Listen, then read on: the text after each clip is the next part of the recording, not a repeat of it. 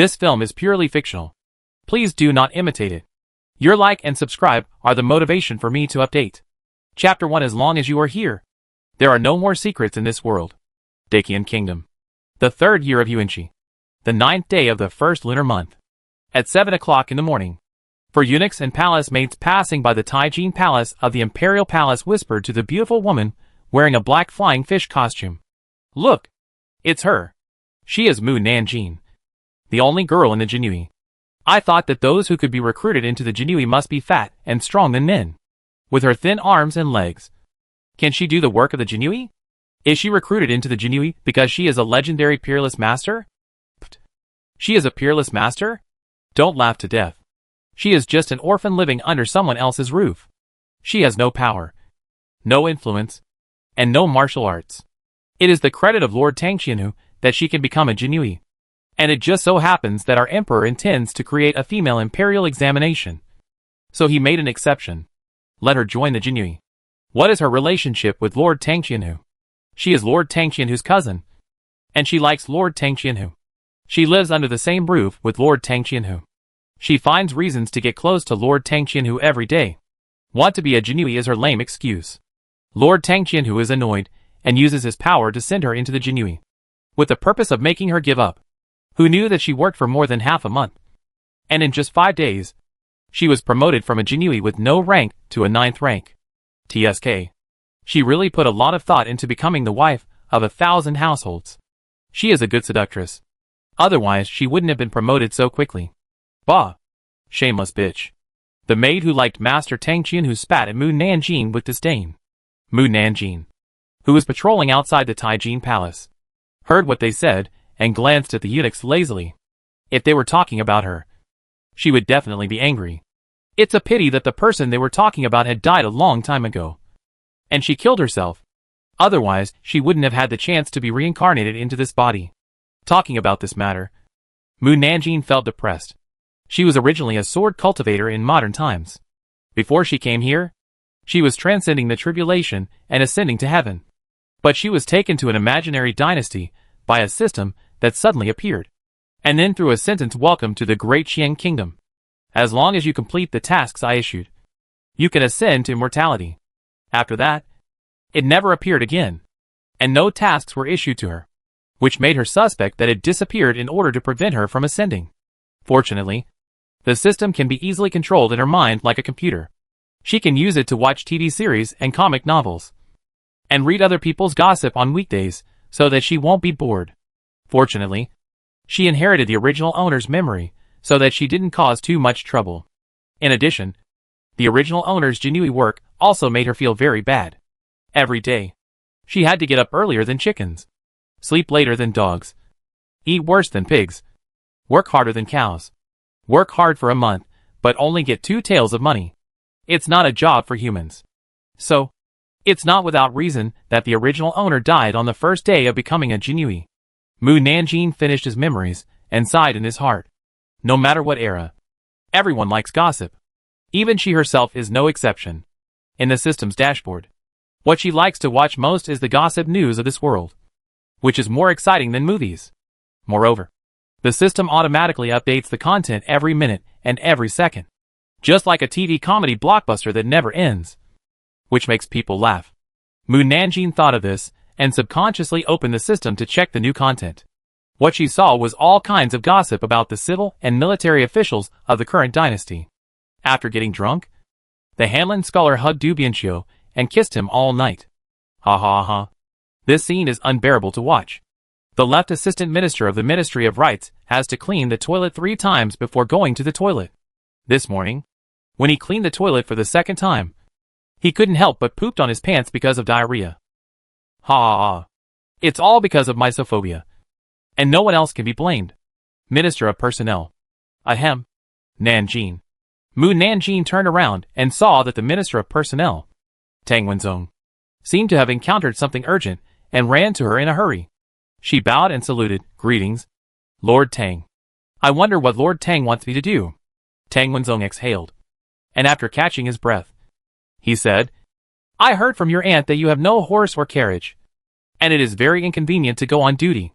In the future, when you are off duty, You can take my carriage and go back with me. Damn it. You rushed over here just to tell me this? Mu Nanjing raised his eyebrows unexpectedly. Something is wrong. Something is wrong. It is very wrong. The official who usually ignores me actually invited me to take his carriage back. Is the sun rising from the west? Or is it going to rain red? TSK. There is something wrong. The original body's parents died in a plague shortly after the original body was born. And the original body's uncle raised her by his side. When the original body was 2 years old, Mu Qini brought the original body to the Tang family to fulfill the engagement that was arranged that year. The Tang family did not reject Mu Qini, who had fallen into poverty, because they remembered the kindness of the Mu family to them in the past. However, Mu Qini, who was penniless, had to marry into their Tang family. Mu Qini did not want his niece to live a life of displacement with him, so he had to nod and agree to become a son-in-law of the Tang family. Tang Wenzong was Mu Qini's brother-in-law. The Lord Tang Qian who mentioned by the palace maid just now was Tang Wenzong's second son Tang Jingrui. The original body had admired Tang Jingrui since childhood, but the Tang family had high hopes for Tang Jingrui. In the hearts of the Tang family, only the daughter of a famous family could match Tang Jingrui, not an orphan with no one to rely on. Therefore, the people of the Tang family did not like the original body, and did not want the original body to get too close to Tang Jingrui and ruin his reputation. But because Mu Qini was the son-in-law of the Tang family and the master of Tang Jingrui, he did not drive the original body out of the Tang family. However, from the moment the original body fell in love with Tang Jingrui, the people of the Tang family never treated the original body well. I am on duty late. In order not to delay Mr. Tang's time, I can only appreciate Mr. Tang's kindness. In that case, I won't wait for you. Tang Wenzong seemed very happy that she rejected his proposal, and a smile rose on his serious face. Then, I don't know what he thought of. He just took 2 steps and turned back to remind him in a low voice, "You should be loyal to the emperor and don't always think about something." "What do you mean? Are you warning me not to hit your son? Then you think too much. I am not interested in your son." Mu Nanjing rolled his eyes secretly and replied lazily, I know that your favorite daughter-in-law is the daughter of the Minister of Personnel. But unfortunately the son-in-law in the Minister of Personnel's mind is the prince, who can inherit the throne of the crown prince. And he doesn't look down on your son. Ha. This is the retribution for you looking down on me. Puff. Puff. There were several bursts of laughter from the side. Tang Wenzong saw that the officials were all laughing, and his face turned red. What's wrong with me? Mu Nanjing saw that he was angry and sweated.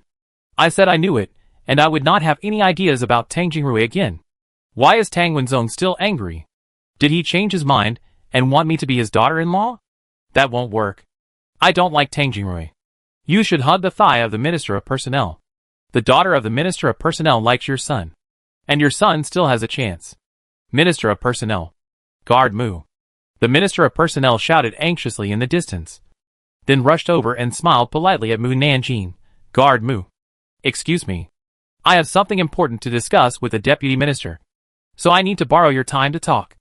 I won't bother you too. Mu Nanjing continued patrolling. The Minister of Personnel waited for her to walk away, snorted coldly, and walked into the Taijin Palace with his sleeves swung. Master Yao, listen to my explanation. Tang Wenzong wiped his cold sweat and hurriedly followed. At the time of Mao, the eunuch opened his voice and shouted, Go to court. All civil and military officials gathered in the Taijin Palace. Not long after, the eunuch shouted again, The emperor is here. All civil and military officials, and the eunuchs and guards outside knelt on the ground together. Welcome to the emperor. Long live the emperor. Mu Nanjing, who came from the modern era, was not used to the scene of kneeling at every turn, and she twisted her body awkwardly. Every time they hold court, they make so many people kneel and worship like they are worshipping their ancestors. No wonder emperors in history never lived past 100. After all, they cannot live long enough. The Taijin Palace fell into a strange silence. 2 minutes have passed. Why hasn't the emperor asked us to get up yet? Mu Nanjing looked up. However, she was kneeling outside the palace. She could only see the wall when she looked up. She didn't know that the air pressure in the palace was terribly low. Is the emperor angry again? He is really a chameleon. He gets angry when he says he will. He is really a moody guy. Let me see who has made him angry again. Before she had time to open the system, She heard the emperor in the palace shouting anxiously, "My dear ministers, please stand up. Thank you, your majesty." The ministers were afraid that they would displease the emperor if they got up a little late. One by one, they jumped up and wiped the cold sweat from their foreheads as quickly as possible. Is it so hot inside? Why are everyone wiping sweat? Mu Nanjing glanced at the situation in the palace from the window and continued to patrol. The emperor discussed state affairs with his ministers, from people's livelihood issues to national policies, and finally talked about wars in other countries, all of which were brain-consuming. Mu Nanjing was lazy, even lazy to use her brain. When she heard a serious question, her eyes became sleepy. She yawned lazily when no one noticed her. "I'm so sleepy. It's almost noon. Why haven't you left the court yet? Doesn't the emperor feel tired? Isn't he worried that he can't deal with the little goblins in the harem if he runs out of energy? Be careful that the little goblins in the harem go out to eat secretly." "Oh, no. Someone has already eaten secretly. The emperor's head is already green. By the way, which little goblin cheated on the emperor? Let me see." The hall suddenly became quiet. The emperor's face was ashen. The ministers quickly pricked up their ears. Mu Nanjing looked at the gossip excitedly. The imperial master has returned to the capital, and is now less than 50 miles away from the capital. She originally wanted to check who the concubine who made the emperor cuckold was. Unexpectedly, the newly updated gossip jumped out. It is said that the imperial master has a face like a fallen fairy, which is the best in the world. I don't know if it is really that beautiful. Then, the emperor and the ministers rushed out in full force and rushed to the palace gate at the fastest speed. Mu Nanjing looked confused. Why did the emperor and his men suddenly come out? Where are they going? Lu Baihu of the Jinui shouted to Mu Nanjing, "Why are you still in a daze? Hurry up and protect the emperor." Mu Nanjing asked, "Where are we going?" "The Grand Master has returned, and the emperor is going to greet him in person." The Grand Master suddenly returned to the capital secretly. How did the emperor know? Did the Jinui spread the news? The news is too well informed. Will there not be too many secrets in front of the emperor in the future? That's too scary, Mu Nanjing thought as he caught up with the emperor. Lu Baihu, who was following behind him, muttered, "It's really too scary. As long as you are here, there are no more secrets in this world." Chapter 2 Hope is a blessing, not a curse. 5 miles away from the capital, 3 men wearing veiled hats and riding horses were walking slowly on the official road. The man on the right narrowed his eyes as he looked at the road ahead. "We returned to the capital secretly this time, and I don't know if the emperor has received the news." The man in the middle said nothing. The man on the left said, "The emperor has many Jinui around him. Maybe he sent Jinui to secretly follow us when we left the city, and then inform the emperor of our every move." The man on the right immediately refuted him. "Impossible. Don't you think about who our master is? He is a powerful imperial master, who has the ability to hide from his eyes and secretly monitor us." The man on the left rolled his eyes at him. "Since you trust the master so much, why bother to guess whether the emperor has received the news of our return to the city?" "You?" The man on the right complained to the man in the middle angrily. "Master, you see Yuxia bullied me again." Yuxia imitated him and said in a coquettish tone, "Master, Shuyin is really not suitable for a woman to dress up as a man. It's too feminine. It makes people feel goosebumps all over." "Yuxia?" Shuyin was so angry that she waved the horsewhip at him. Feng Xinan, who was sandwiched between them, suddenly pulled the reins and whipped him. Shu Yin's face turned pale, and she quickly threw away the whip. "Master, are you okay? I didn't mean it just now." Feng Xinan looked ahead without saying a word. Shu Yin followed his line of sight, and saw thousands of palace guards standing in front of her. She suddenly frowned. "Master, they are the imperial guards and the Jinui." Yu Xia was puzzled. Their appearance here means that the emperor is also here. But why are they here? They are not really here to pick us up. Are they? Impossible. Just as Shuyin finished his rebuttal, a bright yellow figure rushed over in a hurry, surrounded by ministers. National Master. When the emperor saw the 3 people on horseback, his eyes lit up, and he ran over without caring about his status. "Your Majesty, please go slowly. Be careful on the ground. Don't fall." The chief eunuch caught up with the emperor and supported him. Shuyin couldn't help but widen his eyes. They really came to pick us up. Yuxia was even more puzzled. We were wearing veils. How did they recognize us? Feng Xinan got off the horse and lifted the white veil on his hat to reveal a handsome face that was better than an immortal. He held his hand and said, "Your Majesty, National Master, you are finally back." The Emperor excitedly held Feng Xinan's hand. "I have waited for you so long." This was the first time Feng Xinan saw the Emperor lose his composure like this. And he frowned slightly. "Your Majesty, what are you doing?" Before the Emperor could answer, a female voice as clear and pleasant as a silver bell rang out excitedly. "Wow! The people of Dacian Kingdom are not deceiving me. The National Master is really good-looking. Even more beautiful than the exiled immortals. If you say he is an immortal, I would believe it." Feng Xinan paused slightly as he was about to withdraw his hand, and his eyes swept over everyone indifferently. The Emperor and the ministers looked normal, and even Yu Xia and Shu Yin did not react at all. Did he hear it wrong? Perfect facial features, upright and prominent contours, black eyes like the white snow on the Tianshan Mountains, clean and not feeling the slightest warmth, but eyelashes like two small fans that stir the heartstrings up and down, making people want to get close but dare not get close. It's simply amazing. She has a slender and upright figure, and should be the type that looks thin when dressed, but as flesh when undressed. Oh, I really want to take off the clothes of the Imperial Master to see if his figure is as good as I thought. Feng Xinan. Ahem. Several ministers choked on their own saliva. The Emperor leaned forward and whispered, "Imperial Master, did you hear someone talking?" Feng Xinan frowned and nodded. The Emperor heard it too. "What is going on? Let's go back to the palace." No.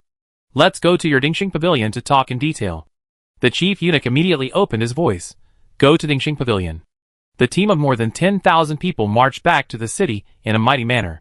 When they arrived at Dingxing Pavilion, the Emperor let everyone go to have lunch. "Great. I can finally eat. If you don't let me eat again, I will kill the king with a knife." Mu Nanjing left happily. Civil and military officials. I don't know how good it is to express your inner voice. You won't be beheaded even if you say such treasonous words. The Emperor stared at her from behind, and after taking a few deep breaths, he calmed down his anger, and then climbed to the top of Dingxing Pavilion with Feng Xinan. "Master, what you just heard is the voice of a little girl, and this matter started more than half a month ago. More than half a month ago, he encountered an assassin while on a secret tour, and was rescued by a group of Jinui who were on business outside, one of whom was Mu Nanjing. At that time, Mu Nanjing fainted after being scratched on the arm by the assassin's knife. The next day, when she woke up, the Emperor and the officials in Beijing who had official seals heard her voice, and found out from her voice that she actually knew all their secrets. In order to prevent the secret from being leaked, he sent people to the Tang family to assassinate Mu Nanjing. But who knew that the people he sent out never returned? It is unknown whether she was killed by the Tang family guards or silenced by her uncle. The Emperor had failed many times, and could only temporarily give up the idea of killing her. But he was worried about her being free outside. So he promoted her to the 9th rank Jinui, and kept her by his side. Later, they discovered that Mu Nanjing not only knew their secrets, but also the secrets of other countries, allowing Dacian to avoid crises many times. Therefore, he had been holding back, and did not touch her, planning to wait for the national teacher to come back before deciding how to deal with her. Feng Xinan frowned slightly, except for the Emperor and the Beijing officials with official seals. Who else can hear her voice? The Queen Mother. The Queen and several concubines with concubine seals can also hear it. Can't the princes and princesses hear it? Can the officials with official seals hear it? The Emperor shook his head. No one can hear it. Feng Xinan's eyes flashed with surprise. There is such a strange thing. No wonder he always felt that something he could not control would happen in the past half-month. Otherwise, he would not rush back. Feng Xinan quickly counted with his fingers. His brows tightened. The Emperor said anxiously, "National Master, have you figured it out? Can this person not be kept?" Feng Xinan put down his hands. "I can't figure out the reasons and consequences for the time being. So it's better for the Emperor not to touch her. Now that she is from our Dacian country, she will definitely not do anything to harm Dacian country. We should try not to be enemies with her. And we can use her voice to deal with other countries. Also, we must never let her know that we can hear her voice. And we must not let people who can't hear her voice know about it, so that she will not reveal top-secret information to us after knowing it. Just do as the National Master said." The Emperor murmured, "National Master, do you think I should promote her official position?" Let her be my personal guard so that she can hear more things? Everything is as usual. Don't let her get suspicious. Okay. The National Master looked out the window and whispered, I hope it will be a blessing rather than a disaster. Chapter 3. Want to silence someone. Mu Nanjing had lunch in the cafeteria of the Jinyui's personal army commander's mansion. And Lu Baihu's people came to find her. Mu Nanjing. Lu Baihu asked you to go to the number 1 room of the left courtyard of the document to find him. The document courtyard is where the pacification envoys, 1,000 households and 100 households work. And it is divided into the left and right courtyards. Among them, Jinyui's pacification envoy Qin Chaoyan governs the left courtyard. And Lu Baihu and Tang Jingrui are among his many subordinates. Mu Nanjing was brought in by Tang Jingrui, so she belongs to the left courtyard. When she came to the door of the number 1 room of the left courtyard of the document, the 2 7th-rank general flags guarding the door stopped her. Mu Nanjing looked up and saw Zhuang Yanfeng and Du Zhan, who had been with Tang Jingrui for many years. They were once saved by Tang Jingrui, and they regarded Tang Jingrui as their reborn parents and respected him very much. Therefore, when they saw Mu Nanjing pestering Tang Jingrui endlessly and forcing Tang Jingrui to go on a business trip to another place to avoid him, they were extremely disgusted with Mu Nanjing. Mu Nanjing. You, a low-rank Jinyui, dare to come to the Wenshu Academy. Get out of the Wenshu Academy before the pacification envoy sees you. Zhuang Yanfeng pushed Mu Nanjing's shoulder angrily. Unexpectedly, the other party stood there as steady as a mountain. He was slightly stunned. He, a 4th-rank warrior, couldn't push the weak little girl. It was really weird. Zhuang Yanfeng didn't believe it and pushed again. But Mu Nanjing still didn't move. He turned his head to look at Du Zhan, who was staring at the Feiyu suit on Mu Nanjing. Mu Nanjing. You are so bold that you dare to sneak into the Wenshu Academy wearing the Feiyu suit of the 9th-rank Jinyui. If you are discovered, 10 lives will not be enough for you to die. If you don't want to die, don't let it hurt Captain Tang. Mu Nanjing looked around and said lazily, Captain Lu asked me to come. Do you think we will still believe you? We will remind you one last time. If you don't leave, even if you are a girl, we will still kick you out. Mu Nanjing had told them too many lies before, and Zhuang Yanfeng and the others could no longer believe her. General Zhuang. General Du. I was the one who asked her to come to Wenyuan. Lu Baihu, who had waited for a long time, but did not see Mu Nanjing coming, hurried out to look for her. Seeing that Mu Nanjing was stopped outside the gate by Zhuang Yanfeng and others, he hurriedly stood in front of Mu Nanjing. Zhuang Yanfeng frowned. Lu Baihu. You knew that she had other thoughts about Captain Tang, but you still dared to bring her to the Academy of Literature. Do you want to be punished by Captain Tang? And what about the Feiyu suit on her? Did you give it to her? Lu Baihu said helplessly. The 2 generals don't know that during the half-month business trip with Captain Tang, Mu Nanjing has been promoted to the 9th rank of Jinyui. 9th rank? How could a little girl like her be promoted to the 9th rank of Jinyui? Zhuang Yanfeng and Du Zhan looked at Lu Baihu in confusion. Who promoted her rank? Did you recommend her? It was the Emperor who promoted her. Your Majesty. Zhuang Yanfeng and the others were even more incredulous, thinking that Captain Lu was playing a huge joke on them. I'm in a hurry to take Mu Nanjing to see Governor Kan, and I'll sit down with you guys and talk in detail later. Mu Nanjing. Come with me. Captain Lu took Mu Nanjing into room A and closed the door. Then, he pulled the landscape painting on the wall, and the floor in the middle of the room made a creaking sound, and a secret entrance appeared. Mu Nanjing. Lord Kim wants you to learn how to interrogate prisoners with us. Mu Nanjing raised his eyebrows unexpectedly.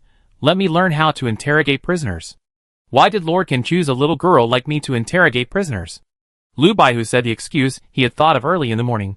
Recently, the Emperor wanted to create a female imperial examination, but was opposed by all the ministers. So the Emperor wanted to work hard on you. A female Jinyui. Although you are only from the 9th rank, as long as you make achievements and let other ministers know that women are not inferior to men, the ministers will no longer oppose the Emperor's creation of a female imperial examination. This is an opportunity for you to perform well. Don't disappoint the Emperor and Lord Kan, and you can get promoted if you do things well. After saying that, he silently gave himself a thumbs up in his heart, thinking that the reason he made up was so good that even he himself believed it. Mu Nanjing had been on duty at the Taijin Palace for nearly half a month, so she knew that the court was arguing over the establishment of the imperial examination for women.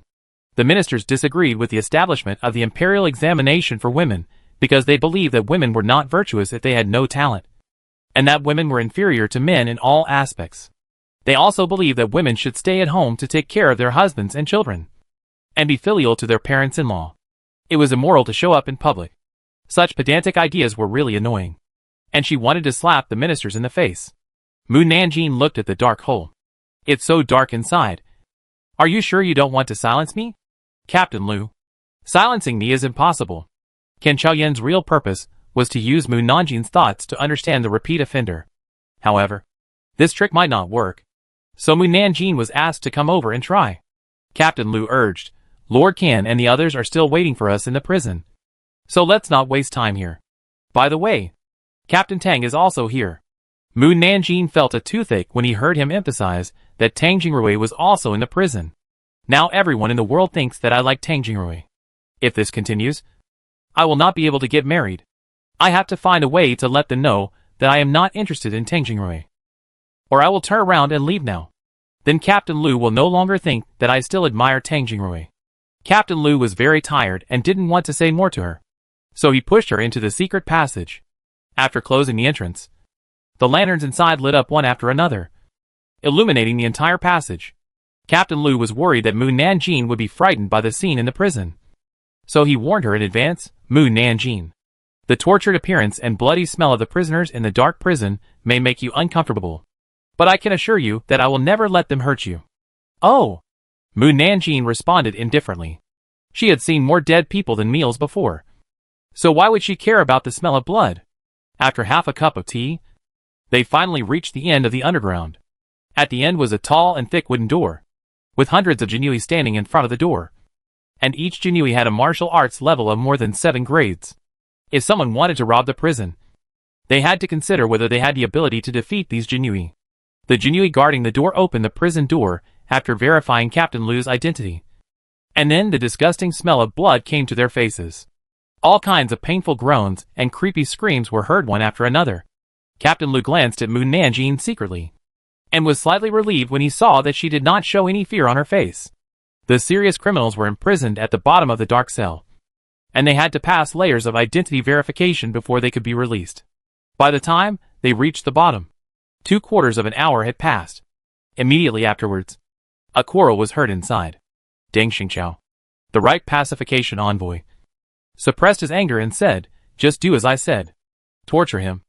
I don't believe he won't speak. Tang Jingrui objected.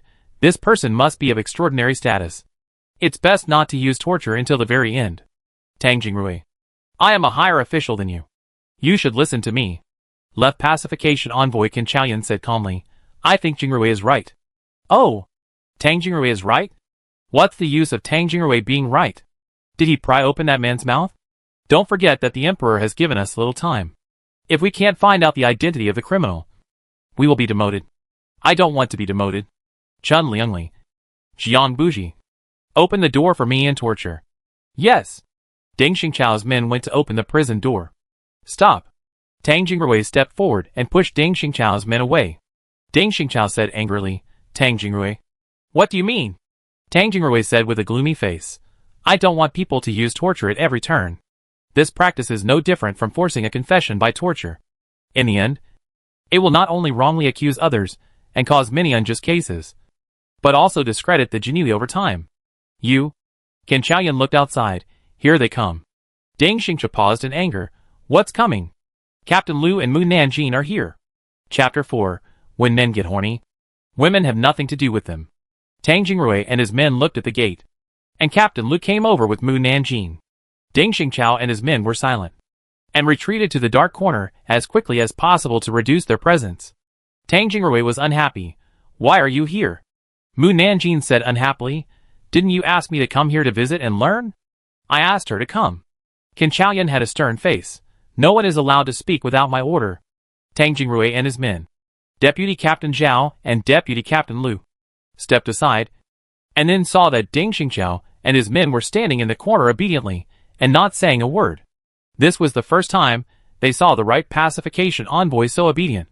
Qin Chaoyan is indeed a 9th-rank warrior. Deng Xingqiao didn't even dare to fart after he gave an order. Lord Qin is mighty and domineering. Tang Jingrui. Deputy Captain Zhao and Deputy Captain Lu stared at her with wide eyes, as if they had seen a ghost. I haven't seen him for half a month. He didn't gain weight, but he became more courageous. He dared to say to Deng Xingqiao that he was a coward and wanted to die. The strange thing is that Deng Xingqiao was not angry at all. Could he really be so cowardly? Deng Xingqiao was so angry that his teeth were about to break. He was not afraid of Qin Chaoyan. But Mu Nanjing noticed him and exposed his past. Qin Chaoyan coughed lightly. Don't cough anymore. Hurry up and interrogate the prisoner. After the interrogation, I can go home and catch up on my sleep. Tang Jingrui. Deputy Captain Zhao. Deputy Captain Lu. Qin Chaoyan turned his head and looked at the people in the prison. Please repair your appearance. The people in the prison laughed softly. Their voices were lazy and charming, as if a feather was tickling everyone's heart, making them feel itchy. Have you discussed how to pry open my mouth? Mu Nanjing just noticed that there was a man in red in the cell, who was even more beautiful than the national teacher. The dim cell became glittering under his background, as if this was not a cell, but a golden cage made of gold. If the national teacher is the pure white snow lotus on the Tian Shan mountain, then the man in red is the evil and enchanting nine-tailed fox in the mountain. Wow! Another handsome man. So beautiful that I can't find words to describe him. Even Tang Jingrui is compared to the horizon by him. It's a feast for the eyes today, with Feng Xinan in front and behind. What's his name? What did Qin Chaoyan call him just now? Gong Xioro? Tang Jingrui found that Mu Nanjing had a cold face from beginning to end, and her mouth did not move. But how could he keep hearing her voice? Is it an auditory hallucination? Who is Gong Xiorong? Why is such a good-looking man locked up in the Jinui secret cell? What crime did he commit? Did he cheat on the emperor? With his looks, he can really fascinate the women in the harem. And even all the women in the harem would rather die than cheat on the emperor for him. Everyone is very glad that the emperor is not here. Otherwise he would be pissed off to death by her. Mu Nanjing opens the system. Let me see who Gong Xiorong is. With Qin Chaoyan's cold and hard mouth slightly raised. You are wrong. We don't even need to pry open your mouth to know your true identity. Oh! Gong Xiorong lay on the haystack, his index finger rolling the hair hanging on his chest. Then I will wait and see. Gong Xiorong, the top prostitute in Xiaqingla, the capital. Oh my god! He is actually a gigolo. What a waste of talent. Such a beautiful man is actually a midnight gigolo.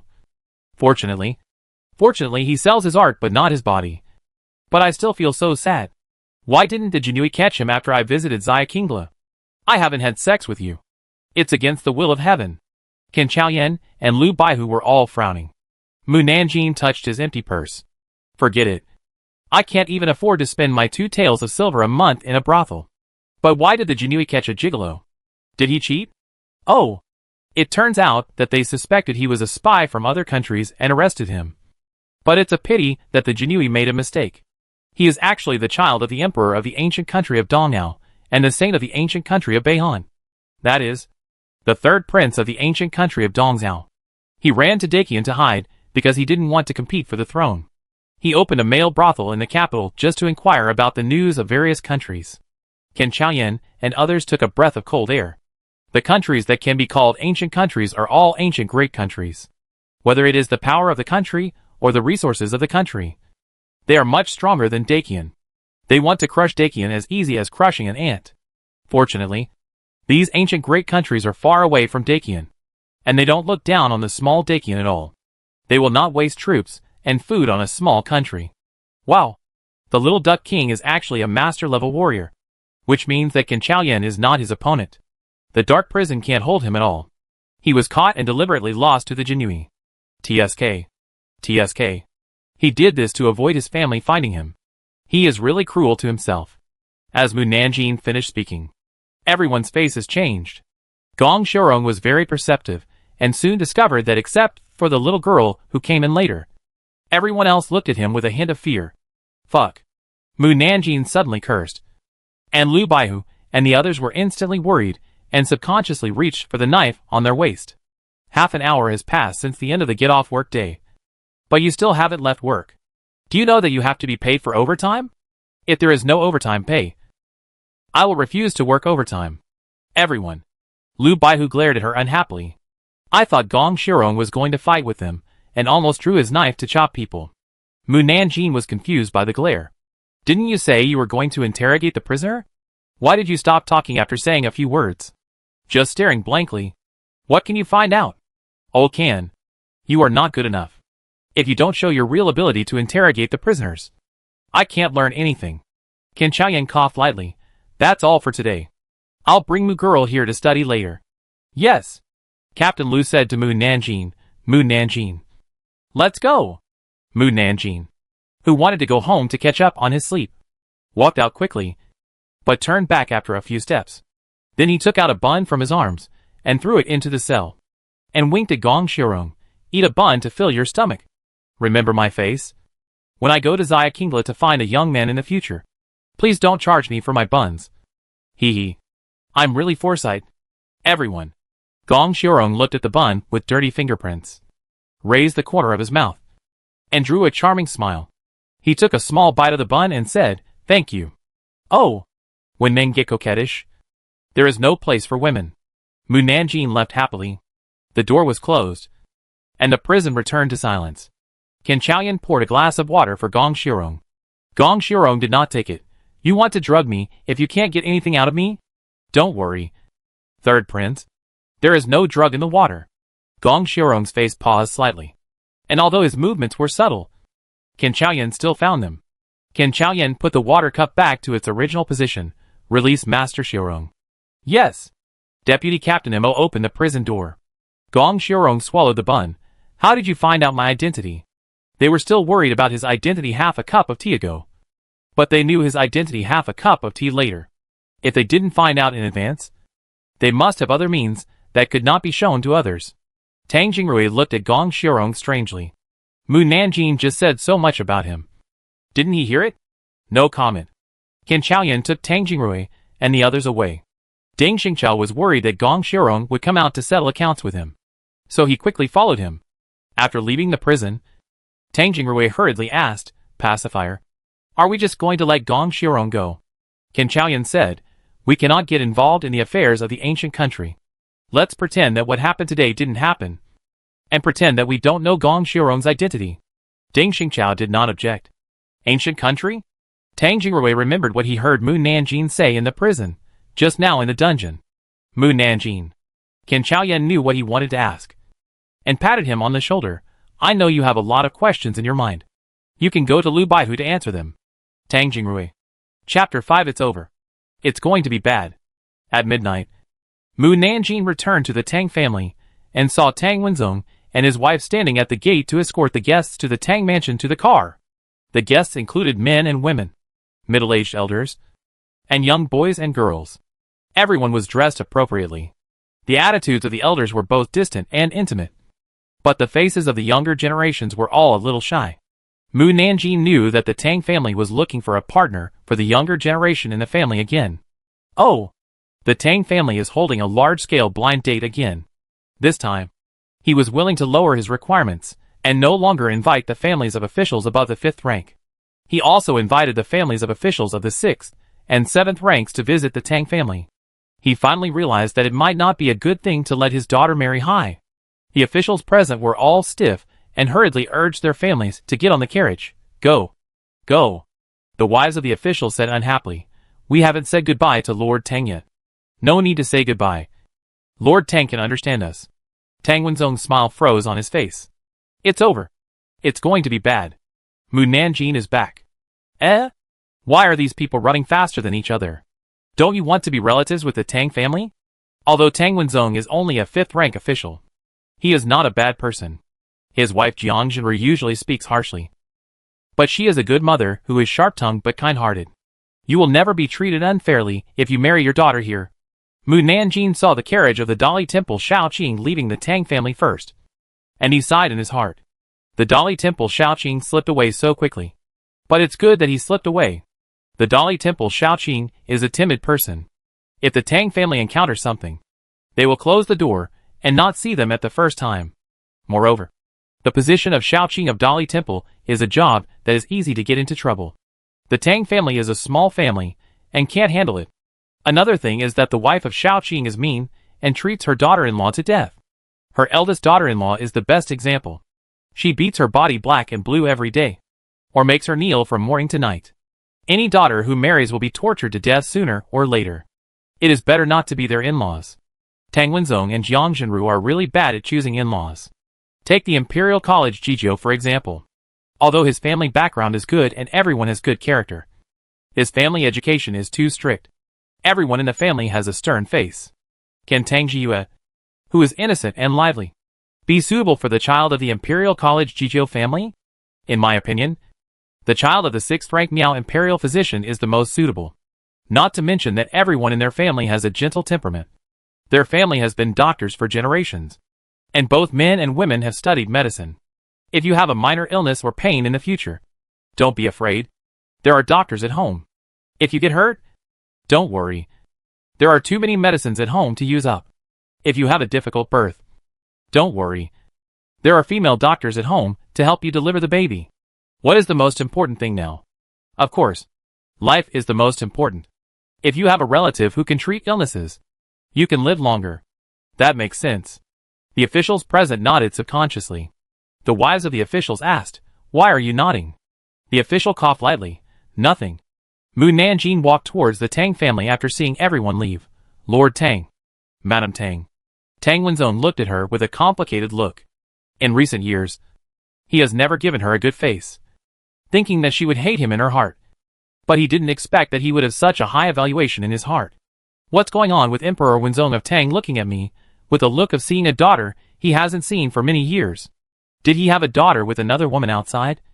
But this daughter disappeared. And then he looked for me and mistakenly thought I was his missing daughter? Ahem. Emperor Wenzong of Tang almost choked to death on his own saliva. Jiang Jinru patted his back. "Are you okay?" Emperor Wenzong of Tang waved his hand. Jiang Jinru looked at Mu Nanjing and snorted. "You are so shameless that so many people have to wait for you to eat every day." Mu Nanjing agreed with her. "Madam is teaching that Tang Jingrui's shamelessness is even greater than mine. And he has to wait for me, and so many people to eat for him." Jiang Jinru was so angry with her. "I'm talking about you. What does Jingrui have to do with it? Her son is a man who does big things. It's normal for him to come back late. Do you mean we don't have to wait for Tang Jingrui to eat? Then let him eat cold rice. Why should my son eat cold rice?" "Okay." Tang Wenzong interrupted Jiang Jinru and said to Mu Nanjing, "Nanjing, go back to your room and change your clothes before coming out for dinner." Mu Nanjing turned and went back to the backyard. Jiang Jinru stared at Mu Nanjing's back and scolded, "Master, why did you let her leave? If it were in the past, Tang Wenzong would scold Mu Nanjing with her and let her go after the unhappiness in his heart was gone. But today, Tang Wenzong not only did not scold Mu Nanjing with her, but also stopped her from scolding Mu Nanjing. His words and deeds were a bit abnormal. She is now a 9th-rank official, and she is a 9th-rank Jinui promoted by the emperor himself. You, a woman without a rank, scold her in front of so many people, which is equivalent to not giving face to the emperor. If the emperor knew about this, what do you think will happen to us?" Tang Wenzong couldn't tell her the truth, so he could only find a reason to scare her and ask her not to trouble Mu Nanjing again, so as to prevent Mu Nanjing from complaining in her heart and exposing all their family affairs. Jiang Jinru was just a woman, and she turned pale when she was frightened by a few words. "I can say that my son is a 5th-rank official, but Mu Nanjing is just a small 9th-rank official. So why can't I say anything?" Tang Wenzong kept a straight face and didn't say anything. Jiang Jinru was immediately frightened when she saw her husband's serious look. In order to prevent her husband and son from losing their official positions because of her, she could only bow her head and compromise. "I know. I will say less about her in the future." The two returned to the hall. Mr. Tang and Mrs. Tang asked with a stinky face, "Is Mu Nanjing not back yet?" Jiang Jinru didn't say anything. Tang Wenzong said she should go back to her room and change her clothes. Old Master Tang was even more unhappy. She is just a 9th-rank Jinui. What can she do? She asks us elders to wait for her to eat every day. Does she treat us as elders? Old Lady Tang continued, "If she doesn't treat us as elders, then let others treat her as elders. She is 15 years old, and it is time to find a husband. This is a good idea. When she gets married, she won't bother Jingrui anymore." This was said by Tang Jingrui's eldest brother. Old Madame Tang looked at her silent daughter, Zhao. "What do you think?" Tang Lu Zhao did not object. "Ae will not agree. Old Master Tang snorted. This family is not his decision. He has to agree even if he doesn't agree. Tang Jingrui's sister-in-law said, if Mu Qini doesn't agree, we will marry Mu Nanjing off while he is away. Anyway, he often goes on business trips. And he is away for 10 days or half a month. By the time he comes back, the matter will have been settled. Old Madame Tang said calmly, women always have to get married. He can't keep Mu Nanjing forever. It's decided. Jinru, please pay more attention to this matter. With her status, she can't marry into a high-class family. Just find her an ordinary person to marry. Jiang Jinru looked at her husband. Tang Wenzong moved his lips to say something, but didn't know what to say. Jiang Jinru took it as his tacit consent to old Madame Tang's approach. Yes. Seeing that everyone took the initiative to find a marriage for Mu Nanjing, Tang Jiyue couldn't help but mutter, if you don't want to wait for Mu Nanjing to eat, then you can eat separately. Why do you have to bring up marriage? Jiang Jinru, who was standing beside her, heard her words, turned back and glared at her, and whispered, elders talk. You should keep your mouth shut. Do you really think that old Madame Tang and others don't want to wait for Mu Nanjing to eat? They want Mu Nanjing to get married quickly to avoid ruining Tang Jingrui's reputation. Not long after, Mu Nanjing changed her clothes and came to the hall. Tang Jingrui just came back from work. He looked a little dazed. When Jiang Jinru talked to him, he was absent-minded until he saw Mu Nanjing. Mu Nanjing frowned when she saw Mu Qini didn't come back. Uncle has been out for several days, and hasn't come back yet? Hearing this, Tang Wenzong raised his head and asked his sister Tang Luzhao, is there any news about Qini after he went out for many days? Did he say when he will come back? Tang Liujia's cold eyes swept over Mu Nanjing, and said in a low voice, no. Old Madame Tang sank her face. He is on business trips longer and longer each time. Has he never thought about the wife waiting for him at home? Tang Wenzong said, he is just a small yamen runner of the 6 gates. Even if he wants to come back, he has to ask the head of the police to release him. He can't come back whenever he wants. Let's eat. Old Master Tang didn't have the patience to continue this topic and directly asked the servants to bring the food to the table. Mu Nanjing was so sleepy that her eyelids were fighting. So she quickly ate and went back to her room to wash up and go to bed. However, she couldn't fall asleep when she woke up at midnight. So she had to open the system to watch TV series. Chapter 6 There is a Ghost. Wow! A ghost! At 12:30 a.m. a scream sounded in the Tang mansion. To be exact, the scream only reached the ears of Tang Wenzong and Tang Jingrui. The two people who were sleeping suddenly woke up and sat up in fear. Ghost? Where is the ghost? Tang Wenzong was so scared that he broke into a cold sweat. And the pitch-black room made him weak all over. It's on your right. Why don't you get out of the way? Tang Wenzong quickly turned around and saw a female ghost in white clothes with disheveled hair. Ah! Ghost! Tang Wenzong hurriedly raised his fist and hit it. Ah!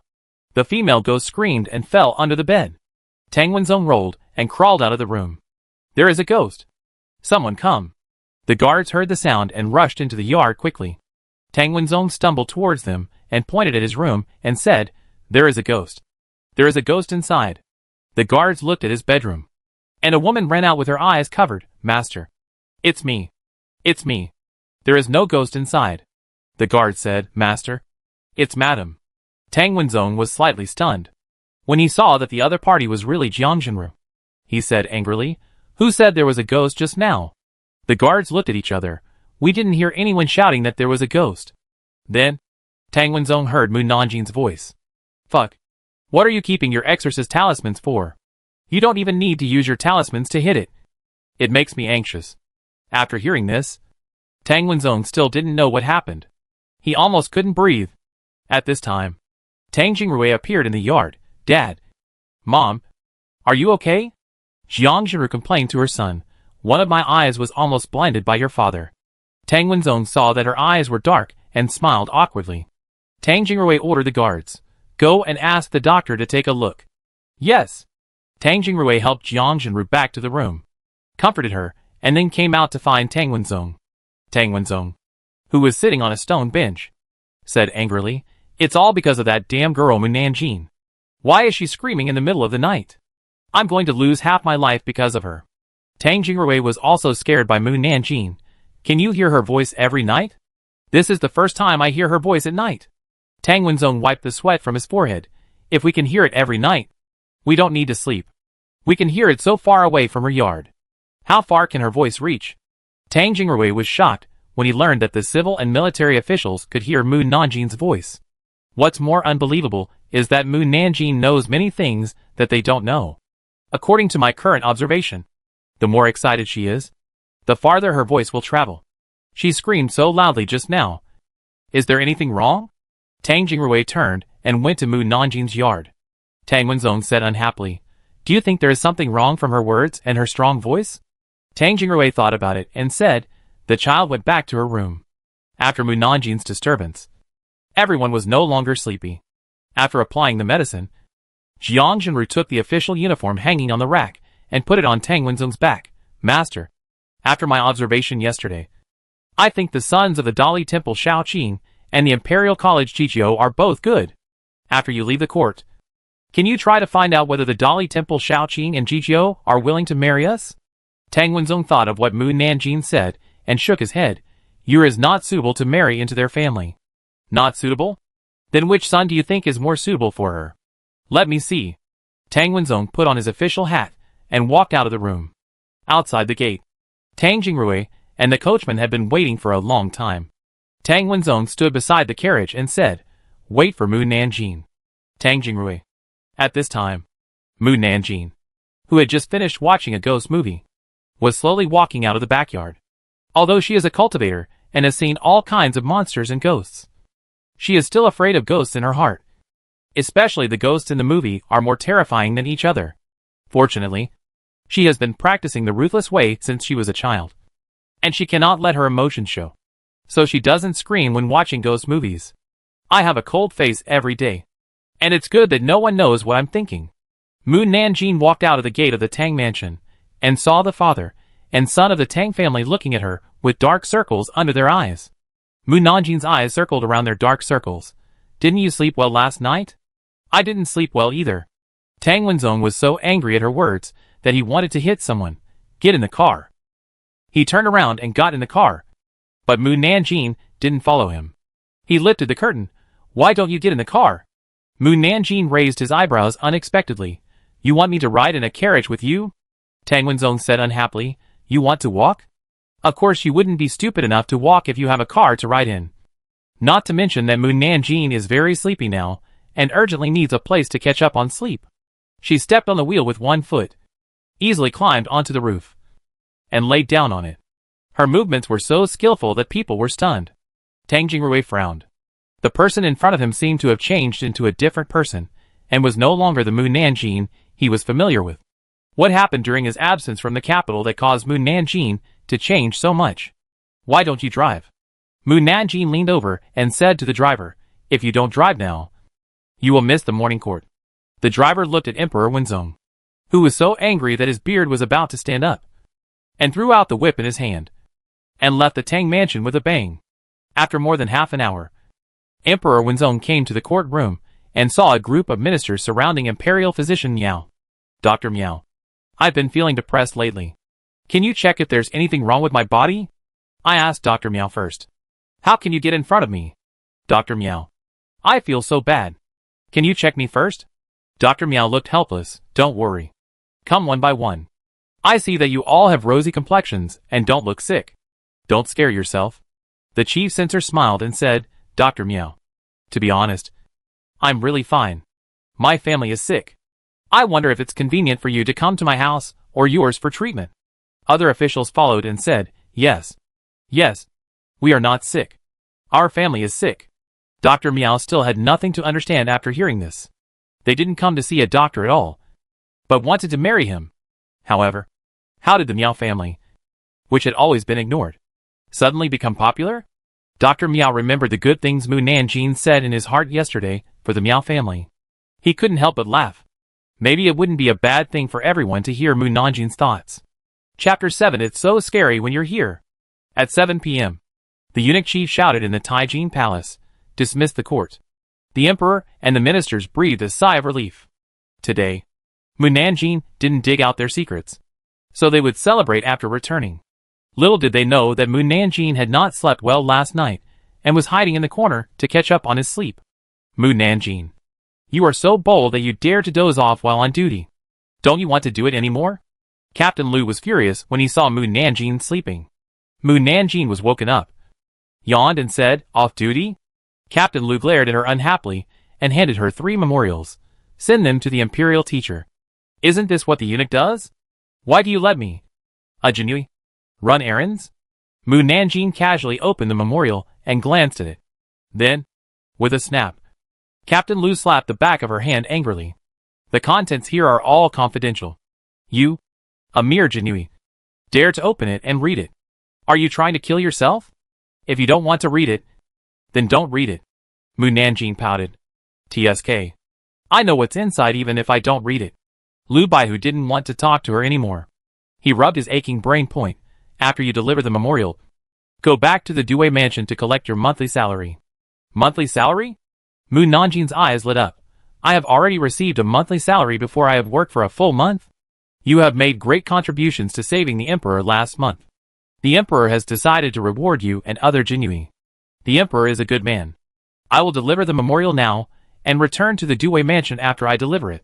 By the way, who are you going to give the memorial to? The Imperial Master. It's for Feng Xinan. Why didn't you tell me earlier? You must find me, if there is such a good thing in the future. Mu Nanjing happily trotted towards Dingxing Pavilion. I can go see the handsome man again. Captain Lu sneered. See the handsome man? The handsome man looked at her. Why did you leave the court so early today?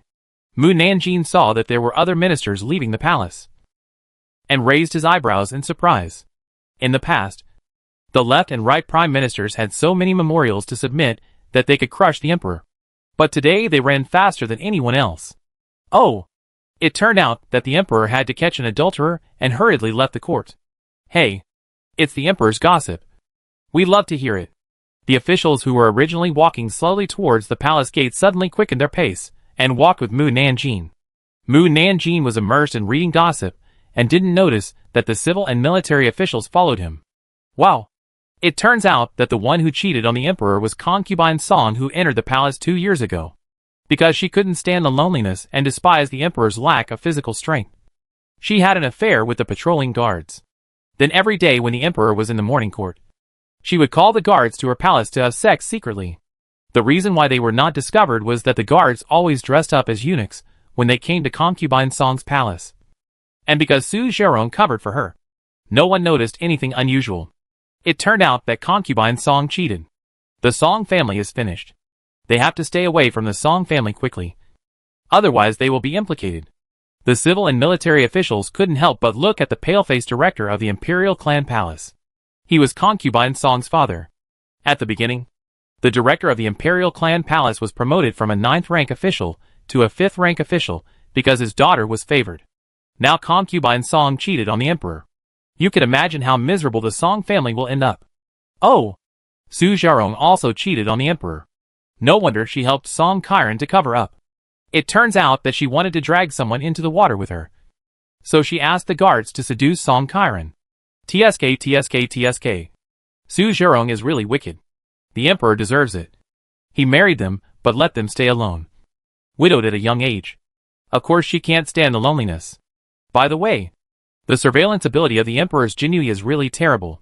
Even the emperor's concubines cheating are found out clearly. It's not because of you that it becomes so terrible. The civil and military officials thought at the same time. Mu Nanjing came back to his senses and found that he had come to the outside of Dingxing Pavilion. And there were a group of civil and military officials standing beside him. Hey! Why are you here too? Civil and military officials. They followed her unconsciously because they were listening to her voice intently. But I can't say this. Chapter 8. The girl will go out to have fun immediately. The civil and military officials each found their own reasons to leave.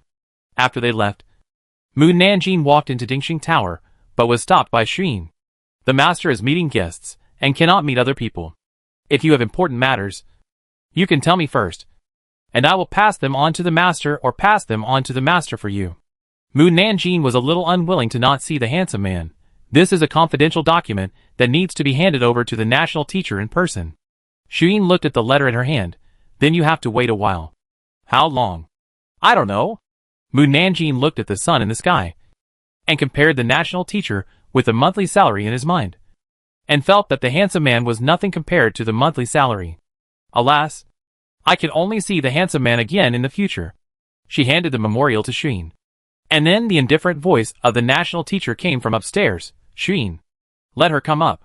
Mu Nanjing didn't wait for Shreen to reply, and went to the rooftop in a flash. He saw Feng Xinan coldly said to the beautiful Princess Xueyu, Princess, I have something to do. Please go back. Princess Xueyu didn't want to leave. I haven't seen you for a long time.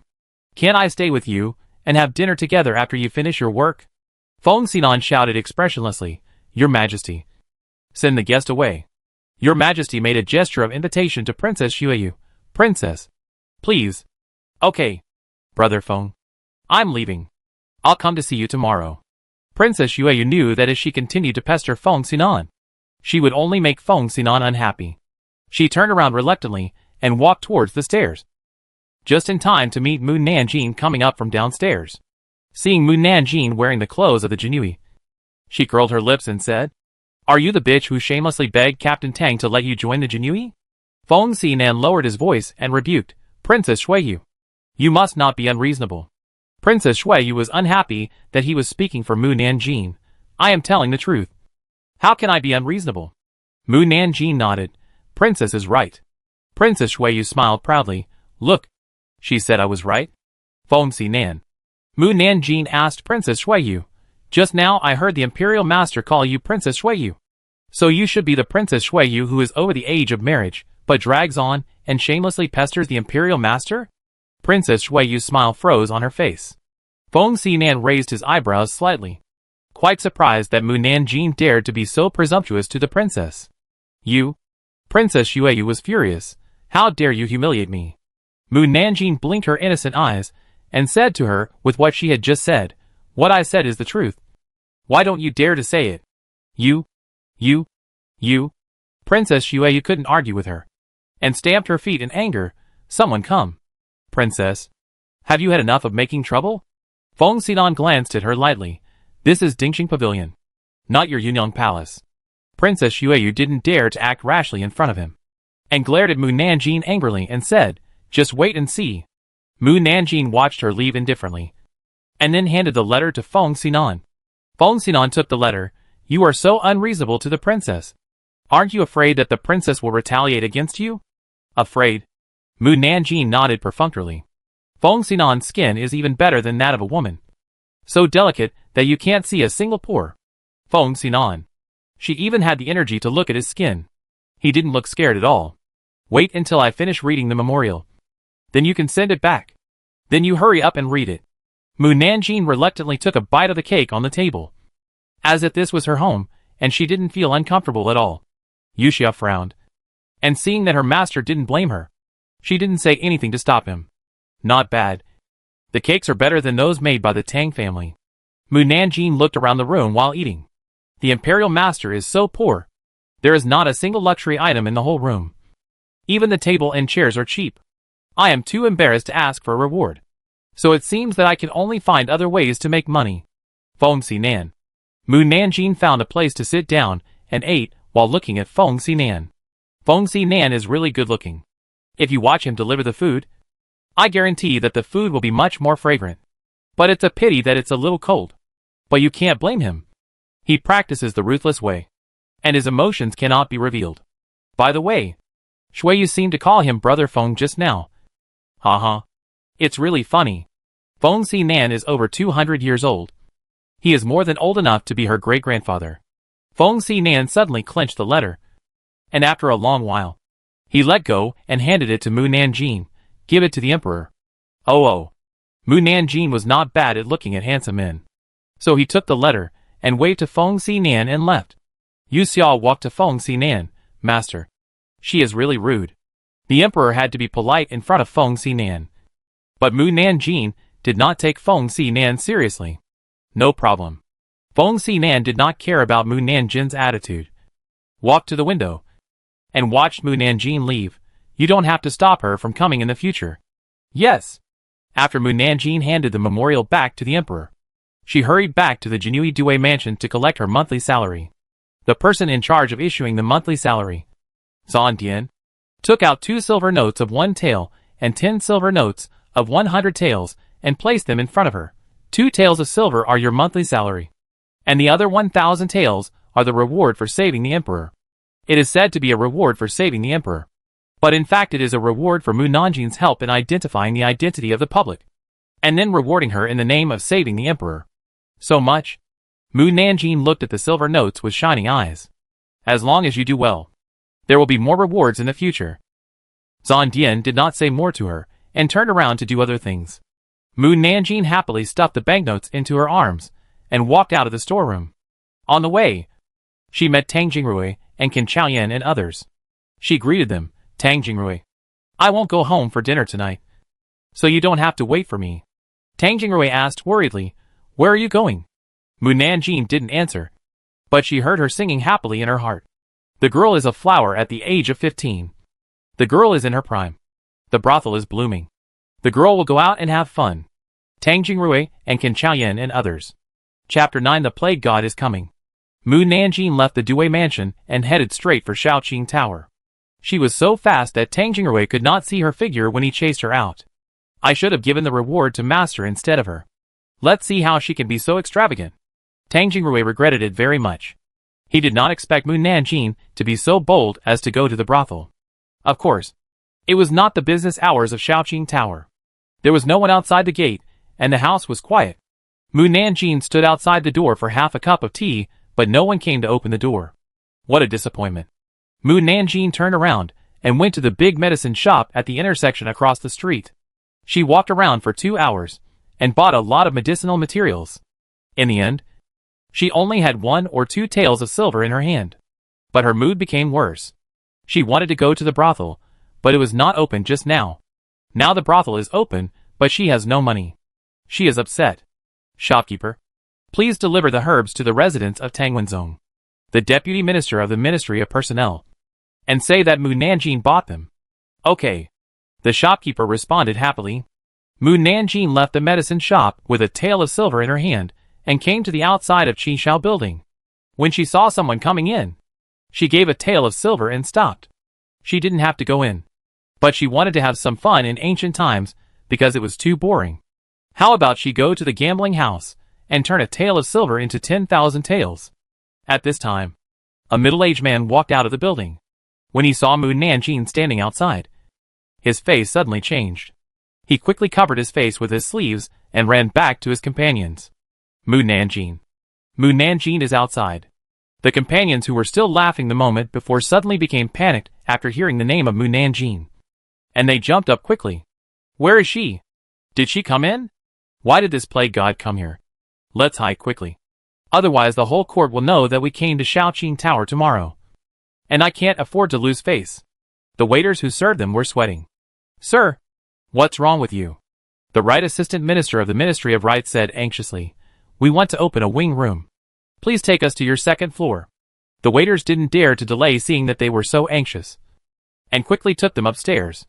The right assistant minister of the Ministry of Rights and others covered their heads and faces with their sleeves, and ran upstairs like these. Gong Xiaorong, who was drinking at the window of the top floor room, saw the scene and called Gui Gong to ask, why do these officials look like mice seeing a cat? Could it be that an official with a higher rank than them came outside? Gui Gong was not very clear about the situation. I just heard them say that Mu Nanjin came, and I don't know who Mu Nanjin is. Mu Nanjin? Gong Xiaorong felt that this name was very familiar. As if the female Jinui who came to the secret prison yesterday was also called Mu Nanjin. He got up and walked to the window opposite, opened the window and looked down, and really saw a little girl wearing Jinui clothing. Judging from the other party's dress, she was just a Jinui from the 9th rank, but she actually scared the official from the 3rd rank, which really made him curious about her identity. Gong Xiaorong ordered Gui Gong, go and invite her in, and say I want to see her. Yes. Gui Gong quickly went downstairs to invite Mu Nanjin. Miss Mu, our Xiaorong Gong wants to see you. Mu Nanjin raised his eyebrows. Is he back? Yes. The pimp looked up with a smile. Mu Nanjin followed his line of sight. Gong Xiaorong upstairs raised his glass to her. Hee. It seems that the buns I gave him worked. The officials hiding on the 2nd floor secretly pricked up their ears to eavesdrop. Mu Nanjin and the pimp entered the Qishao building. The servants in the building were still cleaning. But it did not affect the guests coming in to have fun. The guests were both male and female. Ordinary people could only stay in the lobby to have fun, while the rich people booked a private room to have fun. The madam and other pimps in the building immediately became alert when they saw Mu Nanjing wearing the Jinui Feiyu uniform. It was the Jinui who captured Gong Xiaorong some time ago. So they did not like the Jinui. One of the pimps whispered in the madam's ear, "Madam, how could there be a girl in the Jinui? I have heard from the high officials who came to have fun that the Jinui has accepted a little girl. I think it must be her. I don't know why she is here." The pimp sneered. What else can she do in her official uniform except investigating things and arresting people? It's really bad luck that she comes to trouble us every other day. The madam twisted her waist and came to Mu Nanjing, saying in a delicate voice, "Sir, your visit to our Kingsila really makes our Kingsila glorious." The pimp who led Mu Nanjing said, "Young Master Xiaorong wants to see her." The madam was startled and quickly made way for them to pass. Chapter 10, Then Let Me Whore You. Young Master Xiaorong. Here I come. When the male servant of Qi Shao Tower pushed open Gong Xiaorong's room, Mu Nanjing shouted excitedly in her heart. Being able to see young Master Xiaorong without spending a penny will surely make all the servants in the tower envious. When I come out of his room, I wonder if anyone will be so jealous that they want to kill me. Miss Mu, please. The male servant made a gesture of invitation, waited for Mu Nanjing to enter the room, then closed the door and stood guard outside. Mu Nanjing saw Gong Xiaorong lying on the bed, with gorgeous clothes hanging loosely on his shoulders, revealing his firm chest with beautiful lines. Wow! Gong Xiaorong is indeed the king of ducks. Not only does he have a good face, but he also has a charming figure. No wonder the right assistant minister of the Ministry of Rites would rather abandon his beautiful wives and concubines to come to Qi Shao Tower for pleasure. I have decided that I will build a good relationship with the right assistant minister of the Ministry of Rites in the future, so that they can take me with them when they come to Qi Shao Tower. Puff. The right vice minister of the Ministry of Rites, who was hiding on the second floor, spit out a mouthful of wine. The other colleagues avoided him in disgust. Sorry. The right vice minister of the Ministry of Rites wiped the wine from the corner of his mouth. Since she knows we are here, is there any need for us to hide? One of the colleagues said, since we are here anyway, let's see what she is doing with that guy. The others nodded in agreement, because they were also very curious. The young waiters next to them looked at each other, not understanding what they were talking about. Upstairs, Gong Xiaorong stood up and poured a glass of water for Mu Nanjing. Miss Mu, we meet again. I would like to thank Miss Mu for the buns yesterday. A man who knows how to be grateful is a good man. Mu Nanjing took a sip of water. It's just a bun. Don't mention it. If you really want to thank me, then let me have your whore. The officials downstairs. This little girl is really good at making shocking remarks. She looks serious on the outside, but she is so bold and unrestrained on the inside. It's just a small matter for the girl, but it's a life-saving grace for me. Gong Xiaorong didn't want to continue talking about this matter, so he changed the subject and asked, "Excuse me, which family are you from? Why can you become a 9th rank Jinui? Doesn't the Jinui not recruit girls? If she was a Jinui without a rank, he wouldn't be so curious, but having a rank is equivalent to being an official. How could the emperor and the civil and military officials agree that women could be officials? I'm just an orphan living under someone else's roof. As for becoming a 9th rank Jinui," Mu Nanjing thought for a while. Probably because I saved the emperor. Why say probably? The reason is that the original body didn't think about saving people at the time, and didn't have the ability to save people, but was pushed in front of the emperor. The emperor knew this in his heart, but he still promoted her to the 9th rank Jinui. She felt that there must be something fishy, but the gossip news didn't mention this matter. Have you ever saved the emperor? Gong Xiaorong didn't believe she had the ability to save people. Sorry, Miss Mu. It's not that I don't want to doubt you, but you don't look like a martial artist. How did you save the emperor with your tiny arms and legs? Mu Nanjing said half-truthfully, don't look at me as weak. I can knock down 10 masters with one punch. Gong Xiaorong was stunned. Knock down 10 masters with one punch. Does she know what a master is? Do you know that it takes 10 hurdles for an ordinary person to be promoted to the master level? Among them, 30% of people are stuck below the 5th grade warrior, and 50% are stuck between the 6th, 7th, and 8th grades. Although the remaining 20% have been promoted to the 9th grade warrior, it is very good for half of them to be promoted to the master level. There are no more than 3,000 martial arts masters in Dakian Kingdom now. Therefore, the master is not a newborn baby who can be killed with one punch. Gong Xiaorong laughed. Miss Mu's words are really interesting. Mu Nanjing nodded. I am indeed very interesting. And I am also very good at fighting. If you encounter troubles, you can come to me at any time, and I can help you solve them. But it costs a lot to ask me to help, such as letting me get it for free 10 times. The official upstairs. This little girl is very persistent in getting the top player of Qishao Tower for free. Gong Xiaorong smiled even more happily. Thank you in advance. It's just that I'm a small waiter, and it's impossible for me to encounter trouble. Even if I encounter trouble, I can solve it myself. Don't bother you, young lady. Mu Nanjing said affirmatively. You can't solve it. Gong Xiaorong's face paused, and slowly put away his smile. What do you mean by this? Young lady? Or do you know something? Mu Nanjing was about to open his mouth when a noisy voice came from outside the window. Chapter 11. I'll come and have sex with you when I have time. What a beautiful black horse. I've lived for decades and have never seen such a beautiful horse.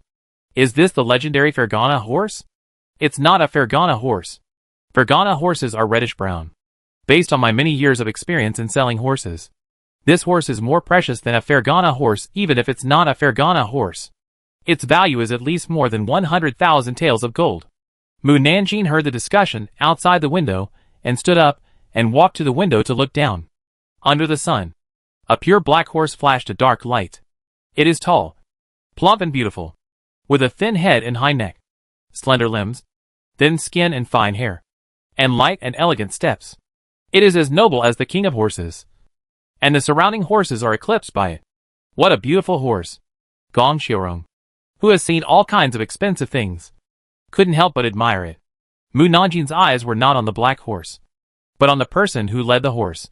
The man was about 27 or 28 years old, wearing a black robe, with long black hair hanging down behind him, and a black headband on his forehead. He had cold and handsome features, stern eyes, and a powerful and fierce aura. People around him didn't dare to get too close to him. Gong Xiaorong also noticed the man who was leading the horse, and felt that he looked familiar, so he squinted his eyes. Damn! Why did he come back at this time? No, I can't let him know that I'm in Shaoqing Lu. Otherwise I won't know how I died. Master Xiaorong, I suddenly have something urgent to do, so I won't stay any longer. I'll come to you when I have time. Oh, I'll come to you. Mu Nanjing walked out of his room quickly. Prostitute me. Gong Xiaorong read these two words and couldn't help laughing. How dare you say that? The officials downstairs were also panicking. Who's back? Why didn't she explain it clearly? It should be someone she knows. Never mind. It's better to leave first. Let's go through the back door. The right vice minister of the Ministry of Rights and his men threw down the silver coins under the confused gazes of the young men, hurriedly pulled up their robes, and ran out the door. I have to rush back to the Tang family before Mu Qini comes back. The right vice minister of the Ministry of Rights and his men suddenly stopped. Who is Mu Qini? A colleague said uncertainly. It seems to be her uncle, a small yamen runner of the 6 gates. Everyone, if people knew that they, a group of high officials, were afraid of a small yamen runner, they would be laughed at. Damn it. Let's continue to have fun. The right vice minister of the Ministry of Rights was furious, unwilling to pay the silver and leave, and went back to drink and have fun.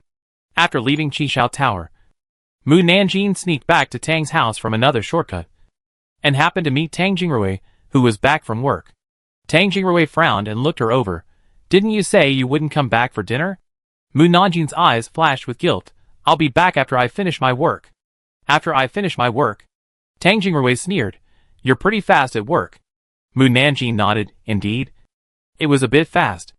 Originally, I wanted to spend the night outside to get rid of Gong Xiaorong, but Mu Qini came back to disrupt my plan. Tang Jingrui almost couldn't breathe when he heard what she was thinking. In the past, I only thought Mu Nanjing was both clingy and annoying, but I never knew that Mu Nanjing was so irritating. Clack, clack. The sound of horse hooves came from far away.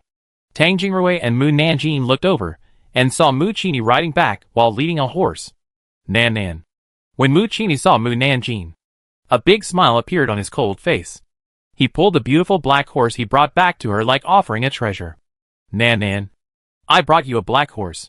You won't have to walk to and from work anymore. Mu Nanjing raised her eyebrows. Is this for me? Of course it's for you. Mu Qini touched the black horse. Our Nanan deserves the best. This horse is so beautiful. Tang Jingrui looked at the black horse with envy. Master, where is my gift? Mu Qini glanced at him with disdain. Have you been promoted to the 8th rank warrior? Tang Jingrui was embarrassed. No. He was promoted to the 7th rank some time ago. How could he be promoted to the 8th rank so quickly? He is not a martial arts genius. Mu Qini sneered. You have the nerve to ask for gifts even though you haven't been promoted to the 8th rank? Tang Jingrui. Mu Qini rubbed Mu Nanjing's bangs. I'm hungry. Let's go in and eat and talk. The housekeeper saw Mu Qini coming back and shouted happily. Grandpa. Old lady. The son-in-law is back. Then, Tang Lujiao ran out of the hall, like a gust of wind, and rushed into Mu Qini's arms. Where Mu Qini couldn't see. She raised her head slightly, and looked at Mu Nanjing. Her eyes seemed to tell Mu Nanjing not to take her things away. Why is Tang Lujiao looking at me, as if he were a love rival? I'm Mu Qini's nephew. Not his woman. This jealousy is too outrageous. Tang Jingrui looked at his aunt. The other's eyes seemed to be frightening, as if she wanted to eat Mu Nanjing. But he didn't think much about it.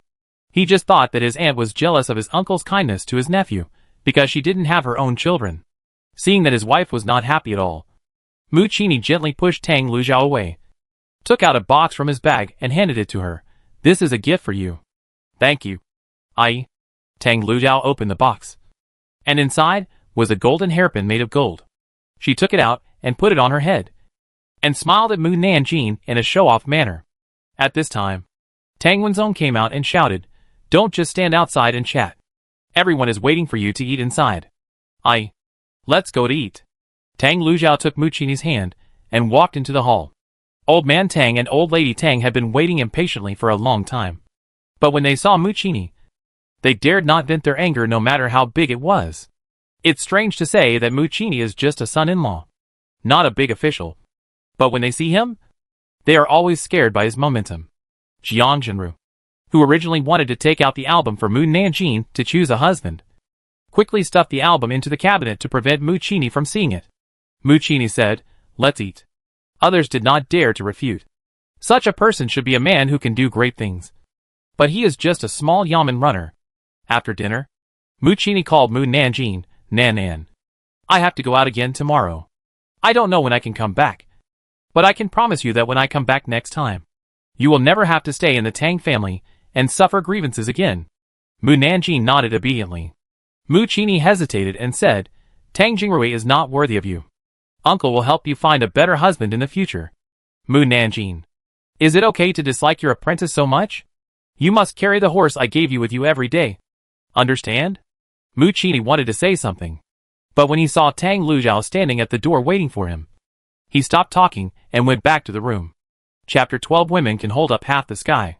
Mu Nanjing returned to her room and smelled all kinds of herbs. She remembered the herbs she bought today. They were not expensive, but they carried a spiritual aura that ordinary people could not detect.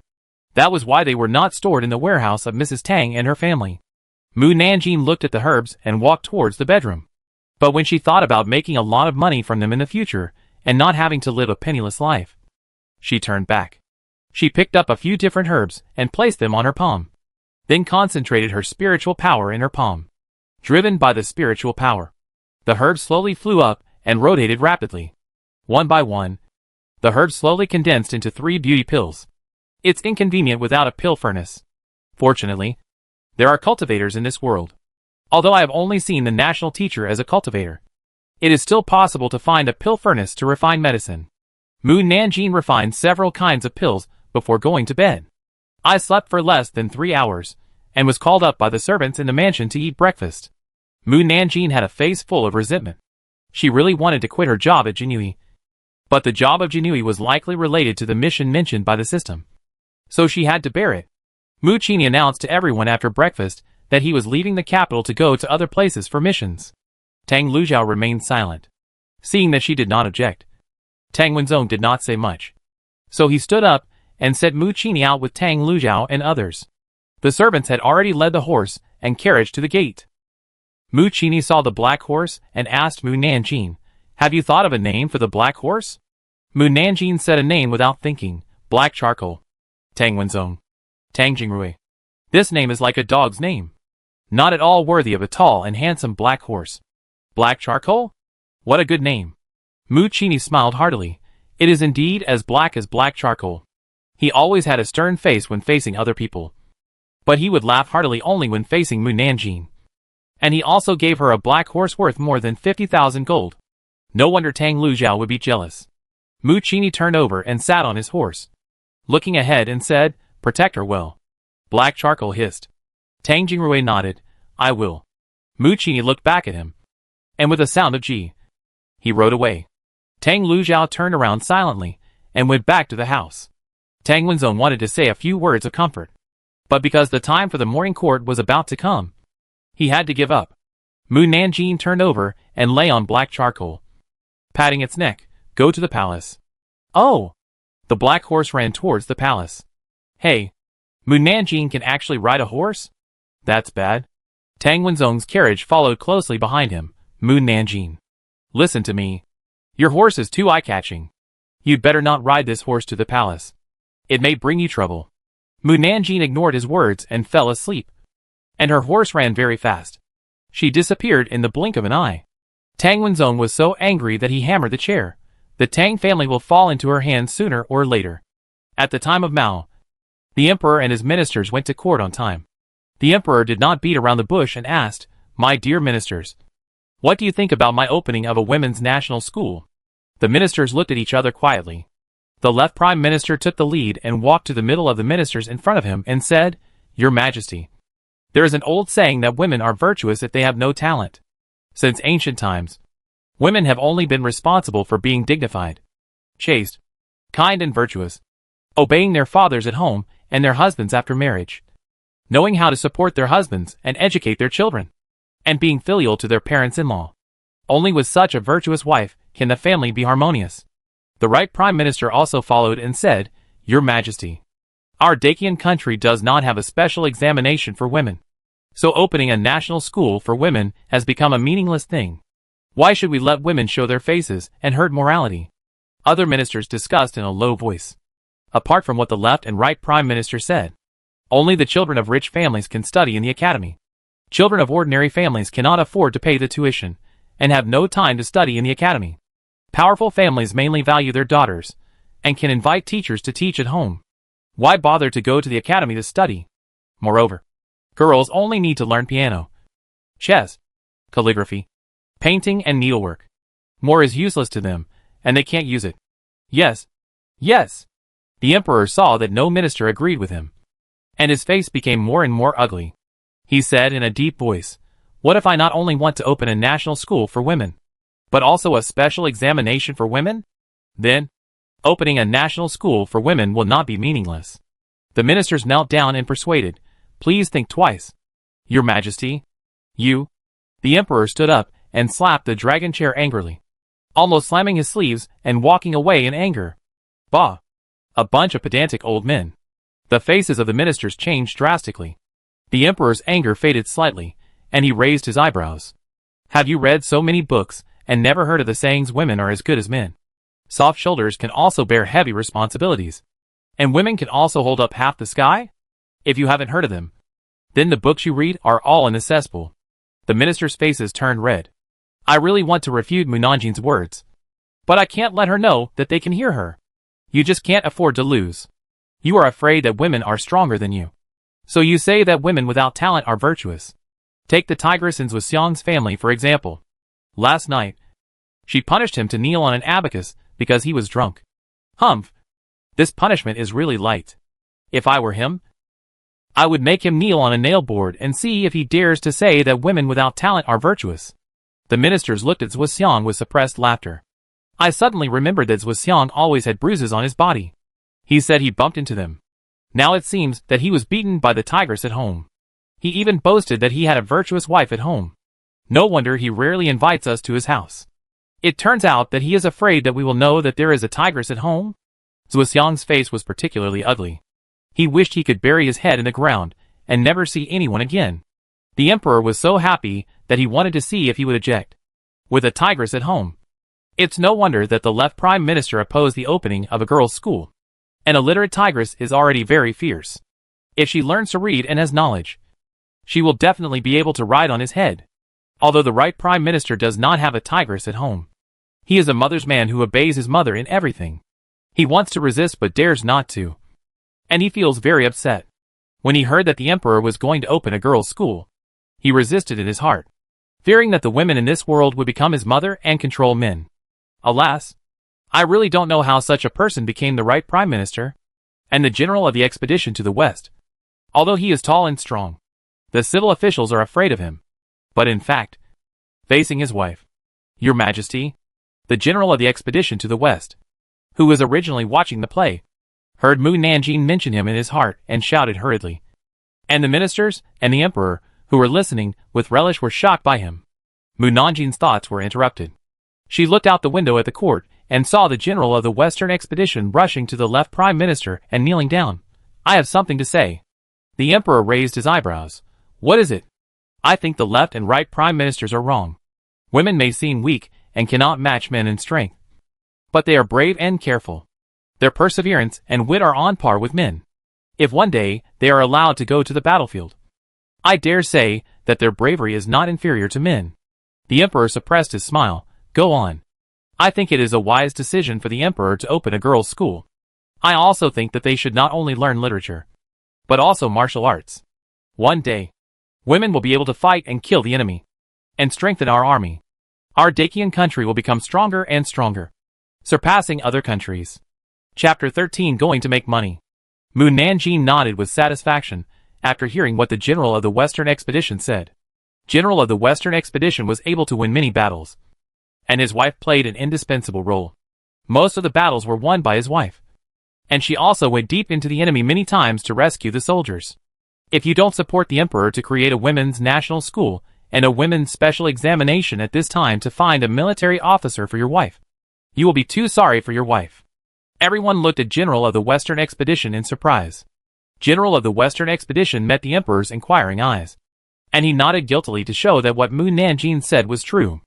If it weren't for his wife, I'm afraid he would only have a 5th or 6th rank official position now, and he would never have the chance to be a 3rd-rank general of the Western expedition in this life. The emperor couldn't wait to meet this female hero. If she was really as good as Mu Nanjing said, he was willing to eliminate dissidents for her and promote her to a female general. Sheng Aiqing, come to the imperial study after the court. General of the Western expedition nodded. The emperor asked other ministers, what about others? Is there anyone who supports my proposal? Without waiting for others to speak, Mu Nanjing's voice came out again. Those who do not support the emperor's decision are a group of old men who think they are smarter and more capable than women. If you are really capable, go to the harem and live for a few days to see the ways of the ladies fighting in the palace. I guarantee that you will doubt your IQ. If you join the palace fight, I dare to use my head to guarantee that you will not survive more than 3 days in the harem. This made the minister shudder when they thought of the concubines who died tragically in the harem, and the princes who did not live to be 1 year old. The means of the harem were beyond their imagination. Just like Song Kairan, who wore a green hat for the emperor. She might not know until her death that she was deliberately dragged into the water by Su Zhirong. And finally her family was implicated by the two of them. Although it seems that everything is calm today, the Song and Su families have been secretly executed. Facts have proved that when women become ruthless, even you men find them scary. When they become smart, they have nothing to do with you men. Mu Nanjing became more and more angry in his heart. Fuck. It is really a grief to be able to only curse these stinky old men in my heart. I really want to rush into the court and scold them. I will feel satisfied if I scold them to death. Ministers, there is no need to rush in. There is no need to rush in. They have already scolded us so badly that we cannot refute. Mu Nanjing took a few deep breaths. The emperor is still wise, and does not despise women. The women of Dacian are blessed. Long live the emperor.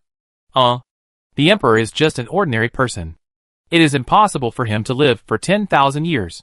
It is better to let the emperor live for 500 years.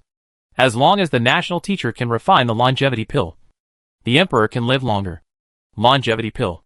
The emperor and the ministers also shrank their pupils, and their eyes were full of surprise and disbelief. Can the imperial master make longevity pills? Mu Nanjing had no idea what terrible news he had revealed. Hey, why is the Taijin Palace quiet again? It is obviously a good thing to let women learn to read and write. Why do you think about it for so long as if it is an unforgivable offense? Don't you think that you also have daughters?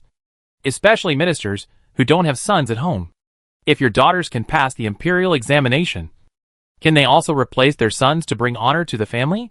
If you are worried that they will get married, then come and recruit sons-in-law. I believe many people are willing to marry into your family. The minister of the Ministry of Justice, who has only 10 daughters in his family, suddenly brightened his eyes and walked out excitedly and said, I agree with the emperor to open a women's college and also agree with the emperor to create a special examination for women. Then, many ministers stood up to support, and even the left and right prime ministers who opposed at the beginning stood up hesitantly. What else could they do if they didn't stand up in this situation? Wait for Mu Nanjing to dig out all the secrets of their ancestors? The emperor was so happy to see that the ministers agreed with his proposal, and waved his hand, dismissed the court. The ministers had no intention of making any more reports, so they left the Taijin Palace one after another. It's rare to leave the court before the hour of Qin. I want to go home and sleep all day and night. Mu Nanjing hadn't taken 2 steps when she heard Captain Lu calling her. Mu Nanjing. Damn. He must be calling me for something bad. He must want me to do something else. I won't go. Captain Lu's mouth twitched. Mu Nanjing. I can't hear it. I can't hear it. I can't hear it. I'm going to pretend I can't hear it to the end. Lu Baihu's forehead was covered with several black lines, and he stepped forward and pressed her shoulders. Mu Nanjing. I have something to talk to you about. You say you have something to talk to me about every day. Can you really not leave me? Without me, there will be no one left in the Jinui. No matter what you have to talk to me about. I have to tell you first. I am a weak person. I don't know anything except where to get my monthly salary. Lu Baihu's forehead was throbbing with veins. Who is it? Who assigned her to him in the first place? He knew that the person who assigned her to him must have a grudge against him. If he can't kill him, he will find someone to piss him off to death. Mu Nanjing was puzzled. Why don't you talk? Is everything fine again? If not, I will go back. Something's happened. Lu Baihu squeezed out 2 words from his teeth. If you do this well, your reward will be more than yesterday. When Mu Nanjing heard that there was money, her eyes sparkled. How much? Captain Lu said meaningfully. It depends on how much you can get. Get it? Mu Nanjing didn't quite understand what he meant. This is not the place to talk. Let's talk somewhere else. Her thoughts would be known to everyone, and Captain Lu didn't dare to say it in public. So mysterious? Where are you going to say it? Come with me. Captain Lu turned around and saw Eunuch Shou coming towards him. He was the chief eunuch in the Queen Mother's palace. Greetings. Eunuch Shou. Greetings. Lord Lu. Eunuch Shou returned the greeting with a smile, then turned his gaze to Mu Nanjing. Lord Lu. The Queen Mother wants to see Guard Mu. When Captain Lu heard that it was the Queen Mother who wanted to see Mu Nanjing, he quickly stuffed a silver ingot into Eunuch Shou's pocket. Excuse me. Eunuch Shou. What does the Queen Mother want to see Mu Nanjing for? Eunuch Shou took the silver with a smile. It's about Princess Xueyu. Guard Mu should know what's going on. Captain Lu looked at Mu Nanjing. Mu Nanjing didn't say anything. TSK. Yesterday I couldn't win the argument, so I asked my elders to back me up. The princess's status is just like that. Captain Lu didn't know the whole story, and was very anxious. He asked in a low voice, what did you do to Princess Xueyu? I just told the truth. Mu Nanjing patted his shoulder. Don't worry. I'll be fine. I was so sleepy that I was given a pillow. I was thinking about how to make money last night, and someone brought it to me today. It's great. I can go make money. Captain Lu. Chapter 14. What a wonderful person. Mu Nanjing happily followed Eunuch Shou to Yongshou Palace. On the way, Eunuch Shou quietly observed her every move. Mu Nanjing had a stern face from beginning to end, and it was really hard to guess her thoughts. But from her brisk steps, it seemed that she was not afraid of meeting the Queen Mother at all. We are here. Eunuch Shou stopped outside Yongshou Palace. Guard Mu. Please wait here for a moment, and I will go in and report. Mu Nanjing nodded. Eunuch Shou walked into the palace with his head down. Princess Xueyu, who was rubbing the Queen Mother's temple, asked hurriedly, is she here?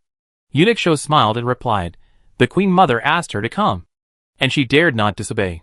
Princess Shueyu smiled with satisfaction. Let her wait outside. And let her in until I am satisfied. Eunuch Shou looked at the Queen Mother. He is the Queen Mother's man, and only obeys her will. The Queen Mother slowly opened her eyes. And before she could speak, she heard a woman's voice coming from outside. When the Queen Mother was young, she was a farm child among the poor people. And she experienced the hardships of the people's lives. After marrying the previous emperor, she fought in many battles, and witnessed many soldiers die in the hands of the enemy. The heroes who survived had gone through a life and death struggle. So she respected the heroes very much, and treated the court officials and servants around her very kindly. She knew that everyone had a hard time. So as long as they didn't step on her bottom line, she would be approachable to everyone, and would not punish anyone at will. Princess Shueyu, who had a sharp tongue but a soft heart, asked the Queen Mother for help because she knew the Queen Mother's character. So she didn't want to punish me too much. But she didn't want me to have an easy life. So she used the woman the Emperor respected the most to scare me. Otherwise, she would have asked the Queen to punish me long ago. After all, the Queen was born in a noble family that values red tape and etiquette, and does not allow anyone to disrespect the royal family. If she knew that someone humiliated the princess, she would definitely punish the person. Since Princess Shueyu is not really punishing me, should I pretend to be scared so that she thinks I am scared by her? But what if I can't pretend? It's so difficult.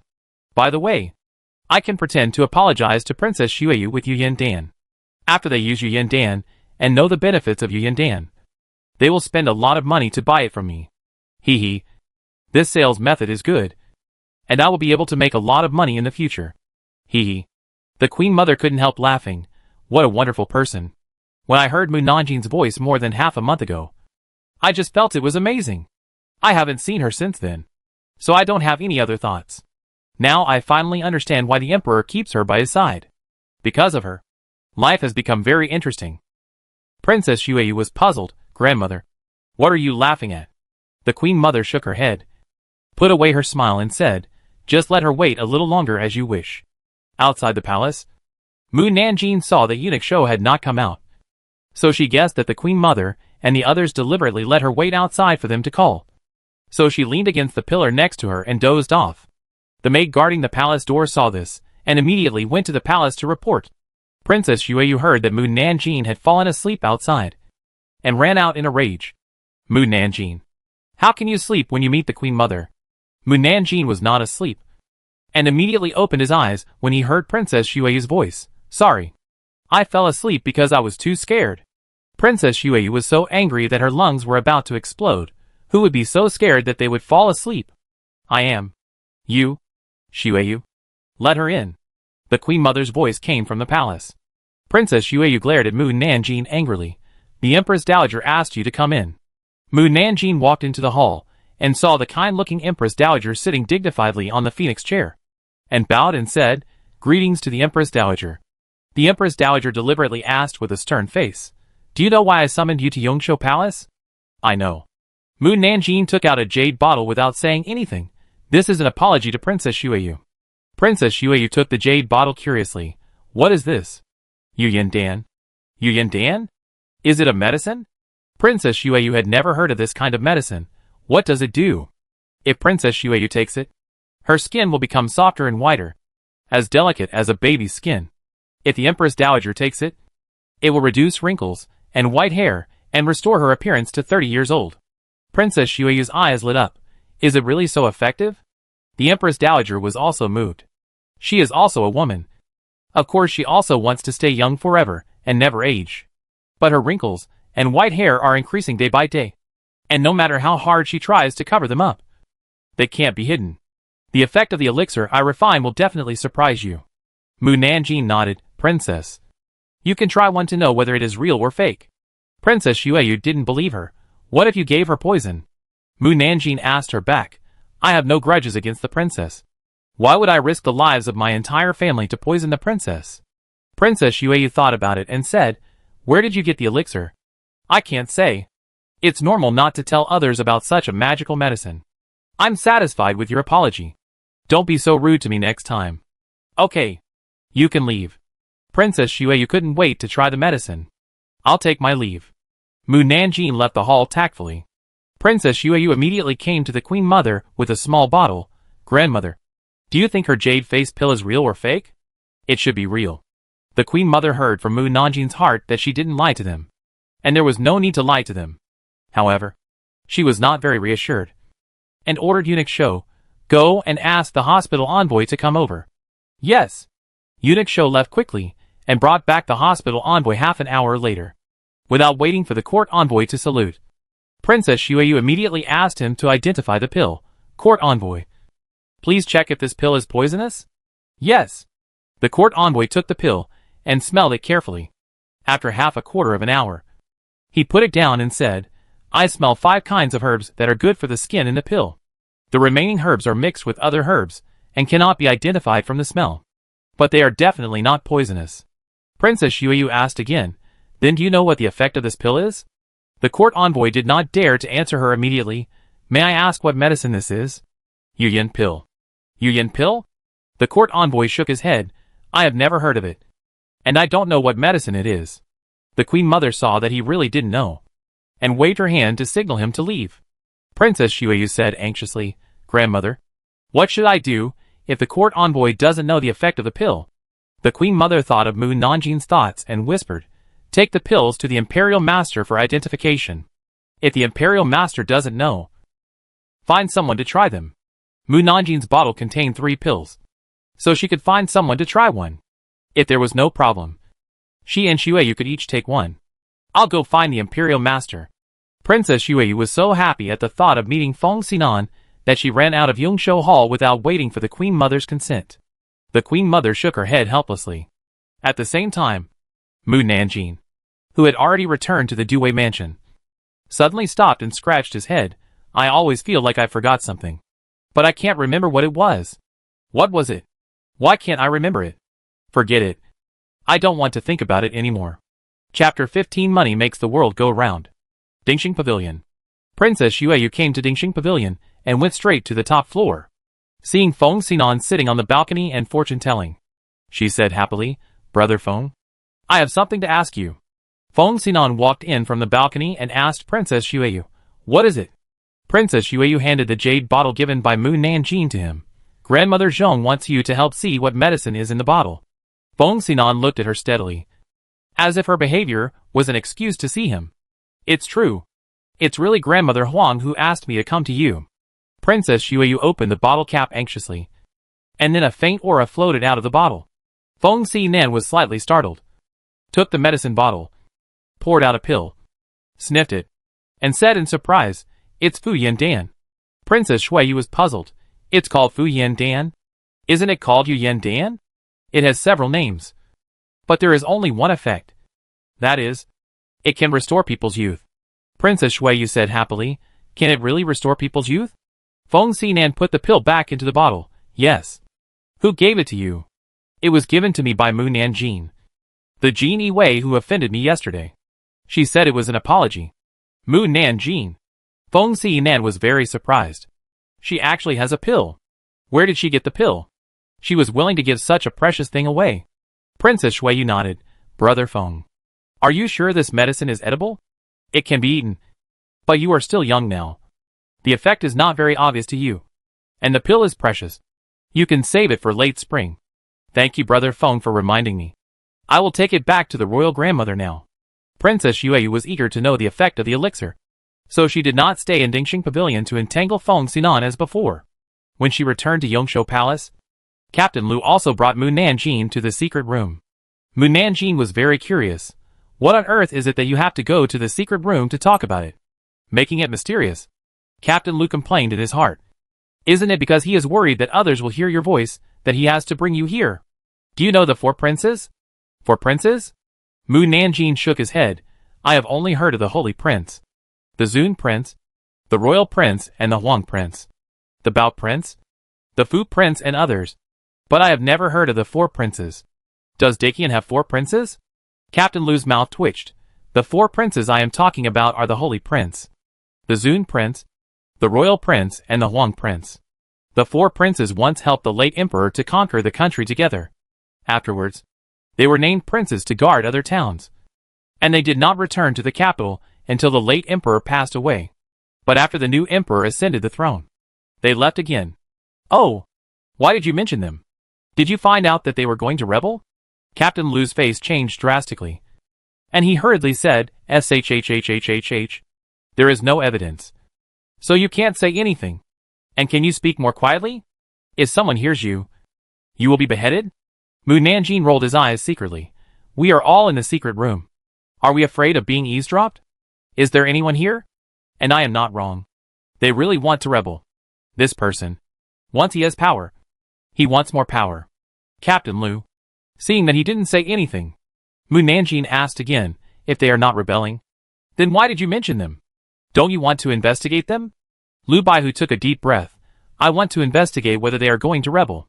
Mu Nanjing's eyes lit up. "You told me this thing. Do you want me to investigate them?" Lu Baihu nodded. "Yes. You are a girl. They don't have much defense against you. It is most appropriate for you to go. But the mission will be more dangerous. I don't know if you are willing to carry out the mission." In fact, the Jinui had secretly investigated the 4 princes long ago, but they found very little evidence. Therefore, Lord Kinjinfu and his men had no choice but to use Mu Nanjing's voice to find out more information before they found Mu Nanjing. Mu Nanjing nodded and agreed without thinking. "I am willing. I am not afraid of danger. It's great. I can finally go on a business trip. When I find a place to hide myself and sleep in during the business trip. When the investigation time is over, I will report the gossip I know. Hee hee. Not only is there no danger, but I can also earn several months of vacation for free and get a high reward. It's really killing 2 birds with 1 stone. Yeah. I love going on business trips." Captain Lu really didn't want to ruin her beautiful fantasy, but he had to say, "The Emperor's birthday will be in a month, and the 4 princes will come with their families to celebrate for the Emperor. It's a great time for the 4 of them to get together openly. And it's also the best opportunity for you to investigate them." Mu Nanjing suddenly didn't want to talk. "My vacation is gone. I'm not happy. I don't want to do it anymore. I have no motivation. The 4 princes should rebel quickly and destroy the Jinui as soon as possible so that I don't have to go out early and come back late." Lu Baihu was so tired. "As long as we successfully eliminate them, we can get a lot of rewards." Mu Nanjing's eyes lit up again. "What rewards?" "You should know that when the ministers are raided by the Jinui, a lot of wealth will be seized." "Right?" Mu Nanjing nodded.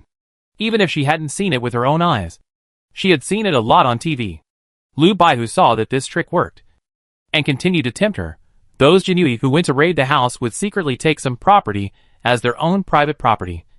But the premise is that they cannot be discovered by people other than the Jinui. And then it depends on your ability to take away how much money you can take away. Mu Nanjing asked, "So what you mean by taking is stealing, right?" "Yes. You can get tens of thousands of taels of money by secretly taking away a jade necklace." "Isn't it more than the reward you got yesterday?" Mu Nanjing nodded thoughtfully. "Let me see how much wealth the 4 princes have in their possession." "Wow. That's a lot." Captain Lu pricked up his ears immediately. "Prince Sheng alone has 1,000,000 taels of gold, 5,000,000 taels of silver, and so many jewels that he doesn't even know how many there are. His financial resources alone are equivalent to 1/3 of the national treasury. If combined with other princes, the national treasury is not as much as them. It's really a huge fortune." "Captain Lu, they found out that the 4 princes had a lot of wealth, but didn't expect there would be so much. No wonder they could support so many soldiers. With so much gold, silver and jewels. They only let me take away a jade necklace. Do you think I'm crazy, or that my brain was kicked by a donkey? No. I have to find a way to take more. Let me think. I have to think carefully about how I can take them away without anyone noticing." Hee hee. Captain Lu suddenly sneered. "Just by betraying your heart, you want to take away more treasure silently? Dream on." Mu Nanjing came to his senses and asked, "What are you laughing at?" Captain Lu cleared his throat. "We can make a fortune just by raiding the homes of the 4 princes. It's fun to think about it. Right?" Mu Nanjing nodded. "I will try my best to find evidence. This is a secret mission. No one can tell, including Captain Tang. Do you understand? Why do you always emphasize Tang Jingrui in front of me? Do I like him so much? No. I have to find a chance to clarify myself." "Captain Lu," Mu Nanjing asked, "do you have anything else to do?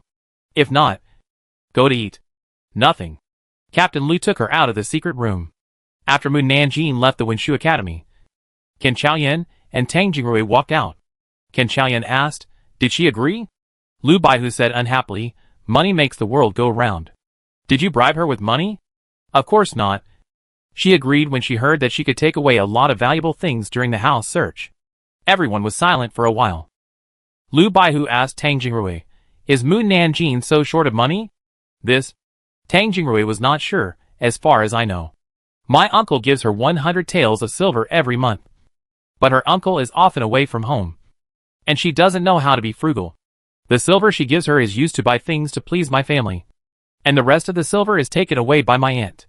No wonder. Can Chaoyan said, since she agrees. It's okay. And we can also breathe a sigh of relief. At this moment, Du Zhan ran in hurriedly. Oh no! Mu Nanjing was captured by the Imperial Guards. Chapter 16. $1 million hard to find.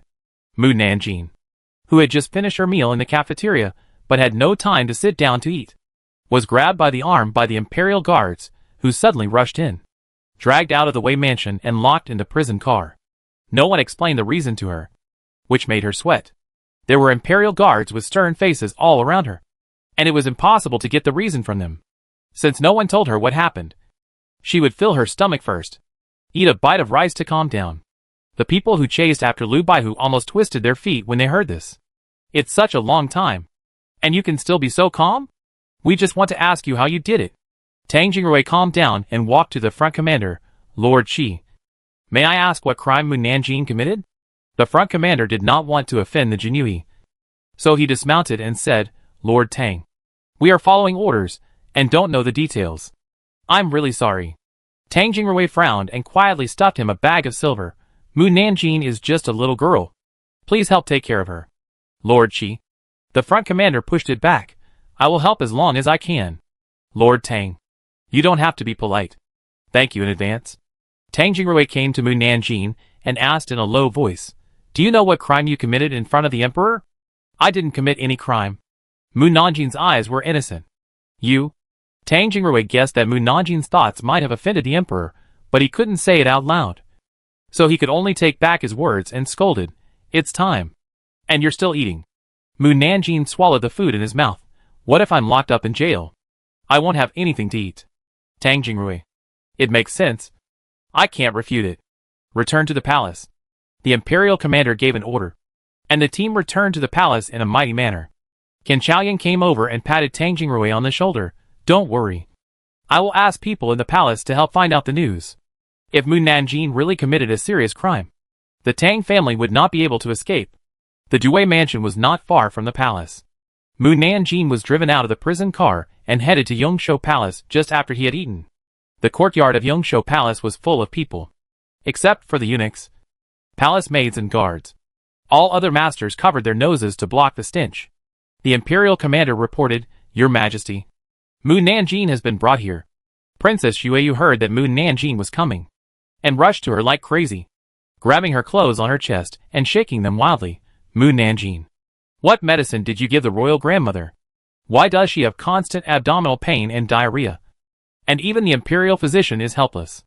There is also black dirt all over her body, and no matter how you wash it, it won't be washed clean. Mu Nanjing immediately understood what was going on when he heard the symptoms she described.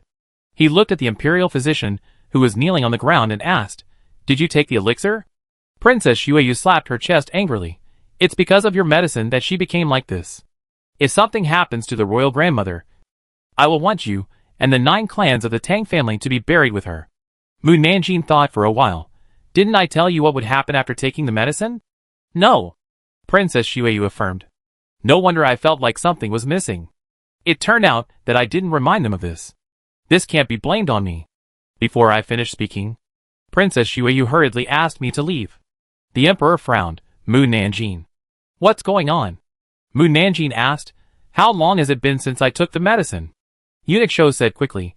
It's been more than half an hour. Oh, that's about it. Just wait a little longer. At this time, the eunuch outside the courtyard shouted, The imperial master is here. Brother Feng. Princess Xueyu cried, and rushed to Feng Xinan. Feng Xinan's figure flashed slightly. Princess Xueyu ran past him, and the palace maid behind him caught Princess Xueyu steadily. Feng Xinan glanced at Mu Nanjing and came to the emperor. Meet the emperor. The emperor asked anxiously, Imperial Master. My mother? Feng Xinan comforted him. Don't worry. Your Majesty. The Queen Mother is fine. We just have to wait for the result. The emperor was slightly relieved.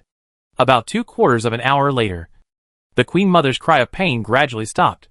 Then, the eunuchs and maids of Yongshou Palace entered the room with buckets of hot water, and then took out the dirty and smelly water and poured it out. After 3 trips back and forth, the stench of Yongshou Palace gradually dissipated. Then, there were exclamations from the room. Oh my God! What happened? What happened inside? Princess Xueyu ran inside anxiously, but was stopped by the queen. Mother! Why are you stopping me? The queen comforted her, from the sound. It doesn't sound like a bad thing. Let's wait a little longer. At this time, the door opened. Madame Hui came out with a look of surprise. The emperor hurriedly asked, Madam, what happened inside? It's a good thing. A great thing. If you tell me, the emperor will definitely not believe it. The Queen Mother. Madame Hui? Don't say it yet. The Queen Mother in the palace interrupted Madame Hui. Yes. Madame Hui returned to the room with a smile. Others were relieved to learn that the Queen Mother was fine. Should I think about how much the pills cost? The Emperor and the Imperial Master looked at Mu Nanjing. About 3/4 of an hour later, the door was opened again, and a foot-wearing exquisite phoenix clog stepped out of the room. Then, a young and dignified face that made everyone feel familiar and a little strange appeared in front of everyone. Oh my God! A series of exclamations and gasps sounded.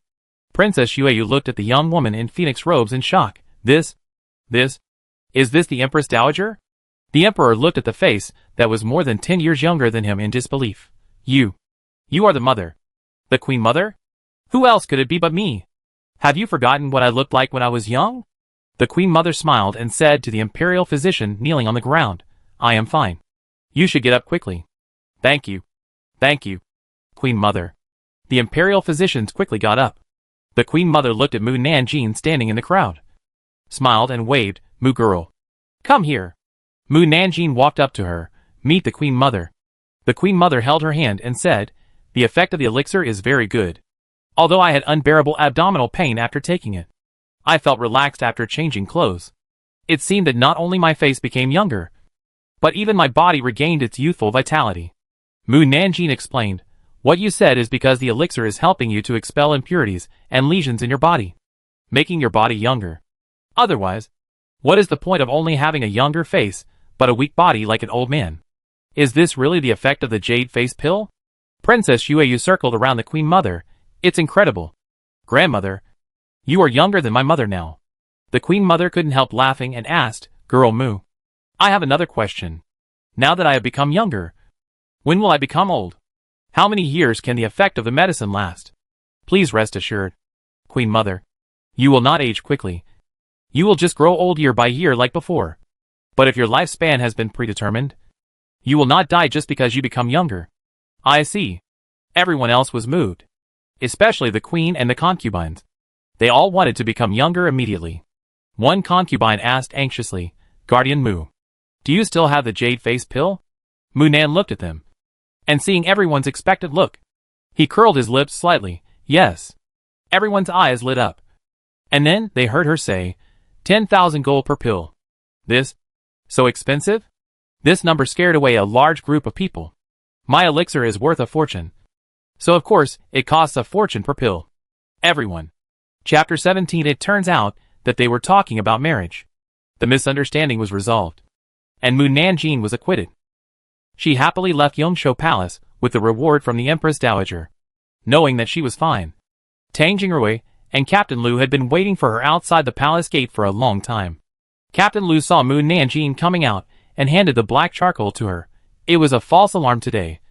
You go back and have a good rest. Tang Jingrui got on the horse. Father and others are very worried about you. Let's go home and report that we are safe. They are worried that I will implicate the Tang family. Mu Nanjing galloped towards the Tang family. Tang Jingrui followed closely behind her. Back at the Tang family, the servants of the family took braziers and pomelo leaves to exorcise evil spirits and eliminate disasters for Mu Nanjing, as if welcoming the noble lady of the Tang family home. The atmosphere was very warm. Nan Nan is back. Jiang Jinru enthusiastically pulled Mu Nanjing into the hall. It's good that Nan Nan is back safely. Come sit down and have some tea. Mr. Tang and Mrs. Tang were all smiles. No one in the Tang family blamed her for bringing trouble to the Tang family. Mu Nanjing was flattered. Tang Jingrui was also surprised. I was taken away by the imperial guards. But Jiang Jinru and the others were still laughing so happily? Did they take the wrong medicine? Or did they know that I was going to be rewarded and wanted to take the things given by the Empress Dowager? Tang Jingrui. Tang Wenzong. Yes. Drink tea. Jiang Jinru said to the servants. Why don't you pour a cup of tea for Miss Cousin? The maid came forward and gave Mu Nanjing a cup of tea. Mu Nanjing looked at the water in the cup with suspicion. The attitude of the people in the Tang family is really suspicious. Did they poison the tea and take the opportunity to poison me? The troublemaker? Let me see what they are doing. Cough. Tang Wenzong was worried that she was talking nonsense in her heart again. So he coughed lightly. Jiang Jinru understood and immediately got to the point. She smiled and said to Mu Nanjing, Nan Nan, you have reached the age of marriage. And girls of your age should find a marriage partner. Your uncle is a big man and a rough man. He is away from home all year round, and it is not convenient for him to talk to a girl like you about these things. Your aunt picked a few families for you on behalf of your uncle. She was worried that Mu Nanjing would be angry. So she added, don't worry. The people we picked are all worthy of your status as a 9th-rank Jinui. And we will never let you down. Do you want to take a look?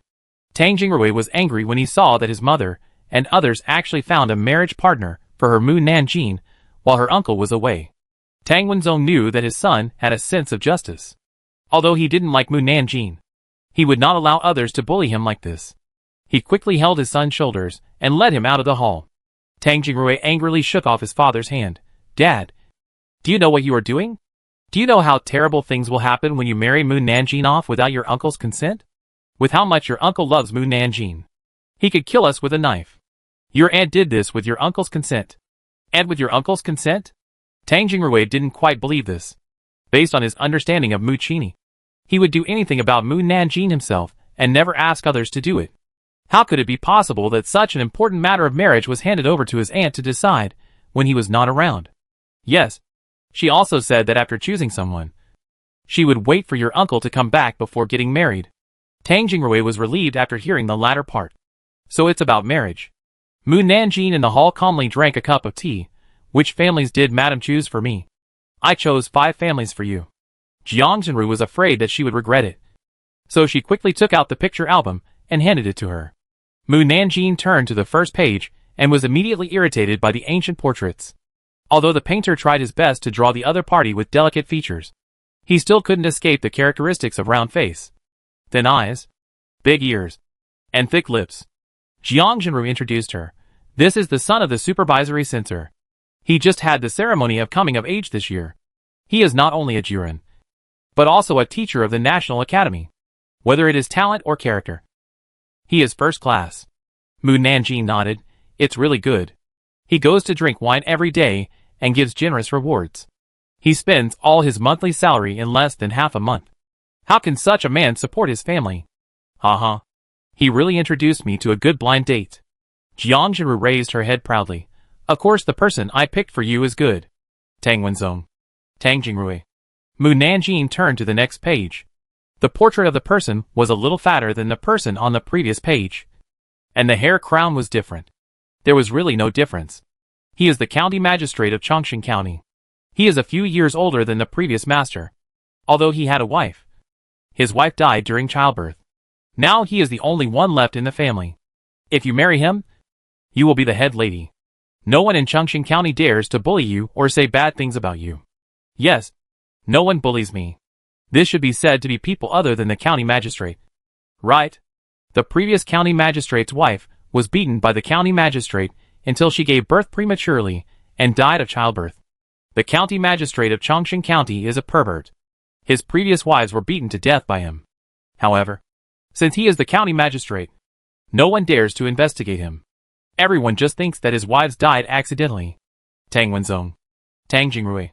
Previous wives? The county magistrate of Chongqing County had so many wives before? Why didn't Jiang Jinru explain it clearly? Mu Nanjing closed the album. The people in this album were selected by your aunt? Yes. The people your aunt helped you select will definitely not be bad. It seems that Tang Luzhao really can't tolerate me. Mu Nanjing looked at the box given by the Empress Dowager. It's time to move out of the Tang family. She didn't bother with Tang Luzhao because Mu Qini and the original owner owed Tang Luzhao too much. Tang Wenzong and Tang Jingrui were slightly stunned. Mu Nanjing stood up and said, "My uncle promised to find a man better than Tang Jingrui as my husband before he left." "Madam, do you think these people are better than your son?" Jiang Jinru blurted out. "How can they be better than my son? In that case, why did you introduce them to me?" Jiang Jinru. Old Madam Tang snorted coldly. "You don't even look at your status. And you dare to dream of marrying a man better than Jingrui. Are you dreaming?" In her heart, no one can compare to her grandson. Mu Nanjing sneered. Although she didn't speak, they could see from her face the expression of "I will find a man better than Tang Jingrui." She didn't waste time talking to them. Picked up the Queen Mother's reward and left the hall. Mu Nanjing. "Come back to me." Jiang Jinru chased out. Old Madam Tang said angrily, "Let her go. I want to see how good a husband she can find herself." Tang Wenzong grabbed Jiang Jinru's arm and whispered, "None of these people are good. Don't introduce them." Jiang Jinru was unhappy. Why are they not good? Lu Xiaoqian and I carefully selected them. And I don't know how much effort we spent on picking them out. Why are they not good? Lu Xiao. Tang Wenzong sighed. "Forget it. I won't say it." Jiang Jinru was puzzled. Tang Jingrui waited for his mother to return to the hall before walking to Tang Wenzong. "Dad, what's wrong with Aunt? Why did she push Mu Nanjing into the fire pit?" Tang Wenzong didn't know what was going on. But he could feel that Tang Liuzhou's resentment towards Mu Nanjing had been growing in recent years. Don't worry about adults' affairs. Tang Jingrui. Chapter 18. Moving out of the Tang family. Since the emperor did not order everyone to conceal the news that the Empress Dowager had regained her youth, the news spread throughout the palace in just one day. The next day, all the civil and military officials were discussing the matter in the courtroom. When I entered the palace just now, I heard the palace maids and eunuchs say that the Empress Dowager had taken the elixir and regained her youthful appearance. Is this true or false? It is absolutely true. My daughter, Guipin, witnessed the Empress Dowager's rejuvenation with her own eyes. This morning, a palace maid was specially sent to the palace gate to wait for me to enter the palace and tell me about this. She said that the Empress Dowager not only became younger, but also recovered her health. The palace maid also said that the elixir was presented by Mu Nanjing to the Empress Dowager and the princess. Now the concubines in the palace want to buy the elixir. But one elixir costs 10,000 gold. Everyone was in disbelief and said, 10,000 gold. That is 100,000 taels of silver. Many officials present were discouraged by the price. They couldn't even afford 10,000 gold even if they spent all their money. Tang Wenzong rushed to the courtroom and heard the three words 10,000 gold in his ears.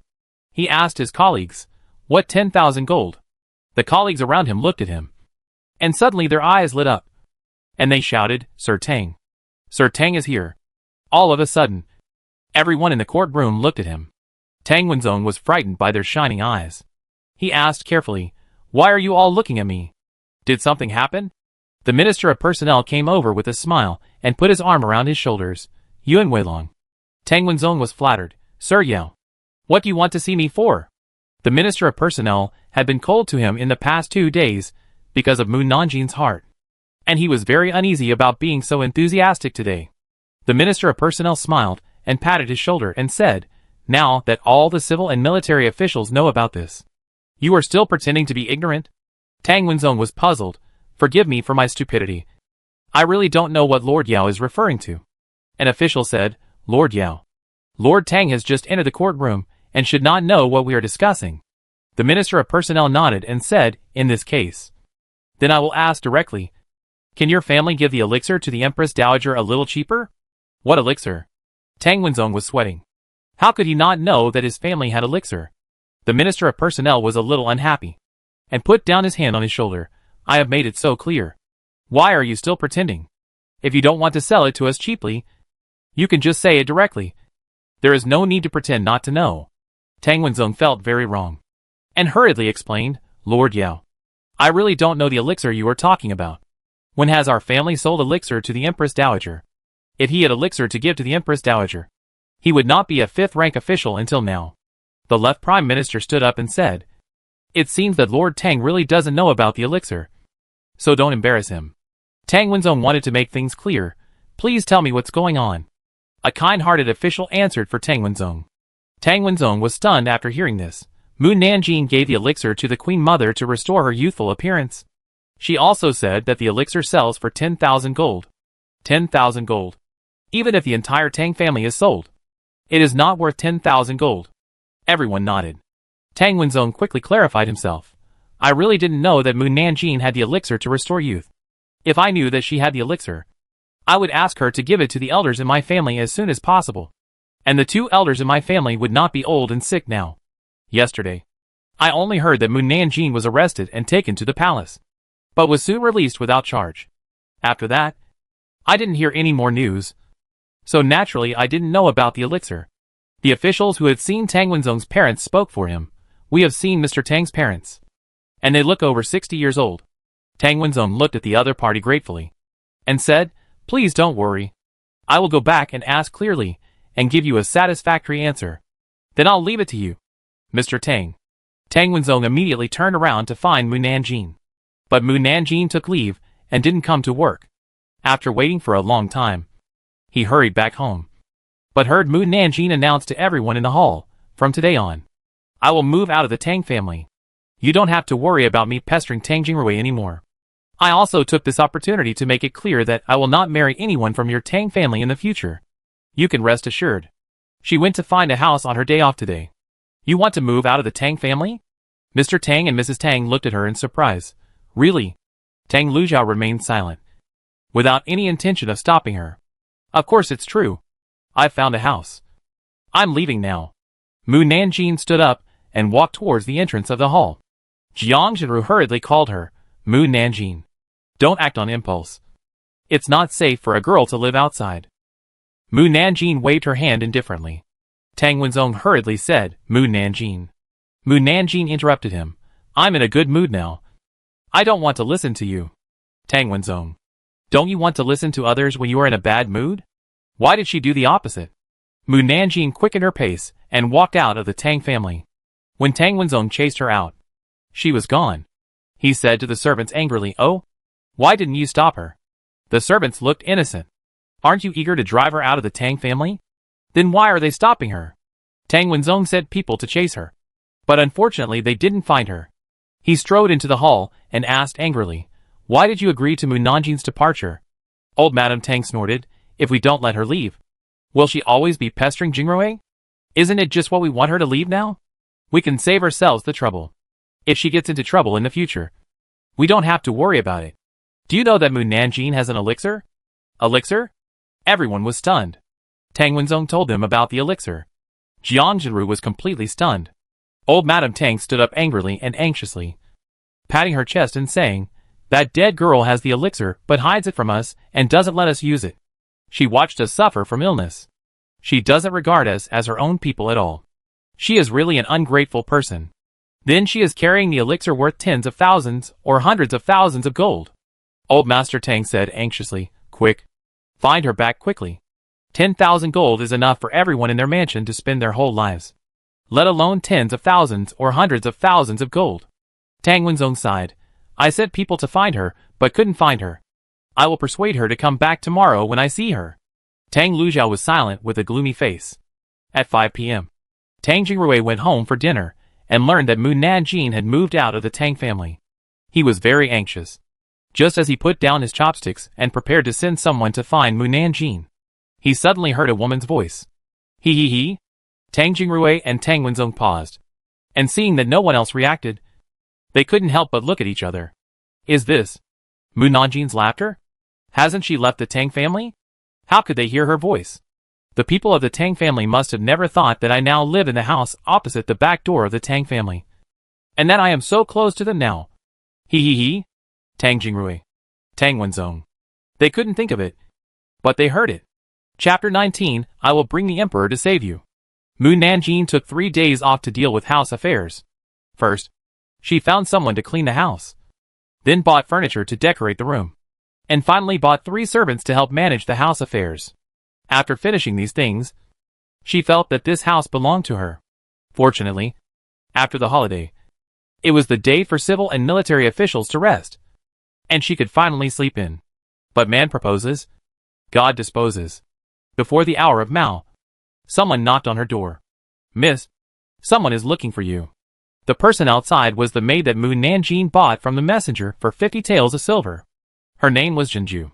She was 1 year older than Mu Nanjing, but she was as strong as a man and stronger than a man.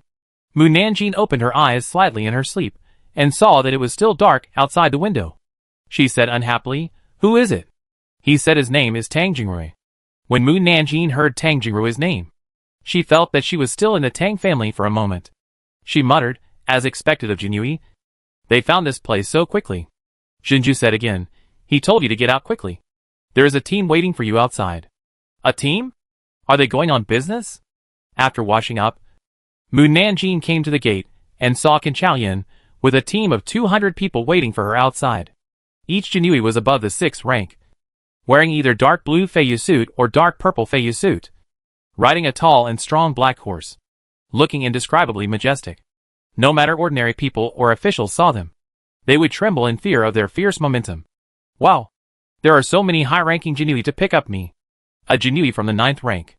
I am so honored. I won't bother with you about asking me to get up early." Jinui is divided into 9 ranks.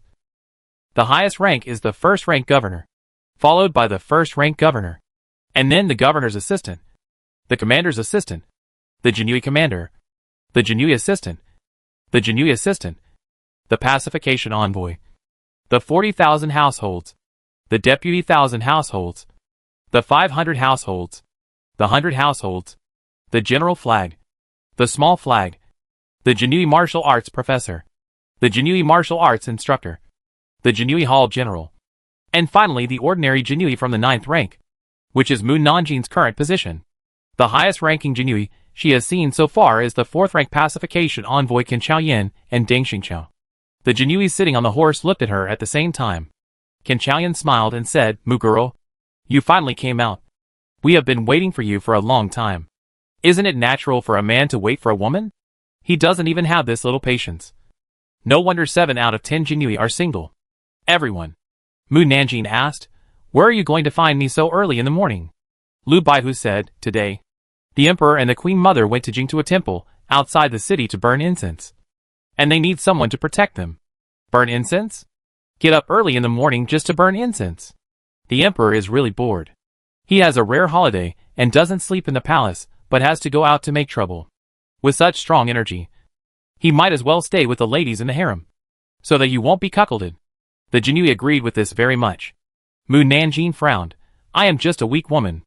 It's fine if you don't protect me, but you also want me to protect others.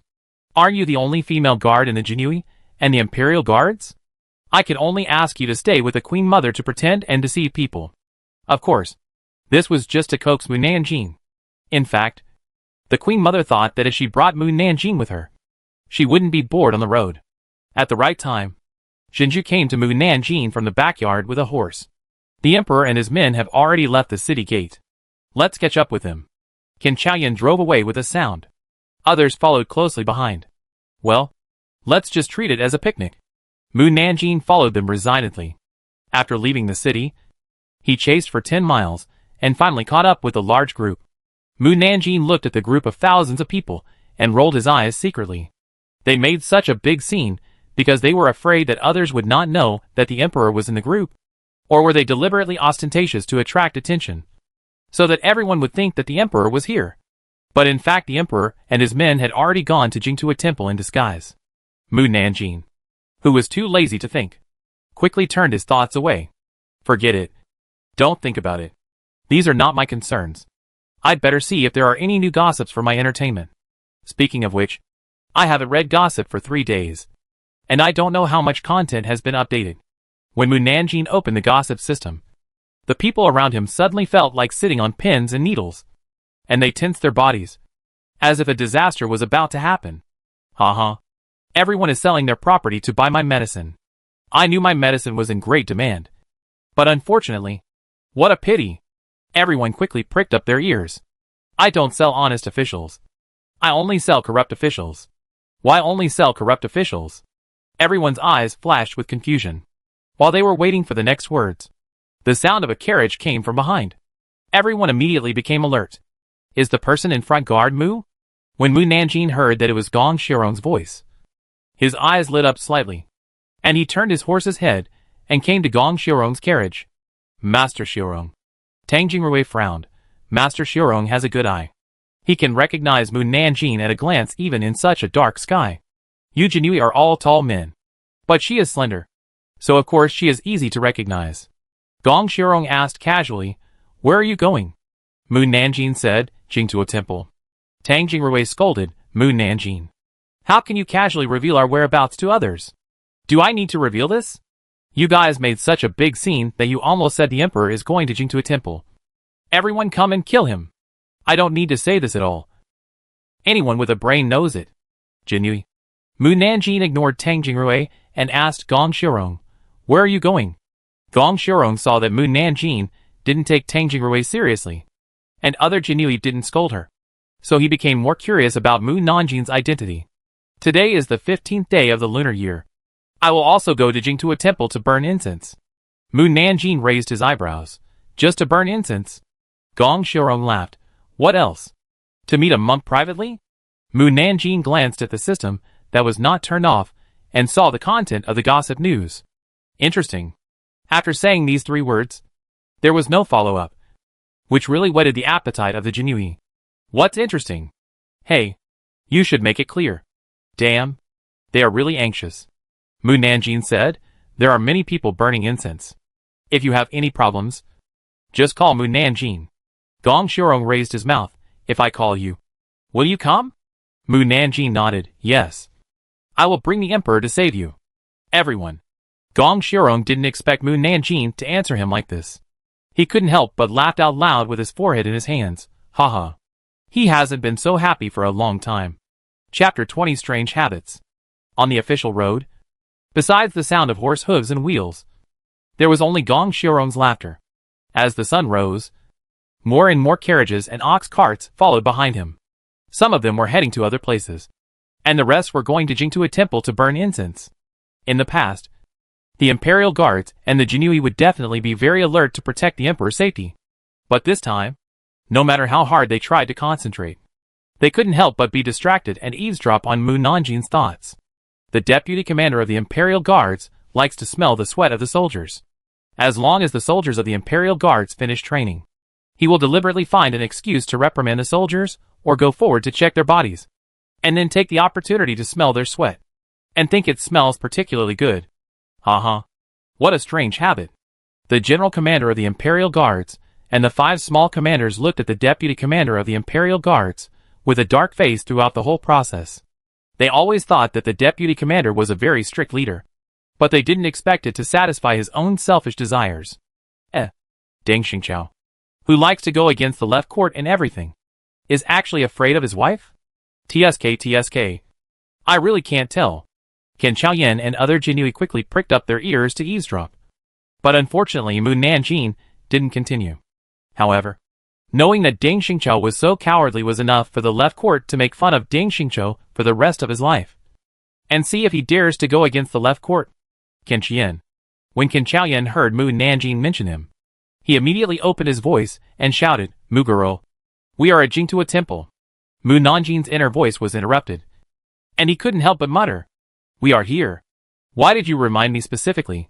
Captain Lu turned his horse around and walked to Mu Nanjing, lowering his voice to remind her, Mu Nanjing, the people you are protecting are the Emperor and the Empress Dowager, not Master Xiaorong. Oh!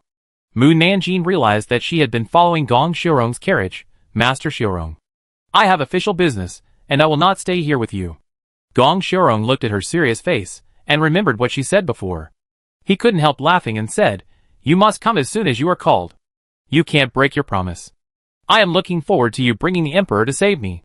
Well, Mu Nanjing returned to the Jinui team. Then, a man in a dragon robe walked down from the dragon chariot. Although he looked similar to the Emperor, people who knew the Emperor could recognize that he was not the Emperor at a glance.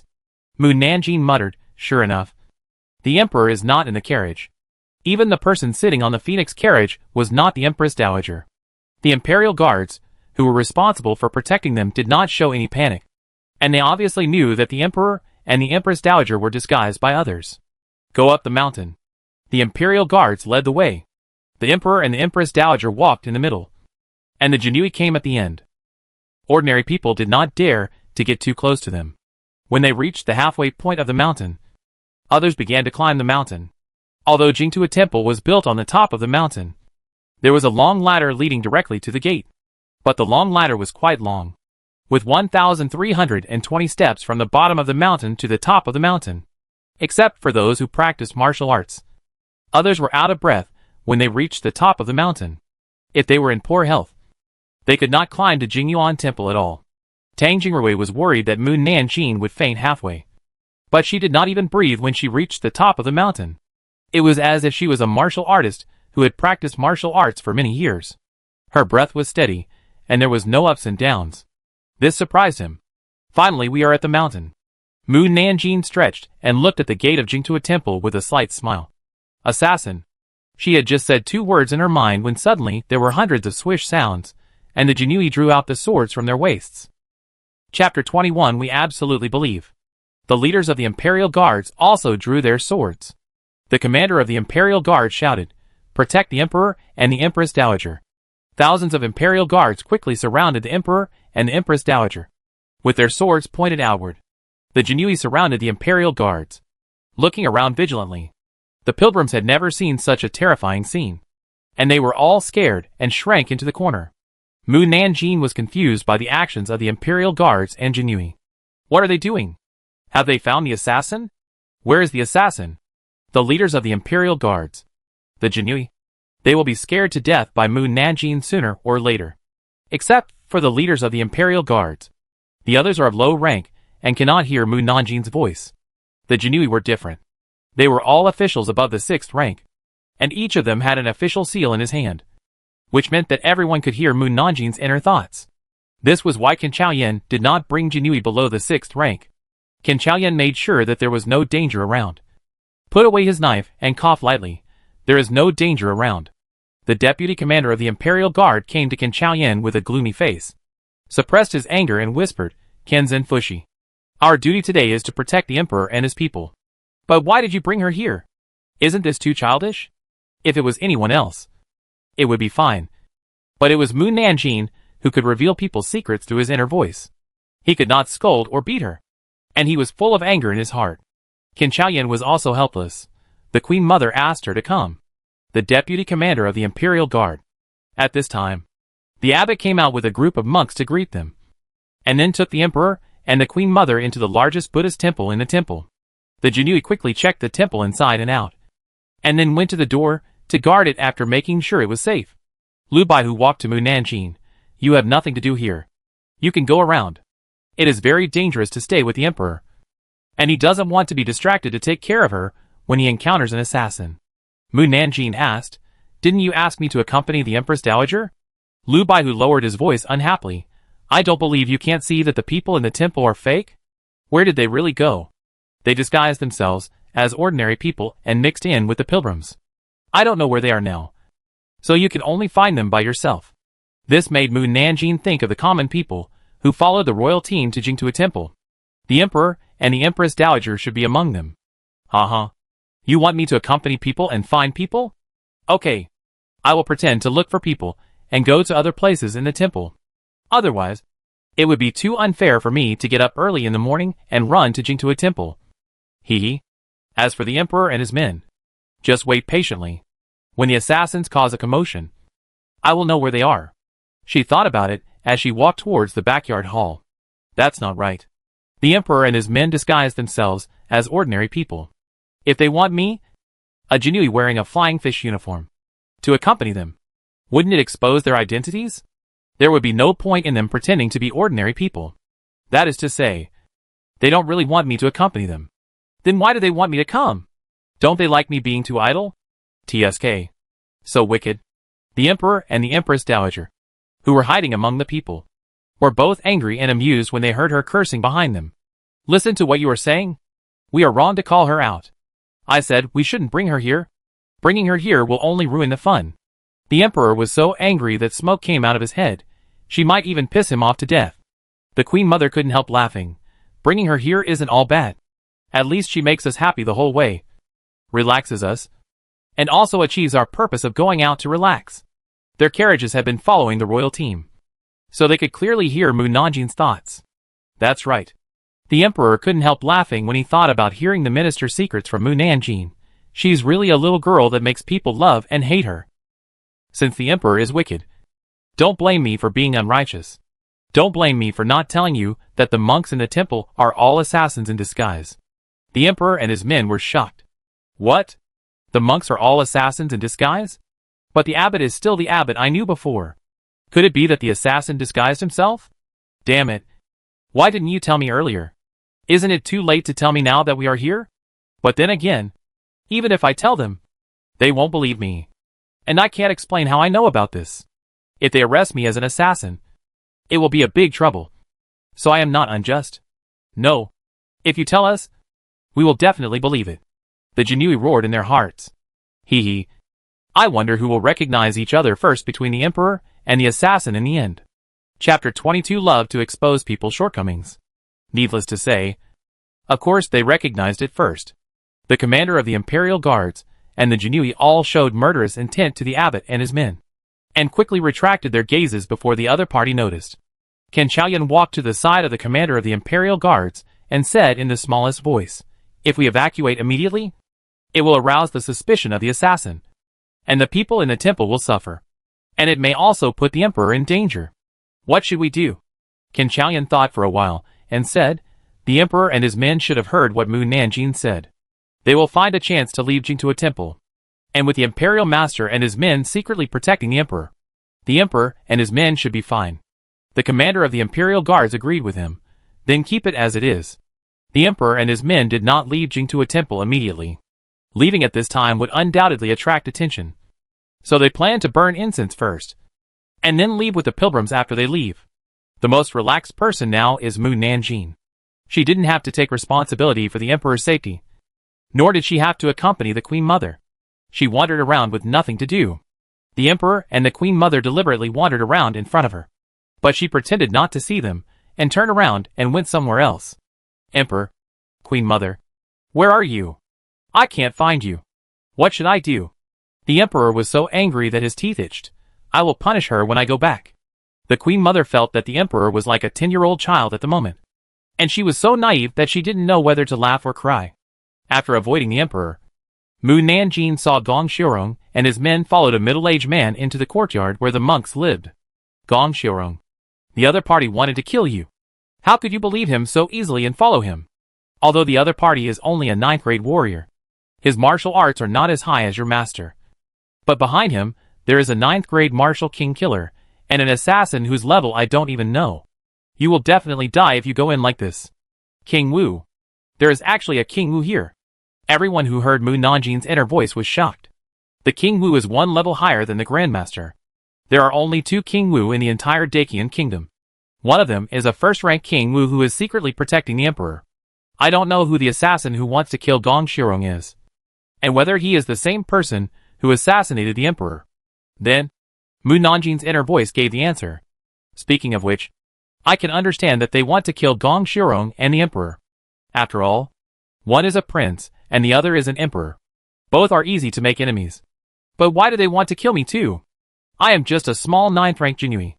I don't talk much and don't socialize with others.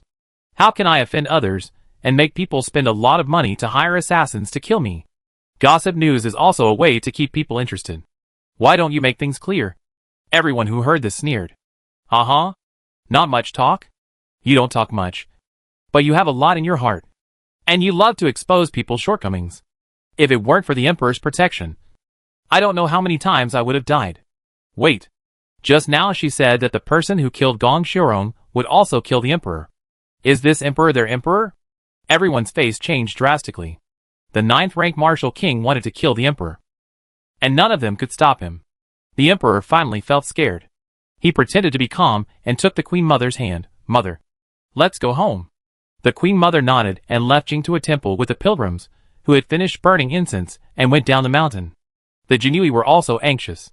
In order to prevent the monks from noticing the abnormality, Qin Chaoyan left the Buddhist temple under the pretext of going to the toilet, and then climbed over the wall and left the temple when no one was paying attention. Chapter 23. I'm afraid I can't leave. Mu Nanjing found that the emperor and his men had left, and followed them subconsciously. Hey, why did the emperor leave? I promised to take him to save Gong Shirong. I can't break my promise. The Jinui roared in their hearts. We can't protect ourselves. And you are still thinking about how to save others. You should think about how to survive today. Mu Nanjing walked out of Jingtua Temple and saw many pilgrims running back in a panic. Murder. Murder. There was a sound of fighting halfway up the mountain. When she approached, she saw an old man in purple clothes fighting with the emperor's Wuwang guards. The assassin discovered the emperor's identity so quickly. How did they discover it? Qin Chaoyan, who rushed over, quickly pulled Mu Nanjing to hide aside. Why are you here? It's very dangerous here. Everyone will fight, and no one will care about you. Hurry up and find a place to hide. As soon as the words fell, more than 20 monks from Jingtua Temple came running. They were all 8th and 9th rank warriors. They rushed directly to the emperor, with murderous intent on their faces. Qin Chaoyan hurriedly pushed Mu Nanjing into the bushes next to the stairs, and then drew his sword to meet the enemy. Mu Nanjing climbed up, and saw Qin Chaoyan fighting 1 against 2. The opponents were all 9th rank warriors. Qin Chaoyan was defeated. Old Qin is not good. Qin Chaoyan paused slightly when he heard this. Because of this, he was almost beheaded. The veins on his forehead were bulging, and a lot of cold sweat came out. That little bitch. Couldn't she be quiet at such a dangerous time? She almost went to see the king of hell and served him. Mu Nanjing was also sweating for him. If you don't have enough cultivation, you can make up for it with your sword skills. Crouch down. Raise the knife to chop at their feet. Then put the knife away and stab behind them. Qin Chaoyan subconsciously did what she said and found that his movements became faster, as if he could predict what the other party would do next, and then block the other party's actions in advance, and instantly killed 2 9th grade warrior assassins. Is this a coincidence?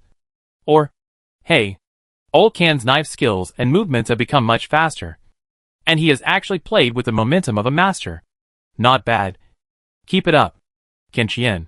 Didn't she find that he was swinging the knife according to her voice?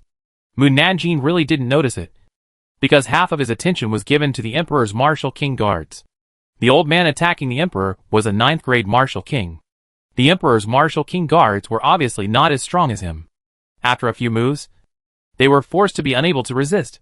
If they continued to fight, the emperor's martial king guards would definitely die. At this moment, an ice arrow shot from a distance. The old man's face changed, and he quickly stepped back 2 steps. The ice arrow hit the ground, and the ground instantly froze into ice. Then, Feng Xinan descended from the sky and landed in front of the emperor. The emperor was delighted. National Master. Feng Xinan said calmly, Your Majesty, take the Queen Mother away from here first. Okay. You should be careful too. The emperor helped the Queen Mother down 2 steps, and then heard Mu Nanjing's voice. I'm afraid I can't leave. Mu Nanjing looked in the direction of Jingtua Temple, and saw Gong Shirong, who was in a mess, flying out of the temple at the fastest speed. Following behind was a man in a black robe.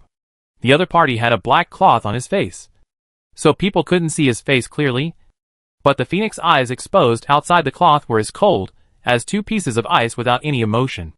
Just one look from him could freeze people to death. He followed Gong Shirong calmly, and the sword in his hand exuded a black aura like He Wu Cheng's soul-catching lock. And even Mu Nanjing felt the oppression emanating from him. He should be the person mentioned in the gossip news, but without describing his level of cultivation.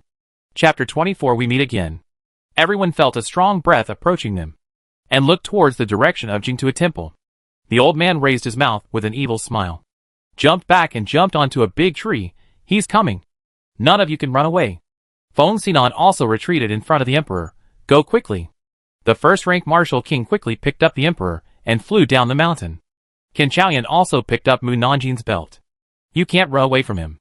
Qin Chaoyan looked down at the person in his hand, who had no expression on his face, without any emotion. How could this little girl be so calm when she was assassinated? Wasn't she afraid? The old man shouted to the man who was chasing Gong Shirong. Senior, if you don't take action, they will escape. Hearing this, the man glanced at the direction of Mu Nanjing's escape, raised his sword and swept towards Gong Shirong slowly. and the sharp sword energy flew out from the tip of the sword. When it was about to hit Gong Xiaorong, a red light popped out from the necklace on Gong Xiaorong's neck to resist this powerful force. Bang! The two forces collided with a loud noise, and the gas generated by the collision knocked Gong Xiaorong away and rushed straight towards Mu Nanjing and the others. It was too late for Qin Chaoyan to hide. In this way, Gong Xiaorong, who flew over, directly knocked Qin Chaoyan and Mu Nanjing down from a high altitude. Before landing, Qin Chaoyan hurriedly used his internal force to resist, then propped one foot on the big tree trunk in front to cushion the impact, and then somersaulted several times in the air before landing steadily on the ground. Huh? He breathed a sigh of relief. If he fell directly from a high altitude, he would be seriously injured if not dead. Run! Qin Chaoyan hurriedly reached out to grab Mu Nanjing's hand. Unexpectedly, he grabbed a bunch of hair. He turned around and saw that Mu Nanjing was holding someone in her arms. He looked again and saw that it was Gong Xiaorong who had just flown over, and the hair he was holding was Gong Xiaorong's. He was angry and speechless. Why is he here? Mu Nanjing said, I caught him when he flew over. Her clear eyes looked particularly innocent in Qin Chaoyan's eyes, and he was so angry that he almost couldn't breathe. Gong Xiaorong said weakly, what a coincidence. We meet again. Well, it's just that the way we met this time is a little special. Mu Nanjing looked at the necklace on his neck. If it hadn't protected him, he would have died long ago. Gong Xiaorong was confident that he could solve the problem because of it. Hee. Gong Xiaorong smiled with pain. I didn't ask you to save me. Why did you show up? I didn't want to either. I saved you without even asking you to save me. It's really embarrassing. Hee cough cough. Gong Xiaorong was amused by her words, and the wound on his chest was hurt by the laughter, and he frowned in pain. It's time, and you still have the mood to laugh. Qin Chaoyan was mad at them. Run away. Mu Nanjing said, no need to run. He's coming. Qin Chaoyan also noticed the abnormality in front of him and turned around quickly. He saw that the man chasing Gong Xiaorong forced Feng Xinan and the emperor back to their side. Your Majesty. He hurried to the emperor and said, I am sorry that I failed to protect you and made you suffer. I will call all the Jinui to protect you now. The emperor shook his head and said, they can't save me even if they come. Why should I sacrifice them? The emperor still has a conscience. Mu Nanjing bowed his head and asked Gong Xiaorong, am I bringing the emperor to save you now? The emperor and his men said, Chapter 25 maybe she can really do it. Forget it. Gong Xiaorong got down from Mu Nanjing's arms with a smile and said to the men who were chasing him, the person you want to kill is me. Just come after me. Don't involve other innocent people. Then, he lowered his voice and said to the emperor and the others, I can delay for half a quarter of an hour. You take the opportunity to leave here. Qin Chaoyan said, they also want to kill the emperor. They will not let us leave. Gong Xiaorong. They also want to kill me. Mu Nanjing said faintly. Gong Xiaorong comforted her, don't worry. If the emperor and I die, they should let you go. Mu Nanjing emphasized again, I am also among the people they want to kill. Gong Xiaorong finally understood what he meant. Why do they want to kill you? She is just a 9th rank Jinui. Why are they chasing a small official? Mu Nanjing shook his head and said he didn't know. I also want to know the reason. I will capture them alive and ask them later. The emperor and others. Are you kidding? It's good enough that they survived. How can we capture them alive? Gong Xiaorong frowned. It seems that it will be difficult for everyone to leave here alive today. But we can't give up the chance to escape. Just as I said before. I will hold out for a while. And you can run as far as you can. Qin Chaoyan asked, what about you? What will you do? If they leave, he will definitely die. I can't leave. Everyone. We will die if we stay here. So we might as well do what he says. This was said by Feng Xinan. He looked at the man walking slowly towards him, with doubt in his eyes, not understanding why such a powerful person appeared in a small country. Mu Nanjing pushed the emperor. Go. The emperor hesitated for a moment, and hurriedly took the queen mother and others to flee in other directions. Gong Xiaorong saw Mu Nanjing standing still, and frowned anxiously. Why don't you leave? Mu Nanjing looked at the emperors who had entered the woods, and said, I'll stay here with you. Without the emperor and the others, I can take action. What action? The emperor and the others ran forward with doubts on their faces. If I beat the other party away, does it count as saving the emperor and the queen mother? Then, There should be a reward when I go back. Right? They all ran away. How can they see me beat the enemy away? No one can prove it for me. Where is the reward? Mistake. I shouldn't let them go. I should leave someone to testify for me. If someone testifies for me. No. If they knew I was such a good fighter, it would be a big trouble. Wouldn't it be a big loss if they asked me to take the lead in everything in the future? The Emperor looked back and didn't see Mu Nanjing. Where's Mu Nanjing? The others also looked back. Qin Chaoyan's forehead was choked with black lines. She didn't catch up. The Queen Mother was worried. Will she really go to deal with that man? It's almost certain. The Emperor ran and said angrily, "Why is this little girl causing trouble?" Qin Chaoyan, I'm here. The Emperor asked, "Can she beat that man back? I just secretly checked her pulse, and she has no internal strength. Then she is dead?" The Emperor became more and more angry. She is still thinking about asking for a reward. Does she want me to give her a golden coffin? Okay. Then I will grant her a wish. Feng Xinan, who had been silent, said, "Maybe she can really do it. No internal strength does not mean no spiritual power. He is an example. He can deal with the 9th-rank martial king without internal strength." The Emperor asked, "What?" Without waiting for Feng Xinan to answer, a loud bang was heard in the distance. That was exactly where they had left. Chapter 26. Women's meanness is forced out by men. The man who was chasing Gong Shirong saw the Emperor and his men escape, and his body flew into the air. And he slashed at Gong Shirong and his men with another sword. The terrible sword energy shot out from the tip of the sword again. Gong Shirong hurried to pull Mu Nanjing to protect him behind him. But the other party stepped in front of him and raised his hand to receive the sword energy. At the moment when the sword energy came, suddenly, a rune shield appeared in front of them. And the sword energy hit the shield with a loud bang. Gong Shirong looked at this scene in shock. Is the person in front of him really just a little girl? And a Jinui from the 9th rank can actually receive an attack stronger than the king of martial arts. The man who was chasing Gong Shirong also had a trace of invisible fluctuations in his eyes. Then, Mu Nanjing used his spiritual power to condense a white light long sword and flew to stab the man. At the moment they fought, it was as if a storm was coming, and a hurricane blew in the woods. The figures of the two were like two lightnings fighting in the air. The deafening sound of collision made those who heard it tremble with fear. Gong Shirong suddenly remembered that Mu Nanjing once said, "One punch can knock down 10 masters." At that time, he actually thought she was joking. How stupid. In the sky, Mu Nanjing and the man were equally skilled in swordsmanship and cultivation. For a moment, it was impossible to tell who was the winner, and neither of them gave the other party any advantage. However, the terrifying sword energy flew everywhere, and in the blink of an eye, the forest under their feet was flattened. Fortunately, the Emperor and his men had Feng Xinan to protect them all the way and avoid various dangerous attacks. But they were also frightened by the sword energy. There were either bangs or flying sand and stones all around. The Queen Mother was almost scared to death. Fortunately, she took the jade face pill and her body was as strong as a young man. So she didn't hold the Emperor and his men back. On the other side, Mu Nanjing was surprised that the opponent could fight her on equal terms. This was the first time she encountered such a strong enemy since she came to this world. Unfortunately, she was not a warlike person. Those ideas of must win the opponent and fight with the opponent for 3 days and 3 nights did not exist for her.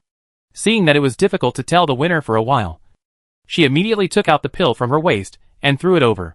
Seeing this, the man quickly held his breath and cut the pill into powder. However, the matter was not over. The powder fell on him. His robe was instantly burned to ashes. His vision became blurred. And Mu Nanjing standing in front of him suddenly split into hundreds of people. And the space around him was distorted. The man noticed something was wrong, cursed coldly despicable, and turned away. Women's meanness is forced out by men. Mu Nanjing snorted, fell back to the ground from the air, and helped Gong Shirong up. At the same time, Feng Xinan led the Emperor and others to run out from the place where they had escaped before. They were avoiding the sword energy of the fight and ran back to their original position. Seeing them coming back, Mu Nanjing pretended to be injured and fell to Gong Shirong. "What's wrong with you?" Gong Shirong quickly supported her arm. "Are you injured?" Mu Nanjing raised his hand to Feng Xinan and others with a weak face. "The Emperor and others are back." The Emperor walked towards them and looked around carefully, Where is the assassin? Gong Xiaorong was about to speak when Mu Nanjing pinched her waist hard, and then heard her say, "We teamed up with a master who suddenly appeared and beat him away." Gong Xiaorong. Is she not wanting people to know her strength? Feng Xinan looked around. Where is that expert? Gong Xiaorong said, "She went after the assassin?" The emperor asked, "Do you know who that expert is?" He covered his face. "So I don't know who he is." Feng Xinan didn't believe him at all. "Brothers, didn't you see that I was injured with so many eyes? Although I was pretending. You should at least look at me and care about me. If I hadn't driven away the assassin, would you have the life to stand here and chat?" The emperor and his men all looked at Mu Nanjing, who was supported by Gong Xiaorong. It's not that they couldn't see it. It's that she didn't pretend like it. In their eyes, she looked like someone who hadn't slept enough. Chapter 27. The emperor should give rewards again. The queen mother stepped forward and asked with concern, "Mu girl, you look very weak. Are you injured?" Replying to the queen mother, "I just suffered a little internal injury. It's okay." Mu Nanjing deliberately lowered his voice to make himself look seriously injured. "Reward me quickly. Reward me with some tonic medicine to make me replenish my body. Everyone." The queen mother paused slightly, held her hand and said, "I have 1,000-year-old ginseng in my palace. I will send someone to your house to replenish your body when I go back." 1,000-year-old ginseng?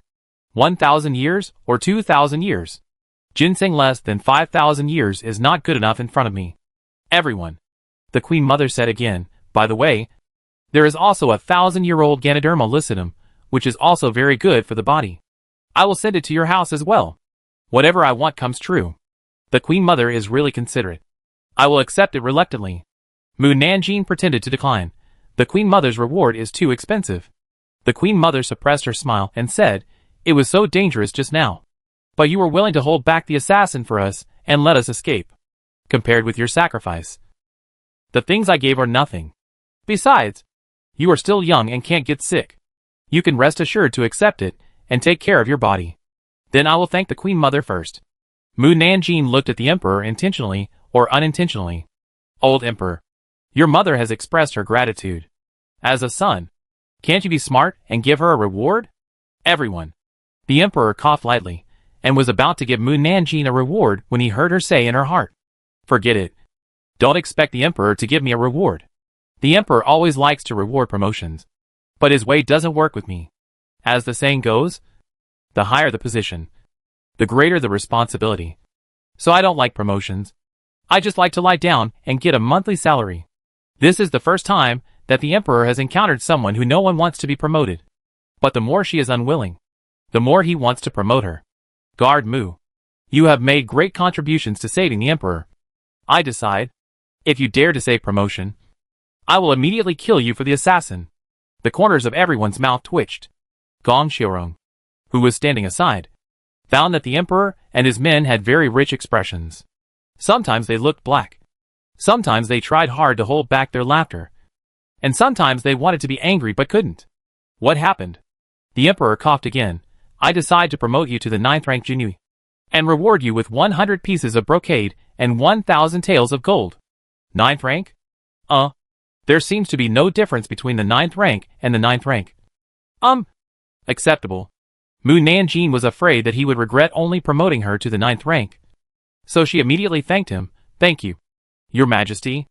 After the words fell, Feng Xinan and Mu Nanjing noticed something unusual and looked up at the same time.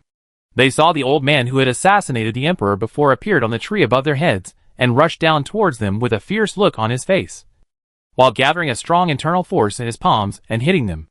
Others also looked over.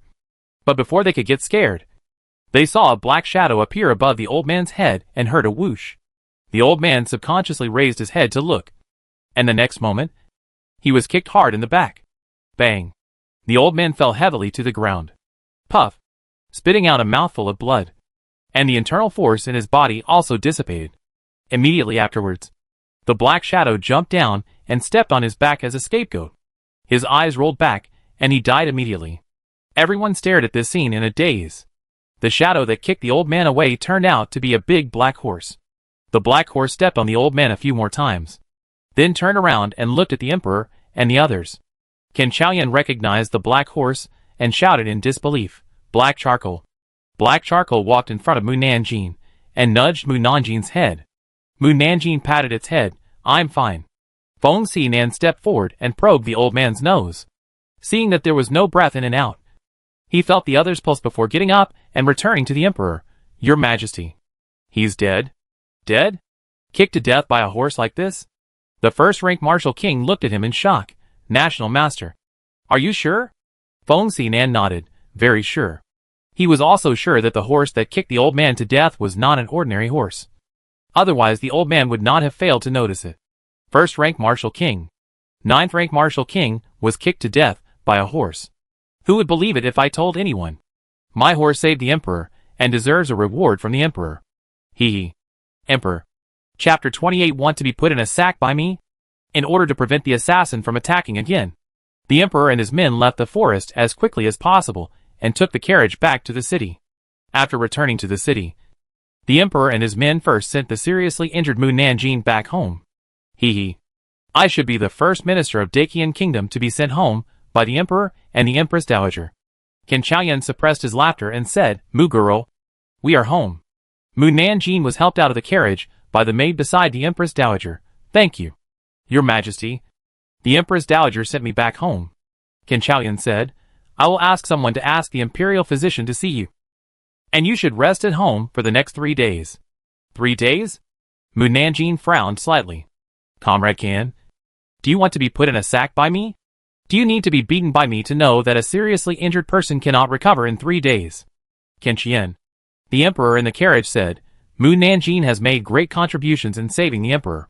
You should rest at home for half a month, and then return to the Due mansion to resume your duties after half a month. The old emperor is still reasonable. Thank you, Your Majesty. Mu Nanjin happily entered the Mu mansion.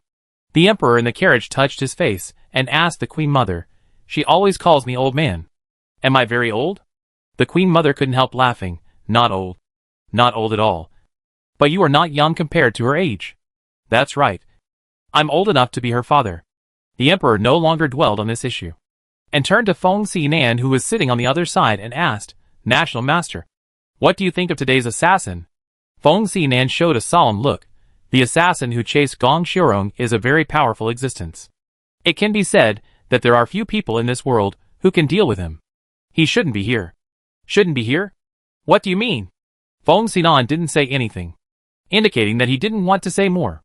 The emperor saw that he didn't want to talk, so he asked again, Then was it Mu Nanjin who drove away the assassin who was chasing Gong Xiurong? Nearly. That is to say, the story of joining forces with the master was made up by her. There was no master at all. Haha. I really didn't expect that she, a little girl, not only knows martial arts, but is also a master. Then all the people I sent to assassinate her were killed by her. Fortunately, she didn't pursue it. Otherwise the consequences would be disastrous. The emperor was in a very complicated mood. He rubbed his aching temple. I can clearly hear her voice, but I still can't see through her.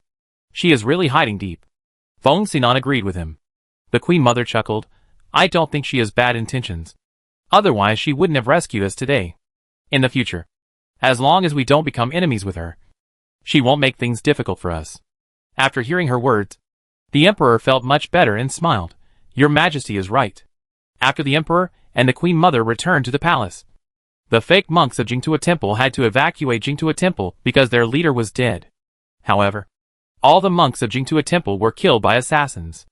After the assassins withdrew, the huge Jingtua Temple became an empty temple, and the people of the capital lost their place to burn incense and worship Buddha. The emperor had no choice but to issue an order to recruit monks to preside over Jingtua Temple. When the monks received the news and went to the capital, Mu Nanjin sat on a recliner in the yard, basking in the sun and watching TV series in the system. She didn't know how comfortable her life was. You know, she hasn't been so free since she started practicing. In the past, she either practiced or practiced sword every day, which was very boring. If her goal was not to live forever and not be bullied, she really couldn't stick to it. Now she has money, a house, a car, and a stable job. Moreover, people are gradually integrating into the life of ancient times. She should feel satisfied. However, she still feels that something is missing, but she can't say what it is. Miss, our girl is recovering from her injuries. You should wait until she recovers before coming. Mu Nanjing heard Jinju's voice, looked up and saw Princess Xueyu rushing in. She knew that her leisurely days were coming to an end. Chapter 29 So dazzling. Mu Nanjing. I'm here to take you to find a match. Princess Xueyu ran to Mu Nanjing. Miss, I'm sorry. I can't stop her. Jinju was worried that Mu Nanjing would not want her because of this. And her eyes suddenly turned red. I don't blame you. Go down. Mu Nanjing let Jinju go and then asked, Princess, what did you just say about finding a husband? I have heard that the Tang family is looking for a husband for you. Don't worry. I will never let you marry someone you don't want to marry. And I will never let you marry those ugly people. Princess Xueyu patted her chest and promised, I will take you to find a husband now, and find someone you like and who likes you. And then let your father grant you a marriage. Mu Nanjing rejected her kindness. Thank you for your kindness. Princess, I am injured now, and don't want to go anywhere. The ancient people's thoughts were conservative and backward.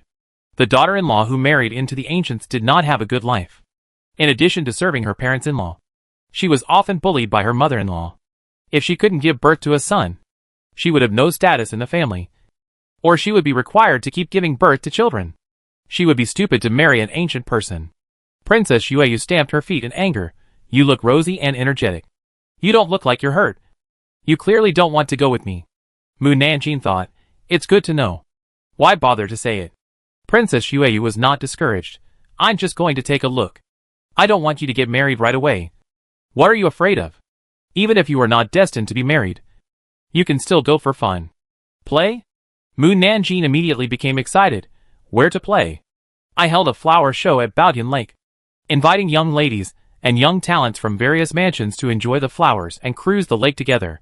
By the way, I have invited all the courtesans in the capital to come and join in the fun. I guarantee you will have so much fun that you won't want to leave. What are you waiting for? Let's go now. Mu Nanjing quickly jumped up and pulled Princess Xueyu out. Princess Xueyu quickly stopped her. Wait. I have something for you. What is it? The reward from your father. Xueyu clapped her hands. And then 10 guards came in with a tray. Because it was covered with a red cloth. Mu Nanjing couldn't see what was under the red cloth. She looked puzzled. Hasn't the emperor already rewarded you? The second day after returning from Jing to a temple, the rewards from the emperor and the empress dowager arrived. This is a reward for your horse. Princess Xueyu clapped her hands again. And the guards pulled open the red cloth on the tray to reveal various horse equipment, including saddles, saddle pads, bridles, bits, bridles, reins, stirrups, belly straps, chest straps, stirrup straps, brow straps, bow leather, leggings, bandages, bandage pads, hoof bowls, horse earrings, muzzles and tail guards, etc. In short, there are all kinds of things for horses. And these things are made of gold, shining in the sun. Wow! So dazzling. Mu Nanjing quickly turned his head away. And Princess Xueyu took out an imperial edict and put it in Mu Nanjing's hand. This is an imperial edict of reward. Father wants to confer your horse the title of the first-class horse king. I am too lazy to read it. So you can read it yourself. Horses also have ranks? Then do I need to take it to court? A picture of a horse attending court appeared in Mu Nanjing's mind. And the picture was so beautiful that she couldn't help but want to laugh. Princess Xueyu said unhappily, of course you don't have to attend court. But anyone who dares to touch your horse or disrespect it in the future will be beheaded. This is still a little useful. Mu Nanjing opened the imperial edict, glanced at it casually, and then rolled it back. Then called the butler to take the guards to the backyard to put all the harnesses on the horse. Can we go now? Yes. Mu Nanjing went out with Princess Xueyu, and saw that the streets had changed a lot. Chapter 30 The annoying guy is here. The streets and alleys of the capital are decorated with lights and colors. And even the small stalls are covered with red cloth or wrapped with red ribbons. Just like the new year. The streets are full of joy. I haven't been out for 10 days. And the streets have changed so much? Are they preparing for the big festival? Mu Nanjing walked to the middle of the street and looked at the beginning and end of the street. She found that except for the house where she lived, everyone else hung red lanterns and changed new couplets. Princess Xueyu got on the carriage, opened the curtains and said, you don't know that it will be my father's birthday in half a month. Right? Mu Nanjing. She knew. Just forgot. It's all the leisurely days that made me miss it. Originally, my father didn't want to be extravagant. But this year, not only the 4 uncles will come to congratulate him, but even the surrounding countries will send envoys to congratulate him, in order to let the envoys see the prosperity and strength of Dacian kingdom and to deter other countries. My father ordered the people to hang lanterns like the new year. Mu Nanjing was not interested in the envoys from other countries. Had the 4 princes arrived in Beijing? I heard from the grandmother that the 4 uncles will arrive in Beijing in 2 days. Since they haven't arrived in Beijing yet, Mu Nanjing doesn't need to pay attention to them. She got on the carriage and went to Baodian Lake with Princess Xueyu. The area around Baodian Lake is full of carriages and tall horses. Before getting off the carriage, you can hear the girls whispering and the men laughing.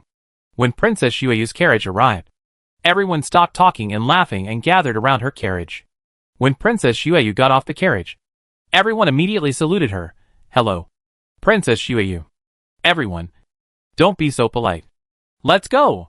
Princess Xueyu turned to Mu Nanjing in the carriage and said, Why don't you get off?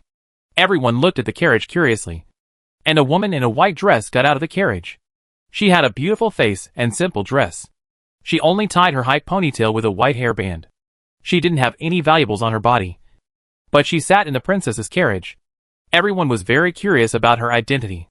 Mu Nanjing looked at the eunuch kneeling under the carriage as a ladder, jumped down directly, and said to the 3-story painting boat parked on the lake, That painting boat is good. Of course my painting boat is the best. Let's go. I will take you to the lake. Princess Xueyu led the way to Baodian Lake. When they walked away, the men and women behind them discussed in a low voice. Which noble lady is the one who came with the princess? Have you seen her? She seems to be the only female Jinui in the Jinui. She just likes the cousin of Captain Tang? She already has someone she likes. So why is she here to join in the fun? Besides, with her status as a low-class family, which young man would like her? Unless she is willing to be a concubine. Some things can't be said so confidently.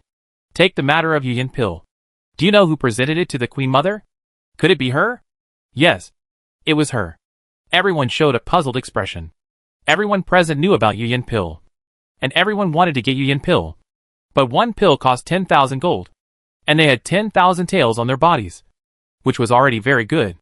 But if they made friends with her, Yuyan Pil might be much cheaper. And maybe even given to them for free. Everyone was excited at the thought.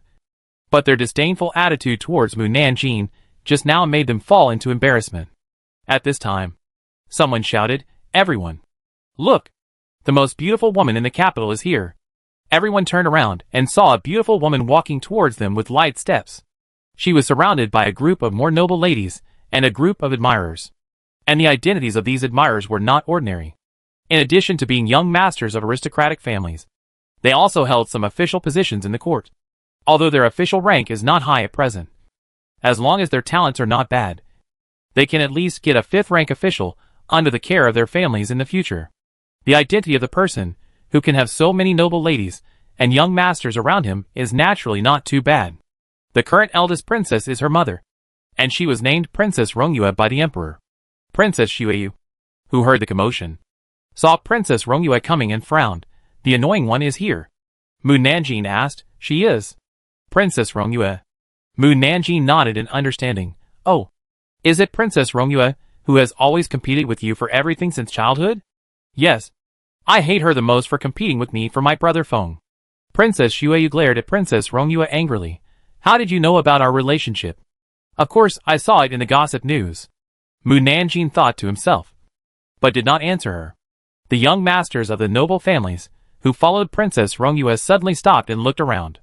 When they saw Mu Nanjing next to Princess Xueyu, their faces suddenly turned black. Why is she here? One of the young masters of the noble families asked in a low voice. The others shook their heads slightly. If they knew that Mu Nanjing would also come to the flower show, they would never come here. Princess Xueyu saw that the young masters of the noble families stopped after seeing her, and asked in confusion, Am I so scary? Why don't you come here? Mu Nanjing. Why do I feel like they are afraid of me? I am just a small Jinui. What is there to be afraid of? Even if Tang Jingrui and others are backing them up, they can't be afraid of me. Well, it should be my illusion. Young masters of the noble families. No, you are not illusion. We are really afraid of you. afraid that you will reveal our secrets. When they were hesitating whether to get on the boat, the noble ladies and noble gentlemen behind them rushed over excitedly and squeezed them under the pleasure boat. The courtesans are here. The courtesans are here. A 2-story pleasure boat came from a distance, and a group of courtesans with stunning looks stood on the first floor. There were both male and female courtesans, all dressed up gorgeously and standing at the bow and stern, smiling at the noble ladies. Immediately afterwards, musical instruments started playing and the courtesans began to dance. Mu Nanjing saw Gong Xiaorong sitting on the second floor playing the piano, and his eyes lit up slightly. Wow! Gong Xiaorong is here too. I can finally have sex with him openly today. Young masters of the noble families. Chapter 31 Throwing the Embroidered Ball. On weekdays, noble ladies and gentlemen pay great attention to their status. They would never go to a dirty place like a brothel, let alone see an oiran. Therefore, they can only listen to others talking about the appearance of an oiran, and they feel unspeakable regret in their hearts. Now that they have a chance to see her, they will not let it go. So they just lost their composure. Princess Rongyue, who was standing behind the crowd, was ignored and walked onto Princess Xueyu's pleasure boat with a gloomy face. Princess Xueyu heard the footsteps. Her eyes turned slightly, and she deliberately asked Mu Nanjing, Mu Nanjing, do you think Princess Rongyue is more beautiful? Or is the oiran more beautiful? Mu Nanjing answered without thinking, the oiran. Princess Xueyu burst into laughter. I also think she is the oiran. Damn it. She, who is of noble status, was compared with a whore in appearance. It's really too much. Princess Rongyue was even more furious, and her footsteps on the stairs became heavier. Princess Xueyu, if the queen knew that you were having an affair with a filthy person at the flower party you held, how do you think the queen would punish you? Princess Xueyu sneered. Princess Rongyue, what else can you do besides using my mother to pressure me? Also, you said that I was having an affair with a filthy person. But now that you are on my pleasure boat, you are not having an affair with a filthy person? You?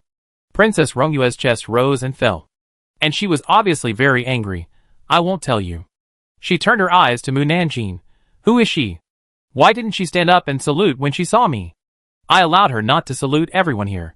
Princess Xueyu stood in front of Mu Nanjing to block Princess Rongyue's sight. What? Princess Rongyue wants to disobey my order? Princess Rongyue. What she hated the most was that she was of the same generation as Princess Xueyu, and was a cousin who was a few months older than Princess Xueyu. But because of her status, she was inferior to Princess Xueyu. Once the two of them encountered a conflict, Princess Xueyu would use her status to suppress her, the princess, and that's why she liked to oppose Princess Xueyu everywhere. However, except for her beauty, she was not as good as Princess Xueyu in everything, which really pissed her off. Princess. At this time, Princess Rongyue's personal mate came up and said, meet the princess. Princess. The eldest prince is here. Mu Nanjing gave Princess Rongyue a look after hearing this. The eldest cousin is here. Let's go find him. Princess Rongyue walked downstairs happily. The annoying guy finally left. Princess Xueyu snorted, but it's really strange. Why did the eldest brother come here? Mu Nanjing turned his head to look at the pleasure boat that was also parked by the lake. It was 3 stories high like Princess Xueyu's pleasure boat, but it was more imposing than Princess Xueyu's. Downstairs, Princess Rongyue restored her usual dignified and elegant appearance and asked the people who came to Baodian Lake with her, the eldest prince is here. Will you all go with me to see the eldest prince? The eldest prince is here. Of course we have to go forward to pay our respects. As soon as these words were finished, the young masters of the noble families heard Mu Nanjing's voice again. The eldest prince is someone who wants to compete for the position of the crown prince, and the nobles dare to get close to him. Do you want to die? Or do you want to confiscate your family? No matter which one it is, the eldest prince can't give you wealth and glory. Besides, what good can you expect from a prince who uses women to win people over? Don't be silly. Such a person will definitely be a coward when encountering problems. Princess Rongyue is not the wife you can marry, because her wish is to marry the princes and become the queen. It's funny to say that Princess Rongyue's purpose of becoming the queen is just to suppress Princess Xueyu. Also, the emperor's preferred candidate for the crown prince is not the eldest prince. Although the eldest prince is the eldest brother, he is not the legitimate son. The emperor will not appoint a concubine as the crown prince. If anyone gets close to the eldest prince or helps the eldest prince, it will only make the emperor unhappy. Hearing the inner voice, the young masters of the aristocratic families turned pale and immediately regretted accepting Princess Rongyue's invitation. Moreover, they did not expect that the white moonlight in their minds actually had the intention of being the mother of the world. Such a woman, they dare not marry high. Suddenly, a young master from aristocratic family covered his abdomen and said, "Oh, I don't feel well, Princess. I'm sorry. I'm afraid I can't accompany you to see the eldest prince."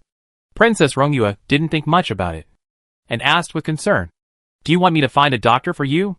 No, I'm leaving." The young master from aristocratic family ran away as if he was being chased by a ghost.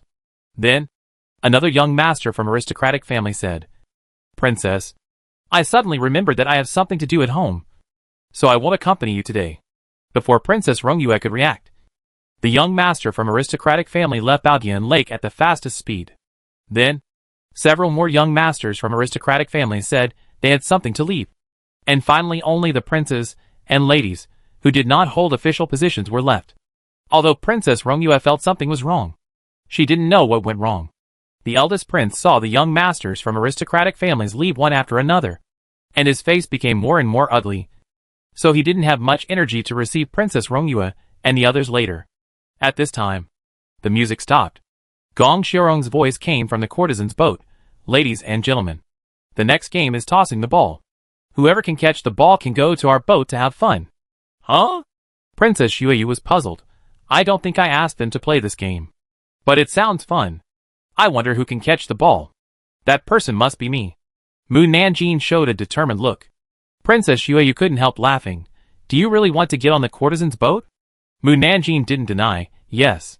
Princess Xueyu disagreed. "You are a girl. If you go up, your reputation will be damaged.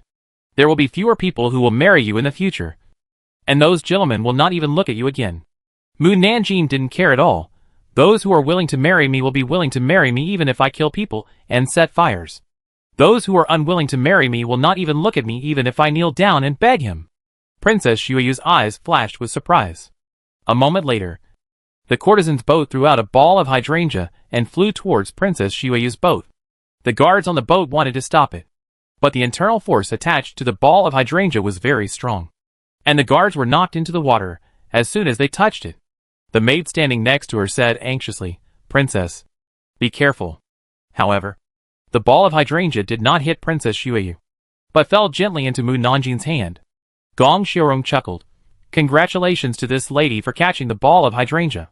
The courtesan's boat of hydrangea rode next to Princess Xueyu's boat of hydrangea, and many top girls stood at the bow of the boat to invite Mu Nanjing to board. Chapter 32 I Want to See You Striptease. After Mu Nanjing boarded the boat, he was immediately arranged to Gong Xiaorong's room on the second floor, and the courtesan's pleasure boat quickly moved away from the lakeside and toward the center of the lake. Gong Xiaorong raised the small wine glass on the table. "This glass of wine is to thank Miss Mu for saving my life." Originally, he should have gone to thank her the next day, but the housekeeper of the Mu mansion sent him away on the grounds that Mu Nanjing was injured and did not see guests, and he could not force his way in. "I didn't expect to meet her in Baodian Lake today, so I couldn't wait to invite her to the boat." Mu Nanjing enjoyed the top girls dancing while sipping the wine. "The assassin also wanted to kill me at that time. I drove away the assassin, which was equivalent to saving myself. You don't have to thank me." In fact, she was close to him and saved him not only because she thought he was good-looking, but also for selfish reasons. She had seen in the gossip news that Gong Xiaorong had a little relationship with her, and her intuition told her that this person could not die, and it was very likely related to the task mentioned by the system. In that case, why not help her save someone? That's also saving me. Gong Xiaorong poured her another glass of wine. "This time I invited Miss Mu. In addition to thanking her, I also want to say goodbye to her." "Farewell?" Mu Nanjing frowned. "Will there be no more handsome men to look at in the future?" "Yes. Something may have happened at home, and I need to go home to see it." Gong Xiaorong's eyes darkened when he said this. He was very sad that the person he had always trusted betrayed him, and there must be something big at home for the person he trusted to behave abnormally. "Oh!" Gong Xiaorong felt very disappointed when he saw that she just responded lightly, and swallowed back the words he wanted to say. Mu Nanjing saw that he had something to say. "Just say it. The journey is long, and we may meet Seeing that he was hesitant, Mu Nanjing asked, "Are you worried that you will meet assassins again? Do you want me to take you home?" Gong Xiaorong nodded. Mu Nanjing shook his head. "It is impossible for me to leave Daqian Kingdom. At least not for now." Gong Xiaorong had expected that she would not want to, and smiled slightly. "I am abrupt." Mu Nanjing glanced at the red necklace on his neck. "Give me the necklace on your neck." Gong Xiaorong took off the necklace and handed it to her without hesitation. Mu Nanjing injected spiritual power into the necklace, and the broken beads recovered at a speed visible to the naked eye. Gong Xiaorong looked at the scene in amazement. Mu Nanjing returned the necklace to it. "With it, even if you meet the assassin that day, he can't do anything to you." "Miss Mu, thank you so much. I don't know how to thank you." Gong Xiaorong took the necklace and put it back on her neck with care. "By the way, since I am leaving Daqian country, there are some things that cannot be taken away. Xia Kingla will be given to you, and the other 2 brothels will also be given to you. After getting off the boat, I will send someone to deliver the brothel's land deed and the contract of selling body to the girl's house. And I will leave a few people to help the girl." "What a generous and considerate man. He. You can visit brothels at will in the future." Mu Nanjing saved his life, which was like his second parent. She accepted his gift without any refusal.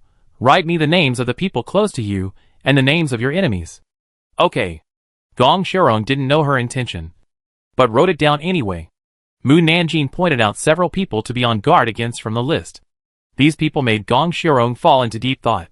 Although he was curious about why she knew these people would be bad for him, he did not ask. "Miss Mu, why do you want to help me?" Mu Nanjing said without thinking, "Because you are beautiful." Gong Xiaorong was stunned for a moment, and burst out laughing. "Miss Mu, are you telling the truth?" Mu Nanjing nodded. "Of course it is the truth." Gong Xiaorong laughed even happier, and the hearty laughter attracted the girls outside to peek. When he almost laughed, he asked again, "Miss Mu, I am about to leave Daqian Kingdom.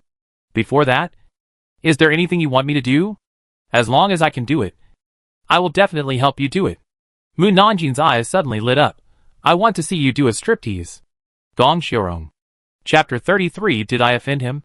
Since Gong Xiaorong had made a promise, he would certainly satisfy Mu Nanjing's wish. It was just that he was dancing a striptease behind a white gauze screen, and the looming strong body almost made Mu Nanjing bleed from her nose, and shouted it's so satisfying. Finally, Gong Xiaorong stretched his feet out of the white gauze screen little by little. Mu Nanjing's eyes brightened even more. Then, a long hairy leg appeared in front of her. Suddenly, Mu Nanjing felt sick. She would never watch a man dancing a striptease again in her long life. After getting off the boat in the afternoon, Mu Nanjing's mind was still full of lingering hairy legs. She stared at Gong Xiaorong with a cold face. "You did it on purpose." Gong Xiaorong knew what she was referring to, and burst out laughing. "I just want to remind Miss Mu that some things are not as beautiful as you think." Mu Nanjing didn't want to talk to him anymore, so she grabbed the reins from his hand, got on the horse and left. Gong Xiaorong looked at Mu Nanjing's back and said with a smile, "What an interesting girl. I just don't know if I can meet her again in the future." On the way back, Mu Nanjing had a dark face all the way, until she returned to the Mu mansion and saw the golden object in the yard. Her face eased. She quickly raised her hand to cover her eyes and asked the housekeeper, "Uncle Su, what is that?" Uncle Su smiled and said, "Miss, that's your horse, Haydn." "Haydn?" Mu Nanjing frowned. Now Haydn is not black at all, but has become golden and dazzling. Haydn walked to the shadow, raised his head and sighed. Then, he raised his front foot and sighed again. It jumped up, sighed, and posed all kinds of majestic and domineering poses for Mu Nanjing, like a model. Finally, it excitedly ran to Mu Nanjing and circled around her, as if saying, "Is he handsome? Handsome? Am I handsome? Praise me. Praise me. Praise me quickly." Mu Nanjing couldn't help laughing and patted its head. "You like the golden dress so much." Haydn bit her sleeve and motioned her to sit on the horse. Then he took Mu Nanjing out of the Mu mansion and walked around the busy streets. People on the street were all attracted by Haydn's golden armor. Some people praised the horse for being strong and beautiful, while others looked greedily at the golden dress on it. After a circle in the lively crowd and receiving countless looks, Haydn took Mu Nanjing back to the Mu mansion with satisfaction. It happened that Gong Xiaorong sent someone to deliver the land deed and the contract of selling body to the mansion.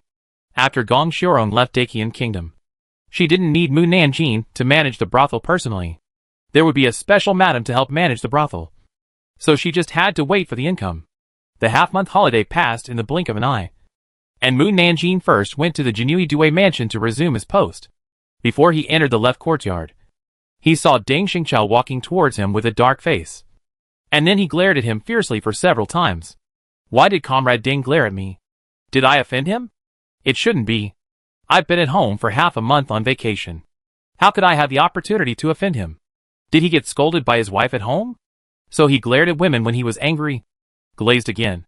Glared again. It's useless to glare at me. Do you think your wife won't beat you if you glare at me?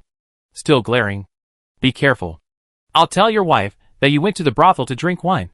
And let your wife punish you to kneel on the nail board to see if you are afraid. Poochie. Someone suddenly laughed out loud. Deng Xingqiao could no longer bear it, and shouted angrily, Mu Nanjing. Mu Nanjing reacted very quickly, and immediately greeted him. Hello. Lord Deng. Come with me to the right courtyard. Deng Xingqiao was the first to enter the right courtyard.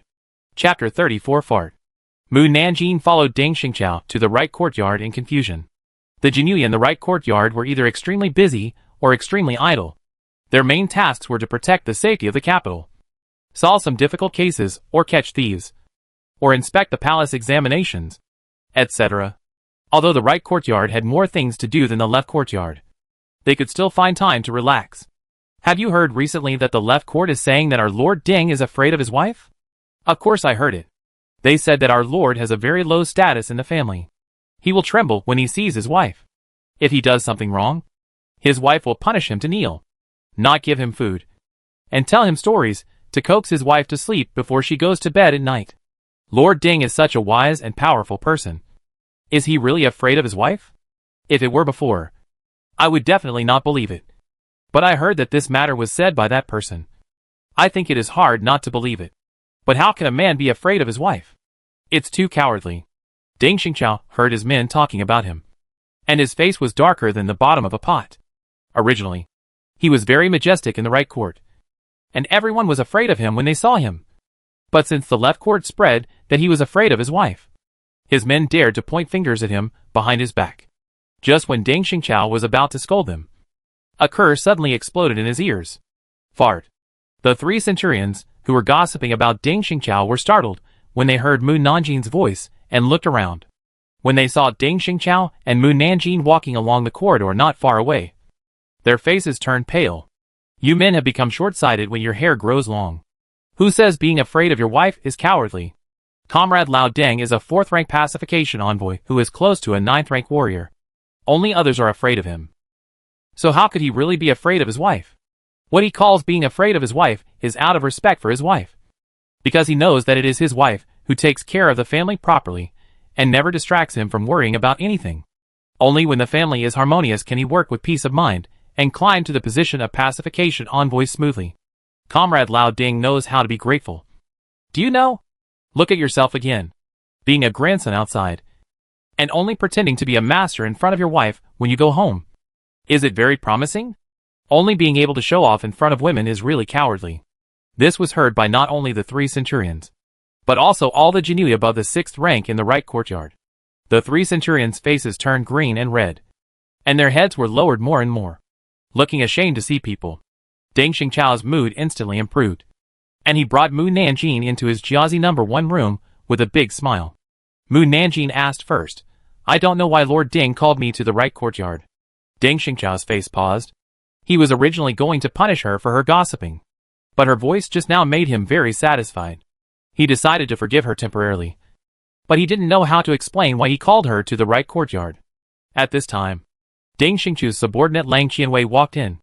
Lord, the envoys of the Kingdom of David and the Kingdom of Qin are less than 50 miles away from the capital.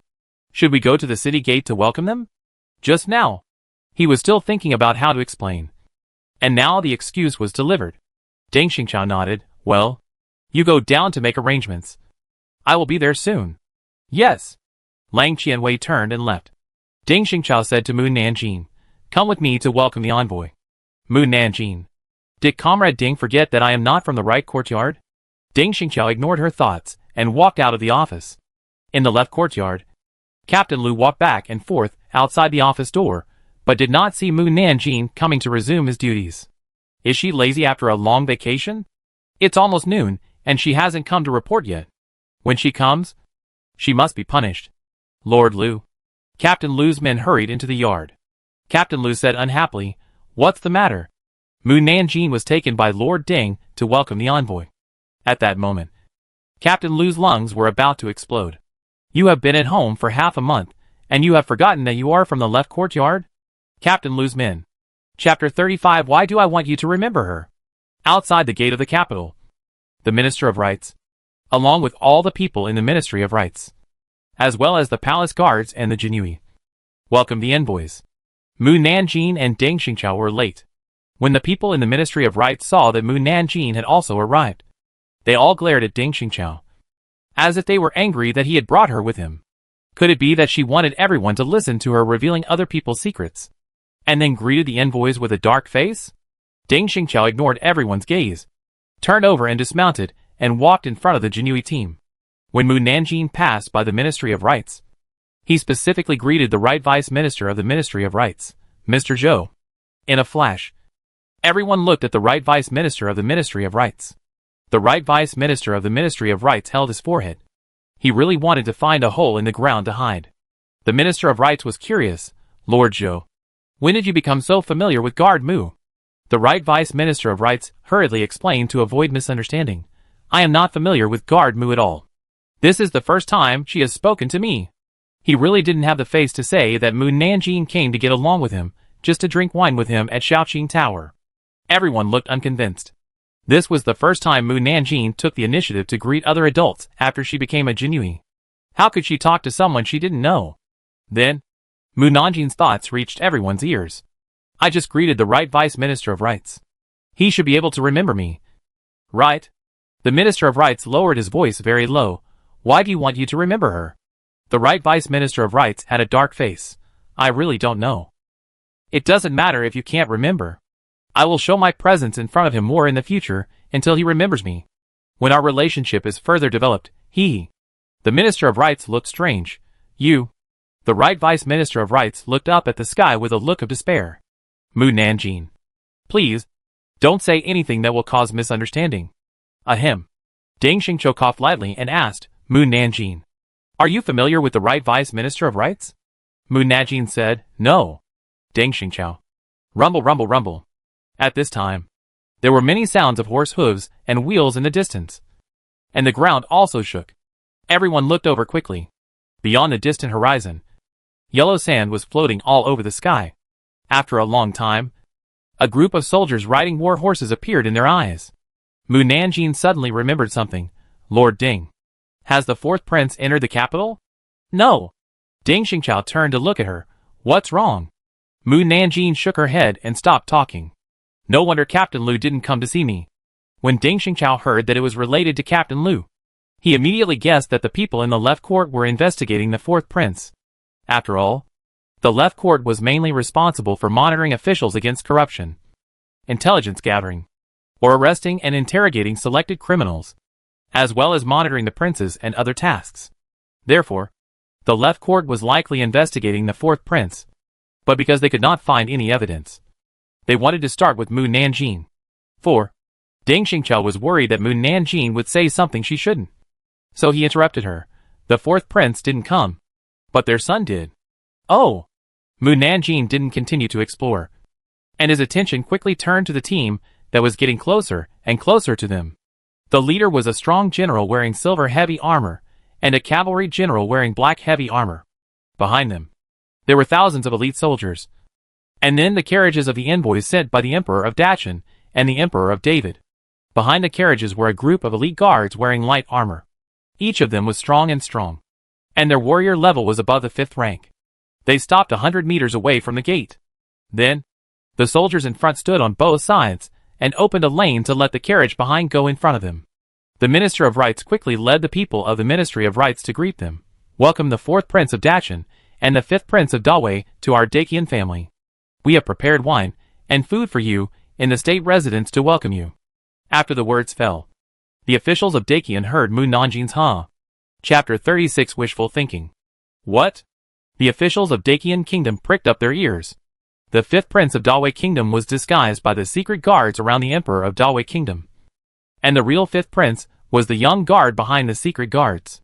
The officials quickly glanced at the young guards behind the fifth prince and moved their eyes away as quickly as possible before they were discovered. Wow! The secret guard is a 5th grade master. And a master of poison. This time he came to poison the emperor and the national teacher. What? Master of poison.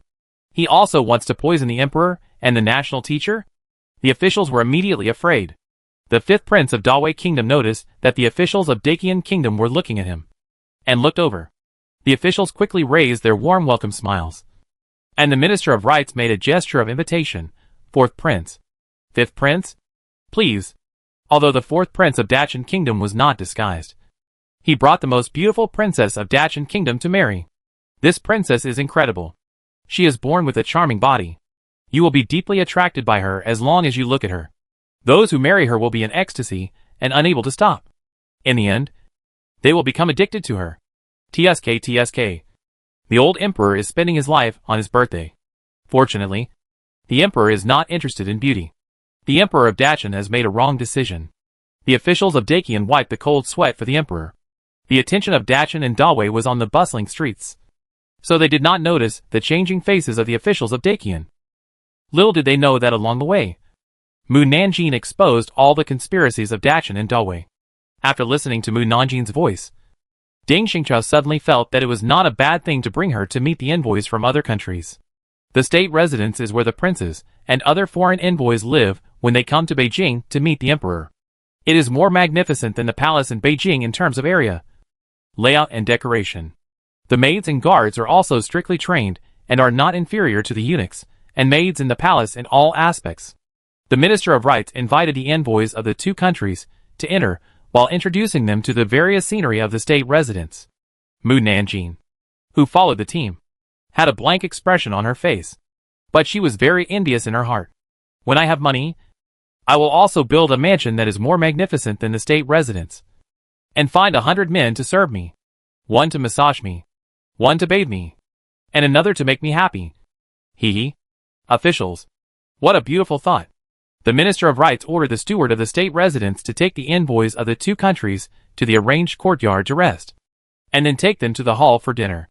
Mu Nanjing was attracted by the exquisite dishes. Seeing the maids bring the dishes to the hall, she also wanted to go in with them. It's already noon. I'm so hungry. I really want to go in and have dinner with them. If I say I'll help them test poison, I wonder if they will welcome it. I just need to take a bite of each dish. They shouldn't have any objections. Right? Officials. Very much. Do I have to stand here and watch them finish eating before I can leave? That's too inhumane. Hey. Why is the fifth prince of David looking at me? Is he interested in me? Then I can only say sorry to you. You look good. But you can't arouse my interest in you. Ding Xingqiao glanced at the guard disguised as the fifth prince of David. And the other party really kept looking at them. As for whether he was looking at Mu Nanjing, he didn't know. At this time, the fifth prince of David, Jin Beiyun, walked towards them. Chapter 37. It's time to praise me. The Jinyuais straightened up when they saw the guards from the Dawei Kingdom approaching them. Jin Beiyun asked Ding Xingqiao, is this girl also a Jinyui? Does your Dacian Kingdom have female guards? Yes.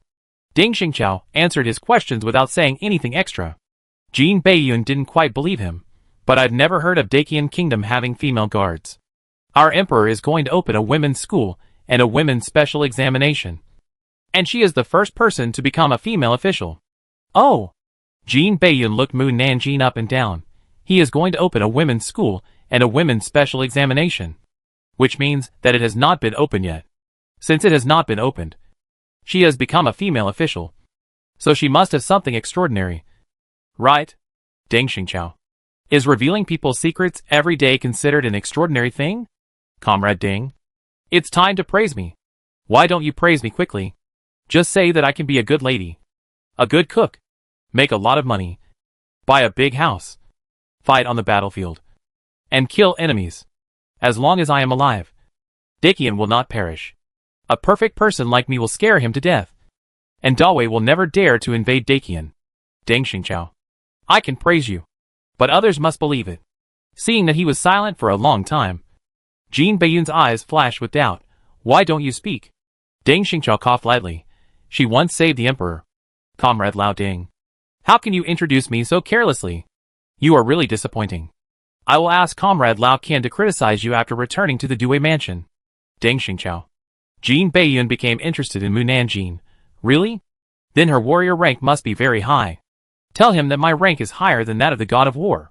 I guarantee that after hearing this, the poison sect of their family will not dare to attack the old emperor. The god of war is the highest level of warriors. It is impossible for a small country like Dakian to have a god of war. However, Deng Xingqiao did not want David to underestimate Mu Nanjing and the Jinui. So he smiled apologetically at Jin Beiyun. As a warrior, you should know that warriors should not reveal their ranks to others. Please forgive me for not telling you. Jin Beiyun nodded to show his understanding. Then can I know her name? Deng Xingqiao looked at Mu Nanjing and said, after getting her consent, her name is Mu Nanjing. Jin Beiyun looked at Mu Nanjing and asked, Miss Mu, can I have a fight with you? Mu Nanjing was very embarrassed. Should I accept the challenge? But what if I cripple him? Will it start a war between the two countries? Deng Xingqiao, who didn't know that Mu Nanjing had saved the emperor in Jing to a temple. Girl, you really think too much. It's good enough that you didn't get crippled. How about I pretend to lose to him? But it will embarrass Dakian Kingdom and myself. How about a draw? But is there any point in a draw? It's better not to fight. Jin Beiyun asked, what's the problem? Young lady? Deng Xingqiao said quickly, the envoys have come a long way to Dakian Kingdom, and they haven't rested yet. So they are sparring with you. Wouldn't it be like we are bullying them? If our emperor knew about it, he would think we were not hospitable and punish us. Jin Beiyun felt that what he said made sense. And he was not in a hurry. So he nodded. Wait a few days, and then find Miss Mu to spar. Deng Xingqiao agreed on behalf of Mu Nanjing. Okay. When the time comes, just find an excuse to get away with it. Chapter 38 Let the Jinui destroy themselves. It was almost noon when Deng Xingqiao led the Jinui back to the Due mansion. Mu Nanjing, whose stomach was growling with hunger, went straight to the canteen and saw shredded radish and fried meat again, and was immediately angry. Stir-fried radish and fried meat again. I want to complain to the chef. In order to embezzle public funds, he cooked shredded radish and fried meat every day, without adding oil and little salt. It's okay that there is little meat, but it's so damn small that it's not enough to fill my teeth. He embezzles thousands of taels of silver every day, tens of thousands of taels a month, and hundreds of thousands of taels a year. This is not a small amount. This is the Jinui mansion. It's okay that you don't investigate the corruption case right under your noses, but you actually turn a blind eye to it in order to protect the people behind the chef. You think this is just a small matter, but do you know that once a person can't satisfy his appetite, he may also betray. In order to have good food, he would accept money from others to sell you out and tip off others. That's why some of your cases can't be solved. When more and more cases can't be solved, the emperor will doubt the ability of the Jinui, and it will be a matter of time before the Jinui is disbanded. It seems disbanding the Jinui is also good.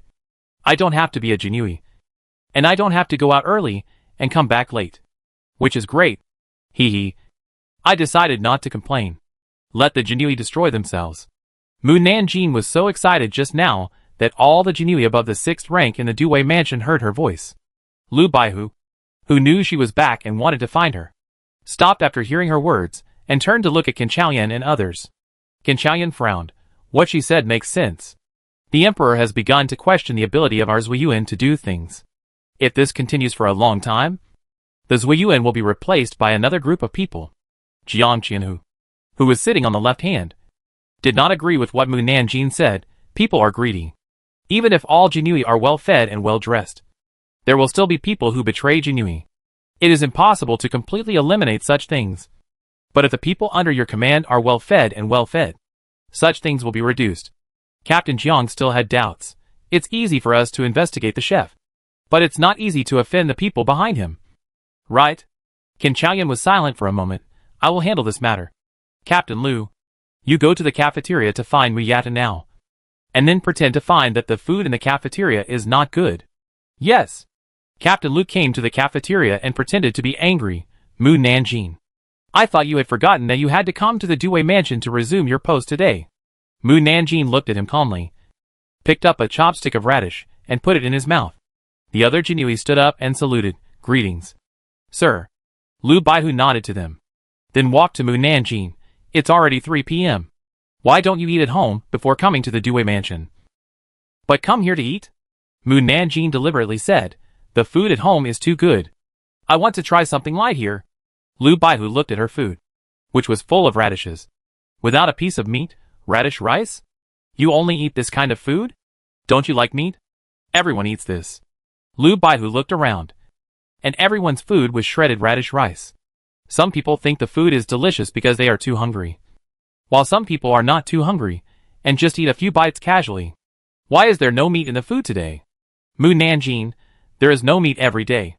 Lu Baihu asked one of the Jinui, is it really like she said? The Jinui who was asked was afraid of offending someone who should not be offended, so he did not dare to speak.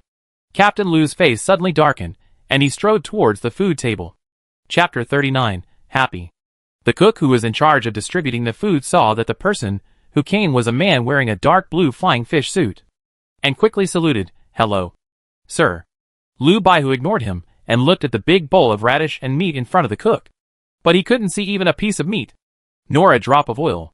He was so angry that he snatched the spoon from the cook's hand and shoveled the vegetables in the bowl hard, only to see a few thumb-sized pieces of meat. Is this the food that Jinui eats? The cook's eyes flashed with guilt. Reply. Reply to your sir. Yes. Lu Baihu threw the shovel angrily. I remember that the silver money allocated to the canteen every month is no less than 50,000 taels. Enough to ensure that everyone can eat 2 pieces of meat and 1 vegetable. Now look at what dishes you are eating. Although he knew that the Jinui under his command did not eat well, he was still indescribably angry when he saw it with his own eyes. The 5 cooks were so scared that they quickly knelt on the ground. Lu Baihu knew that they were not in charge, so he asked, where is the chef? Where is he? In the backyard. Go and call him to see me. Yes. Yes.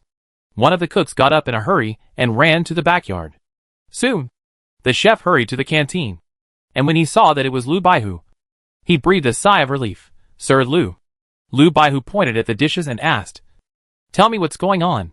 The chef smiled and looked at the people around him, and lowered his voice and said, Sir Lu, aren't you asking even though you already know the answer?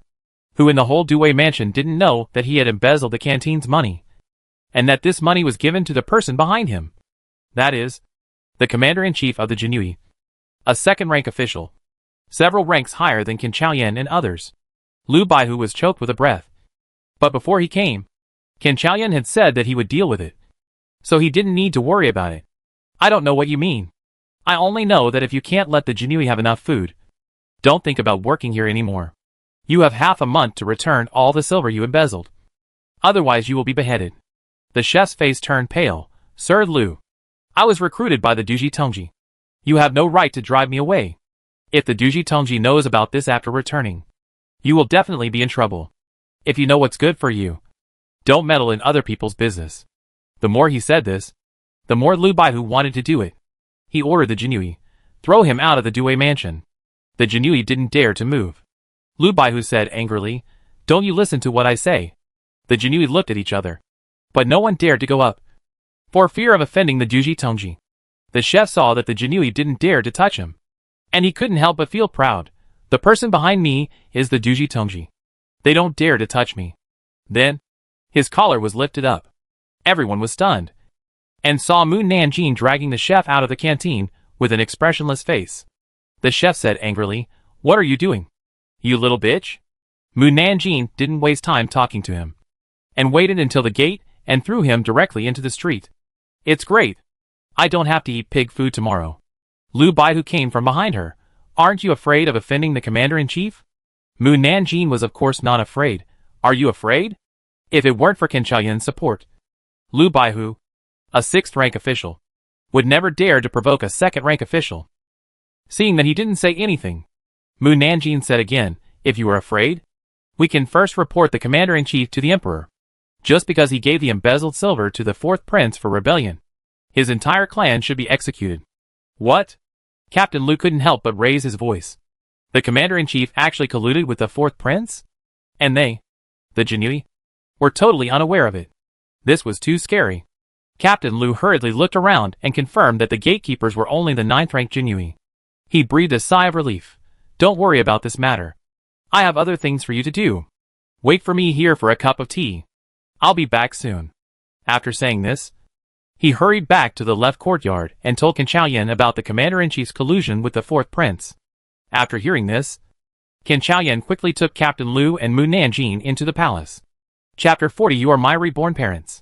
After arriving at the palace, Qin Chaoyan and his companions went straight to the imperial study. The emperor only summoned Qin Chaoyan to meet him. Lu Baihu and Mu Nanjing were waiting in the courtyard outside. Mu Nanjing suddenly said, "Is it impossible to pass it on?" "What?" Lu Baihu didn't understand what she meant.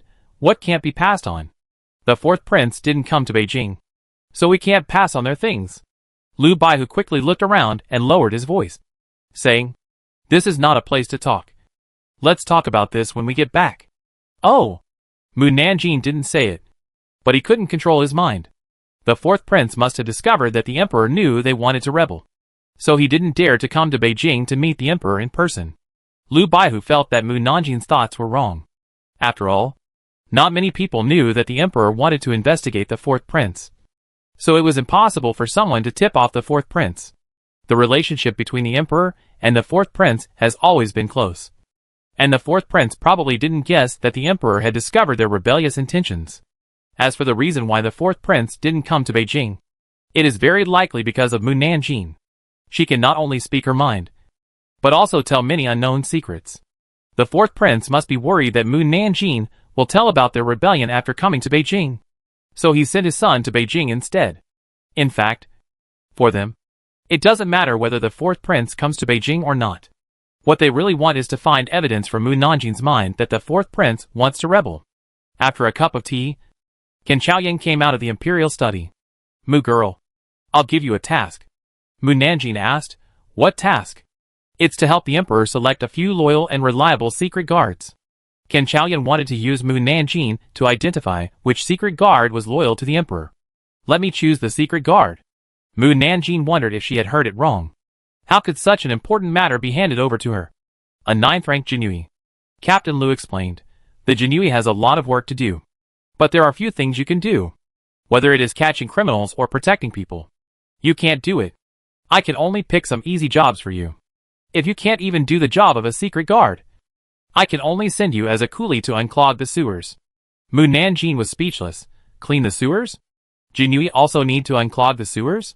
It's the work of the Ministry of Works. But the Ministry of Works is often short of manpower, so they will ask us Jinui to borrow people. Mu Nanjing.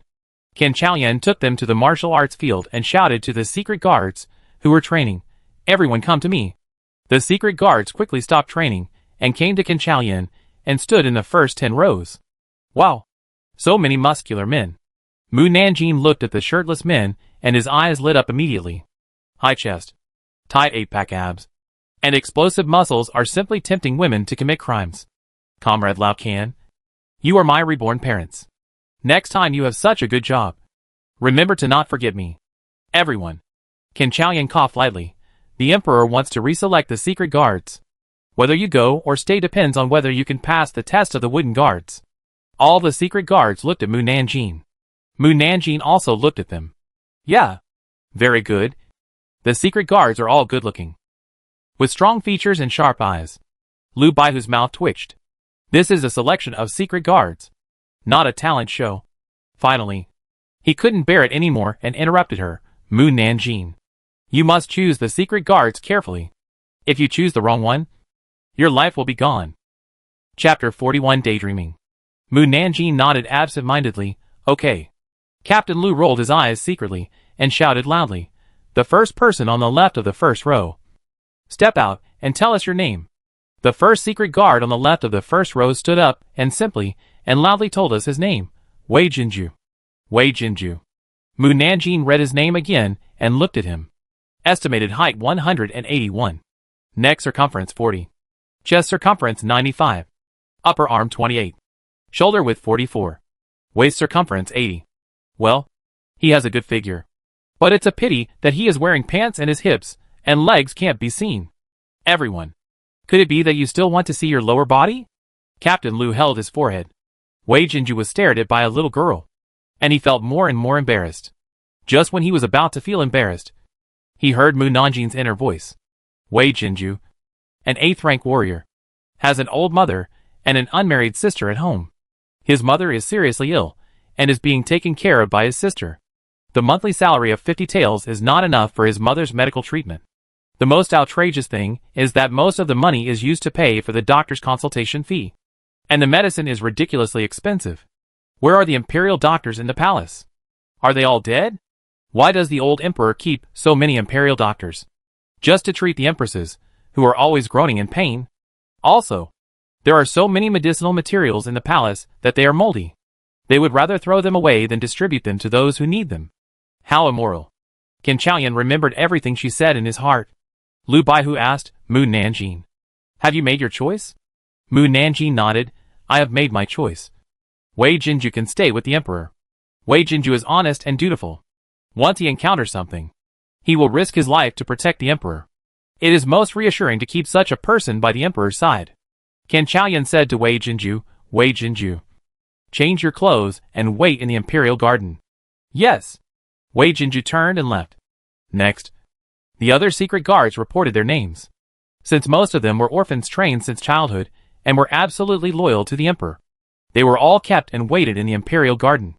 Mu Nanjin saw that the secret guards had all left, and she felt very disappointed.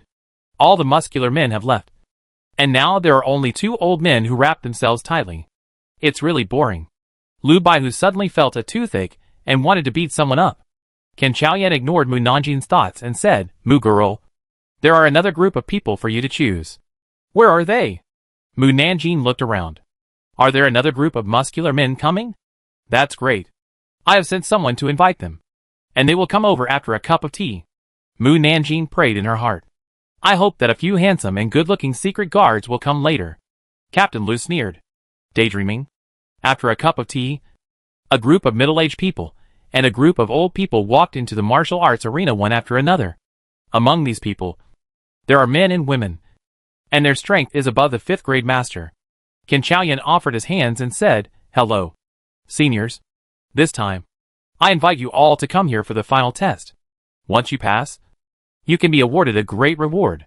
Since the last assassination in Jingtu temple, the emperor has always been uneasy, and even felt that there were too few masters around him.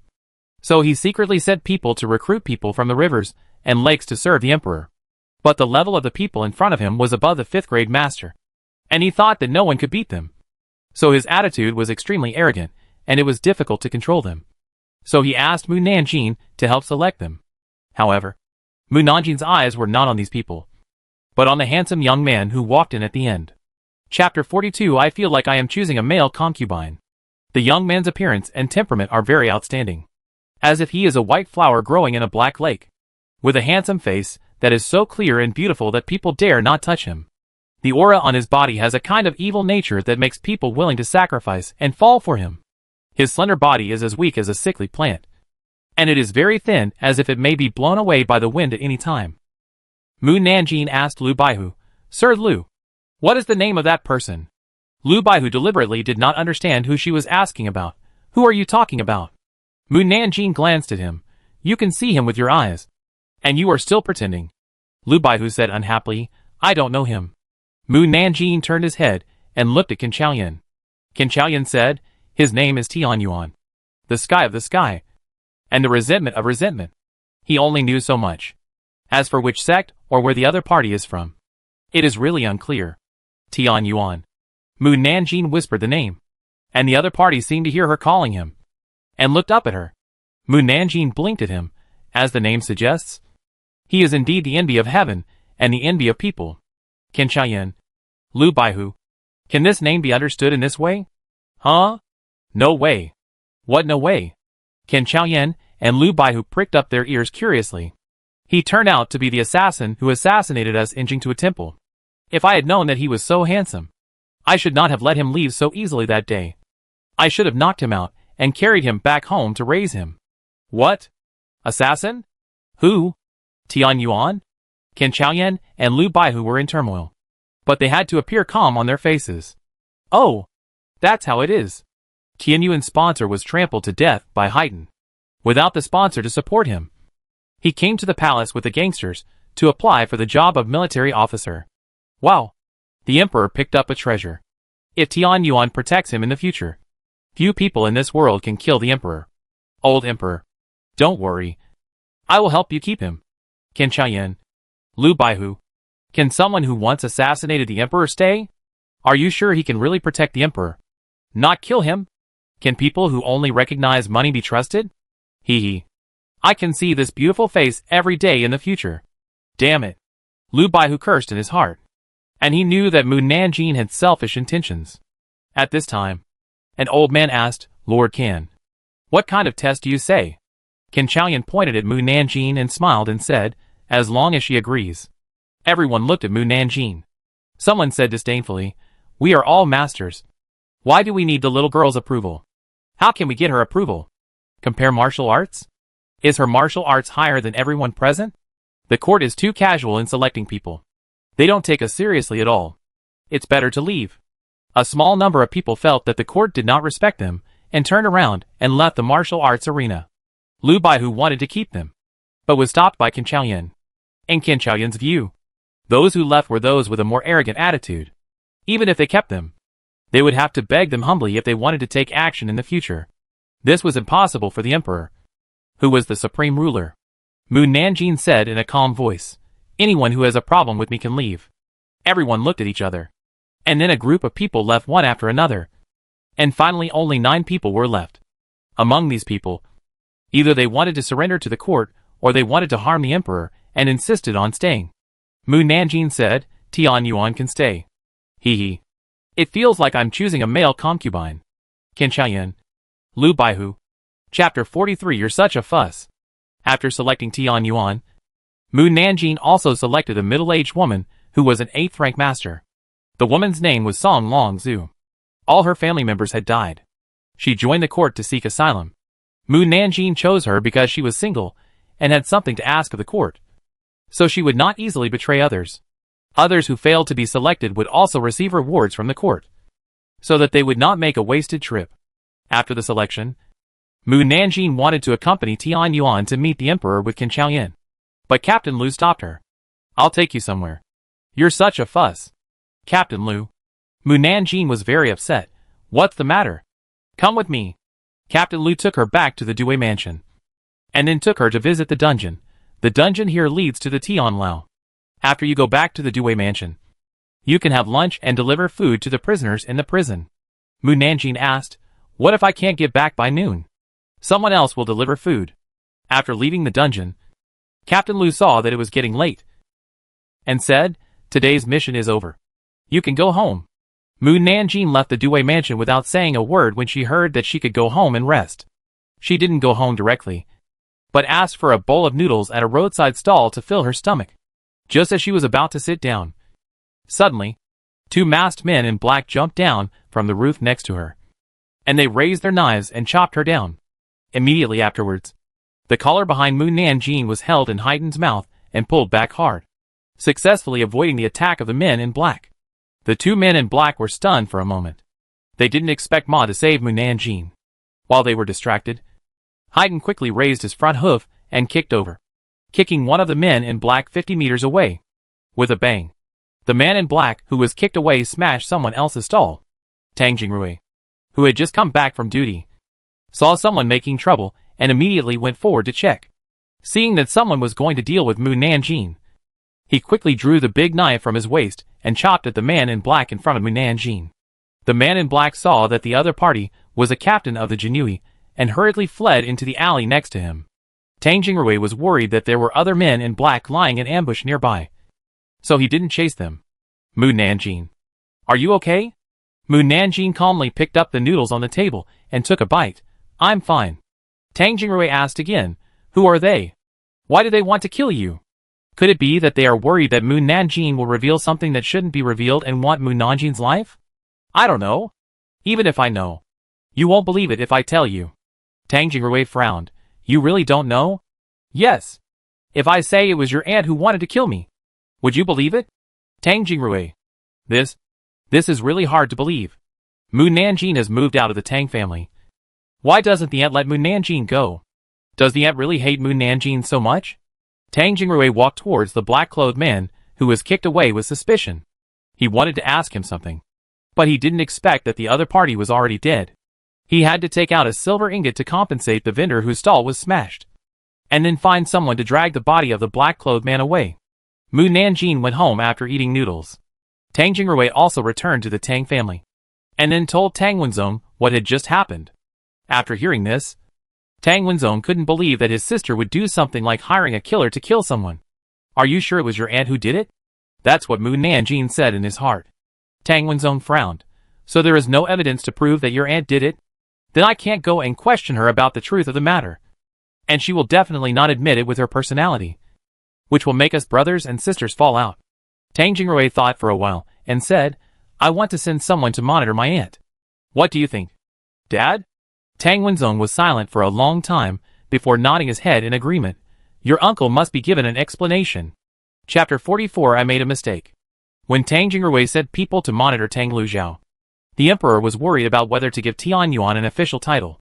After all, the other party had wanted to kill him before, and it was really hard to let him go. What if he was given a high-ranking official title, and he rebelled? However, the other party's military strength was much higher than that of the national teacher. If he really wanted to kill him, he could just rush into the palace directly. There was no need to disguise himself as his secret guards, and then do it.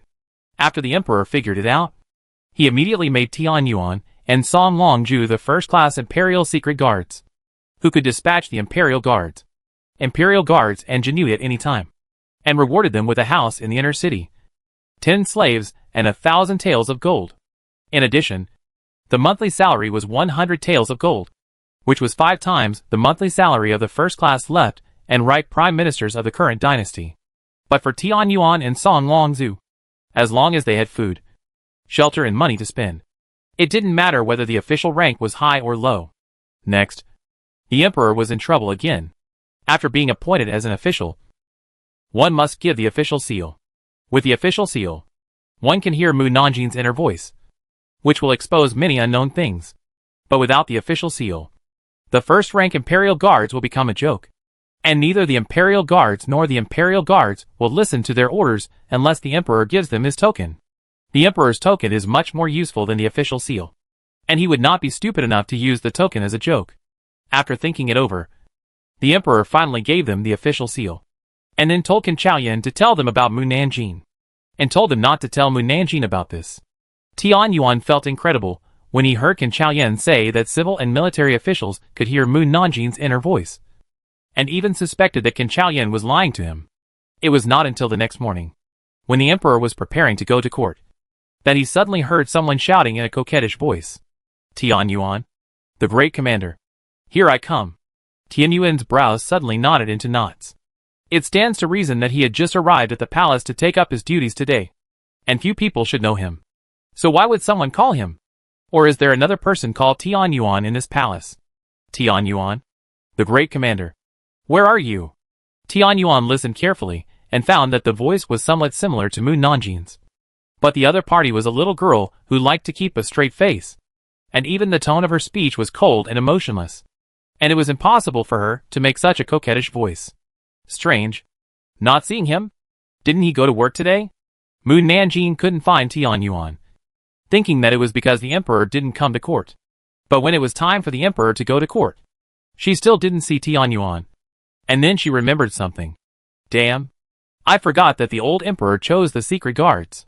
The secret guards are to hide in the dark to protect the emperor. It is impossible for others to discover his existence. Then I will not be able to see him in the future?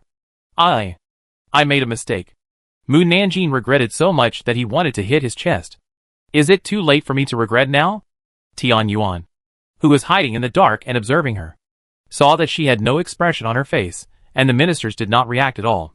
He couldn't help but wonder if he had hallucinations? Or could the civil and military officials in the court really hear Mu Nanjing's thoughts? Or was it not the voice of the heart, but the sound transmission? Then transmit what she wanted to say to others. But the sound transmission carries spiritual power, and there was no spiritual power fluctuation in the voice he just heard. Tian Yuan thought for a moment and decided to test her. He came out of the dark and walked in front of Mu Nanjing. Mu Nanjing's eyes lit up. "It's Tian Yuan." Tian Yuan asked in a low voice, "Mu Nanjing, do you recognize who I am?" Chapter 45 Scared by You. "You are Tian Yuan." Mu Nanjing spoke in a flat tone, like a puppet, with a cold expression. Tian Yuan heard her speak again, without opening her mouth. "Nonsense. I recruited you as a secret guard. How could I not recognize who you are?" Tian Yuan stared at her lips carefully.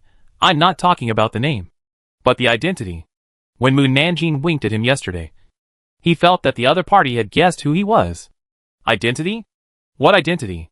Is he talking about the assassin? If so, should I admit that I have recognized him? Tian Yuan. She really knows who I am. It's pitiful that I have to go to court with a group of bald old men in Taijin Palace before dawn every day. Now I just hope to see more handsome guys to refresh my eyes. If he quits because I recognize him, wouldn't it be a lot of fun? I can't admit it. I absolutely can't admit it. Civil and military officials. Girl, you are immoral. We are attending court seriously, and have not provoked you. Why do you suddenly want to stab us in the heart? Mu Nanjing frowned lightly, pretending to be ignorant. We just met yesterday. How can I know your identity? Tian Yuan's test ended, and the conclusion was that this person really can express his inner voice. This is the first time he has encountered such a strange thing. It is really hard to imagine that a person with an expressionless face can have such a rich heart. He felt a little sympathetic to the other party, but he couldn't hide his thoughts. He kept looking at me without saying anything. Did he not believe what I said? Or did he like me? Tian Yuan didn't want her to misunderstand him, so he turned around and left immediately. Just leaving like that? He believed what I said? Then will he come to assassinate me tonight? Mu Nanjing saw in the gossip news that the person who hired him to assassinate the emperor and the person who hired him to assassinate her were not the same sponsor. So Tian Yuan would not assassinate the emperor again. But that didn't mean he wouldn't kill her. As for which sponsor wanted to kill her, he didn't know. Tian Yuan paused. She actually knew that he wanted to kill her? Could this be what Qin Qian said? Mu Nanjing will know some unknown secrets? But how did she know? And why did she keep him when she knew he would kill her? Was she trying to monitor him under her nose? If he didn't come to kill me, then wouldn't the traps I set in the room and the yard last night be useless? These words reminded Tian Yuan of the pill that Mu Nanjing threw at him at Jingtua Temple. Although it was just an ordinary hallucinogenic drug, it took him several days to get rid of the effect. You dare to set a trap for me now? You are simply courting death. I originally wanted to capture him alive and replace Gong Xiurong as the headliner in Xia Qingla to attract customers. But now it seems that my plan will fail. Since Gong Xiurong left, Xia Qingla's income has decreased by 30%. Mu Nanjing, who took over Xia Qingla, felt indescribable pain. Now she is eager to find someone to replace Gong Xiurong and make Xia Qingla popular again. Tian Yuan's face turned darker than the bottom of a pot. If he hadn't sworn not to let Mu Nanjing know that he was expressing his feelings, he would have drawn his sword and killed her long ago. People like her who use Qingla's young prostitutes to humiliate him must not be kept alive. The ministers in Taijin Palace also admired Mu Nanjing to the point of prostrating themselves.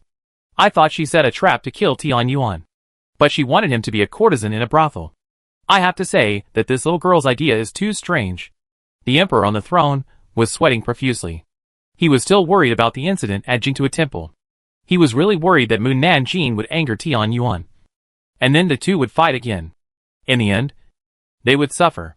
The destruction of the forest at Jingtua Temple was the best proof. He didn't want the palace to be razed to the ground by them. The emperor stood up and announced, "Adjourn the court." The civil and military officials bowed quickly. "See you off, Your Majesty." Mu Nanjing was a little confused. This was the fastest court she had been dismissed since she took office.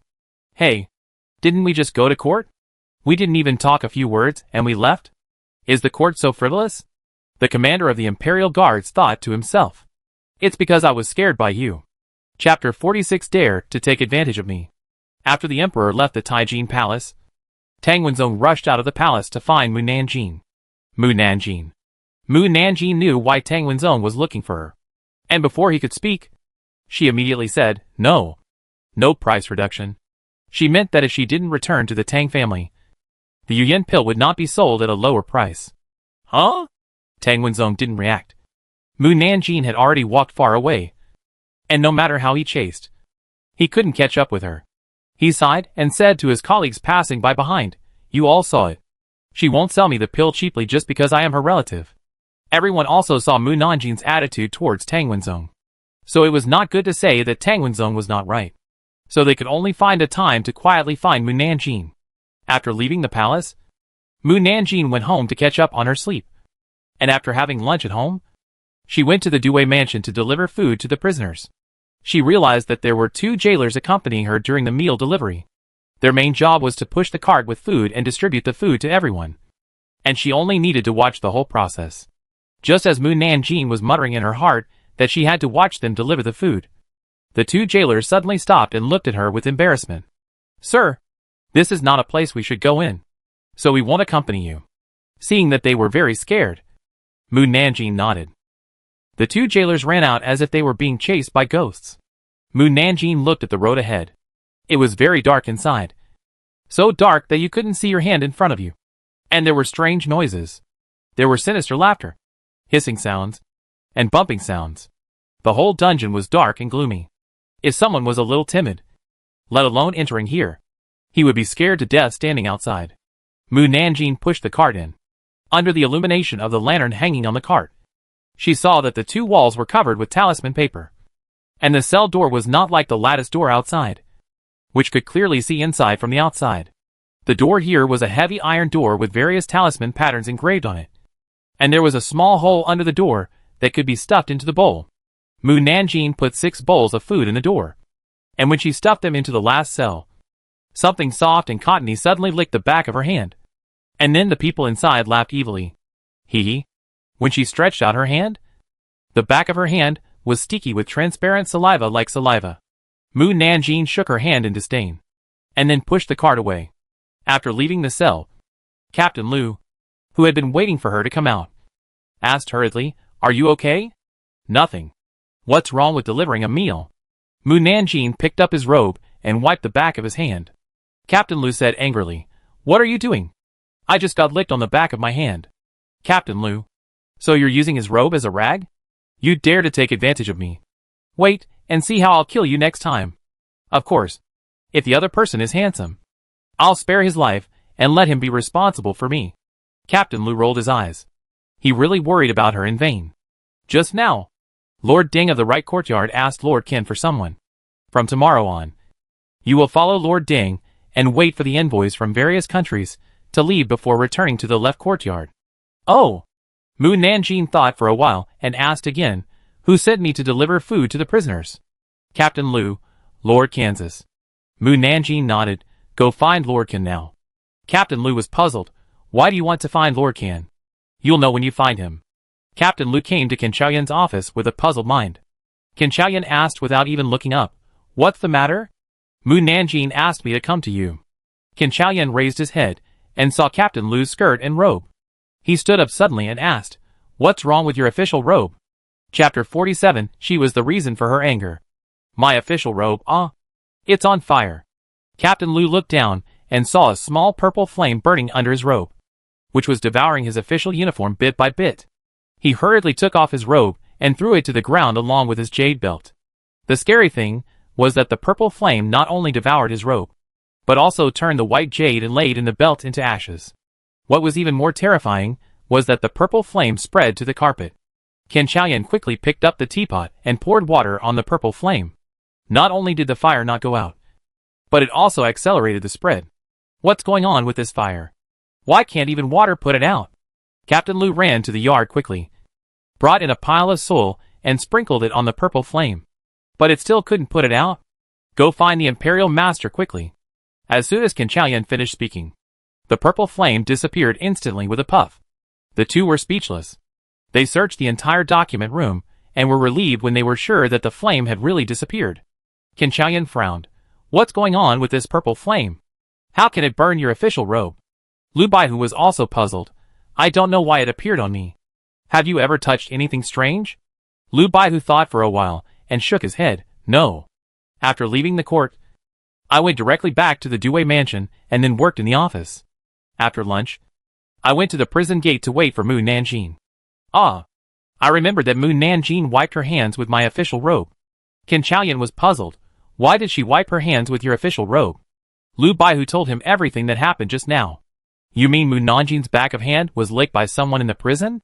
Qin Chaoyan frowned even more. Yeah. Captain Lu nodded. Qin Chaoyan narrowed his eyes and thought for a while. It should be the thing stuck on the back of Mu Nanjin's hand that caused the trouble. Then why is Mu Nanjin fine? Why did she ask me to find you? She is fine. Which means she is not an ordinary person. As for why she asked you to find me, Qin Chaoyan couldn't help laughing. Maybe she was angry that I gave such a dangerous task to a little girl. So she deliberately let me see the end of being fed in the dungeon. Captain Lu was so angry that his teeth itched. This little girl is very cruel. She is not afraid that the purple flame will burn me and burn my whole body. She should be sure that she can't hurt you. So she did this. Captain Lu was curious. Lord Can. Who is the person who licked the back of Mu Nanjin's hand? Why is there such a terrible flame? If the other party has such a great ability, we can't lock him up at all. And there is no reason for him to be obedient. Qin Chaoyan shook his head. I only know that there are 6 weirdos in the dungeon. They are very dangerous. Jailers often die in their hands when delivering food. I don't want to see anyone die in there anymore. So I want to let Mu Nanjin try. I think since Mu Nanjin can deal with people that even the national teacher can't deal with, she should be able to deal with 6 weirdos. And she knows a lot of things we don't know. So it's the best choice for her to deliver food. Now it seems that I was right to choose her to deliver food. He sighed helplessly. It's a pity that she only delivered prison food once, and had to lend it to the people in the right courtyard. I don't feel at ease with her and Deng Xingqiu. You will follow Deng Xingqiu and others to watch her for me tomorrow. I think if you stay with her for 1 day, your life will be shortened by half a year. Lu Baihu said unhappily. It's all because of her anger. Qin Chaoyan laughed. Mu Nanjin's inner thoughts are really irritating. Chapter 48. I will spare their lives. The next morning, Mu Nanjin came to the gate of the Due mansion, and saw Captain Lu and Deng Xingqiu waiting for her on horseback. She immediately frowned. Why is Captain Lu everywhere?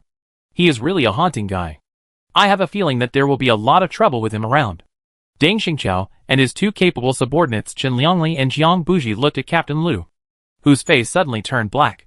Captain Lu kept comforting himself in his heart. Not angry. Not angry. Wouldn't it be what Mu Nanjin wanted? Everyone is here. Let's go.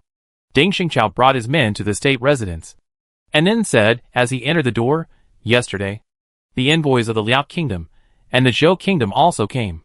The envoys of the 4 countries are here, and they will be brought to the palace to meet the emperor in the afternoon.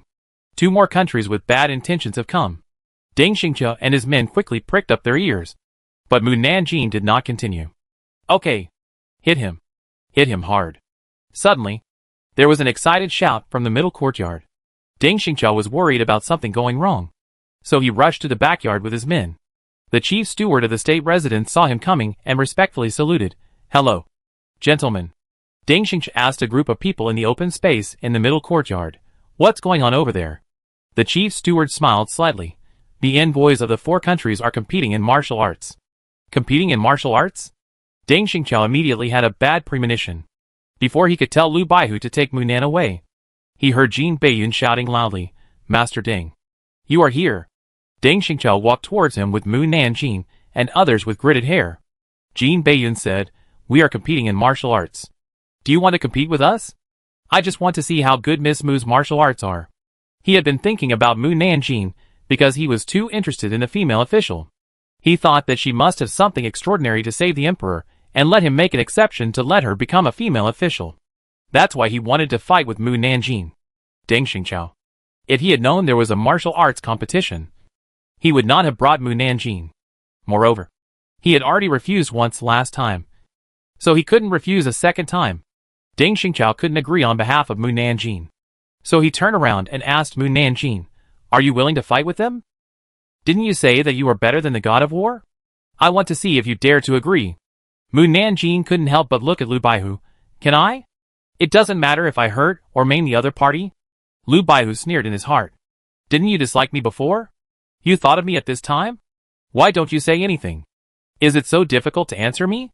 Just say whether you want to win, tie, or lose, and I can do what you want. Captain Lu. Jin Beiyun looked at Captain Lu with a puzzled look. Why ask him? Deng Xingqiu explained to him. Sir Lu is the leader of Mu Nanjing, and he needs to agree before doing anything. Oh, that's it. Captain Lu coughed lightly and said to Jin Beiyun, Sir, Guard Mu is a minister that our emperor values. I dare not make a decision until the emperor agrees on everything. Minister that the emperor values? TSK. This is a big boast.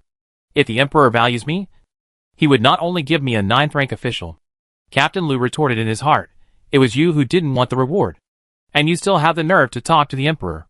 Jin Beiyun could see that Ding Xingqiu and Captain Lu were both protecting Mu Nanjing, which meant that Mu Nanjing had a high status in the emperor's heart. Then please send someone to ask your emperor whether he agrees to our martial arts competition.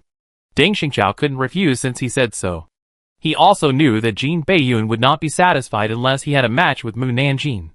So he had to send someone to ask the emperor. He thought the emperor would refuse. But he actually agreed. It's over. Ding Xingqiu lowered his voice and said to Lu Baihu, Mu Nanjing is dead. He even suspected that the emperor wanted to kill Mu Nanjing with the help of envoys from other countries to prevent her from revealing more information in the future. Lu Baihu, you should still worry about the envoys from the other 4 countries. If Mu Nanjing killed them, the 4 countries would have an excuse to cause trouble for Dakian. Mu Nanjing asked, how to fight? Win, lose, or draw? Lu Baihu was also in a dilemma. Ding Xingqiu said, just save your life. Mu Nanjing nodded, okay. I will spare their lives. Lu Baihu. Ding Xingqiu. Hey, that's not what I meant. I want you to save your life. At this time, Jin Beiyun came on stage. Chapter 49 Untitled Chapter. Jin Beiyun bowed to Mu Nanjing and said, I am Beiyun, and I would like to invite Miss Mu to fight. Everyone was curious when they heard that the person who was going to fight was a girl. Miss Mu? Who is she? Are the people of David country so weak that they have to fight with women to regain their face? Haha. It is not glorious for a grown man to fight with a little girl even if he wins. It is not glorious if he loses. Mu Nanjing said to Captain Lu, I am going to fight. Captain Lu nodded. Remember to be gentle. Ding Xingqiu rolled his eyes at him. Are you saying the opposite? You know nothing. If Ding Xingqiu was not of a higher rank than him, Captain Lu would really want to scold him. Ding Xingqiu patted her shoulder. Little girl, don't worry. I have sent someone to invite the imperial physician. Nothing will happen. Although Mu Nanjing's inner voice always reveals other people's secrets, making people want to kill her. After all, she didn't mean it. Not to mention that she is still a little girl. I really can't bear to see her lying in bed for the rest of her life or die at such a young age. Mu Nanjing nodded. Tell the imperial physician to bring more medicine for internal injuries. I have already ordered it. And I have sent someone to your house to deliver the ginseng and Ganoderma lucidum that the Queen Mother gave you. With these medicines, you will definitely be able to survive. Mu Nanjing was puzzled. Shouldn't these medicines be paid for by the emperor? You want me to pay for the tonic? It's too much of a loss. Ding Xingqiu said angrily. It's a matter of life and death. What are you reluctant to give up? Is the life more important? Or the medicine? Mu Nanjing, Lu Baihu felt funny and headache when he heard them talking about one thing and the other. But they were still able to communicate with each other, alright. Don't make it like a life and death separation, and keep the guards of David Kingdom waiting for a long time. Mu Nanjing nodded and went on stage. Ding Xingqiu glared at Captain Lu, although this little girl is not likable. She has been with you for a while. You must have some feelings for her. Right? Captain Lu. Of course I have feelings. It's the kind of feeling that makes me want to strangle her to death. Ding Xingqiu rubbed his eyebrows. Too sudden. What? Captain Lu didn't understand what he meant for a moment. Ding Xingqiu blamed himself. The competition came too suddenly. When the guards of David mentioned the competition, I should have found someone to disguise as Mu Nanjing to deal with David. And then let Mu Nanjing disguise as a man to meet the delegation with us. Now that things have come to this, let's watch the competition first. Captain Lu was particularly looking forward to seeing Mu Nanjing take action. Before, I heard Can Chaoyan say that Mu Nanjing's skills were extraordinary, but I didn't know how powerful he was in fact. On the field, Mu Nanjing walked in front of Jin Beiyun. The people of the other 3 kingdoms looked at Mu Nanjing's dress in great surprise. She is Miss Mu? But why is she wearing the official uniform of Dakian Kingdom's Jinyue? Is she also an official? Does Dakian Kingdom have female officials? When I came to Dakian Kingdom, I heard that the Emperor of Dacian Kingdom asked a little girl to be a female official. But her official rank was not high. I think that girl must be her. I heard that too. I also heard that the Emperor of Dacian Kingdom had the idea of recruiting women to serve as officials because of her. The Emperor of Dacian Kingdom must have been attracted by her beauty, and did such a ridiculous thing. Look at her small arms and legs. How can she be a warrior? I dare say she will fall to the ground in less than 3 moves. She is just a little girl. Even if she knows martial arts, she can only do some fancy moves. The guards of Dawei Kingdom can easily deal with her. You can't underestimate the little girl. She might be as good as the chivalrous women in the martial arts world. Jin Beiyun glanced at the person who deliberately said it loudly, Miss Mu. Let's stop at the point. Mu Nanjing nodded hesitantly. Stop at the point. It's too difficult. Ding Xingqiao turned his head to Lu Baihu and said, it's really too difficult for the little girl to hit the opponent. It's good enough to dodge. I can't bear to watch it anymore. Based on Lu Baihu's understanding of Mu Nanjing, her thoughts are definitely not what Ding Xingqiao thought. He patted Ding Xingqiao on the shoulder and comforted him. Maybe things are not what you think. You should listen to her before deciding whether to watch it or not. He is such a rookie. I guess he will be defeated if I don't use force. It is said that swords have no eyes. What if I can't control the strength for a while? I think it's easier to kill or maim. Lu Baihu. Sure enough. There is a later story. Ding Xingqiao's reluctance disappeared in an instant. He asked Lu Baihu speechlessly, has she been so self-righteous before? Doesn't she know whether she can beat others? She even wants to maim or kill others. She doesn't even consider whether she has the ability. Lu Baihu. Chen Liangli guessed. I think she is comforting herself. Only in this way will she not be so scared. Jiang Buji raised his eyebrows. She must be protected too well by Tang Qianhu and others. She doesn't know what danger is. So she is so bold and brave. How should I fight so as not to hurt others? When Mu Nanjing thought about this, he heard Jin Beiyun said very gracefully, Miss Mu, you are a girl. You go first. Oh! The other party asked her to make a move. So Mu Nanjing didn't bother to be polite with him. It was a good opportunity to test how much force she needed to use to knock the other party down. She pulled out the sword of the Jinyui and turned it in her hand. When she got used to the weight of the sword, she waved it at Jin Beiyun. Then, a sharp sword energy turned into a white light and flew out. Ding Xingqiu's eyes widened suddenly. What is this? Lu Baihu explained kindly. Sword energy. Ding Xingqiao said unkindly. Of course I know it's sword energy. What I mean is how can Mu Nanjing swing sword energy? Lu Baihu. This is hard to explain. Because he didn't know either. On the field, Jin Beiyun's expression changed drastically, and he quickly raised the sword in his hand to resist the sword energy. The sword energy hit the sword, making a sharp sound. Fortunately, his sword was a precious sword. Otherwise it would have been cut off long ago. However, his internal strength could not withstand the power of the sword energy, and he was forced to retreat 2 feet away. The sword energy gradually weakened over time. Jin Beiyun roared and hurriedly swung the sword energy in the direction where there was no one. With a bang, the wall in the distance was split into pieces by the sword energy. Everyone was stunned. The little girl is very powerful. You don't need to watch any more to know that the guards of David Kingdom can't beat the little girl. David Kingdom is going to lose. Ding Xingqiao looked at Lu Baihu in disbelief. Mu Nanjing actually knows martial arts. Chen Liangli and Jiang Buji were stunned. Lu Baihu nodded. I didn't expect Mu Nanjing to be an internal strength master. Ding Xingqiao was very angry. Since you knew she knew martial arts, why didn't you tell me? I worried for nothing. Lu Baihu looked at him innocently. I just heard that she might be able to fight. But I'm not sure she really can. This is the first time I've seen her fight. Ding Xingqiao. No wonder Mu Nanjing is not afraid of death to compete with others. Sir, are you okay? The 2 guards of David Kingdom hurried to Jin Beiyun.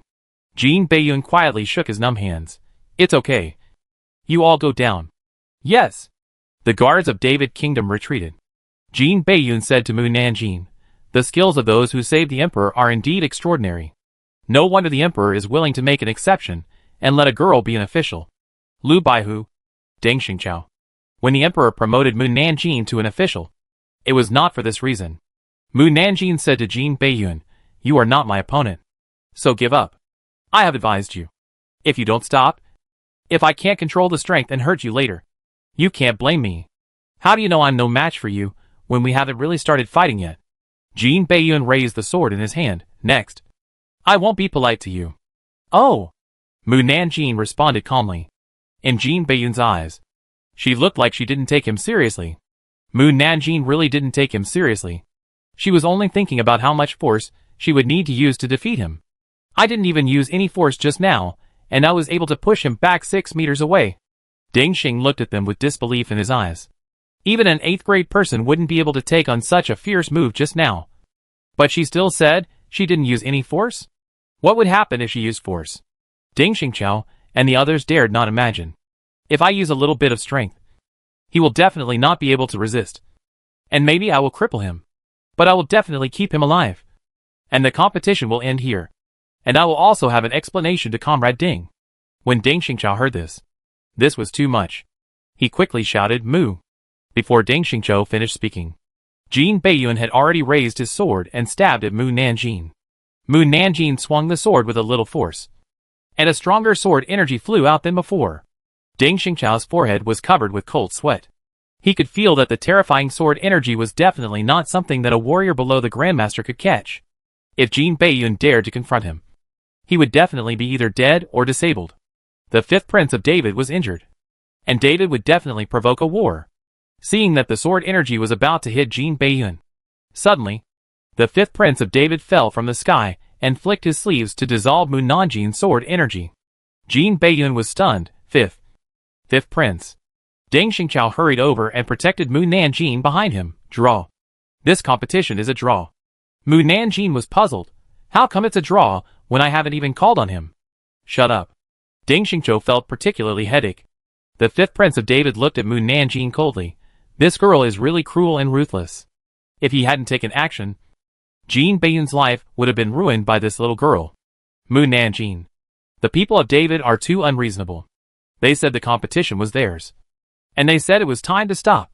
I also specifically reminded Jin Beiyun that he couldn't beat me. And it was he who didn't listen to my advice and wanted to continue fighting. Can I blame Jin Beiyun for being a rookie? Baby is really aggrieved. Ding Xingqiao coughed lightly. The little girl doesn't know the limits. Please forgive me. The 5th Prince. It's obviously them who are wrong. Why should we be humble? Comrade Ding? You can't be cowardly. If you are cowardly, you will be looked down upon. Ding Xingqiao. He is not cowardly. He is for the friendship between the two countries. If they make trouble, won't other countries benefit? The 5th Prince of David country said coldly. I want her to apologize. Ding Xingqiao was pulled behind him before he finished speaking. Want me to apologize? Unless you crawl through my crotch, I will consider whether to apologize or not. Mu Nanjing said coldly. Apologizing is impossible. Lu Baihu and the others did not mean to stop her immediately. They just wanted her to say a few more words. However, she didn't say anything after she finished speaking. Ding Xiaoxing held his forehead. You rushed forward aggressively just to say this? Don't you have a lot to say in your heart? Spit it all out. The 5th Prince narrowed his cold eyes, trying to shock her with his momentum. Other young people would have been scared away long ago. Unexpectedly, Mu Nanchu didn't take him seriously at all. Staring at me. You are still young. Lu Baihu. Ding Xingqiao. Being stared at by the gloomy eyes of the Poison Master. You don't feel scared at all? At this time, the 4th Prince of the Great Shen Kingdom came out to smooth things over. Since it's just a competition, everyone should face the result calmly. And the two of them were not hurt. So why make things awkward? Give me a face. And let's not talk about who is right or wrong. The competition is over. I invite you to my courtyard to taste the special food of our Great Shen Kingdom. Jin Beiyun quietly pulled the robe on the back of the 5th Prince, signaling him not to bother with the little girl anymore. The 5th Prince snorted coldly and followed the 4th Prince of the Great Shen Kingdom to their courtyard. Jin Beiyun quickly followed. The 5th Prince lowered his voice and said angrily, If I hadn't taken action just now, you might have been crippled. Jin Beiyun knew it, of course. And now he was scared when he thought about it. In fact, it was all his fault. The other party persuaded him to give up. But he insisted on fighting with the other party, and almost got crippled. The 5th Prince continued. You don't need to be angry. I have already avenged you. Humph. I shot a small poisonous creature at her when I was dissolving her sword energy. We will hear the news of her sudden death before tomorrow. This little girl has strong strength at a young age. She may become a stumbling block for us to assassinate the Emperor of Dakian. We can't keep her alive. However, the small poisonous creature in his mouth was on the back of Mu Nanjin's hand, trying to bite her flesh. But her flesh was too hard, and his teeth were broken, but did not bite through the skin. Mu Nanjin picked up the small green snake, which was not much thicker than a needle and thread, and looked at it. Lu Baihu asked casually, "When did you dig the earth dragon?" "This is a small poisonous snake." Mu Nanjin thought for a while and added, "It was secretly put on me by the fifth prince." Deng Xingqiu asked, "Are you talking about the poison sect disguised as the fifth prince?" Mu Nanjin nodded. Captain Lu said anxiously, "He wants to kill you. Why don't you throw away the little poisonous snake?" Mu Nanjin put away the little poisonous snake and narrowed his eyes. "I have decided." "Deng Xingqiu, what have you decided?" "I want to capture the poison sect and send him to Shaoqing Tower to be a pimp. With him around, you people dare to make trouble." "Captain Lu." "Deng Xingqiu, we just want to ask you if there is anything else you dare not think about." Chapter 50, I will make you kneel before me forever. Jin Beiyun and the fifth prince waited for a day. But not only did they not receive the news of Mu Nanjin's sudden death, but on the second day, they saw Mu Nanjin jumping up and down in front of him. Jin Beiyun whispered to the fifth prince, "Didn't you say that she would die suddenly within a day? How come she is fine now? Are you sure you put the poison on her?" The fifth prince took a deep breath. "Look at what she is wearing on her right middle finger." Jin Beiyun took a sneak peek and saw a small green ring on Mu Nanjin's middle finger. "It's a ring. Look carefully." Jin Beiyun took a sneak peek again and found that the ring actually moved. When he took a third look, he realized that it was not a ring, but a green snake that was so small that it couldn't be any smaller, and it was biting Mu Nanjin's skin relentlessly. Jin Beiyun was startled and asked the fifth prince, "Is it your little poison?" The fifth prince nodded. Mu Nanjin must have practiced the indestructible kung fu, so the little poison can't bite her. But it doesn't matter. I will find a chance to give her other poisons. Jin Beiyun. While they were discussing how to poison Mu Nanjin, officials from the Ministry of Rites brought envoys from the 4 countries to Wansheng Garden. Captain Lu looked at the 3 words Wansheng Garden with shining eyes. "I have been an official for 15 years. But this is my first time to come to Wansheng Garden." Chen Liangli said proudly, "We have been here several times. Every year, envoys or vassal kings would visit Wansheng Garden. The Jinui were responsible for protecting their safety. And then, they had the honor of entering Wansheng Garden with them." Lu Baihu's eyes were filled with envy. The work in the right courtyard is easier than that in the left courtyard. Unlike the left courtyard, which can only hide in various dark corners, as if it is hidden from the public. Chen Liangli patted Lu Baihu on the back. "I will take you to see the sacred bird later." "Okay," Lu Baihu said happily. Mu Nanjin was curious. "What is Wanshenjuan?" Deng Xingqiu explained to her. "It is the place where the emperor raises rare birds and animals." "Oh!" It turned out to be a zoo. Chen Liangli and Jiang Buji looked at each other. Mu Nanjin, "I don't see you are happy at all. Have you been to Wansheng Garden?" Mu Nanjin answered decisively. "No." Chen Liangli. Jiang Buji. Deng Xingqiu turned around and scolded. "Everyone has gone in. Don't stand at the door and chat anymore." Captain Lu said to Chen Liangli excitedly, "Master Chen, where is the divine bird? Take me to see it." Chen Liangli nodded. After entering the door, there is a courtyard with various exotic flowers and plants. And behind the courtyard is a beautiful attic for entertaining guests. Everyone was anxious to see the rare birds and animals. So they didn't rest in the attic, and went directly to the high wall behind the attic. The high wall is not only high, but also very thick. As thick as the city wall. Although the gate is made of wood, it is thick and heavy, and ordinary large beasts can't break it. The guards of Wansheng Garden pushed the gate open with force. And what came into view was a 1,000-year-old tree with more than a dozen colorful birds standing on it. Wow! The envoys from various countries were amazed by the beautiful birds. One of the birds said, "Please come. Please come." The envoys were shocked. "It can talk?" The Minister of Rites concealed his inner pride and explained to them, "This is the sacred bird of our Dakian country. It can understand human language." "Is this the divine bird?" Lu Baihu was excited. "I've heard that the divine bird can speak human language before, but I didn't believe it. Today I finally saw it."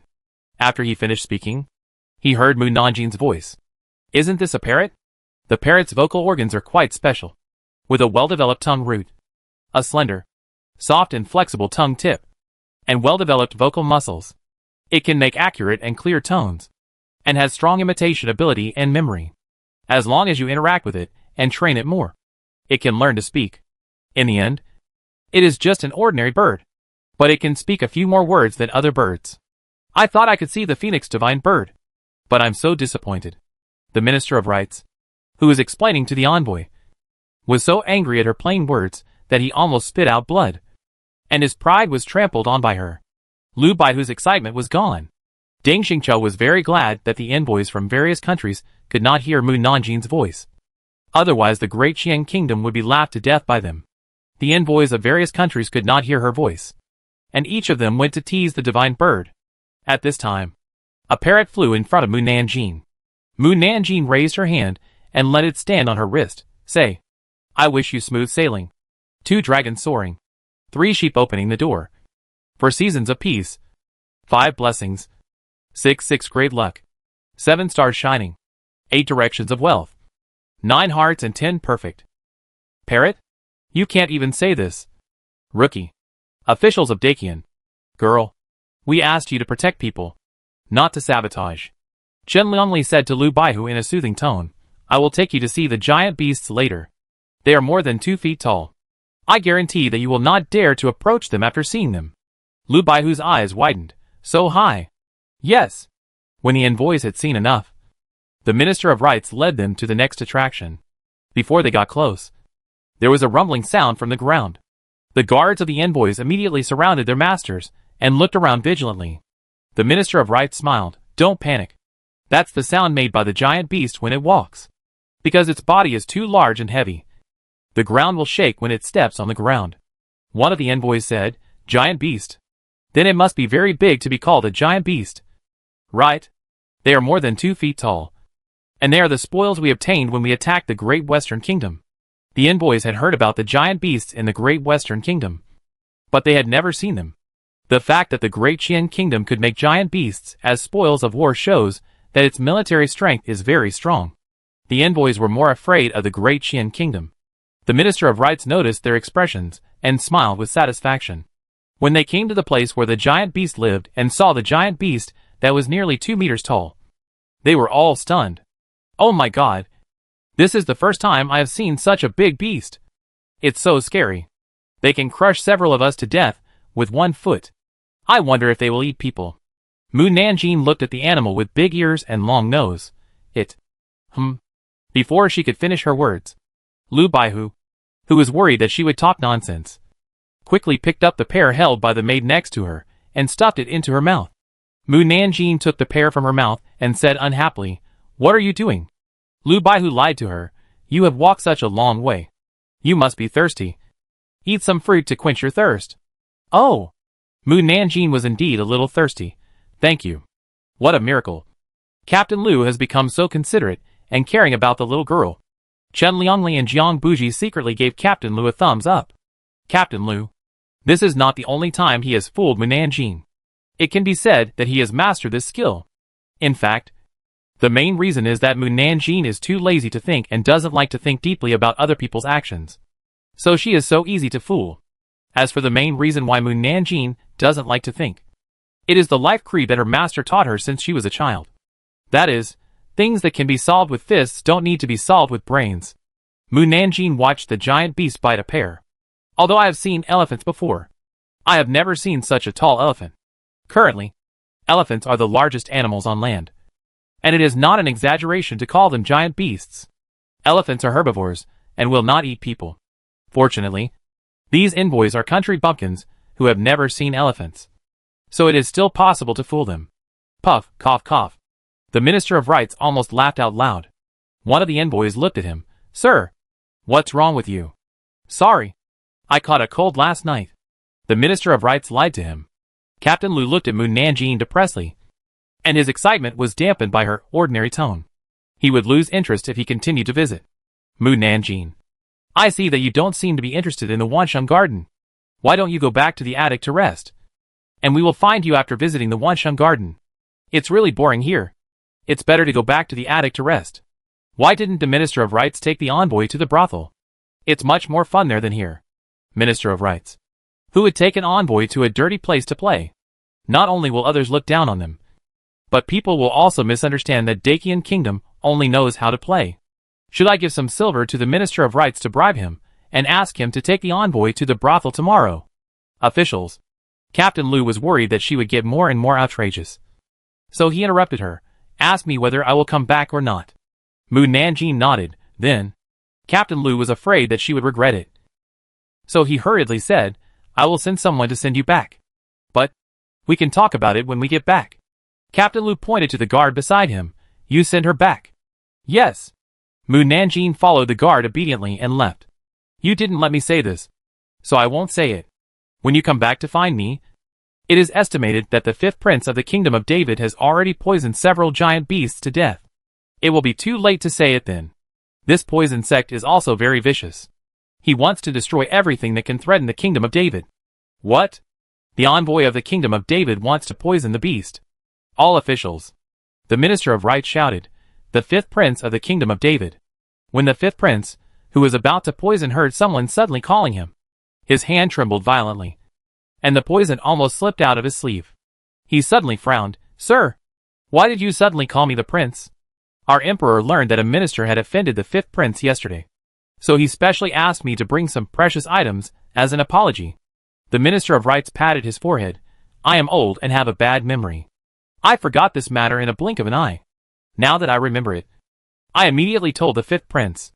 Does the fifth prince want to go to the attic to see the apology given by our emperor? Seeing that everyone was looking at him, the fifth prince could not do anything. So he nodded and said, Lead the way. The Minister of Rights said to the Minister of Rights, Lord Zhou, please lead the way. The Minister of Rights made a gesture to the fifth prince. Please follow me. Fifth Prince. Mu Nanjing, who had not walked far, heard footsteps coming from behind. She looked back and saw that it was the Minister of Rights. Her eyes lit up and said, Lord Zhou. The Minister of Rights twitched his mouth and said, Guardian Mu. Mu Nanjing fell back and squeezed away the fifth prince and stood next to the Minister of Rights. Why are you going back too? Are you bored too? If you are bored, let's go drink wine. Ahem. The Minister of Rights quickly looked at the ministers in the distance and saw that they did not respond. They probably did not hear Mu Nanjing's voice. I'm going to take the fifth prince of the kingdom of David back to the attic. Mu Nanjing glanced at the fifth prince. Oh, the fifth prince is here too. The fifth prince was so angry that he bit his tongue and said, This prince has always been here. Mu Nanjing asked the Minister of Rights again, Why are you going back to the attic? Are you bored too? No. The Minister of Rights didn't want to say too much to her, and didn't speak the rest of the way. Hey, why didn't Lord Zhou speak?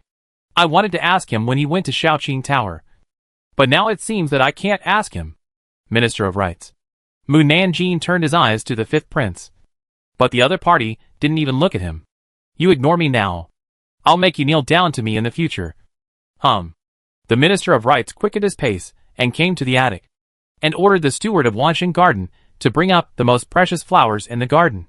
The fifth prince was a poison master who made poisons. He knew all kinds of plants, and naturally knew how precious the flowers sent by the steward were. He accepted them without thinking, and then looked at Mu Nanjing, who was standing at the window without saying a word. Mu Nanjing looked at the main gate of Wansheng Garden. If the tree can't survive this disaster, it will die. If it survives this disaster, it should not stay here anymore. The divine birds will have no nest. What disaster or not? The Minister of Rights was aroused by her voice, and stood up and took a look, just in time to see the big tree he saw when he entered the door.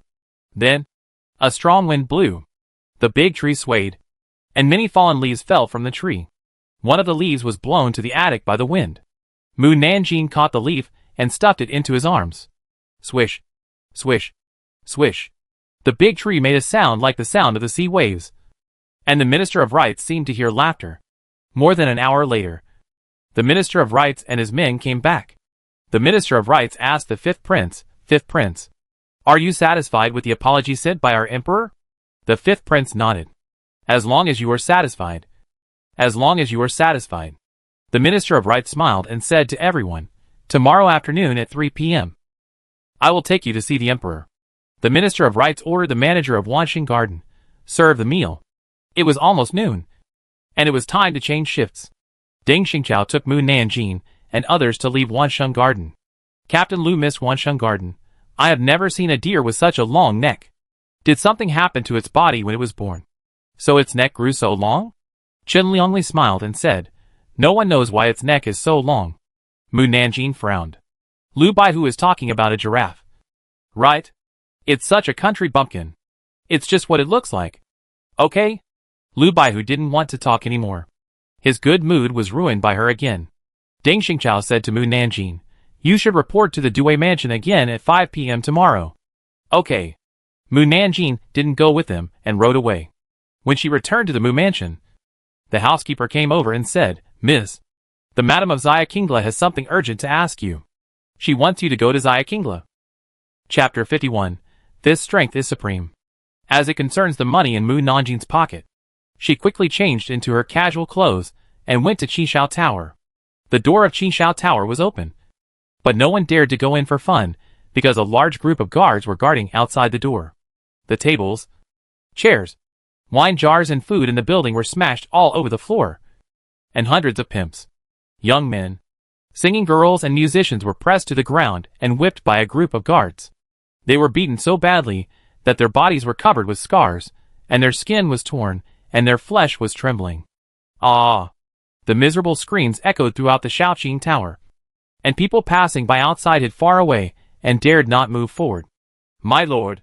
Please stop beating me, or someone will die. The madam knelt in front of the four men in gorgeous clothes and begged bitterly. One of the young men in white clothes leaned back and looked at her with contempt. Please use the most humble way of your Xiaqingla, and we may consider letting you go. The most humble way? What is that way? The madam knew many ways to please customers, but she didn't know which one he wanted. We are not from Xiaqingla, so how can we know what methods you use to please customers? The madam knew that he wanted to humiliate her, so she gritted her teeth and stood up, then twisted her body and took off her clothes. The four young men frowned subconsciously, and the young man in white clothes angrily picked up the fruit plate next to him and smashed it hard on the madam's face. Who wants to see your pig-like body? Don't disgust us. Ah! The madam cried out in pain and fell to the ground. Her face was bruised, and 2 lines of blood flowed from her nostrils. The other 3 men looked at her with ridicule. Mu Nanjing, who usually had a cold face, stood outside the door and saw this scene, and his face became even colder. Those who cut off my financial resources will die. Mu Nanjing walked towards the gate of Shaoqing Tower, and the guards quickly stepped forward to stop him. However, before they could get close, they were swept out 3 feet away by a force similar to internal force. Ah! The guards inside heard the noise and immediately looked outside, only to see a little girl walking in from outside and shouting loudly, Who are you? Girl! Girl! The madam was like seeing a savior, and happily covered her nose and climbed up and ran to Mu Nanjing. Mu Nanjing frowned and asked, What happened? The madam cried and said, It was not time for us to open for business, but they forced their way into the building and asked us to receive guests. I was afraid of offending them, so I asked the young masters to get up and greet the guests. However, after they played with the young masters in our building and drank a lot of expensive drinks, they actually wanted to leave without paying. The guards stopped them, but were caught by their guards. Then this is what the girl saw in front of her. She had a premonition that something bad would happen before the guards broke in. So she sneaked out from the back door to find Mu Nanjing while the young masters were having fun. At that time, she did not expect Mu Nanjing, a little girl, to come to help, nor did she believe that a mere 9th-rank Jinui could deal with these noble young masters. However, Gong Shirong had told her to find Mu Nanjing if she had any problems before leaving. So she took a gamble. Surround them. The head of the guards led people to surround Mu Nanjing. So you're the one who's eating a free meal. Mu Nanjing looked at the silver armor the guards were wearing. It was neither the armor of the army, nor the armor of the palace guards, nor the armor worn by the envoys of the 4 countries. The young man in white clothes stood up and walked in front of Mu Nanjing, and touched Mu Nanjing's chin with his hand. This girl is very pretty. Is she also a dancer in Shaoqing Tower? This young master likes you. You can go back with me and be my 20th concubine. Mu Nanjing grabbed his wrist and looked at him coldly. You dare to have ideas about me? The young man in white clothes laughed. Why not? even if I take Showdown Tower for myself. Your boss can only be obedient. Be good and present it with both hands. Aren't you afraid that the government will arrest you? The government? The young man in white clothes seemed to hear a big joke. What is the government? At this time, the young man in blue clothes urged him, Showdown brother. They are just commoners. Why bother talking to them? It's getting late now. We have to rush back to the palace before dinner. Otherwise we will be scolded again. When the old procuress heard them call themselves commoners, her face turned pale, and her whole body trembled. It means that they are members of the royal family. Got it. Liang Xiaochu wanted to break free from Mu Nanjin's hand. But the other party held it tighter and tighter. Little girl, you'd better let me go immediately. Otherwise, I will let you be beaten to death like them. As for the government you mentioned, they can't control us at all. And they dare not control us. This is power. Power is supreme, and no one can disobey it. If you don't let me go, I will take Xiao Qinglu away and make you a plaything completely. Mu Nanjing nodded thoughtfully. What you said just now seems to make a lot of sense. I've learned your lesson. Old madam. Girl. Whose side are you on? The madam suddenly regretted calling Mu Nanjing. She was not here to help, but to cause trouble. Liang Xiaochu was stunned for a moment, then laughed heartily. Little girl, you are so funny. I decided. Before he finished speaking, Mu Nanjing suddenly punched Liang Xiaochu in the mouth. Ah! Liang Xiaochu was almost knocked unconscious. Xiaochu brother. The other three men in gorgeous clothes quickly stood up. The guards hurriedly drew their swords and pointed them at Mu Nanjing and the others. The madam was shocked. She had never thought that Mu Nanjing was so fierce that he dared to hit even the royal family. You? Liang Xiaochu just opened his mouth, and his teeth fell out one by one. Not only were his lips swollen, but a lot of blood flowed out of his mouth. Liang Xiaochu widened his eyes in horror, and his teeth were gone. You dead girl. Let go of Xiaochu brother. The man in green gorgeous clothes said angrily. Mu Nanjing picked up Liang Xiaochu and whipped him like a whip, knocking all the guards around him away. Then she pinched Liang Xiaochu's neck and said, Let the singer go. The man in the blue dress said, Let Xiaochu go first. Mu Nanjing sneered at Liang Xiaochu. It seems that your life is cheaper than the lives of the young men in the building. Liang Xiaochu endured the great pain and said angrily, Why don't you let them go quickly? The guards quickly put away the whips and asked the young men to stand up. The young men crawled behind Mu Nanjing. Mu Nanjing whispered a few words in the ears of the madam. The madam nodded and quickly took the young men away from Showdown Tower. The man in the blue dress said angrily, They have all left. Can you let Xiaochu go now? Mu Nanjing pushed Liang Xiaochu to sit on the chair next to him and turned his right hand, which was clenched into a fist. You are right about one thing. The power of the fist is supreme. Everyone. Liang Xiaochu. Did she have any misunderstanding? He was talking about power, not fist strength. The man in the blue costume said angrily, We have released the people. Why are you still holding Xiaochu brother? Mu Nanjing, wait a little longer. Wait for what? Wait for what? Of course. Wait for the madam to find the Jinui. Mu Nanjing will be responsible for beating the royal family. She doesn't want to implicate others. And she also wants to drive Xia Qingla down. When the madam found Lu Baihu was about to go off duty. When he heard the madam of Xia Qingla coming to him, he thought he had heard wrongly. He had never been to Showdown Tower, and had no connection with Showdown Tower. What did the madam come to him for? Lu Baihu came to the gate of the Due mansion with doubts. Who is looking for me? Are you Lu Baihu? The madam quickly explained her purpose. Did Miss Mu ask me to come to you? Miss Mu? Lu Baihu didn't react for a while. Who? Mu Nanjing. Lu Baihu was stunned and asked subconsciously, Why did she ask you to come to me? She didn't owe you money for whoring. Did she? You can't blame him for thinking so. Mu Nanjing always wanted to see handsome men and often sang about going to a brothel. Now that the madam has come to him, what else could it be except that she owed money? The corner of the madam's mouth twitched, and she quickly whispered what happened in his ear. Hit someone from the royal family. Lu Baihu widened his eyes. She wants to die. The madam also thought Mu Nanjing wanted to die. Captain Lu rushed toward Showdown Tower, but ran back after a while. How could he, a sixth-rank official, withstand the wrath of the royal family? Wait for me here for a while. I'll be back soon. Captain Lu rushed back to the Due mansion to inform Tang Jingrui and Can Chaoyan of the incident. Tang Jingrui asked hurriedly. She beat up someone from the royal family? Which prince did she beat? I don't know. Qin Chaoyan rubbed his aching forehead. I'll go to the palace to see the emperor. You take people to hold him back. Captain Lu and Tang Jingrui hurriedly led hundreds of Jinui to Shaoqing Tower. The madam was a little confused to see so many Jinui. Wasn't Mu Nanjing just a small Jinui? He could actually dispatch so many Jinui to help. However, no matter how fast the Jinui was, they couldn't be faster than Jing Xiaoyin. A bold lunatic dared to capture Liang Shisun. Do you want to be executed? Jing Xiaoyin received the news that Liang Shisun was in trouble and rushed over immediately.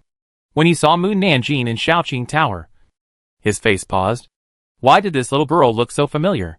Mu Nanjing used to wear the uniform of Jinui, and now she was wearing casual clothes, so he didn't recognize her for a while. Then, he heard a familiar female voice. Jing Xiaoyin? Isn't he the third-rank official who likes to curry favor with the rich and powerful? He came here with the Yamen runners so anxiously because he wanted to please Liang Shisun. Who is Liang Shisun? Why haven't I heard of him? By the way, the emperor's surname is Liang. Could he be the emperor's grandson? But the emperor's eldest son is about the same age as Liang Shisun, so it is impossible for him to have such a big grandson. By the way, the man in green just now is called Liang Shisun Xiaochugu, which means that Liang Shisuan's name may be Liang Xiaochu. I know Liang Xiaochu. He is the grandson of the holy prince. No wonder Jing Xiaoyin came here in such a hurry. It turned out to curry favor with the holy prince. Jing Xiaoyin heard the familiar voice and didn't know who Mu Nanjing was. You? Before he finished speaking, there was a clattering sound of horse hooves outside. So many that even the ground could be felt to shake. The Yamen runners guarding outside rushed in and said, Sir, the Jinui are here. Liang Xiaochu sneered. Jinui is here to save me. I advise you to let me go quickly. Otherwise your life will definitely not be saved. Jing Xiaoyin. Why does he feel that Jinui is here to help Mu Nanjing? Outside the door, Captain Lu got off his horse and shouted to the inside, Mu Nanjing. Tang Jingrui suddenly felt that Captain Lu was not easy. When Captain Lu entered the building and saw the bloody grandson of Liang, he almost rolled his eyes and fainted. Mu Nanjing. Please release the grandson of Liang. Mu Nanjing's eyes were full of innocence. I didn't catch him. How can I release him? She really didn't catch him. She sat on a chair separately from Liang Xiaochu. Liang Xiaochu could run away at any time. It was just his own fault. Everyone was speechless. Captain Lu took a few deep breaths. Mu Nanjing. Do you know who you hit? Mu Nanjing asked seriously. Is it the grandson of the holy prince? Do you know he dared to hit him? Captain Lu was so angry that he vomited blood. Damn. He is really the grandson of the holy prince. What a narrow road for enemies. The holy prince is so rich. And you, the grandson, still dare to owe me money for whoring. Do you have any shame? As expected, the richer the person, the more stingy he is. Captain Lu and others. Mu Nanjing felt particularly upset when he thought that the other party was reluctant to spend money even though he had money. He said that fist power is supreme. Why don't I dare to hit him? Captain Lu said unhappily, where do you get the power? Mu Nanjing raised his fist. He just took my punch and immediately became obedient. Everyone. Captain Lu quickly covered his chest that was hurt by anger. Before he brought Mu Nanjing with him, he felt that he would have no problem living to 100 years old. After he brought Mu Nanjing with him, it became a question whether he could live past 40. Liang Xiaochu pointed at Mu Nanjing excitedly. I want to kill her. I want to rob her whole family. Bump. He was punched in the eye by Mu Nanjing again. You.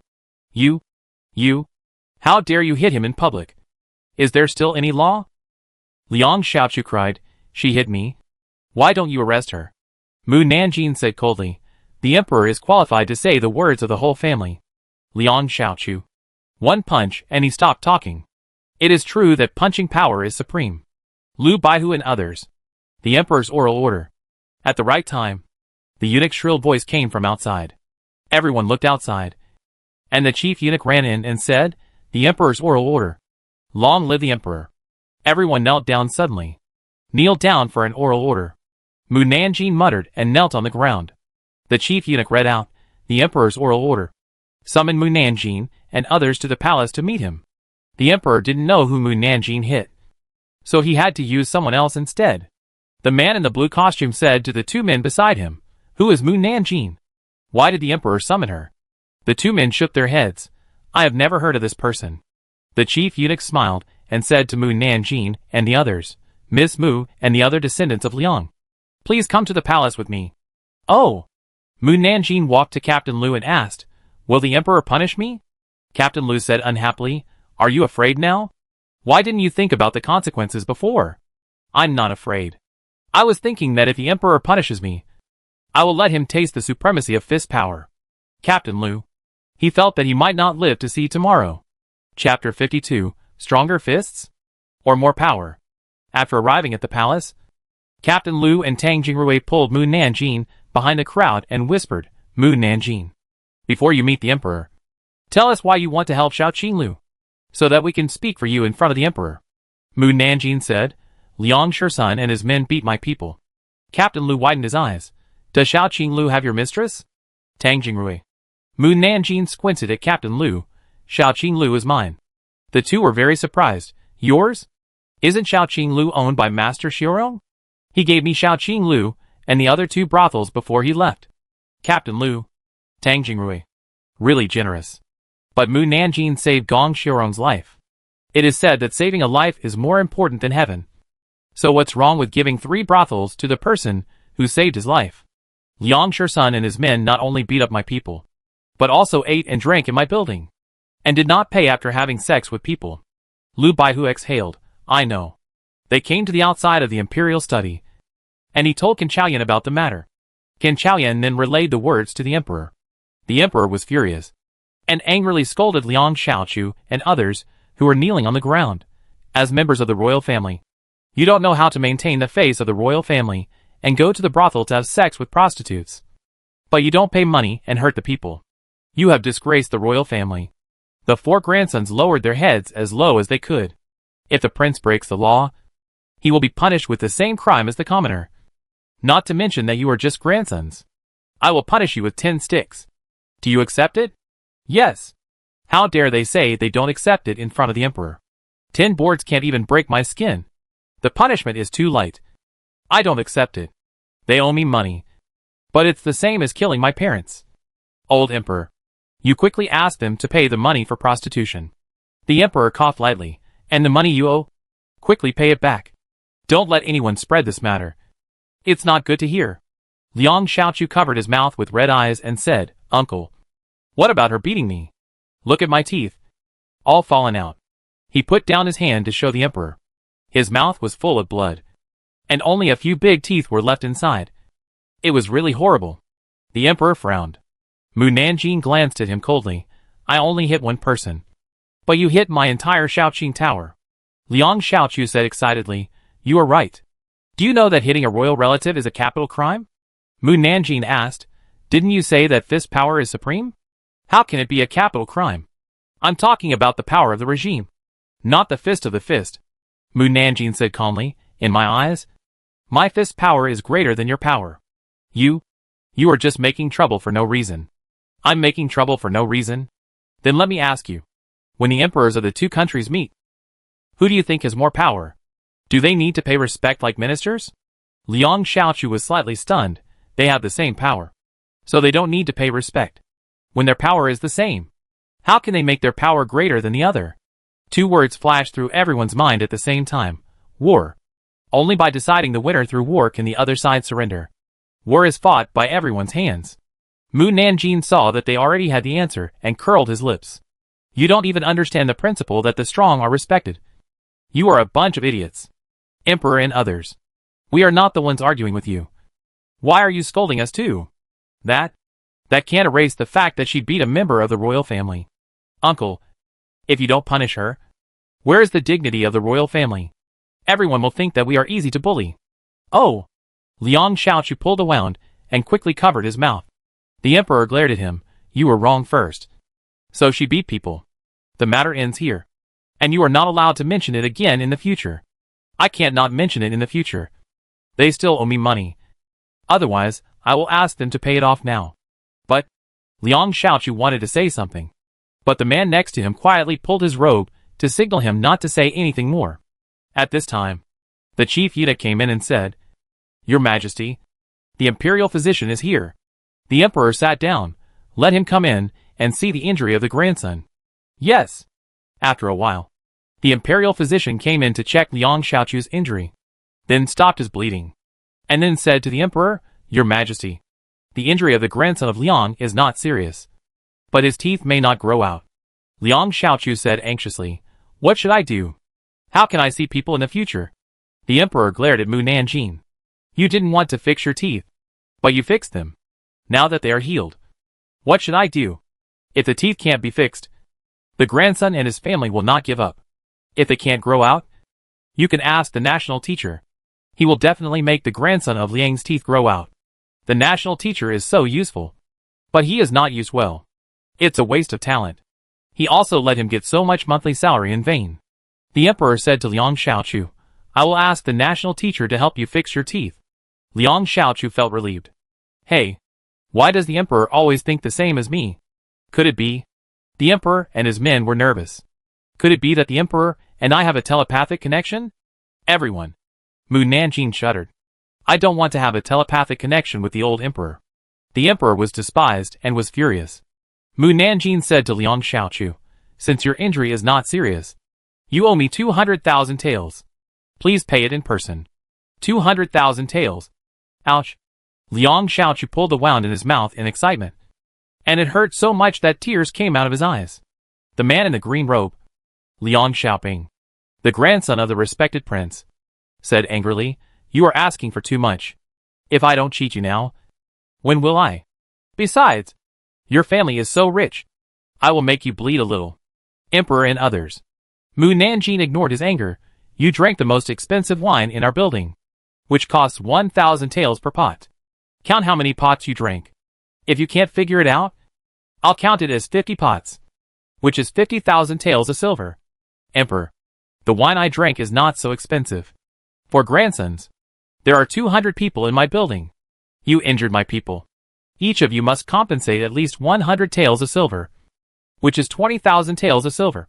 And there is also loss of work. Liang Xiaoping said angrily, What do you mean by loss of work? My people are injured. It will take at least half a month for them to recover. Do you know how much silver I will lose in the past half month? Shouldn't this be compensated? Their loss of work is 50,000 taels. And there is also mental damage compensation. What is mental damage compensation? Don't bully us and make random offers without knowing anything. If the emperor wasn't here, Liang Xiaoping would have wanted to beat him up. My people were frightened, and you should compensate them. Each person here will get 100 taels of silver, which is 20,000 taels. The remaining taels are compensation for the damage to my Shaoqing Tower. I need to find someone to rebuild it. It can't be repaired without 50,000 taels of silver. 50,000 taels can buy a small house in the outer city. Mu Nanjing asked him back, Then can you buy a small house filled with famous paintings? My Shaoqing Tower is made of the most expensive materials. Otherwise how can it attract so many guests? Liang Xiaoping. The emperor asked, Do you have any questions? If not, pay the money quickly.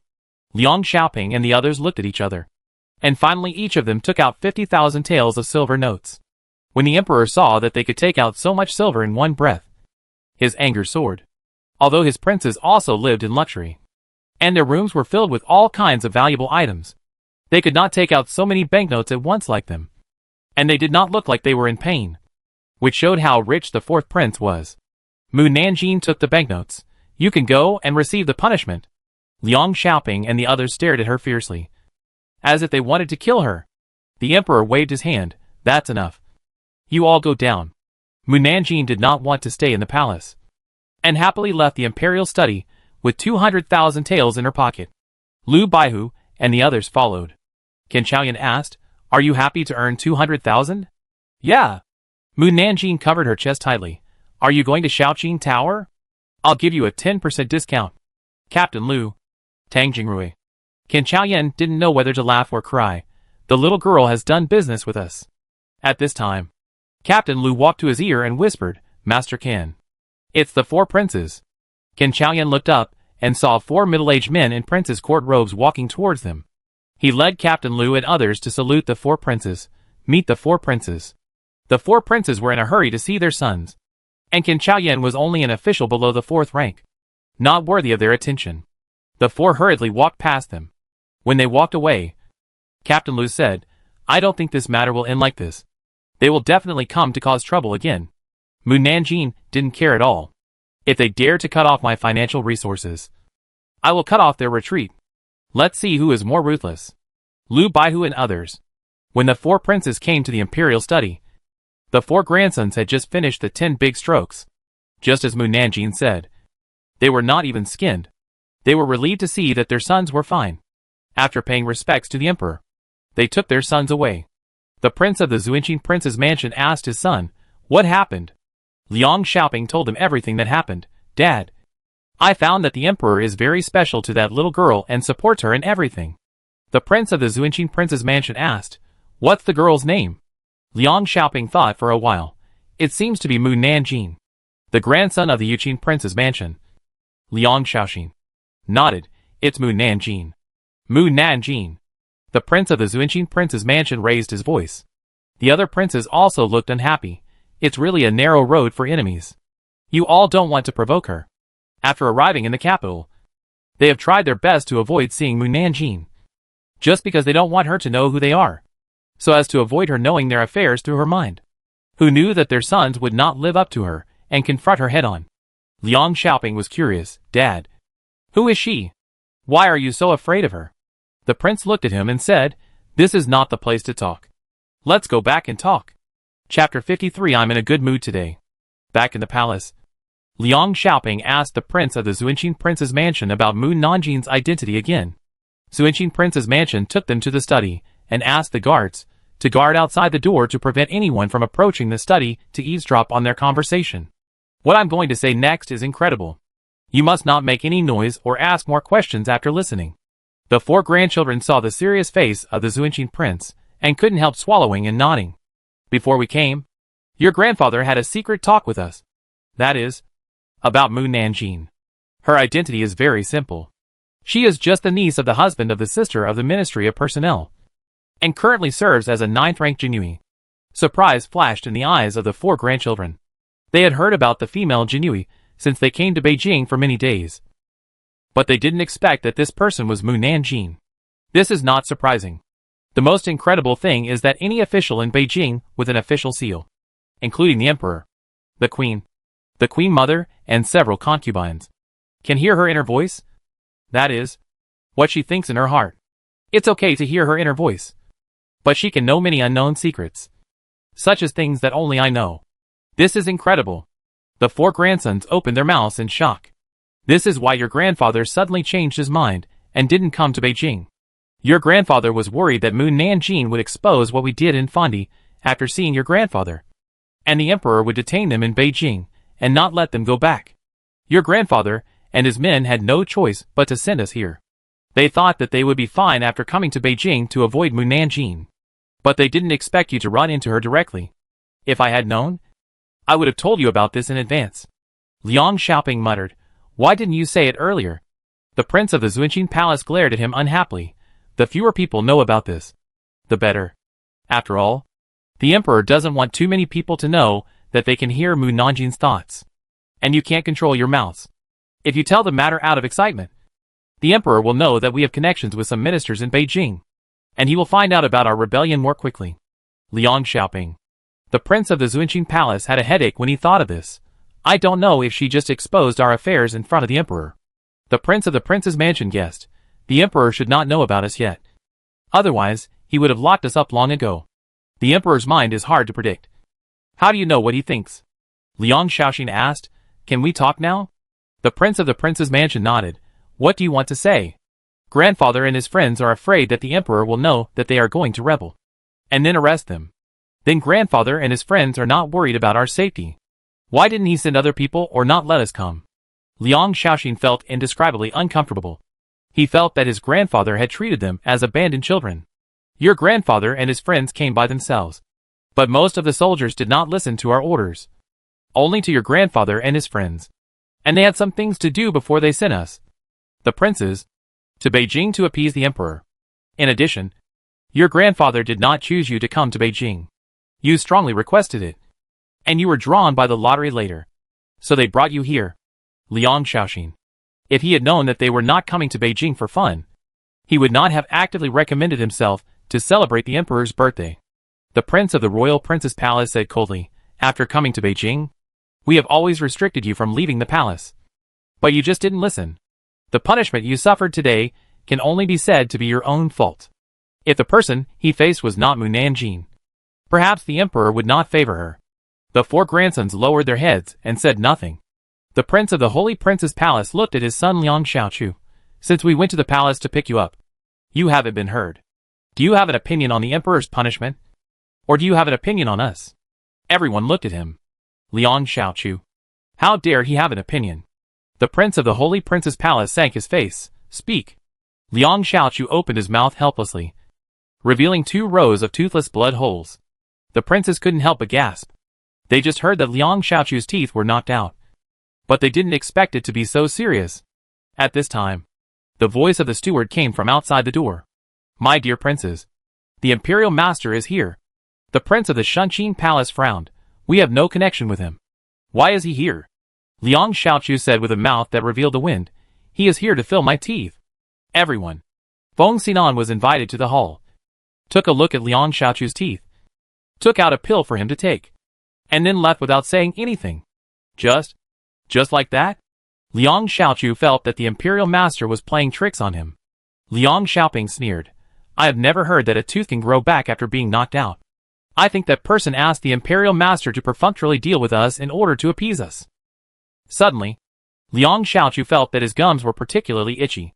He couldn't help but touch the tooth hole, and vaguely felt a sharp hard object inside. Huh? Liang Xiaochu carefully touched his tooth hole again, and the sharp hard object inside became more and more obvious and higher. He was surprised. I seem to have grown teeth. Everyone was stunned. Is it true? Liang Xiaoping walked in front of Liang Xiaochu and saw that his teeth popped out at a speed visible to the naked eye. He pointed at Liang Xiaochu with a shocked face. It really grew out.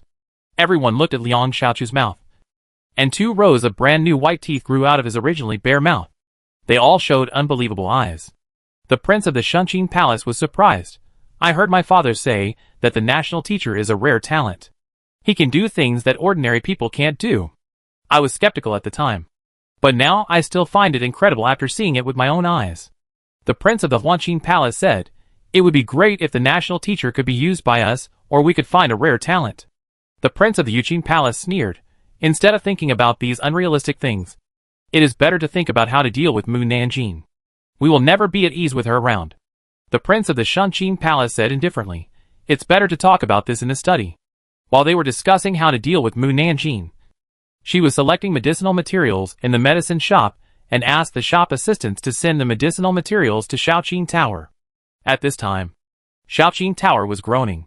Everyone was whipped, and no one could take care of the injured. The doctor who was invited left a pile of wound medicine after the consultation and ignored them. The people in the building could only apply the ointment themselves. But if they even raised their hands slightly, the wound would be pulled, and the pain was so severe that they could hardly breathe. When Mu Nanjing arrived at Shaoqing Tower, people were lying on the ground. Girl. The madam was surprised. She never thought that Mu Nanhuan could come back safe and sound after beating the royal family members. Mu Nanjing felt so distressed when she saw the tender young men being beaten to pieces. The grandsons of the emperor were really worthless. They had the heart to kill such a beautiful boy. Is everyone okay? How can you recover from being severely injured? The madam was angry and heartbroken. I wanted to ask someone to take care of the people in the building, but everyone heard that we had offended the royal family and dared not come to work in our building. Now even eating has become a problem. Miss, what about you? You haven't been blamed by the emperor, have you? He didn't blame me. Mu Nanjing picked up the 5 large medicine bags sent by the pharmacy and went upstairs. I'm going upstairs to make medicine and will come down later. Hey. The madam wanted her to help find someone to help them, but seeing that she was so anxious, she gave up. Everyone didn't know what she was busy with in the room where Gong Xiaorong lived before, and they could only see the room flickering from time to time. About half an hour had passed.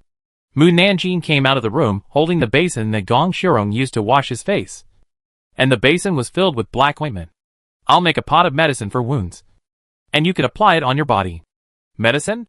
Before leaving, the madam smelled an unpleasant bitter smell and quickly covered her nose. Girl. Why is your medicine so bitter? Just smelling it makes me feel bitter in my stomach. Does your medicine really work? Without saying much, Mu Nanjing wiped off the medicine that a young man had applied on his face with a silk scarf, and then used her index finger to pick up the ointment she made and applied it to the scar on the young man's face. After a while, the ointment on the boy's face gradually reduced, and the scar disappeared. Everyone looked at the boy's face in disbelief. This was too magical. I don't feel any pain anymore. The boy carefully raised his hand and touched his face. His face unexpectedly returned to its previous smoothness. My wound is gone? The madam nodded. It's gone. Then, everyone rushed to grab the medicine in the basin. Mu Nanjing said calmly, don't grab it. There are still a lot upstairs. After applying the ointment, the people in the building were exactly the same as before the injury. The boys who had a high fever due to the injury before no longer had a fever. Everyone was ecstatic and thanked Mu Nanjing one after another. Mu Nanjing took out a few banknotes and put them in the madam's hand. Here are 150,000 taels. You should renovate Xia Qingla inside and out first, and distribute the remaining money to everyone to calm down. Miss, you are so generous. The madam suddenly felt that she had followed a good master, and was grateful to Gong Xiaorong for giving Xia Qingla to Mu Nanjing.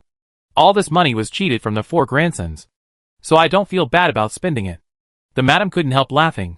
I will definitely build Xia Qingla into the best brothel in the capital, and then attract more customers, so that the girls can make a lot of money. Mu Nanjing wanted this result, and nodded with satisfaction. It's just... The madam looked embarrassed. Mu Nanjing asked, what's the matter? Today, the grandsons made a fuss, and everyone thought they had offended the grandsons. In order to avoid trouble, they are afraid that many people will not dare to come to our Xia Qingla in the future. This is indeed a problem. Mu Nanjing thought for a while. I will find a way to solve this matter. The next afternoon, she had to go to the palace with the envoys to see the emperor, so she didn't stay in Shaoqing Tower for long. Fortunately, the envoys didn't cause any trouble in the next few days, so Mu Nanjing could have a few days of relaxation. The right vice minister of the Ministry of Rites suffered. These days, no matter where he went, he saw Mu Nanjing staring at him, and his thoughts came out one after another. I really want to talk to Lord Zhou alone, but I can't find the opportunity. He either wants to accompany the envoys or talk to his colleagues, and I think he is avoiding me. But I didn't do anything to him. Why is he avoiding me? Am I too sensitive? It's not a good idea for him to keep avoiding me like this. Otherwise, I will break into his house at night to talk to him. It's all the envoy's fault for making him so busy. Lord Zhou. Lord Zhou. Lord Zhou. The right vice minister of the Ministry of Rites twitched his mouth. The Minister of Rites looked at the right vice minister with a suspicious look on his face. What did you do to her? I really didn't do anything. The right vice minister of Rites felt really wronged. What did you not do? Then why are you hiding from her? The Minister of Rites could feel that he was hiding from Mu Nanjing, not to mention Mu Nanjing herself. The right vice minister of Rites had a hard time. I think you should find a chance to pretend to meet her by chance to see what she wants from you.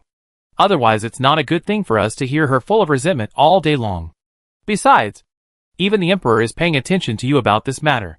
You should solve this matter as soon as possible. The right vice minister of Rites. This matter may not be easy to solve, but in order to prevent everyone from looking at him again, he can only pretend to pass by her alone. Wow! It's Lord Zhou. Mu Nanjing walked towards the right vice minister of Rites without saying anything. Ding Xingqiao and Lu Baihu knew that she had been looking for the right vice minister of Rites, so they didn't stop her. Besides, they didn't want to hear her calling Lord Zhou every day. Lord Zhou. Mu Nanjing approached the right vice minister of Rites. Guardian Mu. The right vice minister of Rites pretended not to know that she was looking for him for something, greeted her and continued to walk forward. Mu Nanjing hurriedly called him, Lord Zhou. I wonder if it would be convenient for me to talk to you for a few words. The right vice minister of Rites looked around, then pointed to the pavilion in the lake and said, let's go over there to talk.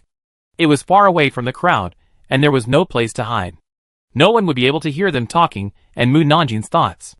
Of course, he underestimated people with internal strength.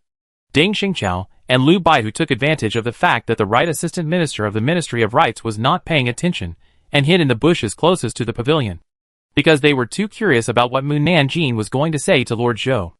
Mu Nanjing noticed them, but she didn't take them to heart. because there were some things she didn't want them to hear. And they couldn't hear them. Sure enough, after she set up the barrier in the pavilion, they couldn't hear anything.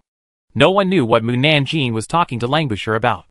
After coming out of the pavilion, everyone clearly felt that her steps were much lighter, and she seemed to be in a good mood. The right assistant minister of the Ministry of Rights was speechless, as if he didn't know what to say. Mu Nanjing returned to Ding Xingqiu and the others. I'm in a good mood today. You can see it. Lu Baihu saw that her eyes were curled up. I'm treating you today. After the shift, you can ask Lord Shankan and the Centurions and 1,000 households of the left and right courtyards to have dinner together. Captain Lu raised his eyebrows in surprise. You are so generous to invite so many people? She made 200,000 taels a few days ago, so she should be generous. I won't be polite to her this time.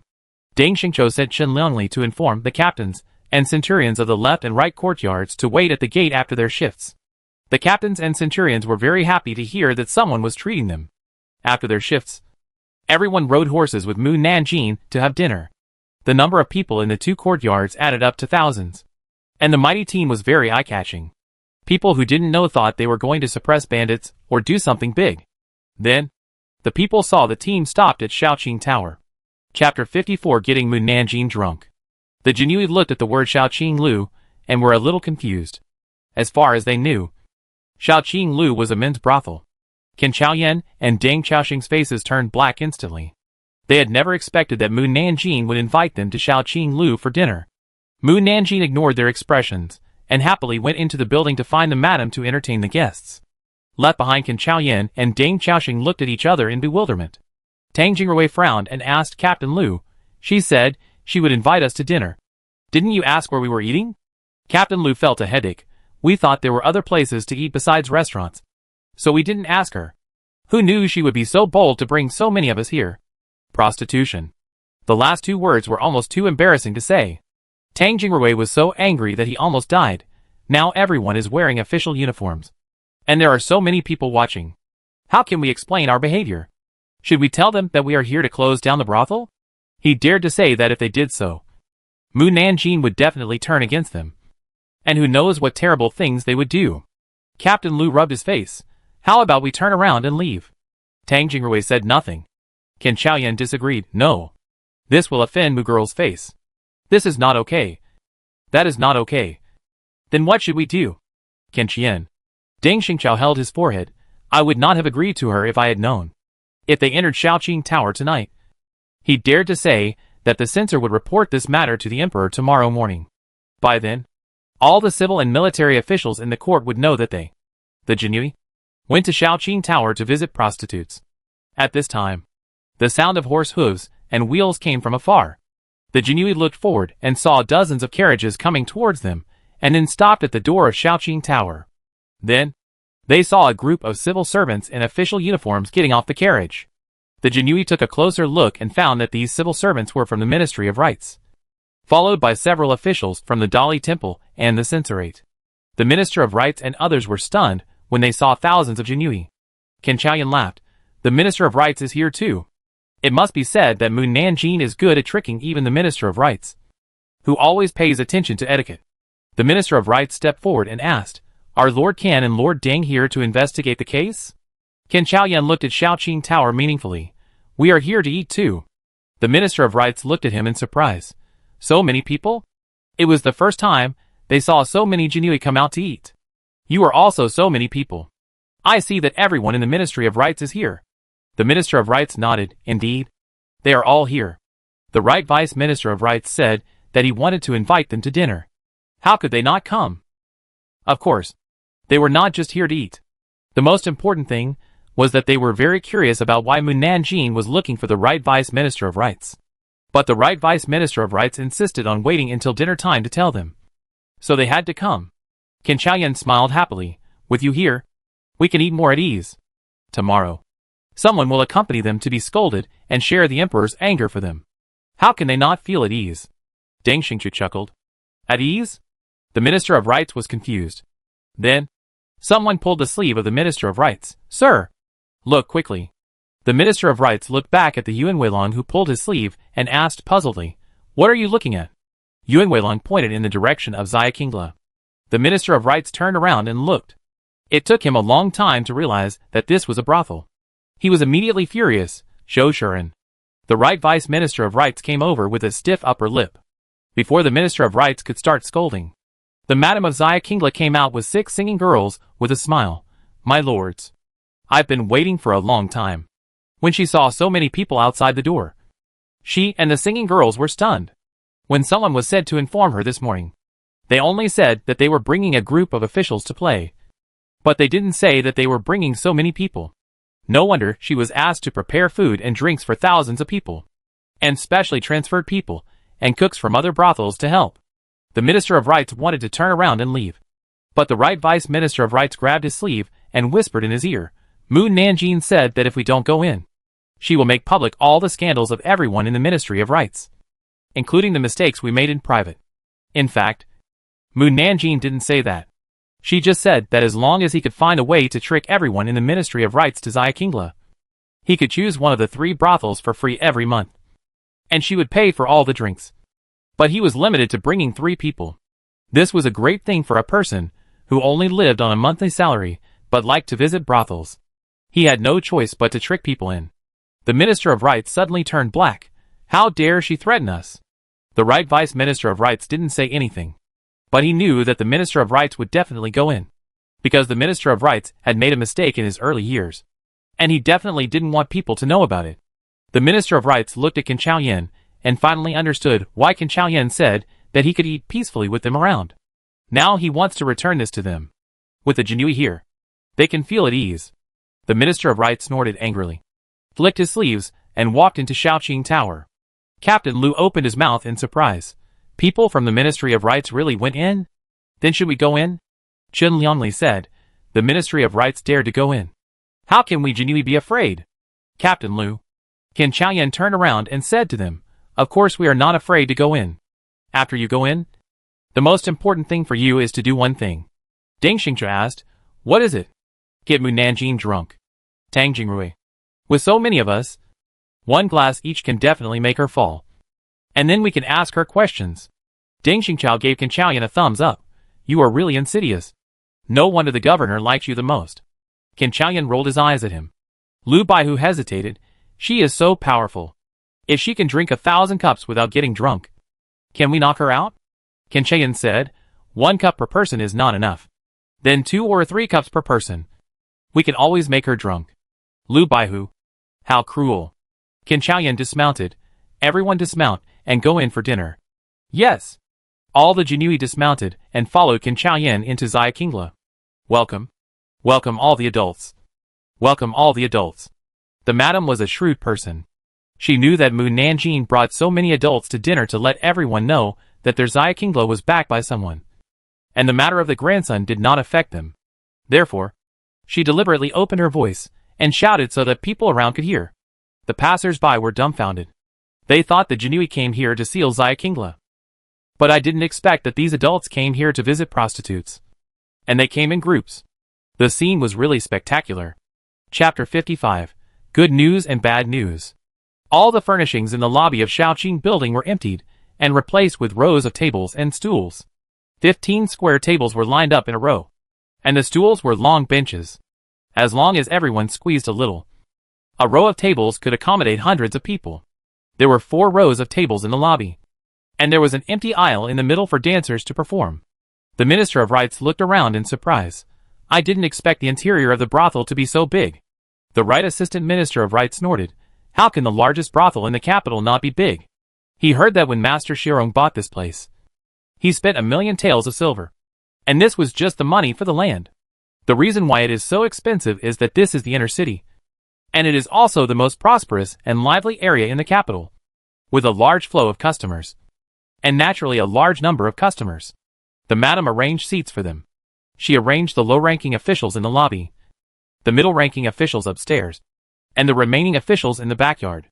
There was a big building in the backyard where the prostitutes stayed overnight.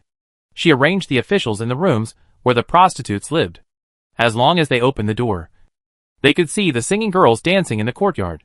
The Minister of Rights hummed. The arrangement is really thoughtful. Fortunately, everyone in Zayakingla was dressed properly and did not do anything out of line. so he could barely stay here. If the adults want to come as guests, they must eat well and have fun.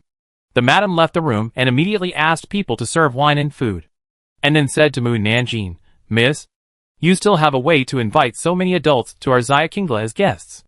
No one will look down on our Kingla in the future." Mu Nanjing ordered, "There are so many horses outside. You need to find someone to watch over them. Don't let them get into trouble during a meal. Don't worry, young lady. The people in the building will tie them up. And I have specially found a few people to guard and feed the horses. The madam is a careful person, and these small matters must be arranged properly. Also, you need to inform the owners of the other 2 buildings that Mr. Zhou, the right assistant minister of the Ministry of Rights, can come to our brothel for fun once a month and will be exempted from paying once." After Mu Nanjing finished her instructions, she went to have dinner with Qin Chaoyan and the others. "Mu girl, you are here just in time. Come and sit next to me." Qin Chaoyan asked Mu Nanjing to sit next to him, and then put a glass of wine in front of her. Mu Nanjing frowned slightly. "I don't drink. It's not that I haven't drunk before. I usually just take a few sips and don't continue to drink more." Qin Chaoyan smiled even more. "It's better not to drink. You have to drink even if you don't want to. You are going to work with a group of big men like us. How can you not drink? Right?" He pushed the wine glass. "Try it first." Mu Nanjing took a sip. "How does it taste?" "Not bad." Qin Chaoyan stood up. "Come on. Let's toast to Mu Yatu and thank her for inviting us to dinner today." Ding Xingqiao and other 1,000 households all picked up their glasses and stood up. "Mu Nanjing, we toast you." Mu Nanjing clinked glasses with them. Qin Chaoyan immediately said, "You have to drink it all." Mu Nanjing drank it in one gulp. "Congratulations on becoming the first female official in the dynasty. It is not easy for women to be officials. Now the emperor has not yet implemented this matter. You must cherish this hard-won official position." Qin Chaoyan filled her glass with wine. "We toast you again for becoming a female official."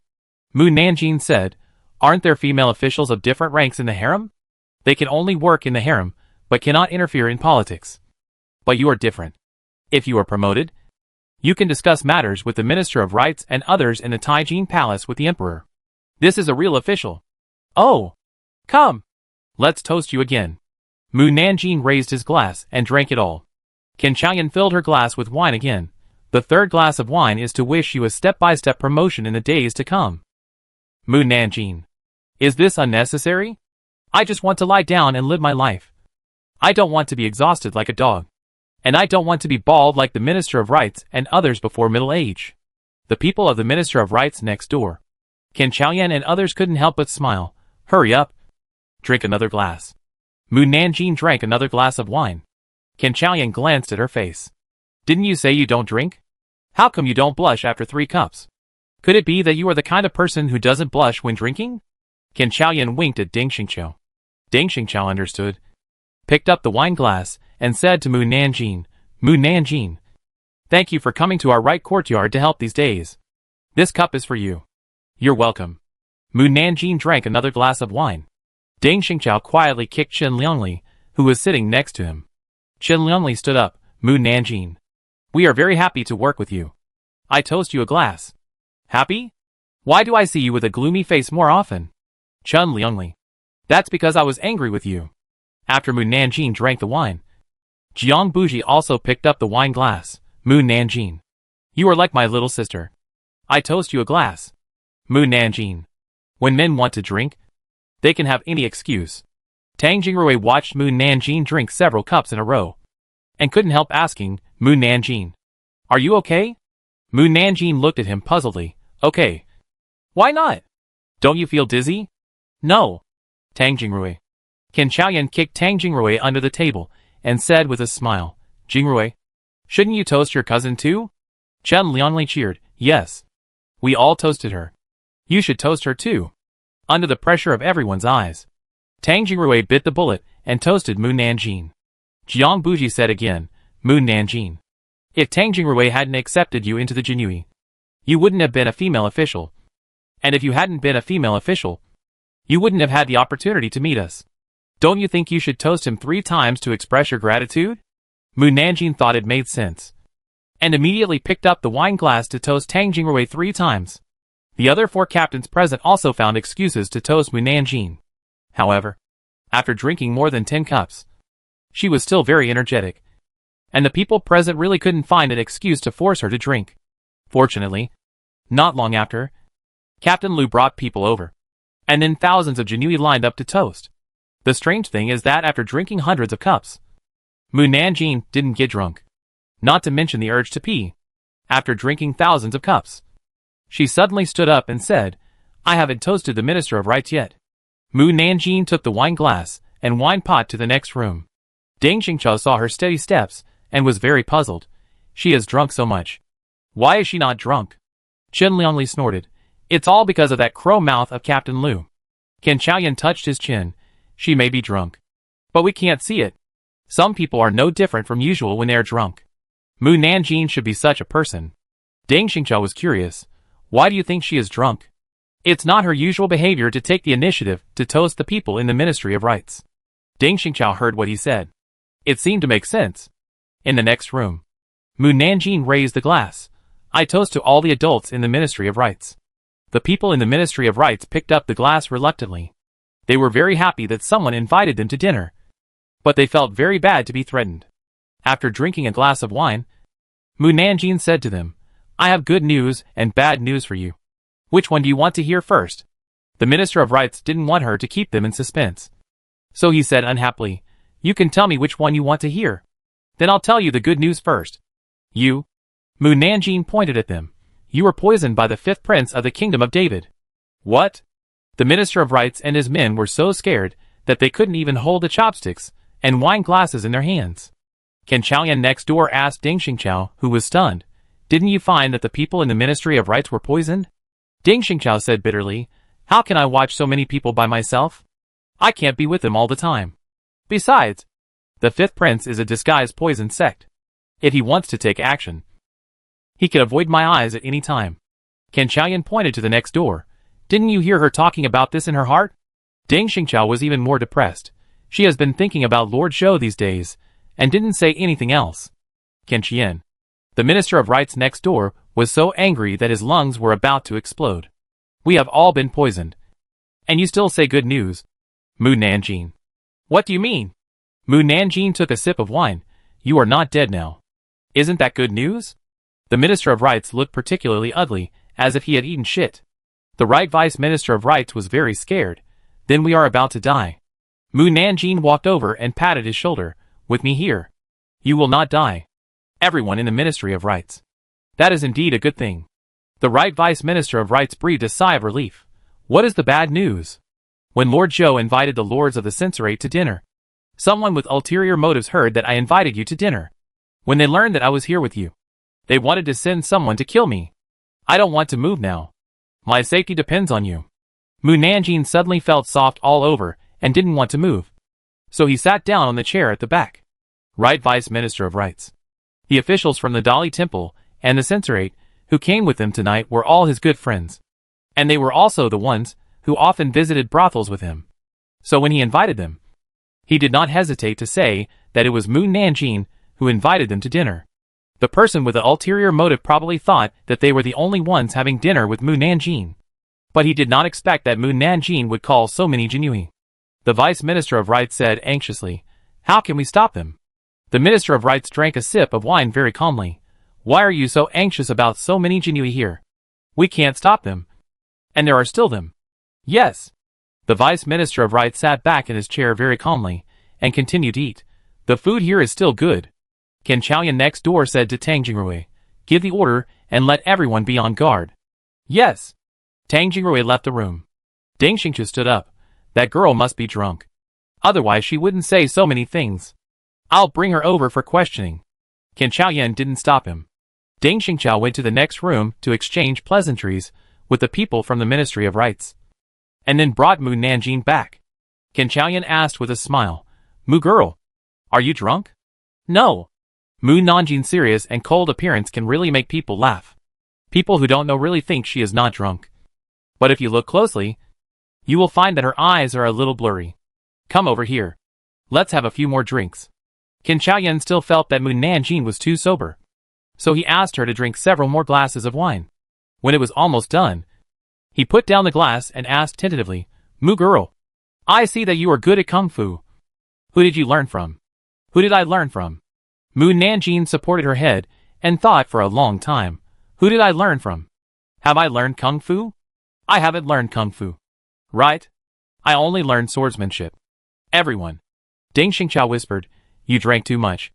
You see, she is dumbfounded. Qian Qian. He drank a few more glasses because he was worried that she was still sober. Qian Qiaoyan asked again, "Who taught you swordsmanship?" Mu Nanjing shook her head. "No one taught me. I learned it by myself." Ding Xingqiao said unhappily, "Bullshit. Can you be so good by self-study? I just learned it from the secret book." Mu Nanjing retorted unhappily, "You don't believe me. I don't want to talk to you anymore." She lay on the table and played with the chopsticks on the table. Ding Xingqiao. "Of course we believe what you said." Qian Qiaoyan tried to ask again, "Mu girl, how do you know so many things?" Mu Nanjing tilted her head and looked at him. "What do you know?" Qian Qiaoyan pointed at Ding Xingqiao. "For example, how do you know that he is afraid of his wife?"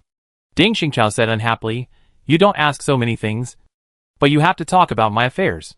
Not only do I know that he is afraid of his wife, I also know."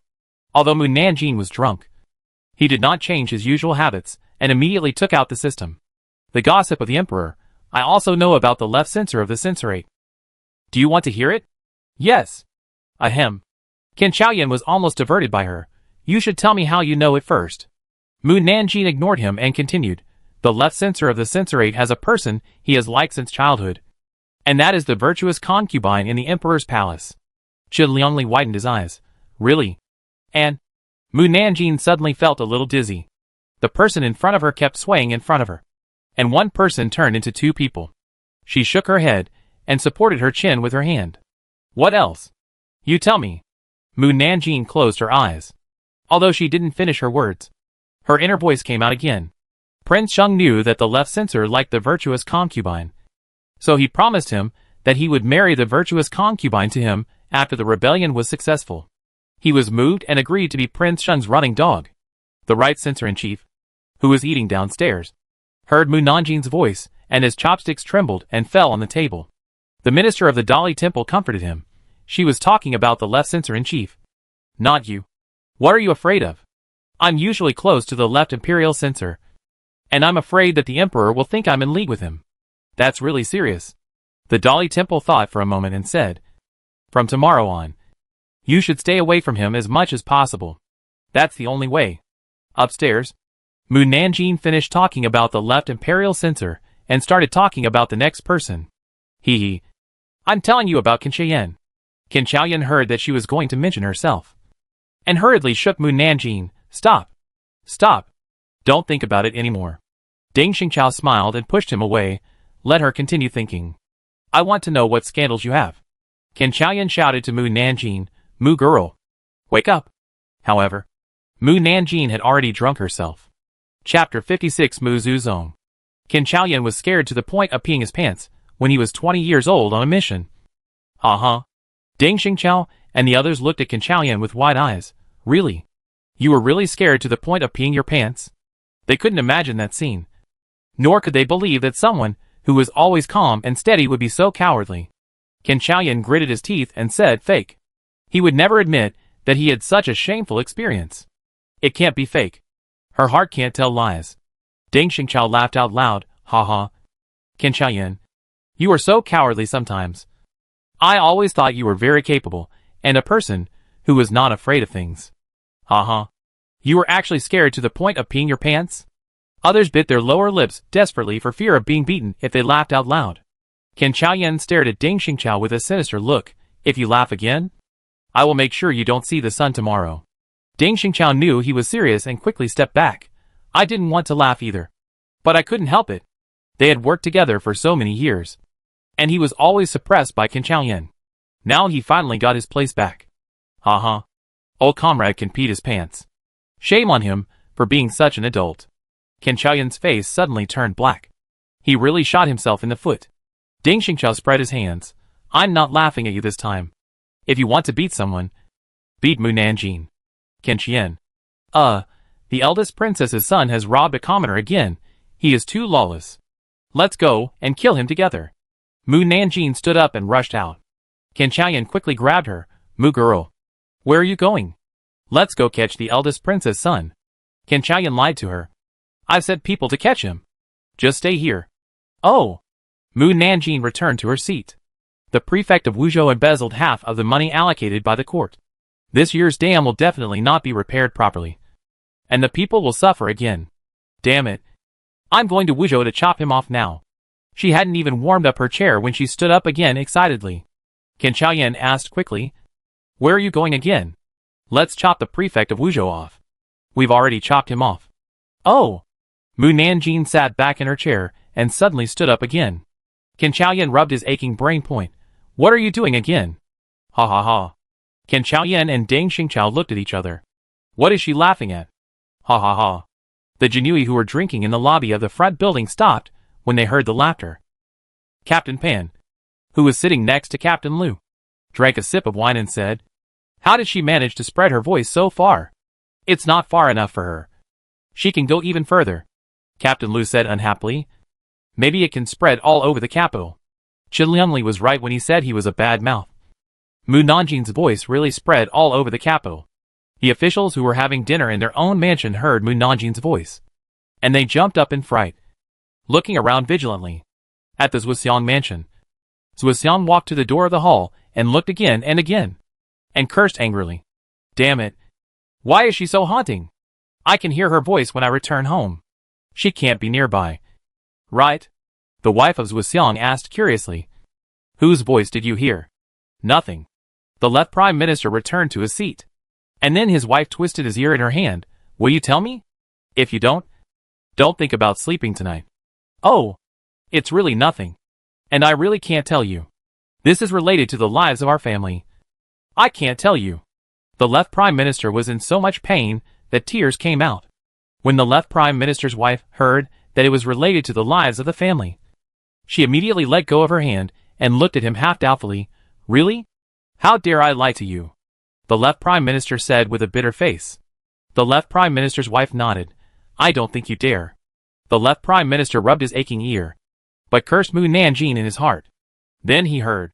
The old emperor favored the imperial concubine last night, and it was over in less than half a cup of tea.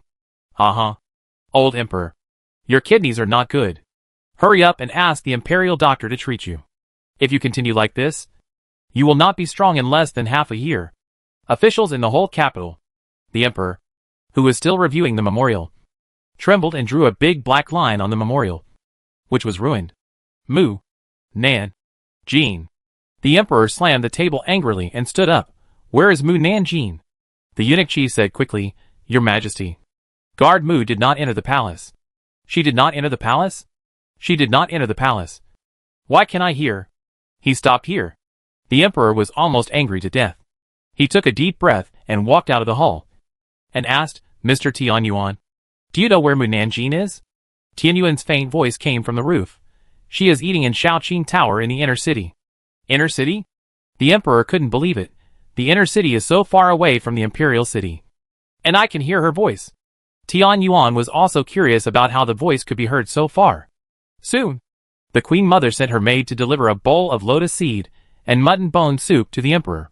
The emperor looked at the hot and nourishing soup, and his face was immediately dark. At this time, Shaoqing Lu, Qin Chaoyan, and Deng Xingqiao almost knelt down to Mu Nanjing. Qin Chaoyan was about to cry, Ancestor Mu, can you stop thinking about it?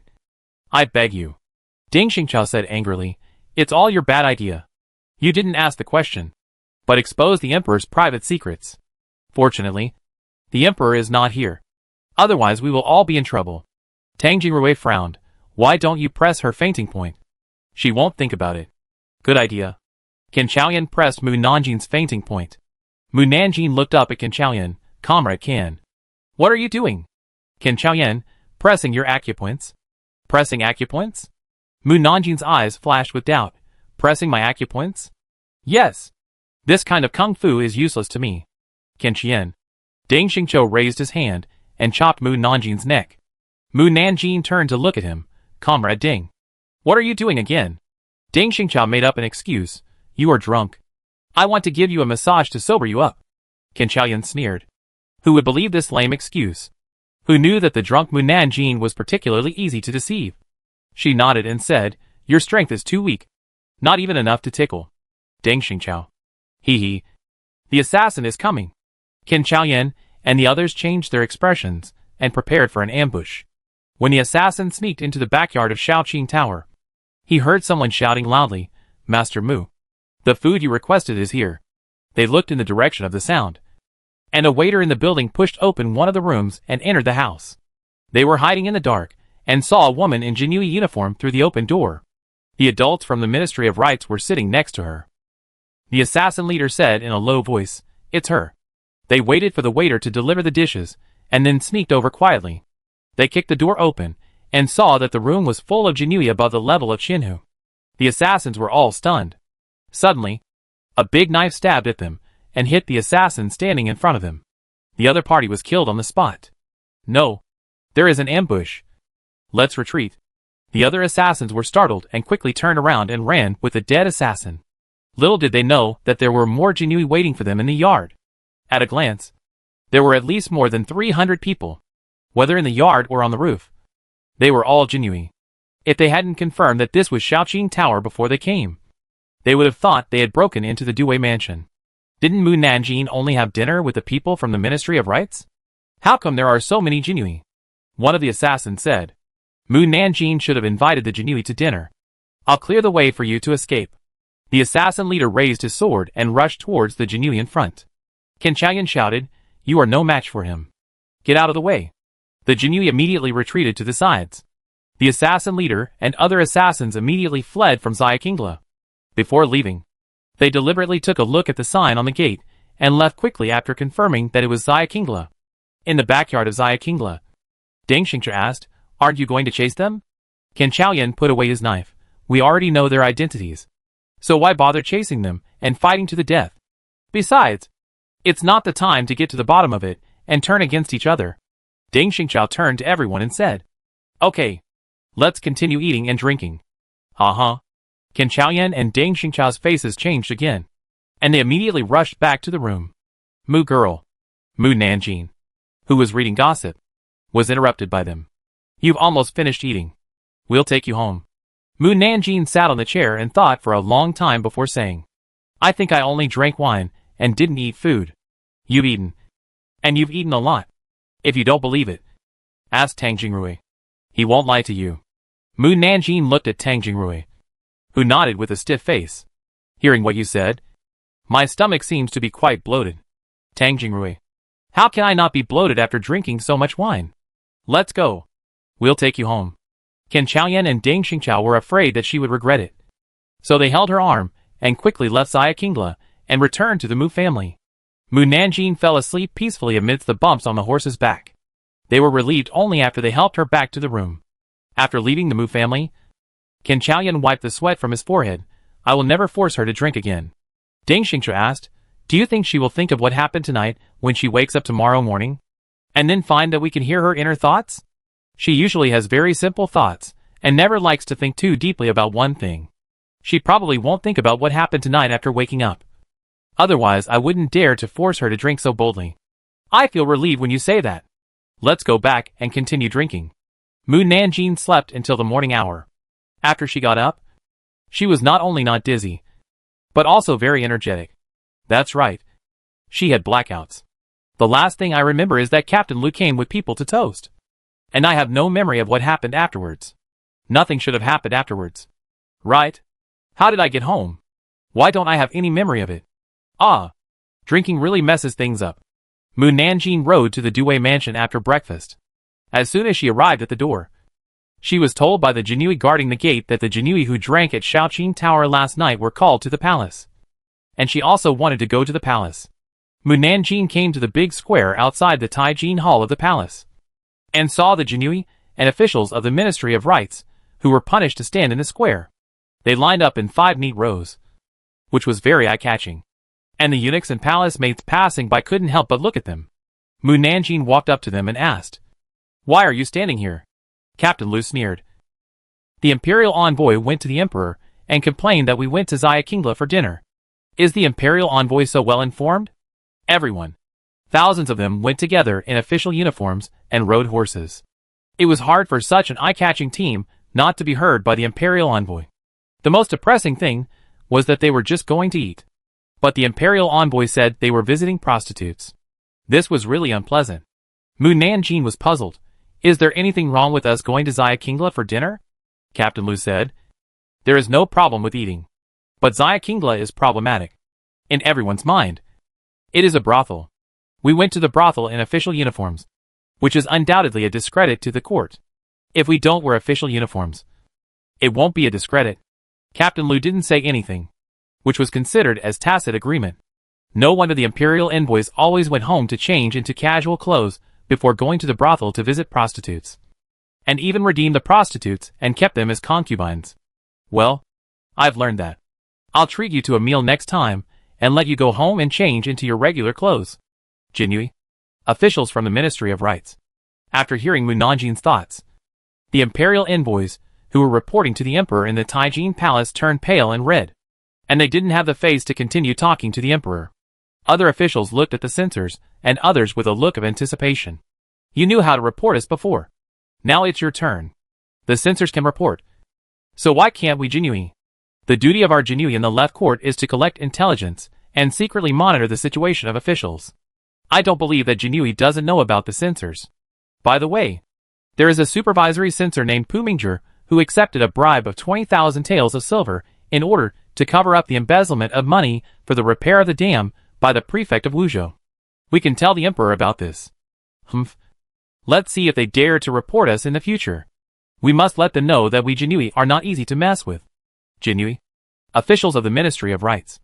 No need to tell spies. The emperor already knows.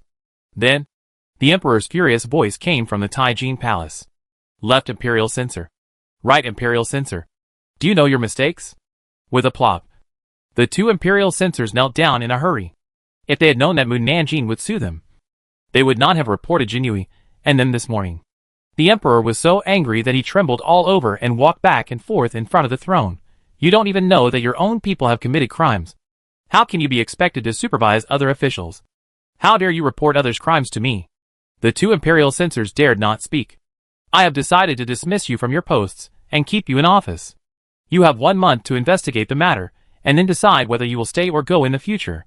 Yes. The two imperial censors quickly returned to their original positions to avoid angering the emperor again. The other officials had nothing to report, and the eunuch chief called for the court to be dismissed. Mu Nanjing was very depressed when he saw the emperor go back to his study room after leaving Taijin Palace. Why did the old emperor leave? Didn't he remember that we were still standing here? Fortunately, I had breakfast before coming here, so I didn't get hungry. Everyone. Just as the officials walked out of Taijin Palace, Mu Nanjing suddenly felt a strong breath approaching them from behind. Chapter 57. It's so scary. Mu Nanjing turned around and saw two men in flying fish suits walking towards them. The man in the red flying fish suit embroidered with golden flying fish had a handsome face and sharp black eyes. As long as he looked at him, it was as if his 18 generations of ancestors had been dug out and interrogated hundreds of times. There was no sense of privacy in front of him.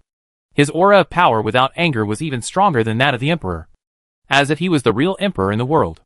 The other man in the red flying fish suit embroidered with white flying fish had a gentle appearance and a friendly smile on his face, as if he was very easy to talk to. Du Tongji? Mu Nanjing recognized the other person's identity through his robe.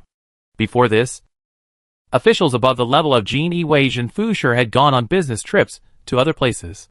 So, this was the first time she had seen the highest leader of Jin Yiwei since she became Jin Yiwei. The governor and his men are back? The Jinui heard her voice, and quickly turned around to see the people walking towards them. Some of them had bright eyes, while others were afraid. But the common action was to kneel on one knee to the governor. I greet the governor and the governor's assistant. The governor and his assistant are really young. I thought they would be at least 60 years old to be able to sit on the first-rank official. The governor's eyes swept over Mu Nanjing lightly. Captain Lu saw that Mu Nanjing was still standing and quickly pulled her skirt. Mu Nanjing looked down at him and whispered, "What are you doing?" Captain Lu whispered, "Kneel down." "Why do you have to kneel down besides the emperor and the empress dowager?" Mu Nanjing knelt on the ground unwillingly. The ancients only said that men have gold under their knees. But they never thought that we girls also have gold and jade under our knees. I have to kneel to people every day. And my knees are becoming worthless. I have to make it clear to everyone in the future. In addition to kneeling to the sky, the earth, my father, my mother, and my master, I only kneel to my deceased elders. Now, those who are often kneeled by me, please be prepared. I am afraid that one day you will die from my kneeling. Everyone. By the way, the governor is so powerful and domineering. No one of the 6 weirdos in the prison can be beaten to obedience by him. I just don't know if his real face looks good under the disguise. I really want to see it. Everyone. Real face? What real face? Could it be that the appearance they see now is not real? The eyes of the Jinui were also full of disbelief. Especially the governor's co-governor. He has worked with the governor for many years, and never knew that the other party was in disguise. The governor stared at Mu Nanjing and narrowed his eyes, with a frightening coldness flashing in his eyes. Mu Nanjing's expression was stern. There is murderous intent. Shwa shwa shwa. Without waiting for Mu Nanjing to look up, the Jinui stood up as quickly as possible, drew out the swords at their waists, and looked around vigilantly. The officials of the Ministry of Rights hurriedly hid behind the Jinui for protection. Mu Nanjing stood up slowly. The Jinui also noticed the murderous intent? So the murderous intent just now was not directed at me. Jinui. The governor smiled and said, everyone reacted so quickly, which shows that everyone has not neglected training on weekdays. Jinui. It should be said that they were trained by Mu Nanjing. The governor is a smiling tiger. Smiling on the surface. But I don't know how to calculate people in private. Comrade Lao Ken was led astray by him in this way. The governor's assistant. Ken Chien. The governor's assistant looked at Mu Nanjing and smiled gently. Is this little girl the female Jinui recruited by the emperor?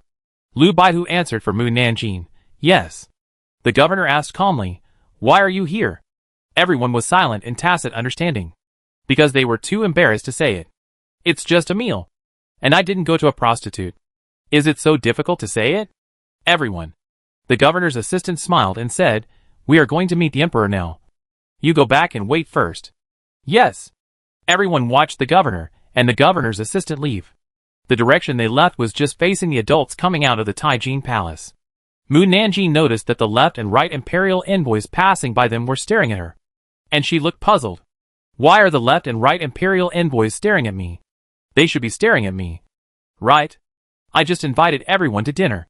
Why do I look like a big criminal who has committed a heinous crime? Is it so serious? Everyone. They are about to lose their jobs. Isn't it serious?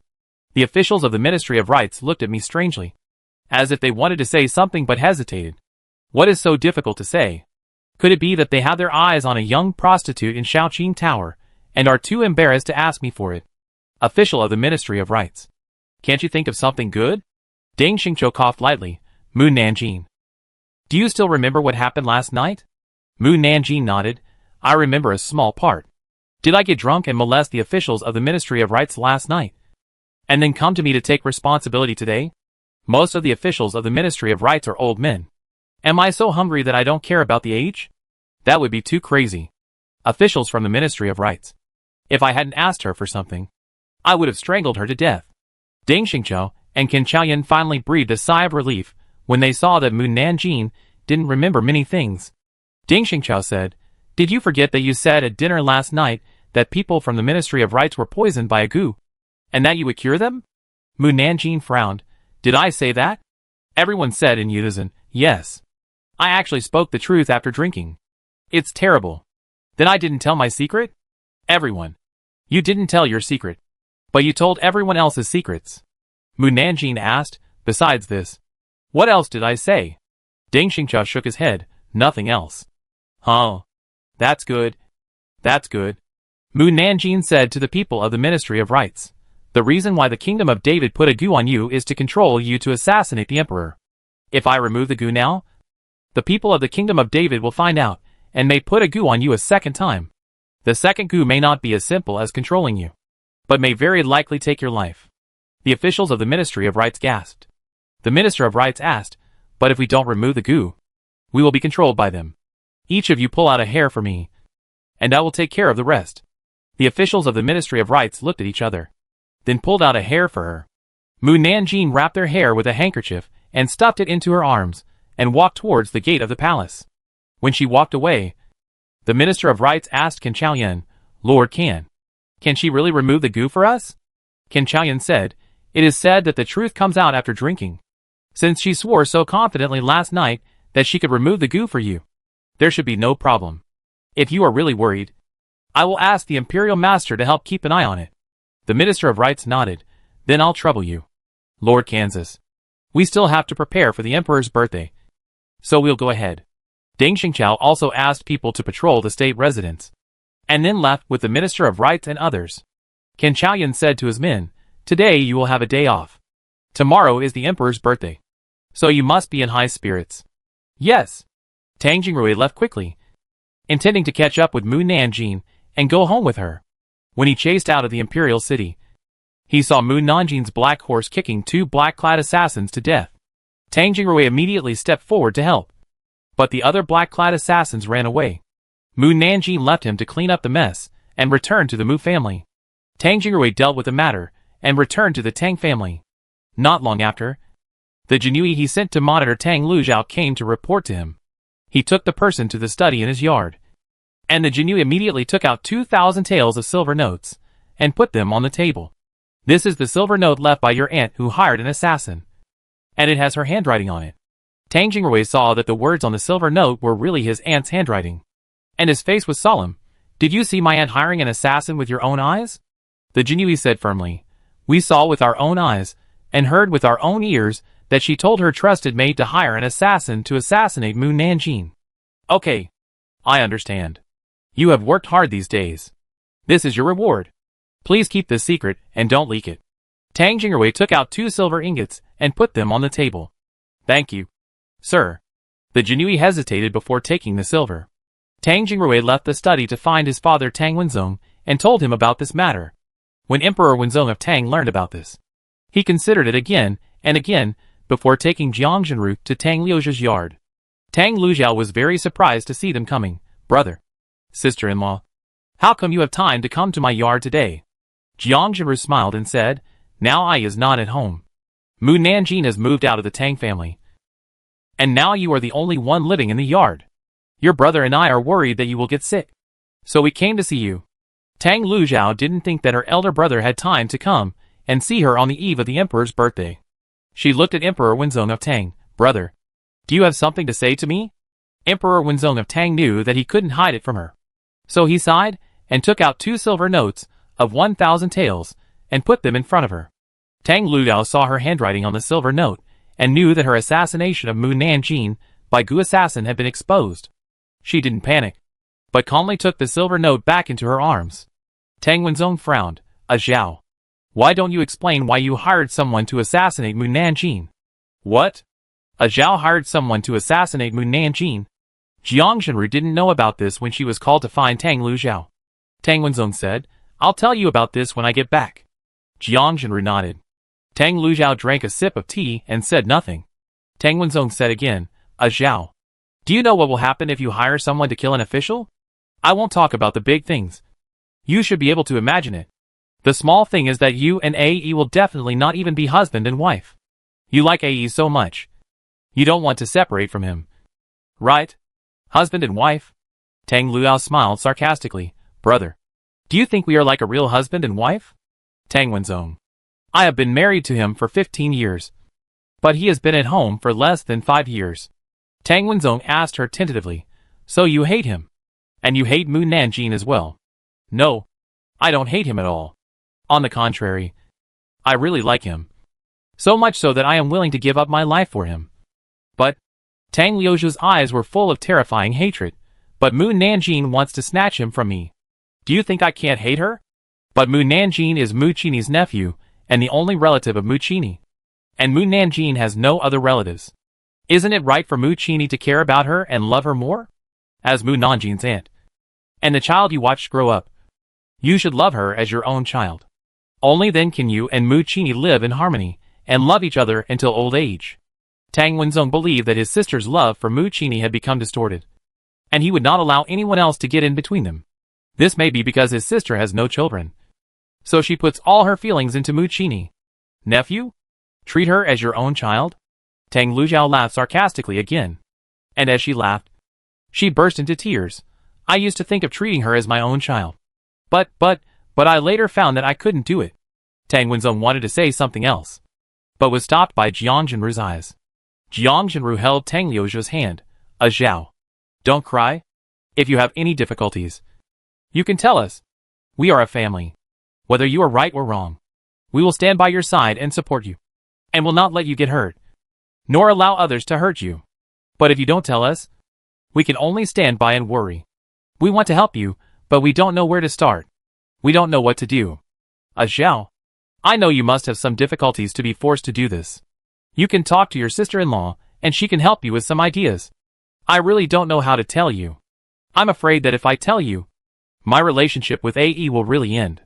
Tang Wenzong was very anxious, and stood up, and walked back and forth in front of them.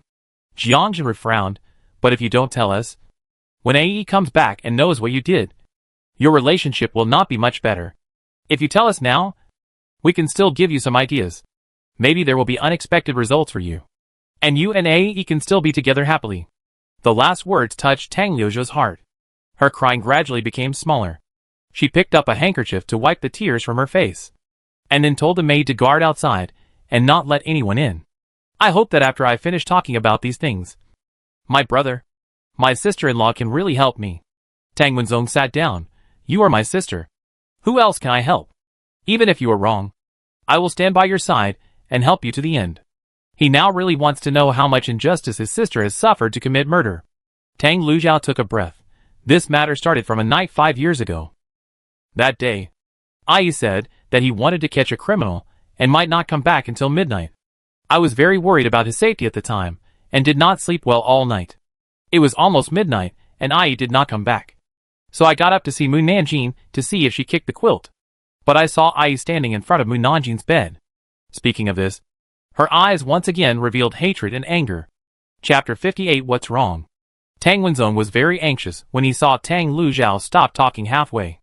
Why don't you tell me what Ai did when he stood in front of Mu Nanjing's bed? Tang Lujiao was angry. I saw Ai tuck her in, and kissed her forehead. Beast. Tang Wenzong slammed the table angrily. He actually did such a beastly thing to his nephew. Jiang Zhenru was much more rational than him. 5 years ago, Mu Nanjing was only a 10-year-old child. Ai kissed her forehead perhaps just out of the elder's love for the younger. Although it is not in accordance with the etiquette, it is within the etiquette of love. The reason why she said this is because she is a mother. Before her sons were 10 years old, she couldn't help but kiss their foreheads out of maternal love. So in her opinion, Tang Lujiao was overthinking. Tang Lujiao said in a deep voice, I thought so at first. And I always thought that Ai was a man who couldn't express his feelings. So he was always cold to me. But since I saw him kiss Mu Nanjing, I found that Ai could also have such a gentle side. But he never treated me like this. Not even holding my hand. Therefore, the image of him kissing Mu Nanjing gently has always lingered in my mind. I tried to be intimate with him, but he always refused coldly. At that time, I naively thought that he didn't like to be intimate with me outside the bed. Later, these things accumulated in my heart for too long, and I began to doubt Ai. Once people have doubts, they will be on guard.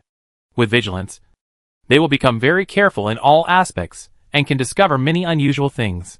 Tang Wenzong asked hurriedly, What did you find out? Tang Liujia's expression flashed a trace of discomfort. But since she had decided to tell the story, she had to go all out. I found that before we had sex every time, he would let me look into his eyes before having sex with me. I didn't think it was strange at first. But later I heard my sister-in-law and her younger sister talking about sex, and gradually found something wrong. Tang Wenzong was too embarrassed to ask any more after hearing this. After all, he was an adult man, and it took a lot of courage for his sister to tell him about it in person. Jiang Zhenru remembered this incident. For years ago, her sister, who had just married, came to their house as a guest, and then shyly talked about sex, saying that her husband had sex several times every night, and every time she made her whole body sore. She still remembered that Tang Lujiao asked curiously, Do you feel sore all over your body every day when you wake up? And your lower body is very uncomfortable, and you don't even have the strength to walk? Her younger sister not only answered yes, but also talked about a lot of sex problems. After listening, Tang Liujia's face turned pale. She thought Tang Lujiao was unwell. So she sent someone to take him back to his room to rest. And also asked a doctor to see her. Jiang Jinru asked, "What's wrong?" I found that Ai's eyes can confuse people. When I look into his eyes, I will enter a false scene. So my sexual intercourse with him may be. Tang Lujiao gritted his teeth. It's fake. It's completely my own imagination. Jiang Jinru and Tang Wenzong took a breath. Xiao. You can't make a conclusion based on what my little sister said. After all, everyone's situation is different. Why do you think that sexual intercourse is your own imagination? I thought I was overthinking. But I didn't feel anything after each time. And the doctor said that there was nothing wrong with my body and Ai. But I just couldn't get pregnant. So I felt more and more that my guess was true. Later, I found out that the madam of the brothel would help the girls touch their teeth to find out whether the other party was still a married woman. So I spent a lot of money to invite the madam out. And then asked her to check my body. And the result was, Tang Liujia's eyes were red again. The madam told me that I was still a married woman. I have been married to Ai for more than 10 years. But I am still a married woman. How can I accept this? I can obviously give birth to a child. And I can obviously have a child with Ai. But I am asked to treat other people as my own children. How can I do it? How? How could this be? Tang Wenzong couldn't believe what he heard. Jiang Jinru was also dumbfounded. Tang Wenzong said angrily, "If he didn't want to touch you, why did he marry you in the first place? I didn't force him to marry you. He could have asked me for money to live somewhere else. But it was too much for him to treat you like this after we got married." Tang Lujiao didn't say anything. Tang Wenzong felt that she must know something inside. Xiao, tell me everything you know. And I will definitely help you get back all the grievances you have suffered over the years. Tang Lujiao was silent for a moment before saying, "Brother, do you remember what Dad and Mom said about a Yi's appearance?" Tang Wenzong recalled the past. It seems that they said something like this. I remember that Dad and Mom said that Ai looked very much like his father when he was a child. But when he grew up, he had no resemblance to his father. I didn't think much about it at the time. But since I started to suspect him, I had to think more about it. Then I spent a large sum of money to hire someone to go to my hometown to inquire about the life experiences of Ai and Mu Nanjing. The news I got was that all the real members of the Mu family had died of illness 15 years ago. Are all the Mu family members dead? Tang Wenzong and Jiang Jinru looked at her in disbelief. Who are Mu Qini and Mu Nanjing now? Why do they have the token of our Tang family? At the beginning, the Tang family was very poor. It was the Mu family who took out a large sum of money to help the Tang family accompany Tang Wenzong to Beijing to take the imperial examination. The Tang family then arranged a marriage with the Mu family and gave them a token of recognition for the Mu family in the future. Tang Wenzong was very lucky. He not only passed the imperial examination, but also became an official, which changed the plight of the Tang family. Therefore, in Tang Wenzong's heart, the Mu family was the great benefactor of the Tang family. This is why Mu Qini was so poor. His parents could still accept Mu Qini and let Mu Qini live in the backyard of the Tang family after marriage. But they didn't expect that Mu Qini was not a member of the Mu family. If the Tang family had not had any contact with the people in their hometown for a long time, he would definitely write a letter and send it to ask clearly. I don't know who they are. And I dare not ask who they are. Tang Lujiao was very painful. I am very afraid that once their true colors are exposed, Ai will leave me. The Tang family knew that she loved Mu Qini very much. And asking her to divorce Mu Qini would be like asking for her life. Tang Wenzong couldn't bear to see Tang Lujiao suffer so much. And said, even if Mu Qini is not a real Mu family member, he is your husband who has been married for 800 years. He can't deny it even if he wants to. You don't need to live in fear every day. But I'm really afraid that he will leave me at any time. I'm afraid that every time he goes out, he will never come back. Tang Wenzong frowned. Since you care about him so much, why do you still hire a killer to kill Mu Nanjing? Don't you know that this will only make him leave you faster? And even regard you as an enemy? This is not the result you want to see. Right? I'm jealous. I'm too jealous of Mu Nanjing. Tang Liujia's face is full of hatred whenever he mentions Mu Nanjing. Ai is not only gentle to her, but also laughs happily to her. This is something I, as a wife, have never experienced. Also, he treats us differently every time he comes back from a business trip. The things he buys us are always jewelry for women. It seems that he cares about me very much. But in fact, he never knows what I need. But Mu Nanjing's gifts are different. He will carefully select them for her. Just like the horse he bought this time. It is something that cannot be exchanged for jewelry. And it is exactly what Moon Nanjing needs the most. Because he is reluctant to let Moon Nanjing walk to work every day. And he thinks that Moon Nanjing's food and drink should be the best in the world. So no matter what she eats, wears, it is more expensive than the eldest lady of the aristocratic family. Tang Wenzong. Jiang Jinru. After listening to Tang Liujia's words, it is true. It's just that Mucini didn't give Moon Nanjing a lot of daily necessities frequently. And her clothes were relatively simple and elegant. So no one noticed this problem. But if you observe carefully, you will notice that the fabrics Moon Nanjing wears are better than theirs. And his monthly salary is more than that of Tang Wenzong, a 5th rank official. Do you think I should be jealous of her? Jealous to the point of madness? I wish I could kill Moon Nanjing, so that Ai will set her sights on me. Jiang Jinru asked tentatively, Zhao, are you jealous of Moon Nanjing because you think Ai has feelings for Moon Nanjing? Tang Luzhao remained silent, indicating his agreement. Ridiculous. Tang Wenzong stood up excitedly. Moon Nanjing is Mucini's nephew. How could Mucini have such thoughts? Tang Luzhao sneered. It may not be a real nephew. They may not be related by blood. Tang Wenzong. Jiang Jinru thought carefully. Zhao, I think you may be wrong. If Mucini really likes Moon Nanjing, with his temperament, he would never allow Moon Nanjing to pursue Jingrui relentlessly. Nor would he let the woman he likes like another man. He would hold her tightly in his arms, and not let anyone touch Moon Nanjing at all. Tang Luo paused, and this seemed to make sense. Tang Wenzong breathed a sigh of relief. It's good that Mucini doesn't like Moon Nanjing. Zhao, don't hire assassins to kill Moon Nanjing anymore. You will make AE drift further and further away from you. Tang Liujia's eyes darkened. I always feel that the next time AE comes back will be the day of our separation. And he gives me the feeling that every time he goes out to do something, it's for Moon Nanjing.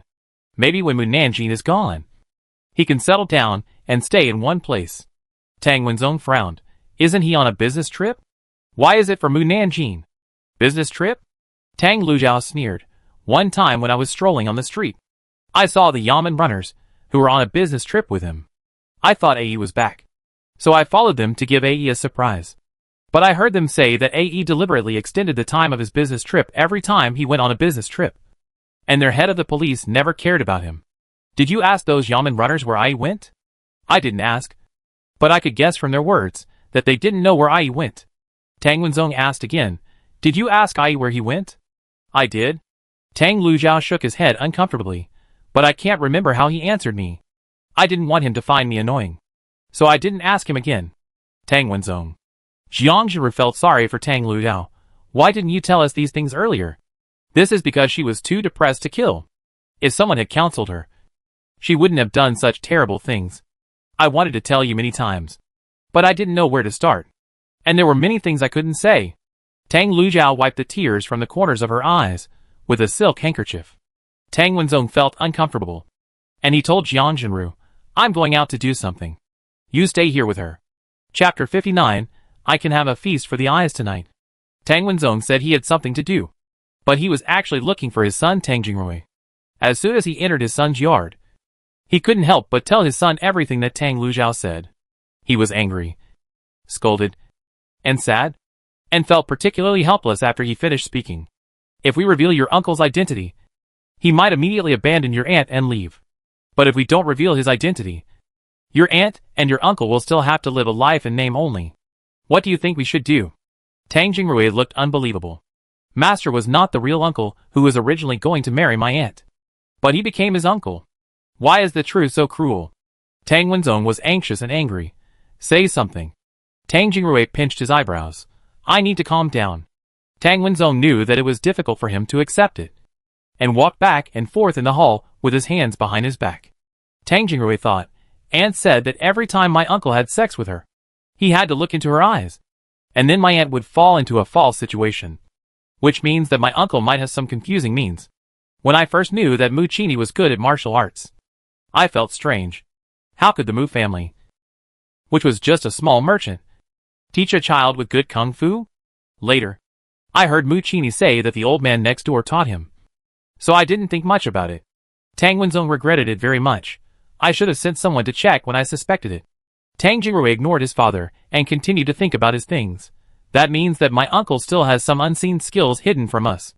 Mu Nanjing should have been hiding her true side and never showed it. So her sudden change of temperament and the fact that she also knows Kung Fu makes sense. But why did he hide himself before? And now he doesn't hide anymore. Tang Wenzong frowned. What have you been mumbling about? Tang Jingrui said, Dad, I think we need to find someone to investigate my uncle's matter before we can make a conclusion. For example, the Mu family. Did all the people in the Mu family really die of illness? And my uncle? If he is not a member of the Mu family, why does he have the Tang family's token? And who is he? Where did he come from? We have to figure out these questions before we can think about how to solve this matter. We can't accuse my uncle of a crime without any evidence. And if my uncle doesn't admit it, we can't do anything to him. Tang Wenzong thought about it and said, this matter is left to you to solve. And you Jinui are very good at investigating things. Tang Jingrui nodded and sat down on the chair after Tang Wenzong left. He felt that what his aunt said was 80% true. Otherwise Mu Nanjing would not be indifferent when he knew that it was his aunt who hired an assassin to assassinate her. With her ability, she didn't ask her aunt to settle the score. It is very likely that she also knew the truth and felt that they were in the wrong. So she endured her aunt sending someone to assassinate her. Tang Jingrui felt a headache the more he thought about it, and decided not to think about it anymore. And then got up and went out to find someone to investigate this matter. The next day was the emperor's birthday, and the people of the capital celebrated together. Before dawn, people on the street were busy, and the festive atmosphere spread throughout the capital as the sun rose. Mu Nanjing's main task was to keep an eye on the envoys of the 4 countries, so she could sleep in a little and rush to the state residence before the envoys were ready to enter the palace. Lu Baihu, who was waiting for her at the gate, saw her late and said with a gloomy face, Why are you here so late? Mu Nanjing used yesterday's excuse to lie to him. I hurried over after I finished the business of the officials in the Ministry of Rights. Only a fool would tell you that I was sleeping in. Lu Baihu. I almost believed what she said. He let out a big sigh of anger. Let's go in. At this time, the envoys of various countries were ready, but the officials of Dacian Kingdom delayed announcing that they would be taken into the palace. Just when they were waiting impatiently, they saw Mu Nanjing coming in from outside. Then, they heard Ding Xingqiao say, before the envoys enter the palace, you need to cooperate with one thing. That is, you are not allowed to bring any weapons into the palace. The envoy of Dazhou Kingdom said, we know this rule, and we have ordered the guards to put the sword in the state residence. The envoys of other countries said that they did the same. TSK. What a nice thing to say. You don't have your swords with you. But that doesn't mean you don't have other weapons. It's like the gold thread embroidered on the skirts of the dancers of the Great Qin Kingdom can be removed and turned into countless sharp gold needles to kill people. There are also 2 daggers hidden in the thick soled boots of the guards of the Great Liao Kingdom. The wrist guards of the Great Zhou Kingdom can be assembled into a big knife. And the belts of the guards of the Great De Kingdom are an iron chain whip. If these are not weapons, then what are they? Humph. This is why the Great Qian Kingdom has not announced that it will bring envoys into the palace. Because Ding Xingqiao wanted to understand the situation of the 4 countries with weapons through Mu Nanjing. He winked at Qin Liangli. Qin Liangli bowed to the envoys and said, Dear envoys, for the safety of our emperor, we need to search you. Please forgive us. As you like. The envoys of the Great Qin Kingdom were very generous. They concluded that the people of the Great Qian Kingdom could not find any weapons on them. The envoys from other countries had no objection. Ding Xingqiao's centurions quickly searched the guards' armor, pretending to find nothing at first, and then found the hidden weapons that Mu Nanjing had mentioned bit by bit. The faces of the envoys from various countries suddenly became unhappy. They had never thought that the eyes of the guards of Dacian were so sharp that they could find the hidden weapons hidden in very secret places. Wow! Comrade Ding's men have such good eyesight. Right? How much time has it taken to train such sharp eyesight? The centurions who heard Mu Nanjing's thoughts were too embarrassed to look at her. Ding Xingqiao announced, Enter the palace. The envoys entered the palace under the leadership of Ding Xingqiao. Red lanterns and wedding cloths were hung in the palace, and red carpets were laid on the palace road. The carpet extended all the way from the outside of the palace to the Taijin Palace. The envoys stepped on the soft carpet with their own ulterior motives and followed Ding Xingqiao all the way to the Taijin Palace. The eunuchs arranged them to sit on the right side, closest to the emperor. Opposite them sat the princes and princesses of Dacian. Below them were the heirs and grandchildren of the 4 princes and officials of Dacian. The officials were all above the 3rd rank. With the emperor's permission, they each brought their wives to attend the emperor's birthday banquet. After Mu Nanjing saw the envoys from various countries enter the hall, she planned to walk around, but was grabbed by Captain Lu's sleeve. "Come in with me." Mu Nanjing was puzzled. "I want to go in too? We have to go in and guard." "Mu Nanjing, you want me to go in and watch them eat? Are you still human?" Captain Lu ignored her inner thoughts and led them into the hall. Liang Xiaochu, who was sitting in the hall, saw the people who walked into the hall and hurriedly said to his father, "Dad, look at the gate. The female guard in the Jinui uniform is Mu Nanjing." The 4 princes' sons and grandsons couldn't look over openly, so they could only glance at the gate with their peripheral vision. The moment the prince of the Zuanqing palace saw Mu Nanjing, his teeth were about to break. "Is this yellow-haired girl Mu Nanjing?" He thought Mu Nanjing was already in her prime, but he didn't expect that she was just a yellow-haired girl who was still wet behind the ears and scared their father so much that he didn't dare to come to the capital. The prince of the Huanqing palace said in a deep voice, "She made us lose a 9th-rank guard. The night before, the guards they sent not only failed to kill Mu Nanjing, but also killed a guard in vain." The prince of Shangqing palace said calmly, "It's useless to say these now. Let's try not to let her notice us tonight." The prince of Yuqing palace said, "It would be great if we could hear her voice." The other princes thought so too, but unfortunately, the emperor would not allow it. Mu Nanjing had resentment in his heart, and had no intention of looking at the people sitting in the hall. After all the guests arrived, the emperor brought the queen, the imperial concubine and 4 concubines, as well as the national teacher, Tian Yuan, to the Taijin palace. "Your Majesty, the queen is here." All the people in Dacian kingdom knelt down. "Welcome to the emperor. Long live the emperor. Long live the emperor. Long live the queen." The envoys of the other 4 countries saluted the emperor in their own way. "Wow! 2 handsome men are here. I can feast my eyes tonight." The emperor paused with a smile, looked at Mu Nanjing in the corner, raised his hand, and signaled everyone to stand up. "Thank you, my emperor. I wish you good fortune as vast as the East Sea and longevity as great as the South Mountain." The people of Dacian stood up after congratulating him. "Good." The emperor sat down on the dragon throne happily. The others waited until the queen and the imperial concubines were seated before they dared to sit down. The chief eunuch opened his voice and said, "Serve the dishes." Before the dishes were served, the singing girls of the palace entered the dance floor of the Taijin palace and danced. Everyone watched with great interest. Not long after, the beautiful palace maids carried wine and food, walked into the hall with light steps, and placed each portion of wine and food on everyone's table. After everyone started eating a few bites, the envoy of the Great Shen Kingdom came out first and saluted to the emperor. "Great Emperor of the Great Shen Kingdom, our emperor has a special gift for you." "Oh!" The emperor, who already knew what the gift was, pretended to be very interested. "What gift does your emperor want to give me?" The envoy of the Great Shen Kingdom clapped his hands. Then, everyone heard the crisp sound of bells outside the hall, as if hearing wind chimes swaying in the wind, and everyone felt indescribably refreshed and relaxed. The singers performing on the dance floor saw a graceful girl in white walking into the hall, and they all stepped back behind the ministers to make room for the newcomer. The person who came in was the most beautiful princess of the Great Shen Kingdom. She was wearing a gorgeous white dress, with hundreds of small silver pieces hanging on her black hair, a veil on her face, and her beautiful eyes were big and seductive, and her enchanting and graceful body was twisting lightly with her light steps. The men in the hall were immediately attracted to her. Those with poor self-control showed an obsessive look.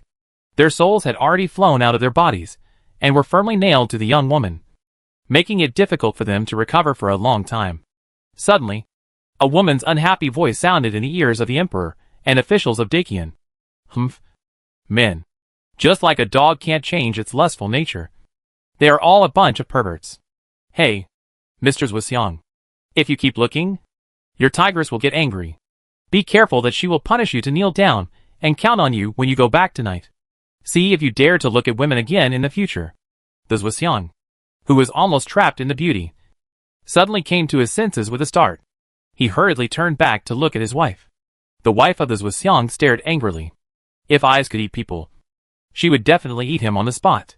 The left prime minister's heart trembled, and he pretended to be angry and cursed in a low voice.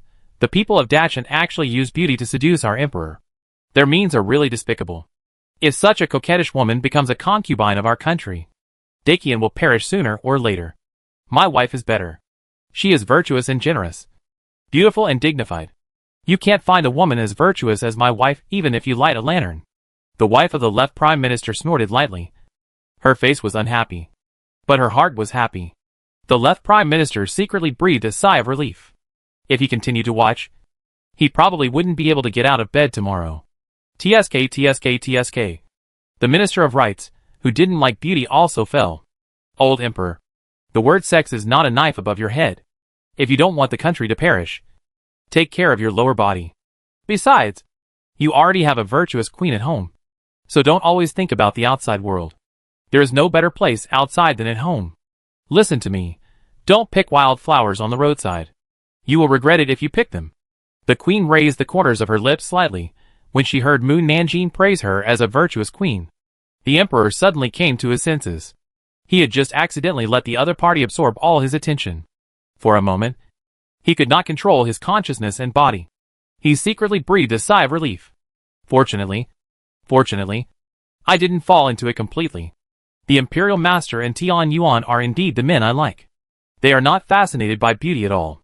Look at how they look at the princess of the Great Qin Kingdom with indifference. Just like looking at a toothpick. By the way, aren't they moved by such a beauty? They are not bad at that. Right? Or are they actually gay? The gossip news didn't mention this. Phone Sinan. Tian Yuan. If they are obsessed with the princess of the Great Qin Kingdom, they are called perverts. If they are not interested in the princess of the Great Qin Kingdom, they are called gay. What is she trying to do? Wow. In addition to the Imperial Master and Tian Yuan, our Jinui's governor also has a gentleman's heart. I don't know if he has a wife. I am not interested in married men. Let me see if he has a wife. Hey. He is still unmarried at the age of 40. Is he not interested in women? Our governor seemed to glance at me. Wow. His murderous eyes are so charming. I can be sure that he definitely does not have a preference for men. The governor, who was sitting far away, said to the governor's assistant next to him in a cold voice, "She is too noisy. Throw her out." The governor's assistant asked him with a smile.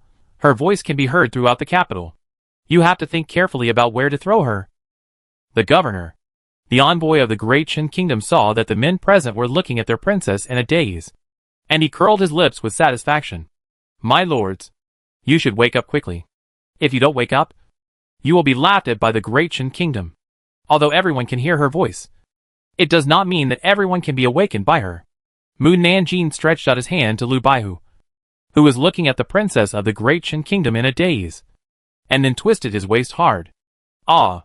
The screams resounded throughout the hall. Captain Lu woke up instantly, and the other men whose souls were seduced also came to their senses. The smiles of the envoys of the Great Qin Kingdom fell. Someone actually dared to ruin their good deeds. Chapter 60. My brothel will never fall. The smiles of the envoys of the Great Qin Kingdom sank. Someone actually dared to ruin their good deeds.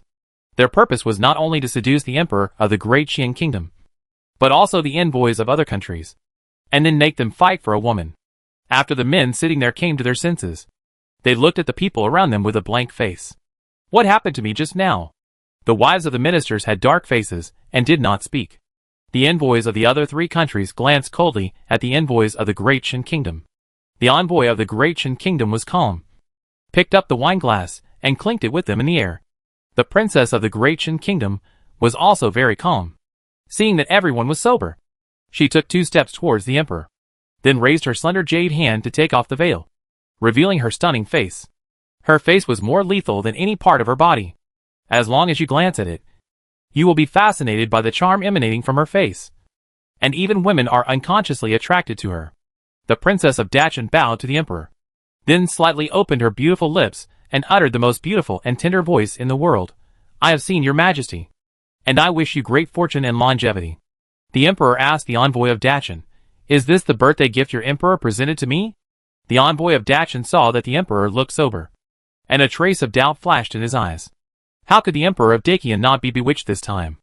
But he didn't know that his hands were clenched into fists in his sleeves, and his nails were inserted into his palms, using the pain to stimulate his nerves to prevent himself from being bewitched by the charm of the other party. Yes.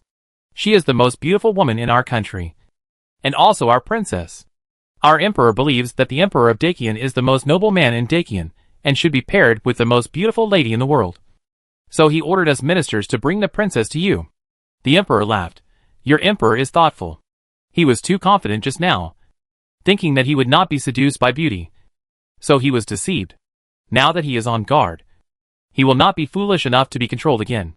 But he can't be so defensive in the future. He can be defensive for a while, but not for a lifetime. Moreover, it is useless for him to be defensive alone. The princess of Dachin can confuse other people and harm Dakian. Now even women are bewitched, which is a good example. As long as the princess of Dachin is there, there will be no peace. Old emperor, don't refuse. If such a big beauty is let go, it will be our loss. I tell you, if she is placed in a brothel, she will be a god of wealth. Emperor, Phone Sinan, Tion, resentment, governor. She was the one who came up with the idea of putting the princess of Dachin in a brothel. I even thought of a name for her. Xiaokai, Jinbao or Shijin. Xiaokai Jinbao is too rustic. Let's call it Shijin. It really suits her. I already have a feeling that she will become the top girl in our brothel, and even the biggest courtesan in Dakian. Isn't there enough money in the treasury? Don't worry. With Shijin, I can guarantee that she can earn you 5 million taels of silver every year. 5 million taels. How many soldiers can be supported? Dakian has a strong army. Are you still worried about not being able to conquer other countries? Then Shijin will become a great hero. Hee hee. Dichin Guiding regretted so much that he even wanted to stab himself a few times. Hee hee. A bunch of fools. You gave such a profitable tool to Dacian kingdom. You will regret it. Emperor. Her words actually made him very excited. After Mu Nanjing was happy, he paused. What am I happy about? The emperor can't hear me. I hope the emperor won't be so stupid as to push away good things. The emperor saw that the envoys of the great Qin kingdom were still waiting for his answer. And he coughed lightly. I have accepted your princess.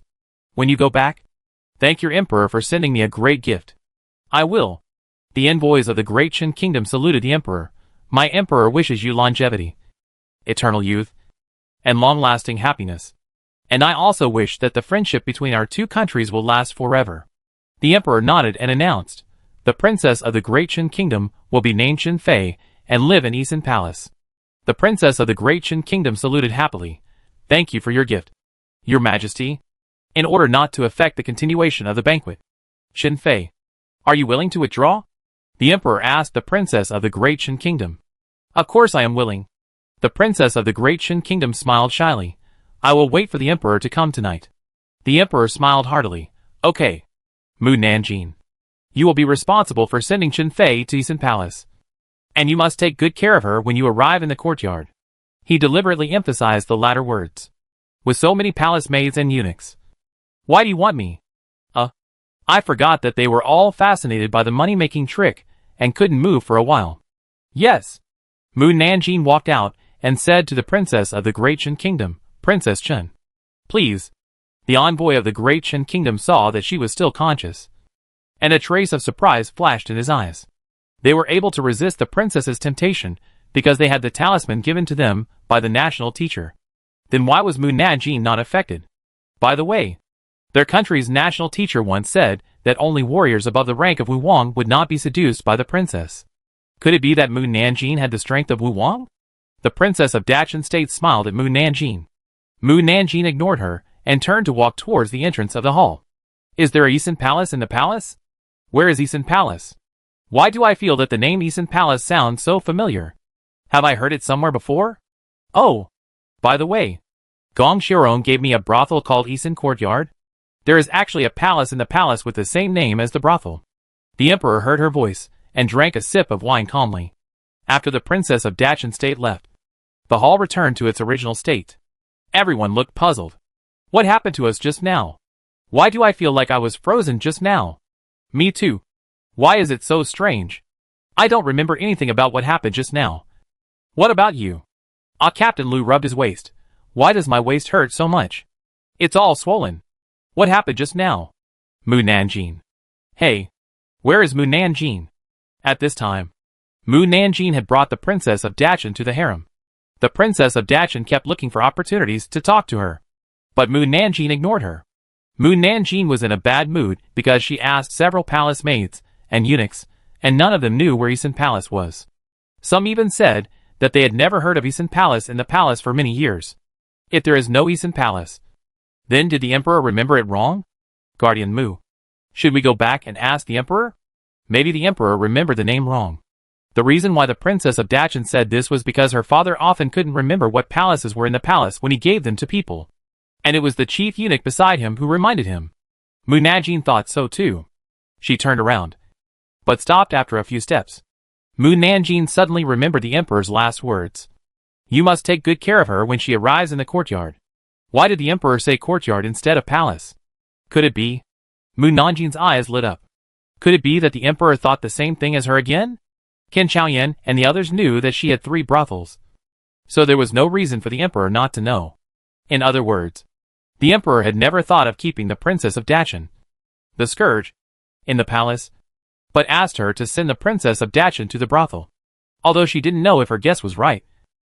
She could send the person there first, and then send the person back when the emperor asked her for her. Mu Nanjing turned around and grabbed the princess of Dachin by the back of her collar. Before she could react, she jumped out of the palace. Ah! The princess of Dachin was frightened. Guard Mu. We have left the palace. Where are you taking me? Mu Nanjing did not answer her. In less than half a cup of tea, people came to the backyard of Shaoqing Tower. When the old man saw her coming, he hurriedly called the old procuress. The old procuress came to the backyard with a smile. Girl, you are here. She turned her eyes to the princess of Dachin, and her eyes lit up. What a beautiful girl. Simply. She is simply tailor-made for the brothel. But before she could say this, the old procuress was fascinated by the charm of the princess of Dachin. Mu Nanjing touched the old procuress's eyebrows, and the old procuress returned to normal. Mu Nanjing said, Madam, tell her where this is. Here. The madam covered her mouth with a piece of silk and smiled. It's a brothel. This was said concisely and clearly. The face of the princess of Dachin changed drastically. Guard Mu. I am the emperor's concubine. Why did you bring me to the brothel? Aren't you afraid that the emperor will chop off your head? Emperor. The emperor's concubine? The madam was so scared that she couldn't speak clearly. Mu Nanjing said to the madam, the emperor asked me to bring her here. Impossible. The princess of Dachin retorted, I am the princess of Dachin. How could the emperor ask you to send me here? Isn't he afraid of provoking a war with Dachin? Mu Nanjing raised his eyebrows. The national conditions of Dachin are not good. Otherwise, he would not have offered you to the emperor, and used your charm to control the emperor to take over Dakian. You think you are smart. But is our emperor so stupid and so easy to deceive? The princess of Dachin turned pale. You have 3 choices. The first one is to return to the palace. But you may be imprisoned forever or secretly killed. The second one is to return to the Great Qin Kingdom. But you will not be a noble princess after returning to the Great Qin Kingdom, but a rotten thing ridden by thousands of people. The princess of the Great Qin Kingdom thought of the days in the Qin Kingdom, and her face was particularly ugly. What is the third one? The third one is to stay here and make money for me. I can give you freedom. And you can go anywhere. I will not restrict you. Of course. The premise is that you can't escape. The princess of the Great Qin Kingdom said angrily, I still have to sell my body to make money for you. No need. The princess of Dachin was stunned. No need. You just need to help me attract male guests to my building. You can do nothing else. If you want, I can also help you to restrain your charm and be an ordinary person. The princess of Dachin couldn't believe what she heard. You can let me be an ordinary person. Mu Nanjing nodded, raised her hand, and gently touched her forehead, and then said to the madam, take off your outer robe. The madam quickly took off her outer robe and gave it to her. Mu Nanjing covered the princess of Dachin with her outer robe, leaving only a pair of eyes exposed. Madam, take her outside for a walk. Yes. The madam smiled and made a gesture of invitation. Girl, please follow me. The princess of Dachin hesitated and followed her out of the backyard. At first she was very scared, because there was no one around her to protect her. So she was afraid that people outside would pounce on her and do something bad to her. She had encountered such a thing before when she escaped from the palace in Dachin. All the guards couldn't help but pounce on her. She was very scared at that time. Now when she thinks back to the past, her body can't stop shaking. However, The madam took her around the lobby. Apart from being curious about her, everyone didn't have any improper thoughts about her, nor were they attracted by her charm.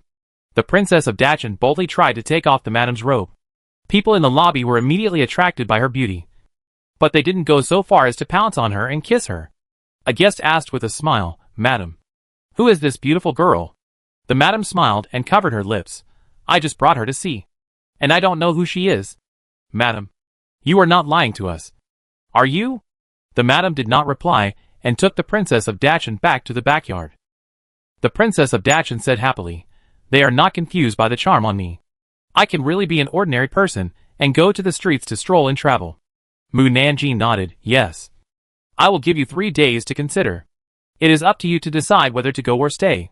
The princess of Dachin. Mu Nanjing told the madam, "I have to go back to the palace.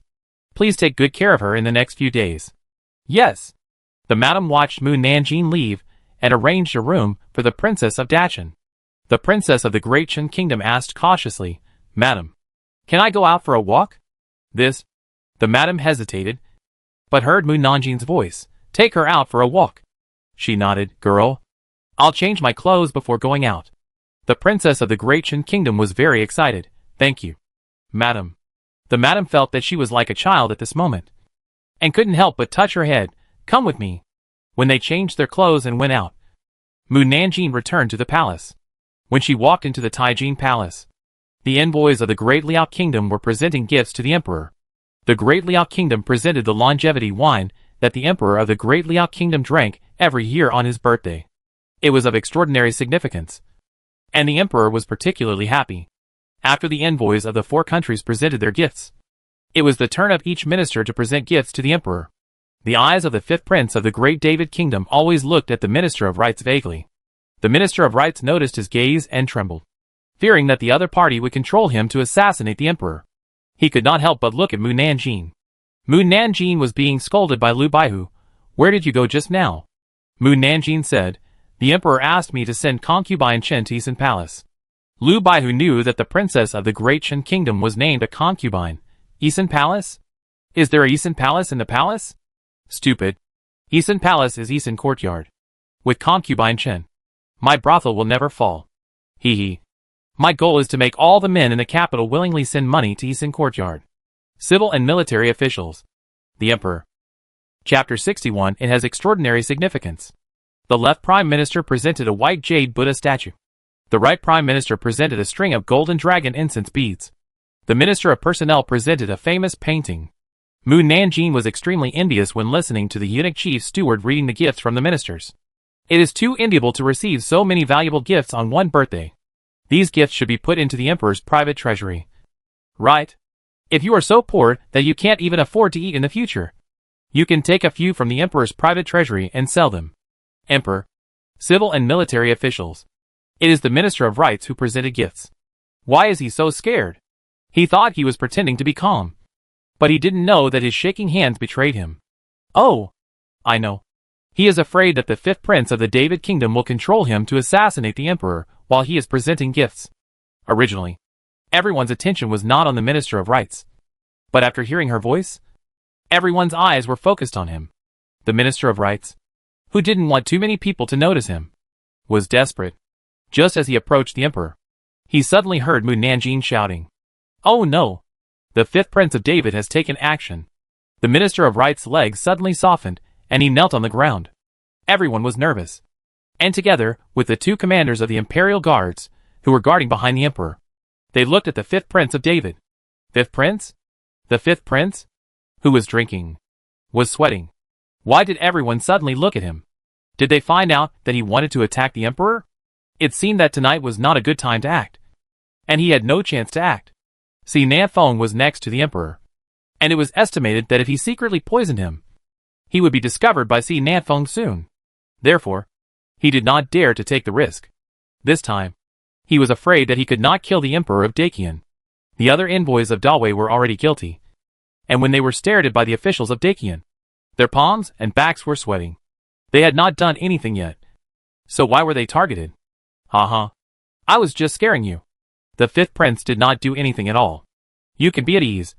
Even if the 5th Prince wanted to do something, as long as I am here, He can't control you. The civil and military officials of Dakian. It's not just the Minister of Rights who was scared. Okay? These civil officials were also scared. Little girl. If there is no situation, please don't scare people in your heart. These old bones of them can't stand being scared. As for the military officers, they just wanted to chop Mu Nanjing with a knife. I don't think I shouted just now. Why did the Minister of Rights kneel down in fear? Did he scare himself? The Minister of Rights quickly picked up the gift in his hand and knelt down. Then greeted Mu Nanjing's ancestors in his heart. I wish the Emperor a long life, peace and prosperity. And I also wish the Emperor to open a women's national school and smooth river transportation. The latter words touched the Emperor's heart. And he smiled heartily. Okay. The Minister of Rights handed the gift to the eunuch chief steward. And when he returned to his seat safely, he quickly wiped the cold sweat from his forehead with his sleeve. Next, the Minister of Works presented a gift. Only after the gift was over did they really start the enjoyment of eating and drinking. The chicken tastes good. Lu Baihu heard the voice, and turned his head, to see Mu Nanjing, biting meat in his mouth. He quickly lowered his voice, and asked angrily, Where did the food in your mouth come from? Mu Nanjing lowered his eyes, and looked at the right vice minister of the Ministry of Rights, who was sitting in front of him. Lu Baihu. He had been a guard for so long. But this was the first time he saw a guard dare to eat in front of the Emperor at a banquet. The right vice minister of the Ministry of Rights was also very upset. Half of the food on his table was eaten by Mu Nanjing. But the Emperor and the guards pretended not to see it. Lu Baihu glanced at the envoys of the Liao Kingdom and the Zhou Kingdom, and pretended to chat with Mu Nanjing. The Qin Kingdom offered women to seduce the Emperor. And the Dawei Kingdom tried to control the Ministry of Rights to assassinate the Emperor. What about the Liao Kingdom and the Zhou Kingdom? Why haven't they made any moves in such a long time? Don't they want to assassinate the Emperor? The national strength of their two countries is not as good as the other three countries. In order not to be swallowed by other countries, they took advantage of the Emperor's birthday to go to the Dakian Kingdom to discuss the alliance. Secondly, they came to watch the show, to see how the Qin Kingdom and the Dawei Kingdom deal with the Emperor, and then see if they can benefit from it. Lu Baihu. Sure enough, they are all guys with bad intentions. At the hour of Su, the birthday banquet ended with everyone's congratulations again. Deng Xingqiao sent the envoys from various countries back to the state residence. When the Jinui left, the envoy of the Great Qin Kingdom sneered, You have been in the Great Qin Kingdom for many days, and can't find a chance to take action. You are really a bunch of useless things. The envoy of the David Kingdom heard that they were laughing at him and sneered, You are a group of men who rely on a woman to do things. It's useful? You? The envoy of the Great Qin Kingdom glared at the envoy of the David Kingdom. The Great Liao Kingdom and the Great Zhou Kingdom saw that there was no show to watch, and they didn't want to get involved in their quarrel, so they went back to their own courtyards. The envoy of the David Kingdom said to the envoy of the Great Qin Kingdom, I wish your princess success soon. They also figured it out. Whether they assassinated the Emperor of Dakian or the Princess of Dachan used her beauty to seduce the Emperor of Dakian, the final result would be the same. So why should they sacrifice their people to assassinate the Emperor? Dachan. The envoys of the four countries stayed in Dakian for another 3 days, before bidding farewell to Dakian. The fourth prince of Dachan wanted to go to the palace to say goodbye to the Princess of Dachan, but was told that the Princess of Dachan was waiting for him on the tower at the city gate. At this time, the Princess of Dachan and Mu Nanjing were standing in the room on the tower. The fourth prince came to the city gate and walked upstairs. Fourth brother. The Princess of Dachan came to the fourth prince reluctantly. The fourth prince also felt reluctant to leave the Princess of Dachan alone here. I will leave 2 guards and 2 maids for you. With your own people around, it will be more convenient for you to do anything. The Princess of Dachan hesitated for a moment and shook her head. No need. Why? The fourth prince was puzzled. The Princess of Dachan looked gloomy. Seeing them will make me think of some very unpleasant things. Due to her physical condition, she was kept in the palace like a canary, and was not allowed to go out or communicate with too many people. The only people she could see every day were 4 palace maids. She finally escaped, but she almost lost her virginity. Therefore, when she learned that she could leave the palace to celebrate her birthday in Dakian, she didn't know how happy she was. She also hoped that her ability could really control Dakian, so that her fate would no longer be dominated by others. The wish was beautiful, but the fact was cruel. The Emperor of Dakian was not affected by her physical condition as she imagined. Fortunately, the Princess of Dachan couldn't help but look at Mu Nanjing, who walked out of the room to wait for them. The fourth prince, who knew her situation, frowned. If we don't have people with you, you can't move in the palace of Dakian Kingdom, and it will be very difficult for you to communicate with us. The Princess of Dachan Kingdom knew that if she refused again, she would arouse the suspicion of the fourth prince. So she stopped resisting. Then stay. The fourth prince hesitated for a moment and asked, "How is your progress with the Emperor of Dakian Kingdom? You also saw it at the birthday banquet." He was not fooled by me. I can only start from other places. The fourth prince lowered his voice and whispered, "This matter can't be delayed for too long. You have to disrupt the court of Dakian Kingdom as soon as possible." The Princess of Dachan Kingdom nodded perfunctorily. It was late, and the fourth prince couldn't stay for long. He looked at her deeply, and went downstairs and rode away. The Princess of Dachan Kingdom walked to Mu Nanjing and watched them leave. Mu Nanjing asked, "Are you sure you want to stay? Do you regret giving up your princess identity?" The Princess of Dachan Kingdom looked into the distance and said, "You know, the time I lived in Showdown Tower was the happiest time of my 20 years. No one monitored me, and no one watched me. I could play outside freely, buy my favorite food, and watch the people on the street talking and laughing. I felt very happy." She was not stupid. Mu Nanjing let her feel the sweetness of freedom, so that she would not choose to return to the days of being locked up in the palace. The other party did succeed in getting what she wanted. As for whether you will regret it later, it depends on whether you can fulfill your promise. If you do, I will naturally not regret it. But, she looked at the people left by the fourth prince for her. How are they going to solve it? If they know that I am not in the palace, they will immediately bring my fourth brother back. Mu Nanjing looked at the four people below. "Leave them to me." The Princess of Dachan frowned. "You want to kill them?" "Of course not." Mu Nanjing took the Princess of Dachan, and the people left by the fourth prince back to the room of Showdown Tower. The fourth prince's people were puzzled. Why didn't Mu Nanjing send them back to the palace? Mu Nanjing said to them, "Look into my eyes." The fourth prince's people couldn't disobey, so they looked into her eyes. A glimmer of light flashed in Mu Nanjing's eyes, and the fourth prince's people looked dazed. "The girl next to me is called Shijin. From today on, she is your lady. You must not disobey her orders, and you must protect her well. Except for her, no one else can order you to do anything." The fourth prince's people replied blankly, "Yes." The Princess of Dachan looked at Mu Nanjing in surprise. Mu Nanjing said, "I have something to say to your lady. You go outside and guard." "Yes." The four guards and maids left the room and closed the door.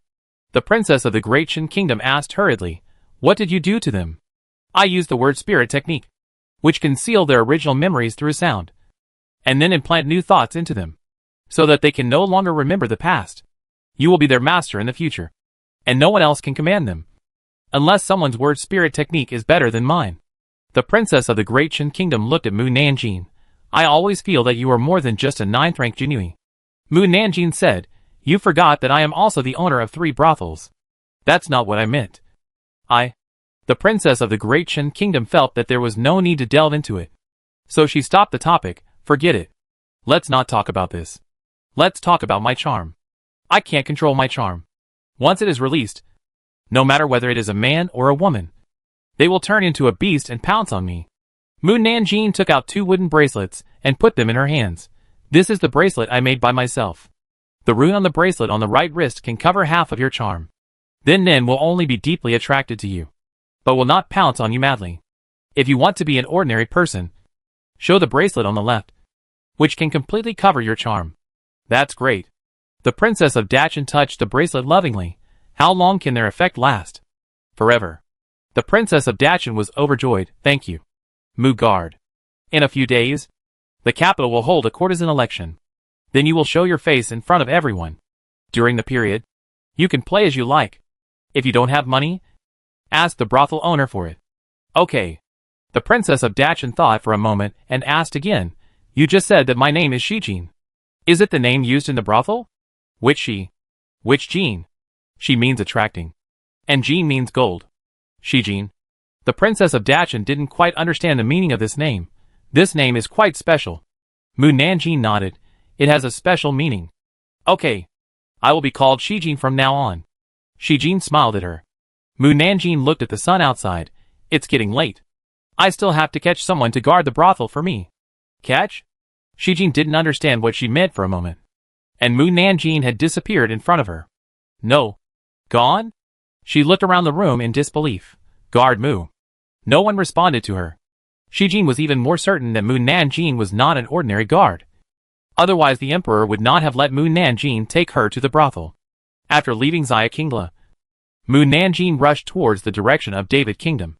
The team of David Kingdom envoys stopped to rest when they passed a small village at noon. The fifth prince was about to get off the car to eat, and suddenly felt that danger was approaching him. He was startled. And then he couldn't move his body, and couldn't even speak, as if an evil ghost had descended. And he couldn't control the fear in his heart. At this time, a gust of wind blew in. Mu Nanjin appeared in front of the fifth prince. It was her, the ninth-ranked Jinui of Dakian Kingdom. The fifth prince widened his eyes in disbelief. She was able to get into his carriage quietly, which meant that her martial arts level was higher than his. But she didn't fight with him that day. So she either concealed her strength or didn't bother with him because he was an envoy. What are you doing here now? Are you here to kill him? Mu Nanjin said calmly. Fifth prince? We meet again. Don't worry. I'm not here to kill you. Fifth prince breathed a sigh of relief. It's good that I'm not here to kill him. Some time ago, you threw a small poisonous snake at me, which made me think that your poison technique is very effective. I decided to catch you back after you leave Dakian Kingdom, and use you for my own benefit. Fifth prince. Is she asking him to be her subordinate? Mu Nanjin didn't waste any words. Picked up the peanuts on the table, and threw them at the horses outside. Whoa! The horses were frightened, and rushed out of the village at the fastest speed. Jin Beiyun hurriedly chased after him. Senior. Where are you going? Mu Nanjin in the carriage said in the voice of the fifth prince. I suddenly remembered that I have something important to do. I will return to David Kingdom to find you after I finish it. Jin Beiyun stopped the horse. The fifth prince in the carriage. The other party could even imitate his voice to speak. After about 2 hours, the fifth prince was finally able to move. Where are we going? After the words fell, the carriage stopped. Mu Nanjin said, We're here. The fifth prince got off the car, and saw Xiao Qinglu at a glance. He frowned. Where is this? Mu Nanjin simply answered, A brothel. The fifth prince frowned even more tightly. Why do you want me to come to the brothel? To be a pimp. The fifth prince. Chapter 62 Simple and Brutal. That night, the right vice minister of the Ministry of Rights, who was completely free, finally got together with his friends, and then went to the old place Xiaqingla as usual.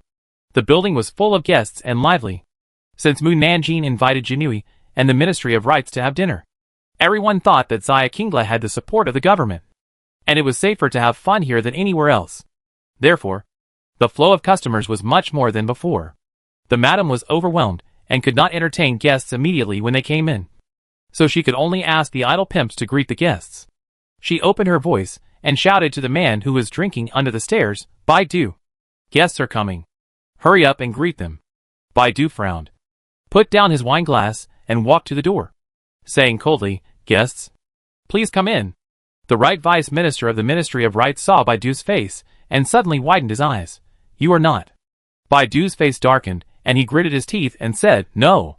The right vice minister of the Ministry of Rights stared at his face again. You are. No. Baidu glared at him fiercely.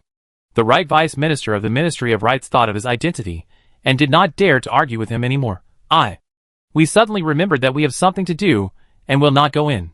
He and his friends quickly left Shaoqing Tower.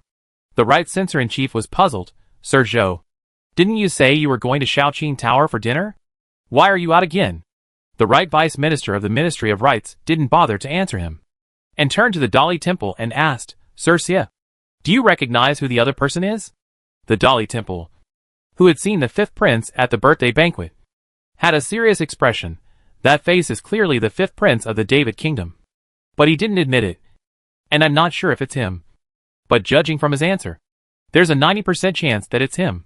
The right censor-in-chief widened his eyes in disbelief. The fifth prince of David? Haven't they left Dakian?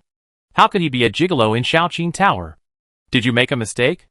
The right vice minister of the Ministry of Rights said, If he is the fifth prince of David, ask the Jinui to check it out.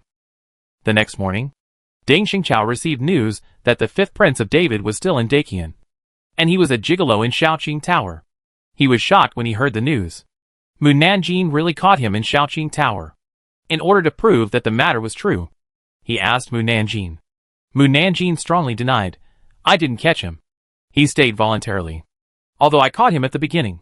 He later learned that I could help him improve his martial arts level to the level of martial saint. So he voluntarily stayed. I'm not lying. Hee. Deng Xingqiao didn't know what to say. Is he the real fifth prince or the fake one? Of course, he's the fake fifth prince. The real fifth prince's martial arts are so poor. What's the point of keeping him? If Jin Beiyun can't beat others, I have to cover for him. My goal is to have a gigolo to help me work, not to ask ancestors to serve me. Only a fool would want Jin Beiyun. Deng Xingqiao. I don't know how the fifth prince feels when he hears her words. Then why is he helping you in Shaoqing Tower, and still using the fifth prince's face? He thinks it's embarrassing to be a gigolo in Shaoqing Tower. And he's worried that if an old friend recognizes him, he won't be able to see anyone. But he doesn't have any other fake skin to disguise himself. So he can only use the fifth prince's face temporarily, saying that he will change it after he becomes someone else's face. Deng Xingqiao frowned. Have you ever seen his true face? No. Deng Xingqiao was worried and angry. If he changes his face and runs away, or changes his face to kill people and set fires, or sneaks into the palace to assassinate the emperor, can you bear the responsibility? Mu Nanjing said lightly. You have too many assumptions. I won't worry so much about what I want to do. If you always worry about this and that, you will accomplish nothing. Instead of worrying about Baidu doing bad things, it is better to think about how to make him dare not commit crimes. Humph. If he dares to do something against my will, I will beat him so hard that he doesn't even know who he is. The method is simple and rough. Why think so much? Deng Xingqiao. What else can he say? Mu Nanjing asked. Anything else? One last question. Is that man really called Baidu? Baidu is the name I gave him. Deng Xingqiao was curious. Why Baidu? Because he has a lot of poisons. This is to remind the troublemakers that Baidu has a lot of poisons in him. If anyone dares to come to Shaoqing Lu to make trouble, he deserves it. Deng Xingqiao. It's just a name. Who knows you are using it to remind people? No. I'm going to get sick if I continue to talk to her. The governor wants to see you. He's waiting for you at his office now. Oh. Mu Nanjing turned and walked out. Yeah. The governor wants to see me. He must want to be alone with me in a room. Deng Xingqiao rolled his eyes secretly. The entire Jinui was terrified when they saw the governor, and they dared not breathe. But she was so happy. Let's see if she can still smile when she sees the governor. Mu Nanjing came to the office, where the governor handled official business. In addition to the governor, there was a man wearing an orange brocade dress embroidered with white flying fish. How come there are other people besides me? It's really disappointing. The people in the room looked at her. The governor handed the memorial to the commander-in-chief.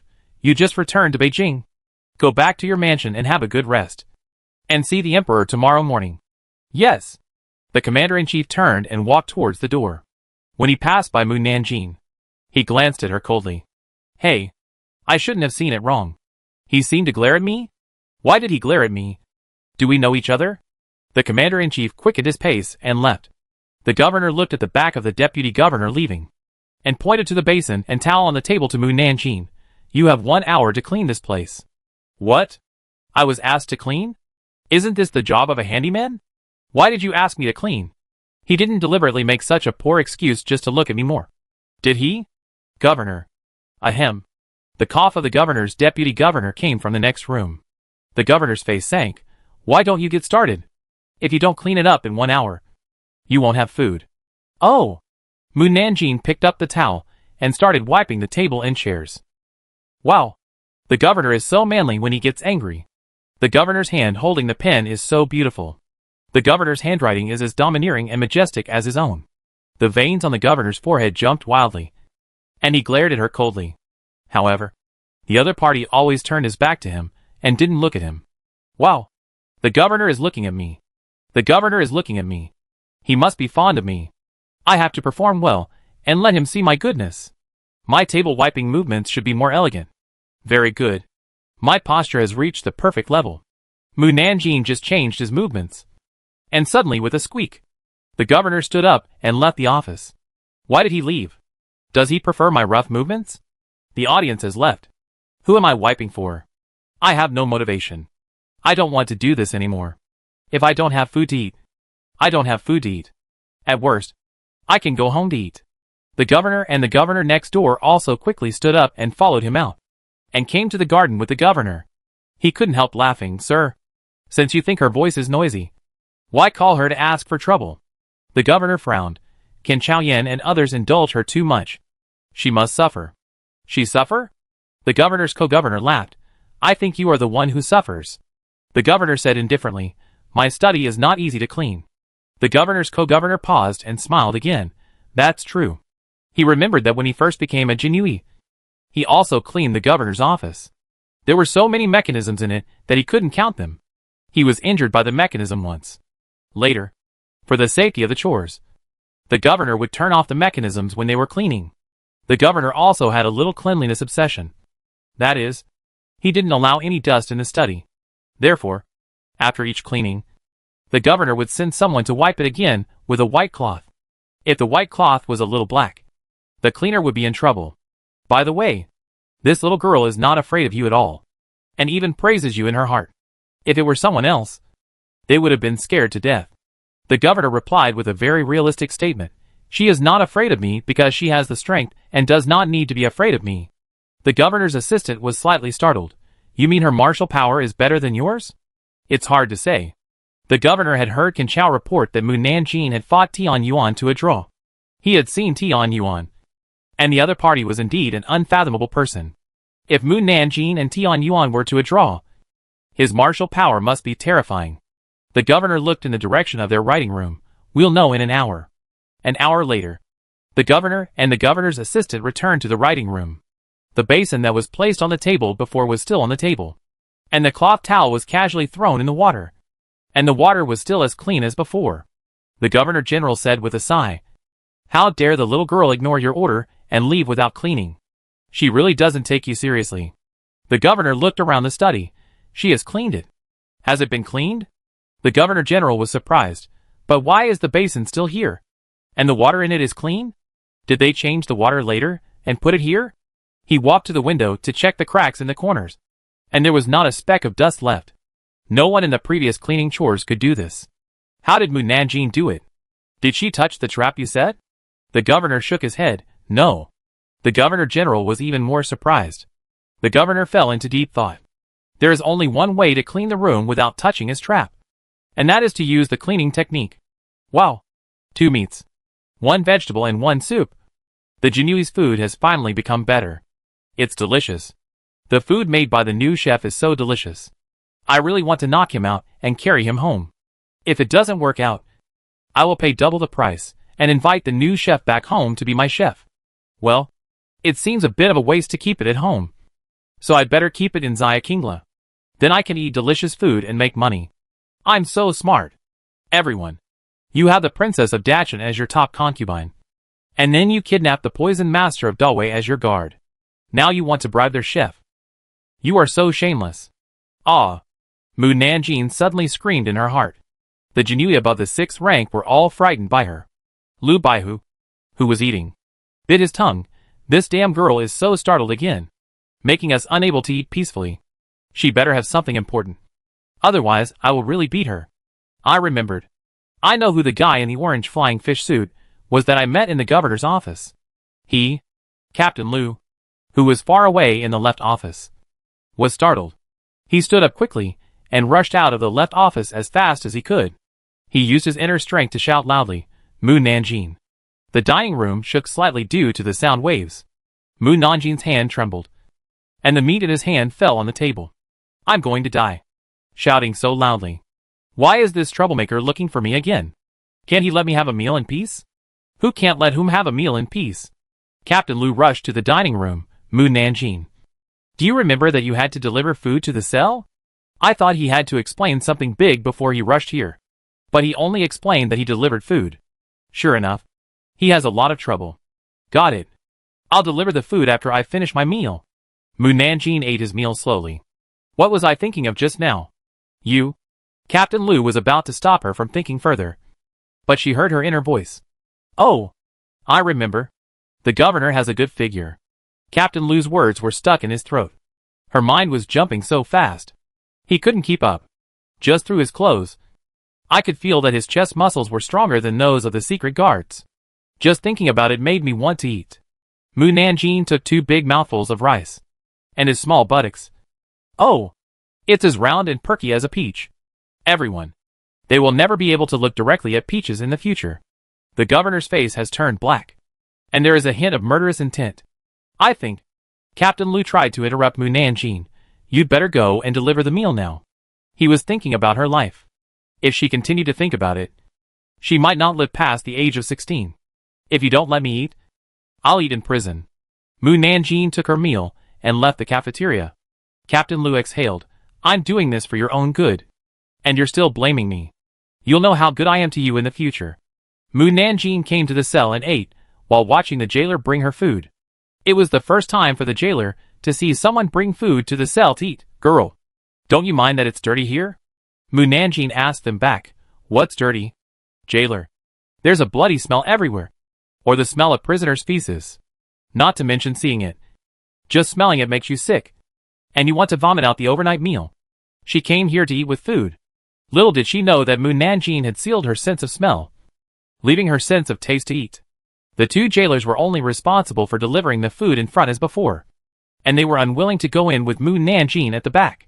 Just when Mu Nanjing was full of food, okay. You all go down. I'll do the rest. At the right time, a sinister giggle came from the innermost cell, which was creepy. Ah! The 2 jailers screamed as if they had seen a ghost and rushed out of the cell. Mu Nanjing pushed the cart to the cell door. It's time for dinner. A gloomy male voice came from the last cell. Little girl. It's you again. Shouldn't you be dead? Chapter 63, He Must Care About Me. Mu Nanjing pushed the cart to the last cell, slowly scooped a bowl of rice, squatted in front of the cell door, and said, How can I die without seeing your appearance? Want to see me? Sure. The person inside smiled grimly. As long as you can enter the cell, I will let you see enough. Mu Nanjing said, Come to the door. Come in. The person inside didn't listen to her at all. If you don't come, you won't have food. The person inside was silent for a moment before getting up and walking to the door. Mu Nanjing held up the lantern and shone it. And suddenly, a black shadow rushed out from the food delivery port. Before she could see what it was, the bowl in her hand was snatched away by the person inside. Mu Nanjing frowned slightly and released her spiritual sense to check. Of course, there was a ban inside, and outsiders were not allowed to peek. So she only saw that it was pitch black inside. The person inside smiled sinisterly. Little girl, did you see what I look like? Mu Nanjing answered honestly. No. If you didn't see it, come in and see. Okay. Mu Nanjing stood up and pulled the door handle. The person inside smiled and said, Then I'll wait here for you to find the key to open the door. No need. Mu Nanjing pulled a little harder. With a snap, the heavy iron door was opened by her. The person inside was completely dumbfounded. He didn't expect that the other party was really tricked into coming in by him.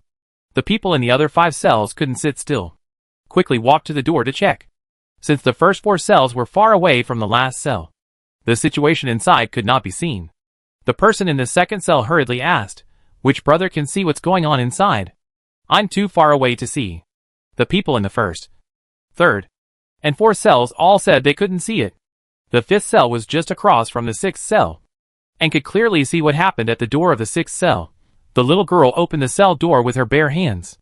With her bare hands? The people in the 2nd, 3rd, and 4th cells widened their eyes in disbelief. Are you sure? She really opened the door with her bare hands? I didn't see any key on the door. And there was a crack in the wall next to the door.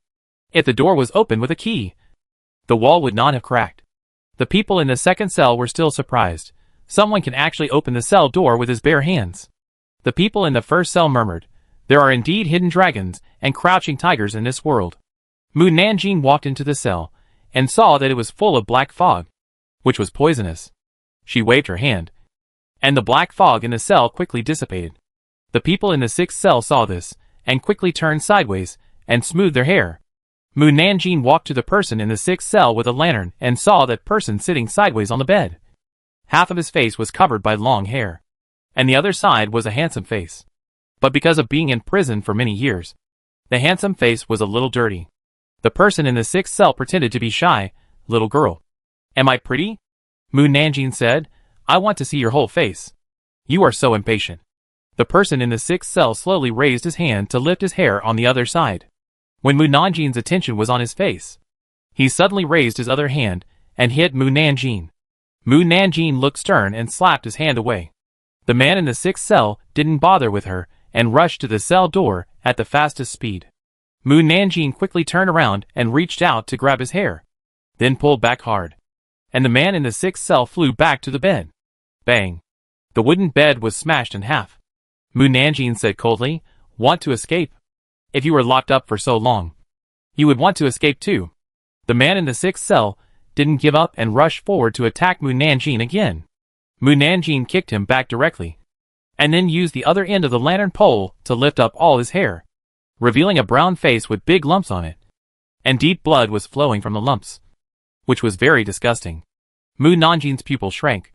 And then, the furious sound cut through the entire Jinui. Fuck. The busy Jinui stopped their actions one after another. Lu Baiwei rubbed his face tiredly. What is this little girl doing? Can't she behave herself when delivering food? She dares to take advantage of me even though she looks like this? She's looking for death. Damn man. Give me back my first kiss on my hand. Mu Nanjing slapped his face full of bubbles with a lantern pole. With a few snaps, the bubbles on his face burst, splashing a lot of thick blood. Mu Nanjing quickly stepped aside. Gulyalu. Gulyalu. The man in the sixth cell made a strange sound from his mouth. His cheeks bulged. His eyes bulged out. And his skin turned brown. He looked like a frogman. Half man and half frog. With many thick lumps on his body. He pounced on Mu Nanjing angrily. Mu Nanjing tapped the ground with his toes, flew back, and quickly exited the cell. The frogman missed and fell heavily to the ground. Bang! A loud noise. The ground shook violently. People far away in the palace could feel the tremors. Not to mention the Jinui who were above the dungeon. The ground shook. The ground shook. The people working in the room hurried out of the room. The governor walked out with a gloomy face. The governor's assistant frowned and asked, What's going on? Is it really an earthquake? No. The governor used Qigong to fly to the dungeon door. Someone escaped from the dungeon. The governor's assistant quickly followed. At the same time, the frogman in the sixth cell pounced on Mu Nanjing again. Mu Nanjing kicked him in the chest again. Ah! Puff! The frogman was kicked back into the cell and vomited blood. Mu Nanjing closed the cell door with a gloomy face, then dismantled the lantern pole and lit it, and drew a talisman with fire to seal the cell door. Inside the cell, the frogman saw that the door was closed, and he didn't care about the pain in his body and hurriedly got up to hit the door, but was bounced back by the sealing talisman on the door. Mu Nanjing said coldly, If you dare to lick my hand again, I will kill you. It doesn't matter if you have the intention to harm others, but you can't be forgiven for being so ugly. Frogman. Mu Nanjing filled 5 more bowls of rice and distributed them to people in other cells. Everyone was very quiet. When they were assigned to the first cell, the person inside asked, Little girl, are you a local? The person asking the question had a hoarse and heavy voice, sounding like an old man. Yes. Mu Nanjing answered without any hesitation or guilt. The person in the first cell whispered, How is it possible? Mu Nanjing asked, Is there a problem? The person in the cell asked her, Little girl, do you want to know a secret? Just want to tell me a secret? Nothing else? The people in the prison laughed. Little girl is really smart. As long as you let me out, I will tell you a big secret. Let you out? No. At least not now. I can only listen to your secrets later. Mu Nanjing's ears suddenly moved. Someone is coming. The people in the first cell stopped talking, took the bowl, and returned to the deepest part of the cell. Mu Nanjing pushed the cart away. Halfway out, he met the governor and the governor's assistant, who came in from outside. The governor's assistant asked, Little girl, are you okay? Mu Nanjing, I'm fine. The one who is in trouble should be the frogman. He dared to lick the back of my hand without my consent. It's a bargain for him to beat him half to death. The governor's assistant. Mu Nanjing looked at the governor. Are you worried about me so you come down? Just as the governor was about to deny it, he was quietly poked in the back by the governor's assistant, so he had to swallow back what he was about to say. The governor and his assistant said with a smile, "Yes. We were worried about your safety. So we rushed to the prison to see if you were injured. And by the way, we checked what happened in the prison. Hee. The governor is concerned about me. He must care about me very much. He cares about me so much. How can I repay him? I have to think about it." The governor and his assistant said. He remembered that he just said we. Right? How could he be ignored? He also needs to be repaid. Okay. I remember someone once said that repaying a man is to help him wash his underwear.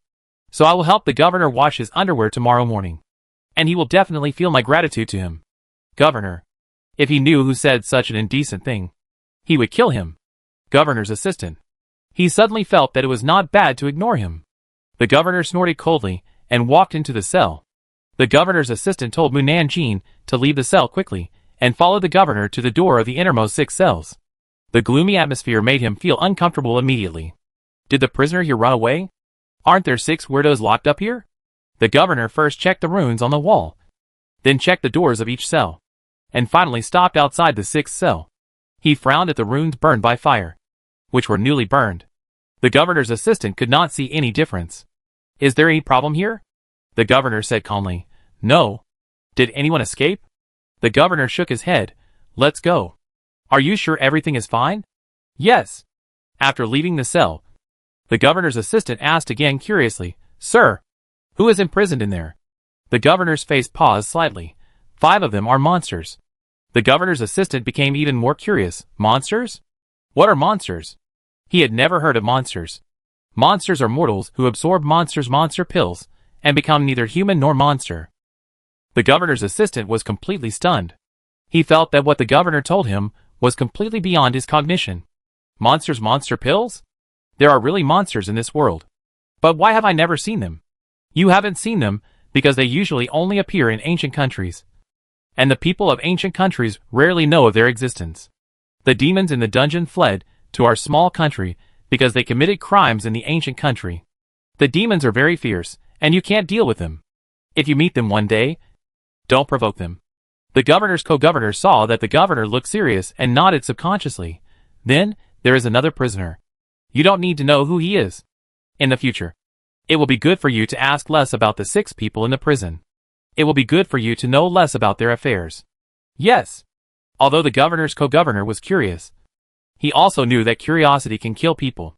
He would not be so stupid as to give up his life for such a thing. While they were talking about the 6 people in the prison, the first 5 cells in the prison were all concerned about the frogman in the 6th cell. The person in the 3rd cell asked, Brother in the last cell, are you okay? The frogman didn't say anything. The person in the 4th cell sighed. I guess he was seriously injured. The person in the 1st cell laughed and scolded. He deserves it. He didn't figure out the other party's identity, and just shot casually. And this happened more than once or twice. Now he finally hit a hard wall. Brother. The frogman spoke. But his voice was very weak, giving people the feeling that he was about to die. I'm in such a miserable state. Don't make fun of me. The person in the 5th cell asked him, Brother, how are you injured?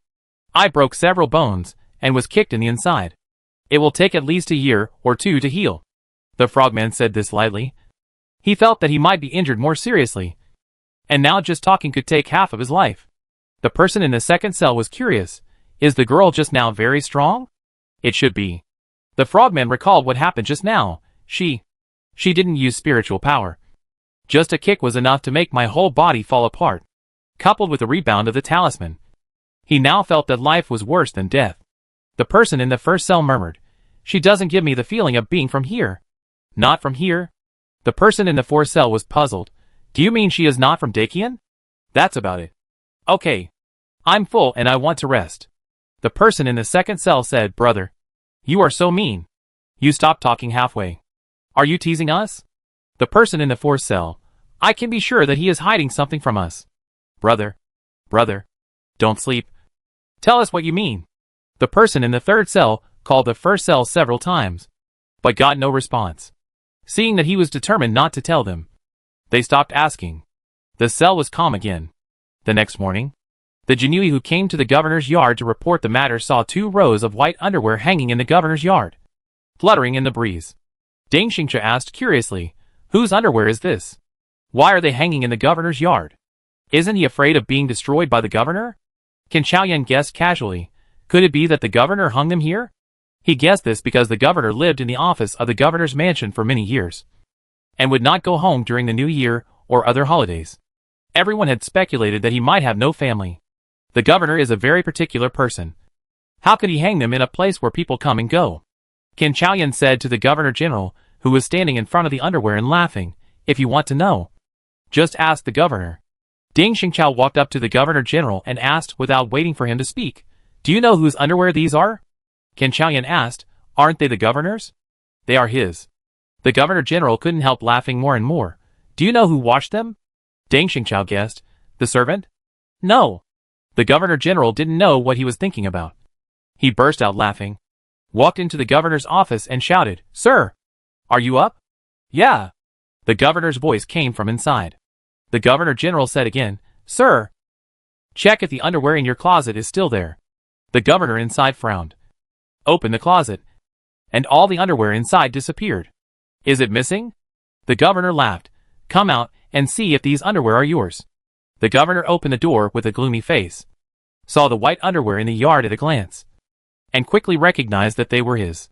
Who is it? Just after saying 2 words, a familiar giggle came into everyone's ears again. Hee hee. The governor finally saw his underwear. But how should I tell him that I washed it for him? Everyone. Chapter 64. Liu Baihu was called to the governor's office and scolded as soon as he arrived at the Due mansion. Although he was scolded, the governor only said to him with a sullen face, keep an eye on Mu Nanjing. Then the governor's air pressure dropped to the extreme, and the cold and terrifying aura almost suffocated Liu Baihu. He was released after staying in there for a cup of tea. Liu Baihu had been a Jinui for so many years, but this was the first time he was alone with the governor for such a long time. I really don't know whether it was a blessing or a curse. After leaving the governor's office, Liu Baihu found out that Mu Nanjing had washed all the governor's underwear, and for fear that others would not know, he deliberately hung them in the most conspicuous place in the governor's office. Anyone who came in to report something could see the governor's underwear. Liu Baihu found Mu Nanjing with his chest covered. Mu Nanjing looked at his hand on his chest. Are you sick? No. Liu Baihu was so angry that his chest hurt. He took a breath and said, Mu Nanjing, can you do something more serious? Mu Nanjing frowned and looked at him. Do you mean that the tasks you assigned to me before were not serious? Liu Baihu gritted his teeth and said, I'm talking about washing the underwear for the governor. Which unmarried girl would wash the underwear for an unfamiliar man? Mu Nanjing asked him back. How can washing underwear be not serious? Isn't it not serious that your wife washes your underwear every day? That's different. My wife and I are husband and wife. It's natural for her to wash my underwear. You, Liu Baihu. Suddenly someone interrupted Liu Baihu's words. He turned around and saw that it was Tang Jingrui and frowned. Tang Qianhu. Tang Jingrui said, Captain Liu, come here. I have something to tell you. Mu Nanjing. Lord Qin wants to see you. Go to his office to find him. Oh. Mu Nanjing left.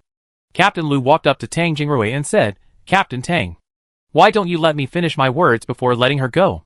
Tang Jingrui exhaled. I know what you want to say to her. She is ignorant because my uncle and aunt neglected to teach her.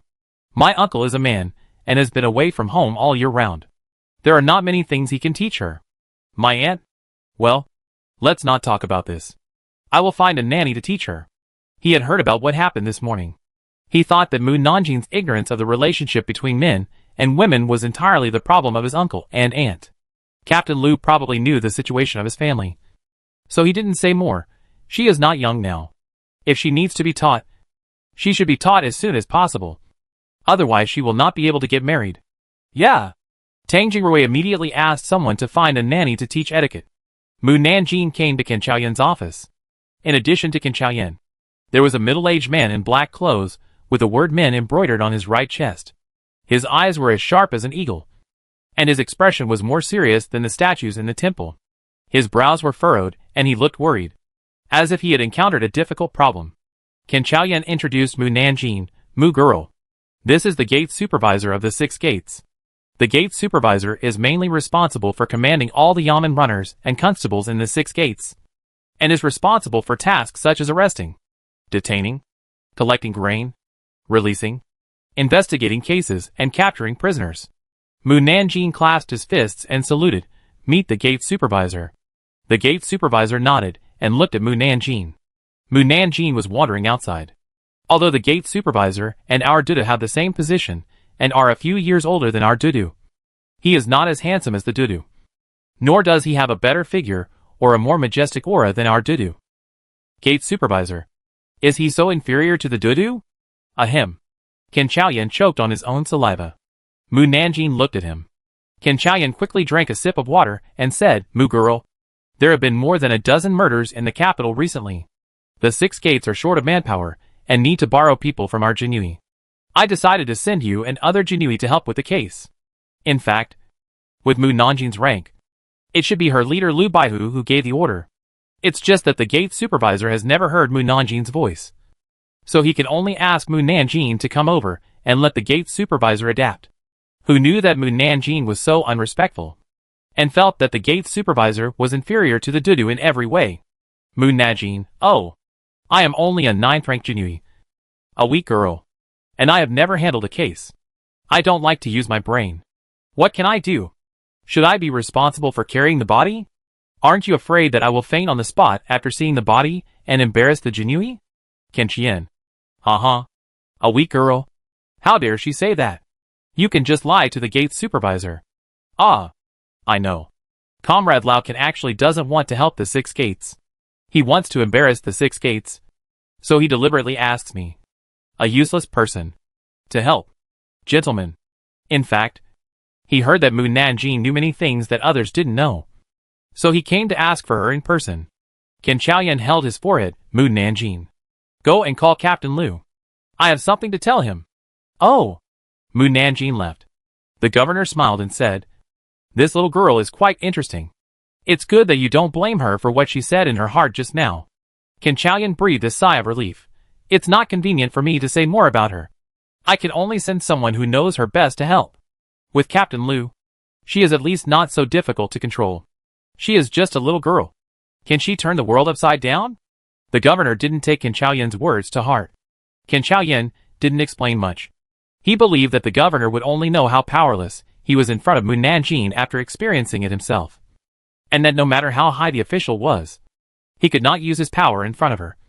And no matter how powerful the military force was, he would be disabled in front of her. Not long after, Captain Lu came. Qin Chaoyan told Captain Lu about the governor's borrowing of people. Borrow Mu Nanjing. Captain Lu had the urge to refuse. Can I make the decision about her? The gatekeeper nodded. You make the decision about your people. Captain Lu asked again, are there any officials in the 6 gates who are both officials and have official seals, and are also handsome men in the yamen? There are several handsome young men in the yamen. The gatekeeper was a little puzzled. Why are you asking this? Just take them with you when you investigate the case. Captain Lu didn't explain much. When will the investigation begin? I'm going back to arrange what you just said. And by the way, warn the people in the yamen to keep their mouths shut. Tomorrow morning, you will bring Mu Nanjing to the 6 gates to find me. The fact that Mu Nanjing's inner voice can be heard is really incredible. Although everyone already knows about this, people who have not heard her inner voice will still feel very surprised, and may respond to what she said in her heart when they are not used to it. Captain Lu nodded. Early the next morning, he waited for Mu Nanjing to come out of the Mu mansion, and then took her to the 6 gates. The people at the 6 gates had been waiting for a long time, and they were excited to see Captain Lu with a little girl coming to the 6 gates. They had heard about Mu Nanjing a long time ago, but had never met her, and were really curious whether they could really hear Mu Nanjing's voice. Captain Lu got off his horse and said to Mu Nanjing, we are here. Mu Nanjing asked, just the 2 of us? Of course not. Let's meet the people at the 6 gates first, and then wait for other Jinui to come. In order not to arouse Mu Nanjing's suspicion, Captain Lu not only arranged 3 centurions to investigate the case with them, but also found 10 9th rank Jinui to help. Oh! The officials of the 6 gates quickly came out to greet them. Sir Lu, you are finally here. We have been waiting here for a long time. The 4th rank chief of the yamen smiled and brought other officials to the door to greet Captain Lu and his friends. Lu Baihu was flattered. Lord Yang is too polite. We can go in and see the gate supervisor. Why bother you to come out to meet us? Mu Nanjing turned his head to their faces. No trouble. No trouble. Please come in. Lord Yang made a gesture of invitation. Wow. There are so many handsome guys in the 6 gates. Everyone paused slightly. And in order to prevent Mu Nanjing from seeing the clues, they continued to move forward. Does the 6 gates recruit people based on appearance? Although the gate supervisor of the 6 gates is not as handsome as our governor, he has a good eye. The officials almost laughed out loud. Lu Baihu's eyes twitched. He asked the gate supervisor to find a few handsome officials to handle the case. But he didn't say that these officials were more handsome than the prostitutes in the brothel. With these handsome officials accompanying me to handle the case, I feel happy all day long. When will our Jinui have such treatment? Or I will change jobs. I will apply for a job at the 6 gates. Captain Lu turned around and glared at her. Why don't you catch up? Lord Yang pretended to ask. Lord Lu, is this the only female official in our dynasty? Captain Lu said unhappily. Who else can it be except her? What a pretty girl. Woo woo. The people of the 6 gates are even sweeter than the Jinui. The people of the Jinui have never praised my good looks. Captain Lu. Lord Yang smiled and coughed lightly. The study room in front is where the gate supervisor works. I won't accompany you in. I'll wait for you outside. Hey. You handsome men are not going in. Then I won't go in either. Mu Nanjing also stopped. Captain Lu didn't want to care about her and walked into the study of the gatekeeper. The gatekeeper in the room naturally heard what Mu Nanjing had just said. He walked up to Captain Lu and lowered his voice and asked, You want me to find a handsome man to solve the case just for her? Just wait and see. Captain Lu was worried that Mu Nanjing would hear it, so he didn't explain to him. The gatekeeper nodded. I will take you to the place where the crime happened now. Okay. The gatekeeper and Captain Lu walked out of the gate of the 6 gates and happened to meet the Jinui, who came from the Due mansion and took them all with them. He is defeated. He is defeated. The handsome man of the 6 gates has defeated all of us Jinui. Captain Lu, at least you should bring 2 good-looking people with you, so that you don't have to be so embarrassed. Captain Lu really wanted to kick her off her horse. He turned to the gatekeeper and said, Master Gatekeeper, I heard that the officials of your 6 gates don't marry virtuous wives, but like to marry smart girls.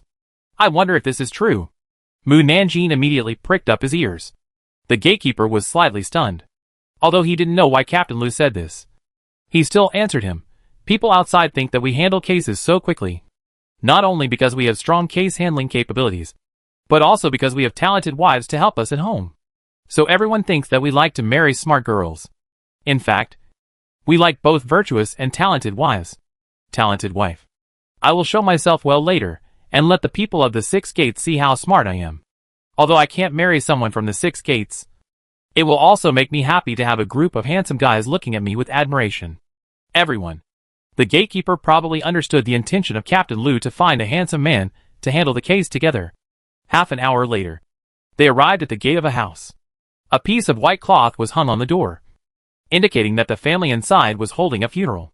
There were also many sad cries coming from the house. The gatekeeper said, We are here. Captain Lu dismounted and asked, This is Du Bianxio's house. Then, the dead person is Du Bianxio. The gatekeeper ordered someone to go into the house to inform, and then asked Captain Lu, Is Miss Mu afraid of seeing the body? Captain Lu replied firmly, No. Afraid? Afraid? Captain Lu, why don't you say I'm afraid? Oh! My delicate image was ruined by Captain Lu. No boy will like me anymore. Well, if Captain Lu says I'm afraid, I can't follow them to investigate the case and show myself well. Everyone. Not long after, a young man in mourning clothes followed the officials of the 6 gates to the door. Seeing so many officials at the door, the young man wiped his tears and greeted them respectfully. Hello. Everyone. The gate supervisor asked, We are here to investigate the case. I wonder if we will disturb you. No. No. Please help my father find the murderer. The young master of the Du family invited them in. There were many mourners in the yard. They were so scared when they saw the soldiers coming in that they hid in the corner. The young master of the Du family quickly explained the situation to them. Du Bianxio's wife ran out crying and knelt in front of the gate commander. Sir, you must help my husband find the person who killed him. The gate commander said, We are already trying to find the murderer. Please help us and hope that we can delay the burial for a few days. Mrs. Du cried sadly, As long as we find the murderer, we are willing to do anything you want us to do. The son of the Du family made a gesture of invitation towards the main hall. My father is lying in the room. The gate commander and Lu Baihu and others entered the main hall, first together to burn incense for Du Bianxiu, and then went forward to check his body. Du Bianxiu is dead. No wonder I haven't seen anything about him recently. No, I didn't see anything about his death. Or did I miss it? I'll take a look at Du Bianxiu's body first, and then see what's going on later. Mu Nanjing walked to the coffin and saw Du Bianxiu lying inside. His skin was tightly attached to his bones, just like a skinny corpse. A corpse? How could it be a corpse? From the surface, the other party not only sucked away Du Bianxiu's blood, but also his essence and spirit. TSK. It's obvious that it's not done by a human. No wonder the 6 gates couldn't find the murderer. The other party is not a human. How can they find him? Everyone. Not done by a human. How is it possible? An official in charge of the case sneered and deliberately asked Mu Nanjing, "Little girl, I see you are looking so hard. It seems that you can see who did it." Chapter 65, A Scapegoat. Mu Nanjing looked up at the official who was talking to her. The other party was in his 30s, with a rough face and short stubble on his chin. He glared with anger and looked very disdainful. Who is he? Why does he look like he is looking for trouble? Could he be like the ministers in the court who don't like girls to be officials? So he doesn't like me everywhere? The official just opened his mouth to speak, and Lu Baihu interrupted him. "Doctor, this person is..." The doctor introduced him. "This is Zheng Xia from our Liaishanmen. He was the first person to discover the mummy. He has been following this murder case, so I called him here as well." Lu Baihu bowed to Zheng Xia and said, "Hello, Lord Zheng." Zheng Xia saluted him with a sour face. "Hello, Lord Lu." "Zheng Xia, Miss Mu is just here to help. You are a big man. Don't embarrass a little girl." The doctor's eyes were filled with warnings for him not to make trouble. Zheng Xia was not convinced. More than a month had passed since the first murder case. He finally had some clues, and was 70% sure who did it.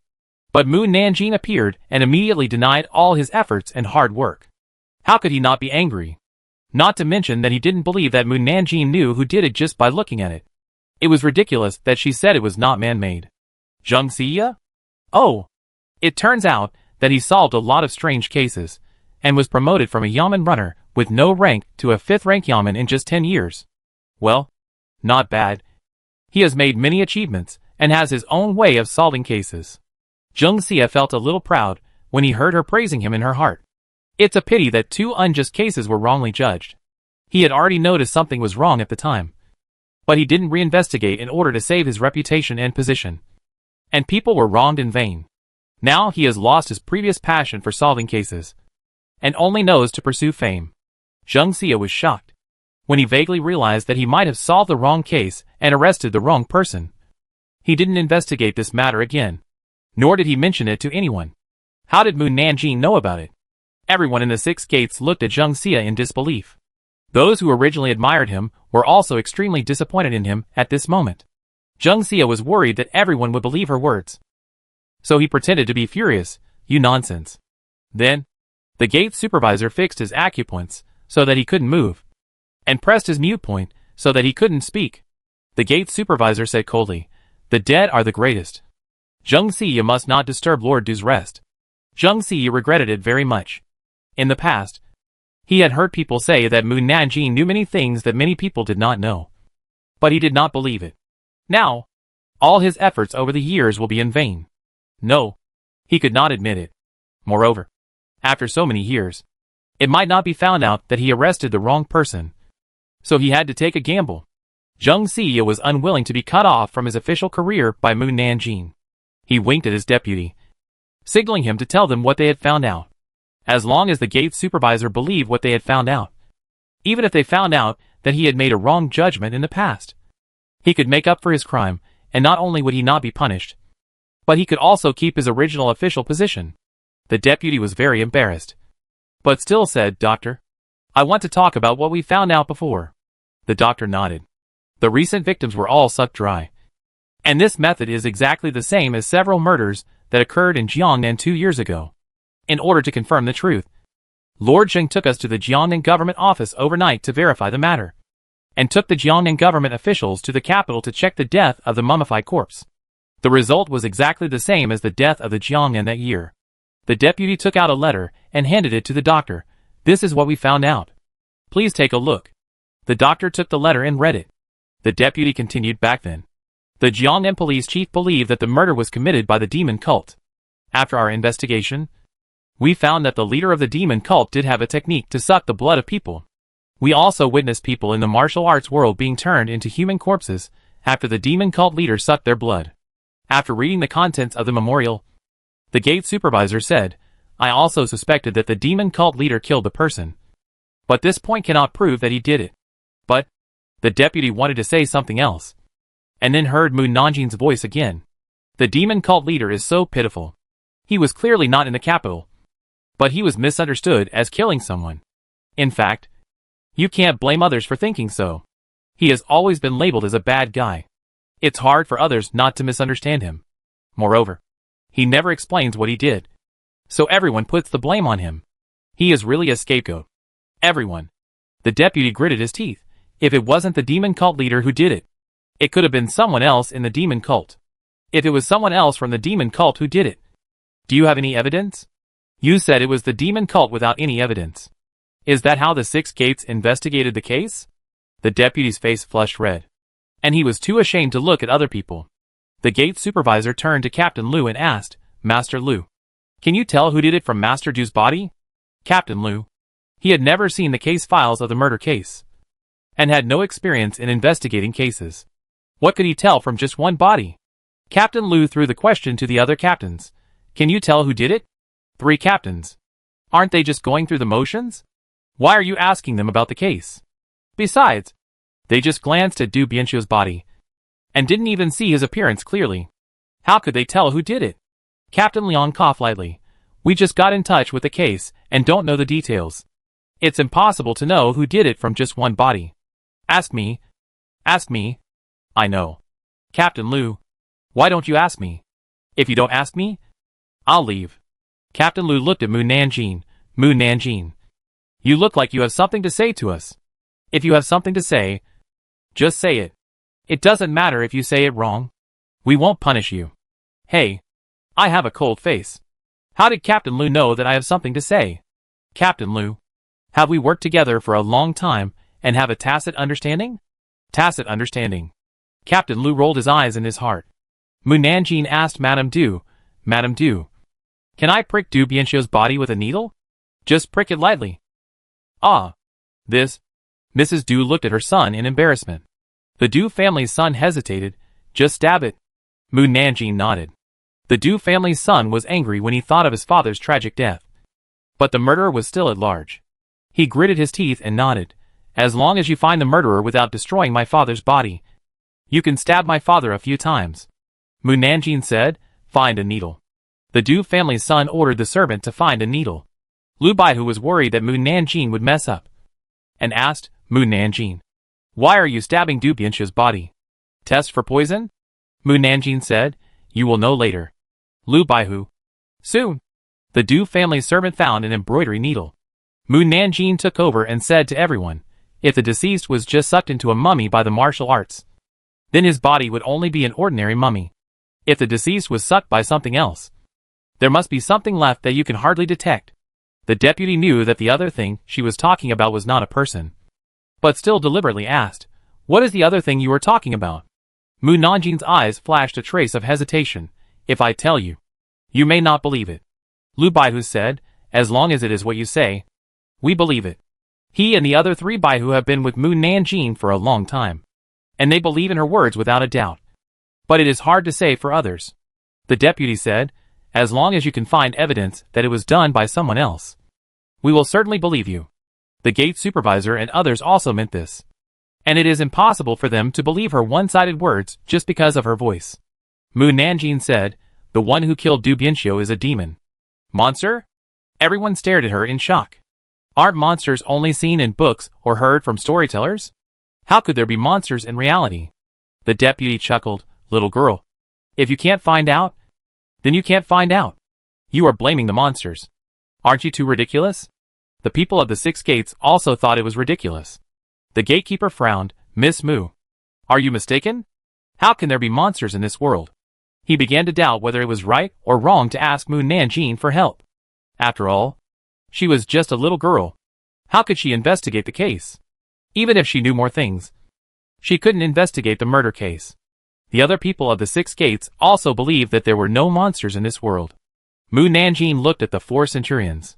Although they were also shocked, they looked a little scared. As if they believed what she said. These people are really strange. Since they believe that there are gods and Buddhas in this world, they go to the temple to burn incense on the 1st and 15th day of every month. But they don't believe that there are ghosts in this world.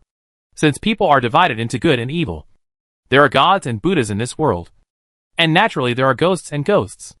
Otherwise, do gods and Buddhas exist only to bless you with good health and wealth? Since you don't believe in ghosts in the world, why do you buy exorcism talismans in the temple on weekdays? What a group of self-contradictory idiots. Everyone. Forget it. They have never seen ghosts. So it is understandable that they don't believe in the existence of ghosts. Lu Baihu was very upset when he saw that everyone didn't believe Mu Nanjing. Mu Nanjing.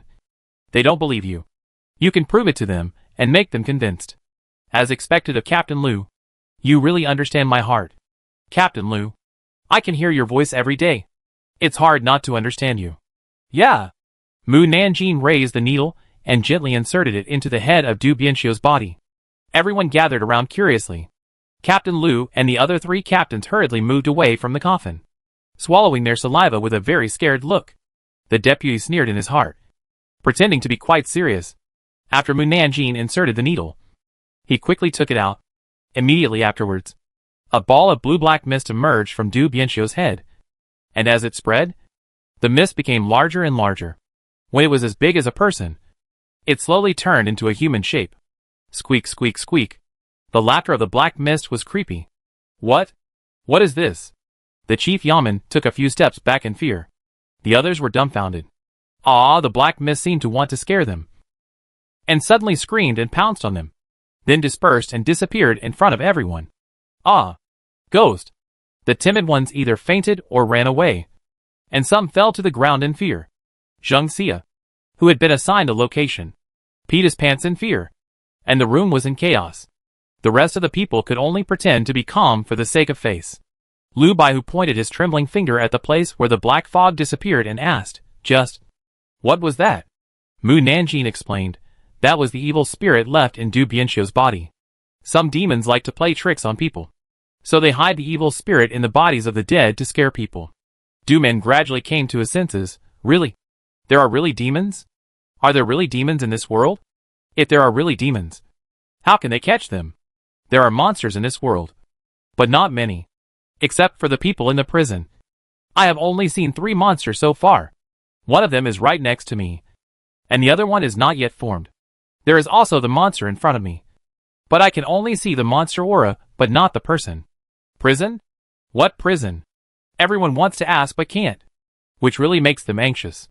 Captain Lu thought of the 6 weird people imprisoned in the capital, and she said that one of the monsters is right next to her. Who is that? Everyone hurriedly moved away from the people around them, looking at each other, as if you were a monster. People who couldn't hear Mu Nanjing's inner voice looked puzzled. Captain Liang whispered to Captain Lu, you are not a monster. Are you? Captain Lu rolled his eyes at him. You are talking nonsense. If I were a monster, would you still be alive and standing in front of me now? Then who is the monster? The 4 centurions huddled together in fear. Captain Jiang cried and said, if I had known there was a monster, I would not have come. Captain Lu. This is what he wanted to say. Mu Nanjing was puzzled. The monster is not here. What are you afraid of? The people who could hear her thoughts were full of grief and anger. Didn't you say there was a monster next to them?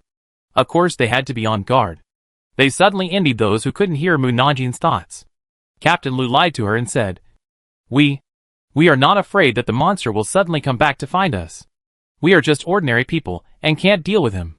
The governor took a deep breath. Miss Mu, I apologize for our distrust of you just now. We have never seen a monster, so we don't believe what you say. Please forgive us. Now I have 2 questions. The first question is, are the other dead bodies also caused by monsters? Mu Nanjing said, whether it is caused by monsters. You can try it with a needle like me.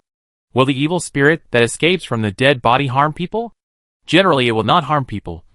But if it is contaminated with evil spirits, it is possible to go crazy or be controlled by the evil spirits. Don't worry about this.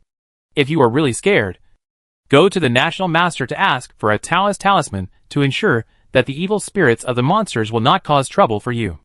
Mindu now has the urge to find the National Master. I have another question. That is, what should we do if we can't beat the monsters? Let's find the National Master. He can solve it. Okay. An hour later, Mindu found the National Master. The National Master learned his purpose and asked, "Did you come to me by yourself? Or did someone ask you to come?" He didn't think that Mindu would think of coming to him to exorcise the monsters after encountering monsters. Someone must have taught him. Mindu said directly, "Mu Nanjing asked me to come to you." National Master. Sure enough, it was her again. Chapter 66. Does he want to? Mindu has come to ask for help. And Feng Xinan, as the National Master who has to maintain the safety of Daqian Kingdom, cannot refuse his request. Shuyin, however, was very dissatisfied. After Feng Xinan and Mindu left, she could not help but complain to Yu Xia, "Our master is a high-ranking National Master. But now he has fallen to a Taoist priest who catches monsters for others. Does the Emperor of Daqian Kingdom really take our master seriously? If he is dissatisfied with our master will leave. There are many emperors who ask our master to be a national master." Yu Xia frowned. "If the master hears this, you will be scolded again." "I am not wrong. It's just like the last time when the master had to take action for a small matter of filling a tooth. Don't you think the emperor treats the master as a servant?" Yu Xia sneered. "Master has no complaints. Why do you have to stand up for master? I just feel sorry for master. When master comes back, let's persuade master to leave Daqian Kingdom together." "Okay." Yu Xia directly exposed her thoughts. "I think you want to leave. You don't want to see Princess Shuyu pestering master. And you are worried that master will fall in love with her." Shuyin stamped her feet in anger. "I don't have such thoughts. Master has something to do in Daqian Kingdom, and it is impossible for her to leave. Just give up this idea." Yu Xia didn't say much to her, and went upstairs to prepare cinnabar and talisman paper for master. Feng Xinan really had no intention of leaving. And since he could hear Mu Nanjing's voice, he had no intention of leaving. Seeing that he didn't say anything along the way, the door supervisor asked, "National Master, I want to ask, are there really monsters in this world?" Feng Xinan said calmly, "Yes." The gate supervisor had no doubt about the state master who could call the wind and rain. "Are there many monsters?" "Not many. It can even be said that there should be no monsters in Daqian. But I heard from Mu Nanjing's inner voice that there is a monster in the prison. And there is also a monster beside her. The other two monsters are one that has not taken shape, and the other is the monster that killed Dubianxiu." As a state master, Feng Xinan knew the strange people in the prison, and the monster beside Mu Nanjing should refer to her horse. He was sure that the horse had definitely become a spirit. The other unformed monster was unknown. In any case, these monsters should not appear here. But they did. It seems that since everyone can hear Mu Nanjing's inner voice, many uncontrollable things have occurred in Daqian. This matter needs to be investigated carefully. Feng Xinan said no more. All the people killed by the monster were placed in the charity cemetery. Due to the hot weather, some of the bodies had rotted. I could smell the stench of corpses before I entered the house. Feng Xinan ignored the stench and walked around the house before leaving. He didn't need to use a needle to examine the body to see that there was a demon in the body. Mindu came out with his nose covered. "Master, do we still need to use a needle to examine the body? They were all sucked to death by the monster. But I don't know where the monster is hiding. I need to go back and prepare some things to find it." Feng Xinan took out a purple brocade bag from his arms and handed it to Mindu. "Before that, I have to trouble Mindu to help me give the brocade bag to Mu Sherwei and tell her that I will take her to catch monsters in the future. Please come to Dingxing Pavilion to find me at midnight tonight. Guard Mu Nanjing?" The gatekeeper took the brocade bag and stuffed it into his waist. "Yes. You must wait until she is off duty and leave the horse out of the Due mansion before giving it to her." Although the gatekeeper did not know why, he still did what Feng Xinan said. When it was almost time to get off duty, he rode his horse to the gate of the Due mansion to wait for her. The Jinui who came out of the Due mansion came out in groups, like lake fish rushing into the sea. However, the gatekeeper still saw Mu Nanjing in the crowd at a glance. For no other reason. Just because her horse was too dazzling. In the setting sun, the horse armor shone with gold, and everyone avoided it. The gatekeeper was almost blinded by the glare. If he hadn't had a mission, he really wanted to turn around and leave. Guardian. Mu Nanjing saw the tall gatekeeper at a glance, and she came to him with a horse. Mindu couldn't look at her horse directly. He lowered his head and took out the brocade bag and handed it to Mu Nanjing. This is the brocade bag given to you by the national teacher. He said that you should go to Dingxing Pavilion to find him at midnight tonight. Giving gifts again. And looking for him in the middle of the night. Is he trying to do something to me? Anyway, it's a good thing. Mu Nanjing nodded. I will be there on time. Mendu, don't think too much. He just wants to fight the goblins with you. Suddenly, Haydn screamed wildly. Whoa, whoa, whoa. It saw the fear in the brocade bag's eyes, and hurriedly raised its front hooves and rushed out, knocking several genii to the ground. In the blink of an eye, it disappeared. Mindu asked, Your horse ran away. Won't you chase it? It will come back. Mu Nanjing took the brocade bag calmly, looking at the golden runes embroidered on the brocade bag, with a hint of mockery in his eyes. A broken talisman can scare you away. What a useless thing. I have to tame you after I go back. Broken talisman? Then the gatekeeper discovered that there was a talisman embroidered on the brocade bag. Why did the national teacher scare Mu Nan's horse away by sending her a talisman? But why didn't the horses around her run away? Mu Nanjing opened the brocade bag and saw that it was empty. What does Feng Xinan mean by this? Is it for self-defense? But why do I feel that he is blaming me for asking the gatekeeper to ask him for help? So he deliberately asked the gatekeeper to send the brocade bag to scare my horse away. The more Mu Nanjing thought about it, the more this was possible.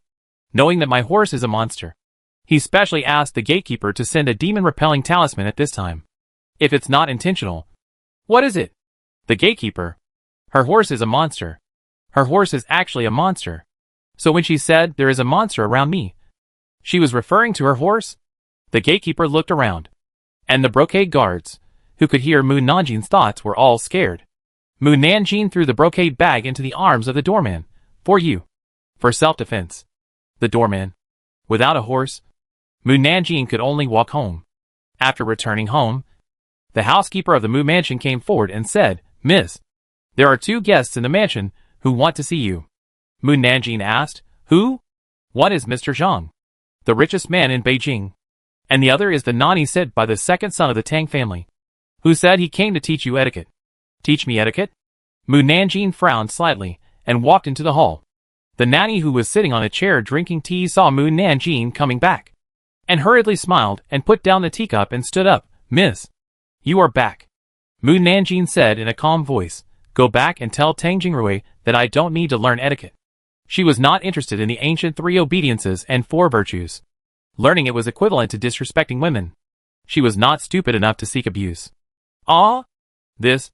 The nanny was very embarrassed. Mu Nanjing's glance made her shudder. It must be said that Mu Nanjing with a cold face was quite majestic. Get out. The nanny hesitated and left the Mu mansion. Mu Nanjing looked at Zhang Hongdao, the richest man in Beijing. Zhang Hongdao stood up politely and saluted her. Meet Master Mu. It was the first time that Mu Nanjing heard someone call her master. She raised her eyebrows. What do you want from me? Zhang Hongdao got straight to the point. Master Mu, I recently heard that you are selling elixirs for 10,000 gold. I wonder if this is true. Finally someone came to her to buy elixirs. Mu Nanjing sat down. What then? I want to buy 10 elixirs from Lord Mu. 10? That's 500,000 gold. Master Zhang is indeed the richest man in Beijing, and he is really rich. Zhang Hongdao was stunned. 500,000 gold. One is 10,000 gold. Isn't 10 elixirs 100,000 gold? 10,000 gold is the price for court officials. Others who want to buy elixirs have to pay 50,000 gold. 50,000 gold. Zhang Hongdao's face was particularly ugly. 5,000 gold is still affordable for 1 elixirs. But compared to the officials' 10,000 gold per elixirs, it is too much of a loss. I originally wanted to buy 10 elixirs from her, and then resell them to others at a price of 20,000 gold so that he could make a fortune from it. Now it seems impossible. He is a businessman, and he doesn't do business at a loss. Lord Mu, 50,000 gold for 1 elixirs is really too expensive. Please allow me to go back and think about it for a few days. Mu Nanjing nodded. The housekeeper sent Zhang Hongdao out. Zhang Hongdao left the Mu mansion dejectedly. The people who had been hiding in the dark saw his gloomy expression and turned back to report the news to their master. Mu Mansion. Mu Nanjing sneered. Do you think you can avoid my eyes by buying the elixir through someone else's hand? It's too beautiful. Mu Nanjing asked the housekeeper, Uncle Su. Is Haydn back? Uncle Su smiled and said, Haydn is back. In the backyard. It seems to be in a bad mood. It hid in your room when it came back, and blocked the door to prevent us from entering. And it didn't come out either. Mu Nanjing came to the door of her room. Haydn. Woo woo woo. A painful voice came from the room. Haydn. Open the door quickly. Haydn. Woo woo woo. Although Mu Nanjing didn't understand what it meant, she still understood that it was rejecting her. She knocked on the door. Open the door and let me in. Haydn didn't say anything. Nor did he open the door. Mu Nanjing probably guessed that he was in a bad condition. He must have been affected by Feng Xinan's demon-repelling talisman. And his body had changed. She said, I know you are a demon. There was a click in the room. And Haydn seemed to be quite frightened. Mu Nanjing said again, I knew you were a demon the first time I saw you. So there is no need for you to hide from me. Open the door and let me see you. Woo woo woo. Haydn in the room struggled painfully for a while before he opened his mouth weakly. And what came out was not a sigh, but human language. Yes. Did Lord Mu tell you that I was a demon? But Lord Mu said he couldn't tell you. How did you know? It's enough that I know you're not human. Don't worry about how I know it. Mu Nanjing knocked on the door again. Let me see what's wrong with you. After a cup of tea, the door creaked open. Mu Nanjing saw a handsome man wrapped in her quilt and walked out. If other people saw the scene, she couldn't wash herself clean even if she jumped into the river. Mu Nanjing pushed him back into the room and closed the door. She told the housekeeper to buy a few sets of men's clothes and then went back to the room to sit face to face with Haydn. Haydn asked shyly, Does it look good when I turn into a human form? Mu Nanjing nodded. Being able to grow up to her aesthetic taste means that his human appearance is very good.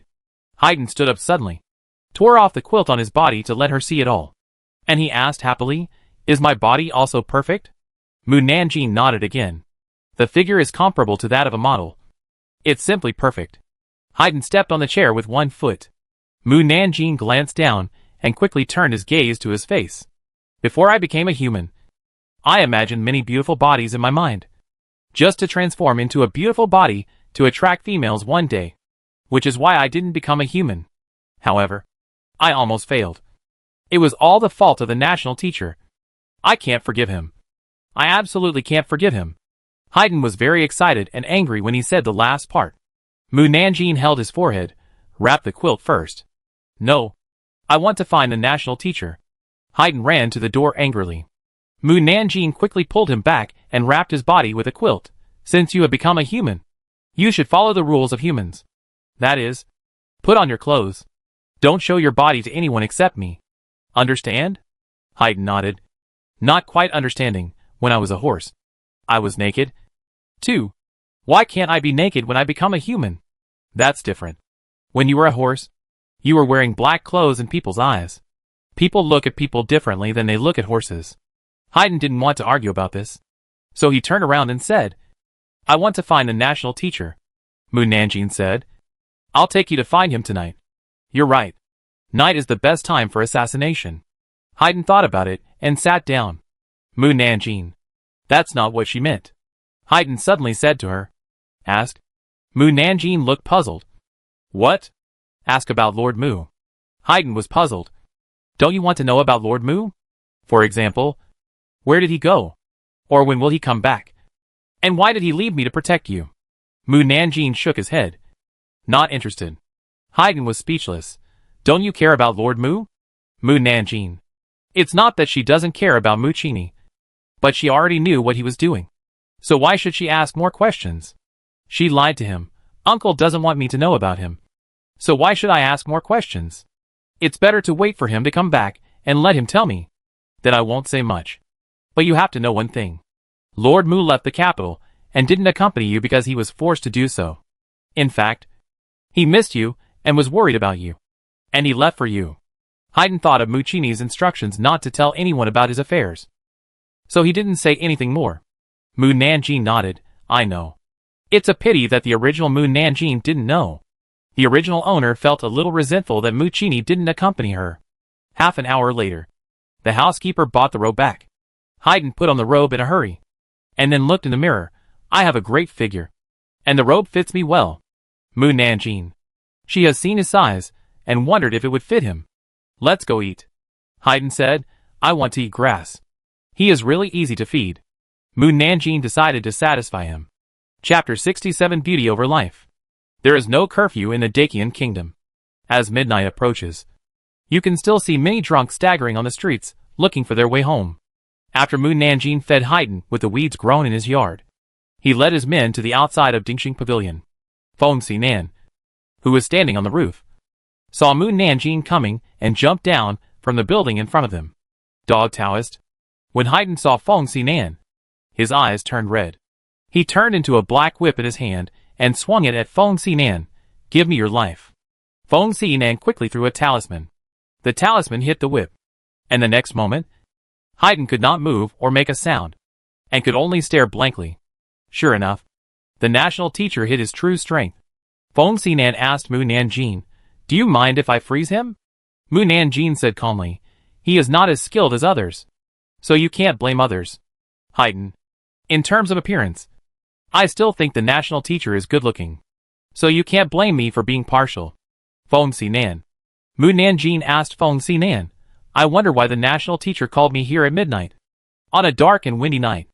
I don't know what earth-shattering things will happen to a man and a woman alone. Hee. Feng Xinan was speechless. Wait a little longer. Oh! At this time, the sound of horse hooves came from outside the gate.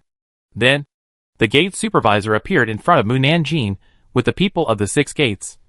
And there were as many as 500 people. Moo Nanjing. Didn't you say that we were alone? Why are there so many bright lanterns? Do you know that you are an eyesore? Everyone. Sorry. They really don't know. The gatekeeper saluted Feng Xinan. Greetings to the national master. Feng Xinan nodded. Turned around and told Yu Xiao in the room, take out the talisman paper and distribute it to everyone. Yes. Yu Xiao distributed the talisman paper drawn by Feng Xinan to the gatekeepers and others. Feng Xinan said, Put the talisman in your arms. It will protect you when the monster attacks you. Moo Nanjing frowned slightly after receiving the talisman. This talisman paper is so powerful that I can't even pretend to be defeated and fall into the arms of the national master when the monster comes out. What do you think I need you for? Why don't I find a chance to pretend to accidentally destroy it? Hee. The gatekeepers and others. You really want beauty over life. Feng Xinan climbed onto the horse that Yu Xia had brought. Let's go. Moo Nanjing blinked. I don't have a horse. My horse is immobilized. The gate supervisor ordered the other yamen runners to give her a horse. Moo Nanjing, who had been thinking about riding the same horse as Feng Xinan, resigned herself to climbing onto the horse. Are you going to catch a monster? But why am I the only genie Wei? Where is the haunting Lu Bai Hu? How can you bear to let me face so many 6 gates alone? The 6 gates and Genie Wei are friendly on the surface, but in fact, the people under the 6 gates have never been very friendly to Genie Wei. If we quarrel, I can't win against so many people alone. I'd better see if they have any shameful gossip. When someone makes trouble for me, I will expose their shameful things one by one, and I will definitely make them speechless. The corners of the mouths of the people in the 6 gates twitched. They did nothing, but she could imagine so many things. Catch the leader first. Let's look at the matter of the gatekeeper first. The people in the 6 gates immediately pricked up their ears. The gatekeeper quickly interrupted her loudly. National Master, Moo Nanjing is a defenseless little girl. I think it is more appropriate for her to stay with you. In case of any trouble, you can also protect her. Don't you think so? National Master. In order to keep her own secrets, she dared to sell him out. Oh, I can't tell. The gatekeeper who looks like a fool also understands the mind of a little girl like me. Then I won't reveal the fact that you like the top girl in Yixinyuan. The people in the 6 gates looked at the gatekeeper in disbelief. Their leader actually likes prostitutes. The gatekeeper closed his eyes in despair. Girl, I kneel to you. Master Gatekeeper, keep performing well. Maybe I will give you the contract of selling the top girl in Yixinyuan if I am happy. What? Moo Nanjing has the indenture of the top prostitute in Yixinyuan? Did he hear it right? The gatekeeper couldn't believe what he heard. He had asked someone to redeem someone before, but the Madam of Yixinyuan refused to let her go, even if he secretly put pressure on the Madam. The boss behind Yixinyuan didn't take it seriously.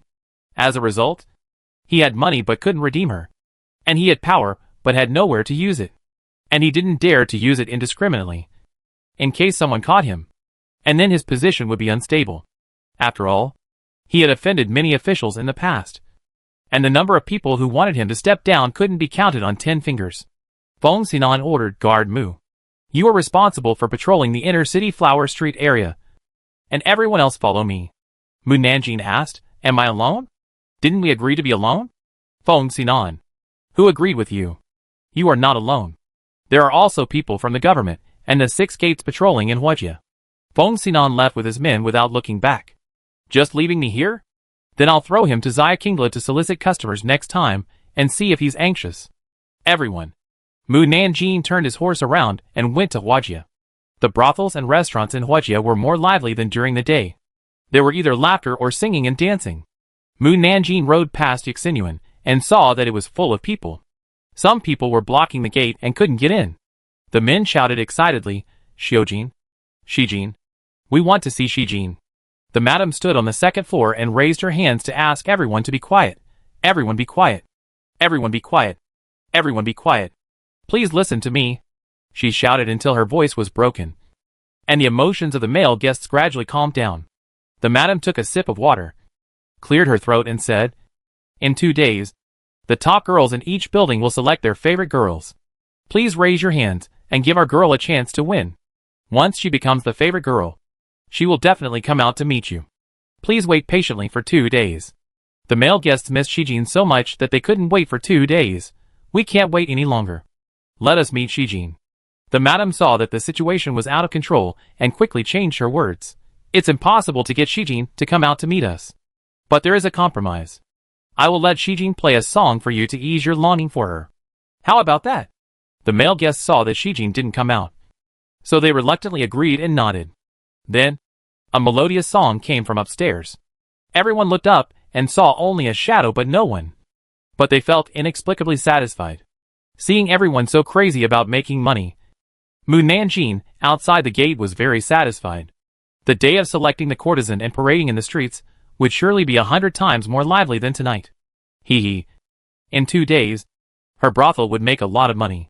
Chapter 68. The problem is huge. The tallest building in Huojia is Shaoqing Building. Mu Nanjing stood on the rooftop enjoying the cool summer breeze and released his spiritual sense to check the situation in Huojia. Except for seeing some discordant and eye-catching pictures and hearing the sound of jiang jiang and yang yang. Everything was very beautiful. After an unknown period of time, there was a sudden bang outside the city. Mu Nanjing immediately used his spiritual sense to check the situation, and saw Feng Xinan and the people of Liashanmen capturing a black monster. The monster was particularly cunning. After fighting with Feng Xinan and his men, he quickly drilled underground. In addition, Feng Xinan needed to hide his strength for his own reasons, so he couldn't do anything about the monster for a while. After the monster drilled underground, it rushed into the city. Wherever it went, the ground shook, houses collapsed, and many people were implicated. However, the people didn't know that it was the monster that was causing trouble, and they thought there was an earthquake in the city. Mu Nanjing looked back at Shaoqing Building, Yisan Courtyard and Chufeng Pavilion. Although these 3 places were considered dirty places by others, they were all very expensive. If they were destroyed by monsters, they would definitely have to spend a lot of money to rebuild them, and the losses during the period would be incalculable. Also, if someone died in the building, they would definitely not be able to do business. Mu Nanjing pondered for a moment, jumped down from the roof, introduced spiritual power to Shaoqing Building, Yisan Courtyard and Chufeng Pavilion to arrange defense formations. And once a monster wanted to sneak in, it would be attacked by the formations. By the time she had arranged the formations, the outer city had already returned to peace. Mu Nanjing released her spiritual sense again and saw Feng Xinan and the people from the 6 gates chasing the monster. But because the monster had not drilled out of the ground, it finally escaped. Feng Xinan had no choice but to take the 6 gates back to the capital. The people of the 6 gates were still in a trance. They saw monsters for the first time and could not accept the fact that there were monsters in the world. Feng Xinan came to Hua Street and saw Mu Nanjing standing on the street waiting for them. He told the gate supervisor and others, although he did not get rid of the monster. The monster was frightened and will not appear again in a short time. Everyone can go back and rest. Yes. The gate supervisor and everyone dispersed. Feng Xinan stopped Mu Nanjing and said, "Guard Mu. Everyone was injured just now. Only you are fine. You continue to patrol here until someone exchanges with you." Mu Nanjing. He really blames me. Then blame me. There is a saying that the deeper the resentment, the deeper the love. Sooner or later, you will blame me to the point of being unable to extricate yourself. And that is when you will love me to the extreme. Feng Xinan. There will never be such a day. After they left, Mu Nanjing patrolled the flower street and went home. At noon the next day, the 6 gates sent someone to exchange duties with Mu Nanjing, who knew that they could not find Mu Nanjing in the flower street. So they sent someone to the Due mansion to inquire. Unexpectedly, Mu Nanjing was not in the Due mansion. Lu Baihu ran to Mu mansion to find someone. The housekeeper of Mu mansion said, "The girl went out before tea." Lu Baihu asked, "Do you know where she went? Isn't she on duty?" The housekeeper thought for a while and said, "By the way, she said go to the governor first before she went out. She should have gone to the governor." Lu Baihu had a few black lines on his forehead. Would this little girl go and help the governor wash his underwear again? When he thought of this possibility, he quickly rode back to the governor's mansion and went straight to the governor's office. Not seeing the fluttering white underwear, Captain Lu was relieved. But he was worried. So he pretended to pass by the door of the governor's office and took a look inside. In the room, the governor was frowning at the red invitation. Is it an invitation sent by an enemy? Otherwise, why would he look like he had a deep hatred? Captain Lu didn't think much about it. Seeing that Mu Nanjing was not there, he returned to his office. Then, he heard Captain Liang read, "Invite all colleagues to the Qingyu Lake flower boat to enjoy the lake. The moon and the courtesan." Captain Lu was puzzled. What courtesan? Captain Liang and his friends laughed and handed the invitation to Captain Lu. "Look for yourself." Captain Lu took the invitation and quickly glanced through it. His mouth twitching, "Mu Nanjing invites us to attend the courtesan banquet the day after tomorrow. This is our first courtesan banquet, so we will definitely go." Captain Liang smiled and said, "But this time we can't wear Jinyu uniforms." Lu Baihu frowned. "I don't know what she is doing. No matter what she does, we have Lord Kan to help us. We can't do anything about it." Lu Baihu asked, "Did Mu Nanjing also invite Lord Kan?" Not only did he invite Lord Kan, he also invited the governor. Lu Baihu thought of the governor, who was looking at the invitation just now. And he was both amused and angry. Only Mu Nanjing dared to send such an invitation to the governor. Liang Baihu hugged the Baihu next to him and asked with a smile, "Do you think the governor will go?" "I don't think the governor will go." The captain on the left said. The captain on the right said, "I also think the governor will not go. He never likes to join in the fun." Captain Liang asked, "Then should we make a bet?" Captain Lu quickly stopped him. "If you don't want to be punished by the governor, don't bet on the governor." Captain Liang smiled. "I'm just talking casually. But I won't really bet on the governor." Captain Lu put down the invitation and asked, "Where is Mu Nanjing?" "She went to the palace." "What did she do in the palace?" Captain Lu didn't remember Mu Nanjing being summoned to the palace. And it wasn't her turn to be on duty in the palace today. She said she was going to deliver an invitation. Captain Lu couldn't help but raise his voice. Deliver an invitation to the palace? Who did she send the invitation to in the palace? Who is she on good terms with in the palace? You don't know? So we don't know even more. Lu Baihu thought about it, and thought only of Princess Xueyu. Since the incident of Yuyandan, Princess Xueyu had a good impression of Mu Nanjing. He once met Princess Xueyu by chance, and Princess Xueyu even asked him about Mu Nanjing's condition. However, Lu Baihu never thought that the invitation exactly the same as theirs would be placed on the dragon table in the imperial study. The emperor returned to the imperial study after court, and saw the invitation on the table. He asked the chief eunuch, "Who sent this?" The chief eunuch called the young eunuch guarding the door of the imperial study. The young eunuch looked confused. "To answer your question, no one came to the imperial study this morning, and no one sent an invitation." The chief eunuch pointed angrily at the invitation on the dragon table. "What's the matter with the invitation on the table?" The young eunuch saw the invitation and knelt down with a plop. "I really didn't see anyone enter the imperial study." "You?" The emperor interrupted the eunuch chief. "You will know who sent it when you open the invitation." "Yes." The eunuch chief waved to the young eunuch. "You leave." The young eunuch was afraid that he would be beheaded if he walked a step slower. So he hurriedly left. The eunuch chief took the invitation, opened it and read it, and said, "Your Majesty, the invitation invites your Majesty to attend the Overheard banquet the day after tomorrow. But there is no signature." Overheard banquet? The emperor couldn't help but think of Mu Nanjing. If he guessed correctly, the invitation was from Mu Nanjing. The emperor laughed. Mu Nanjing must have been sure of his attitude towards the Princess of Qin before sending him the invitation. The emperor saw the invitation. The emperor raised his eyebrows when he heard Mu Nanjing's voice. This little girl is nearby. He should come to the Overheard banquet. Right. If he comes, there is no need to worry about the security at the scene. If someone makes trouble, I just need to yell, "Protect the emperor." Then, countless figures jumped to the door of the imperial study and surrounded the imperial study. At that moment, the eunuch chief was shocked. The emperor looked at the secret guards, the imperial commander, and the imperial guards filling the entire courtyard, and suddenly felt powerless, and was angry and funny. Ha ha ha. Yes, that's it now. I just need to yell, "Protect the emperor," and all the guards will come out from all directions to protect the emperor. Not only will the emperor sitting on the brothel boat be safe, but even the people in my brothel will be safe. Mu Nanjing realized something was wrong when he was almost laughing in his heart. By the way, why are the secret guards, imperial guards, and imperial guards all here? Are there assassins? Everyone. They really want to kill someone. Since there is an assassin, let Brother Tianyuan deal with it. I will go to send the invitation to the Queen Mother and the others. Mu Nanjing left quietly. Emperor. She also wants to invite the Queen Mother and the others to see the Overheard. The emperor waved his hand with a headache. All go down. Yes.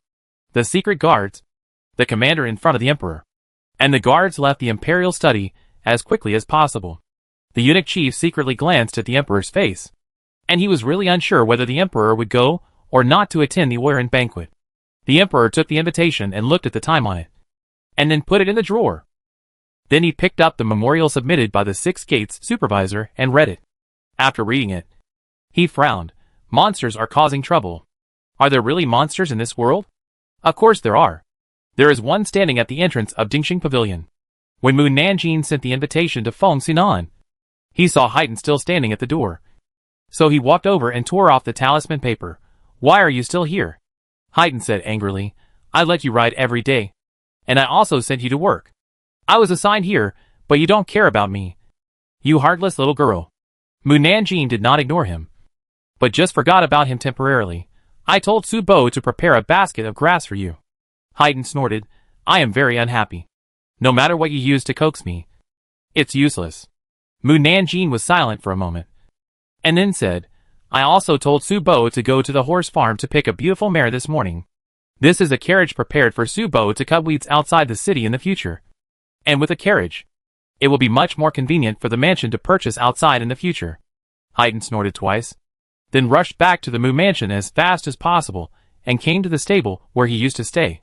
When he saw that there was really an animal in the stable, he ran over excitedly. When he saw clearly what kind of animal it was, the smile on his face froze. "Mr. Hay, why are you in the stable?" Su Bo, who was preparing to feed the animals in the stable, asked him with a smile. Haydn pointed at the animal inside and said angrily, "It's a donkey. It's a donkey." Su Bo was stunned. "Yes, it's a donkey." "Is it a donkey? What's the problem?" Haydn became even angrier. "Mu Nanjing lied to me." Su Bo was puzzled. "How did the girl lie to you?" "She said she asked you to buy a mare this morning." Su Bo nodded. "She did ask me to buy a horse, but the horse was too expensive, so I bought a donkey back." Haydn. The donkey walked up to Haydn and sniffed. And suddenly her eyes lit up, and she bit his sleeve excitedly. "Don't bite my sleeve." Haydn pulled his sleeve angrily, but was afraid of tearing it, so he didn't dare to use too much force. The donkey let go of his sleeve and licked his face with her tongue. Haydn widened his eyes. You. Su Bo smiled and said, "This donkey likes Mr. Hay very much." Then, Haydn rolled his eyes and fainted. "Mr. Hay. Mr. Hay." Su Bo was stunned and shouted anxiously, "Jinju, go call the doctor and find the girl back." It was already 5 p.m. when Mu Nanjing returned to the Mu mansion. She didn't know that Haydn had fainted. After asking about what happened, she found out that the dignified first-class horse king actually fainted. For this reason, Haydn hid in the house for a day and a night and didn't come out, because he really didn't have the face to see people. Mu Nanjing was staring at the matter of the courtesan and didn't care about his business. She had been looking forward to it for a long time. And finally the day of selecting the courtesan came. Early in the morning, the top prostitutes of the major brothels in the capital would get up and dress up. The madams would put all the precious jewelry and expensive clothes on the top prostitutes.